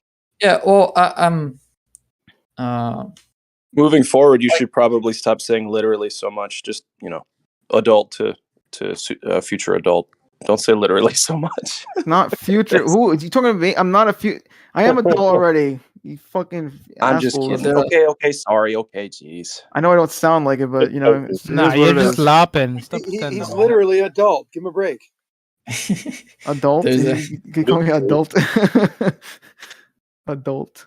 There's another guy that uses the word literally all the time, but he uses it to emphasize his argument. Like he said something, and instead of saying you're wrong, he says like, "Oh, you're literally wrong." Literally. Yeah, that's I'm literally Winston right. does that a lot. Winston does that as his favorite term. Literally. Objectively, literally. Objectively, yeah. Okay, real fast, Bacon. Okay, so I think I know what you're talking about now. Yeah, so I have under my movement, right? Because I have 3 of them. I have gravity, speed. I have acceleration, moon. Okay, acceleration. I have it for the moon one. That's acceleration, moon. But I have vowel movement. Vowel movement. All right, no. I have gravity, speed, acceleration, and then I have a movement code. And for my movement code, I have for x, I have plus equals the h speed times this other variable. I call time speed because I want to like speed up the simulation. So I just like have Yeah, it. it's your delta t. It's your it's how long an increment of time is, right? Like every iteration of your simulation, it's worth that amount of time. Yeah, right? something like that. Is Yeah. that it? Yeah. Yeah, it's your delta t.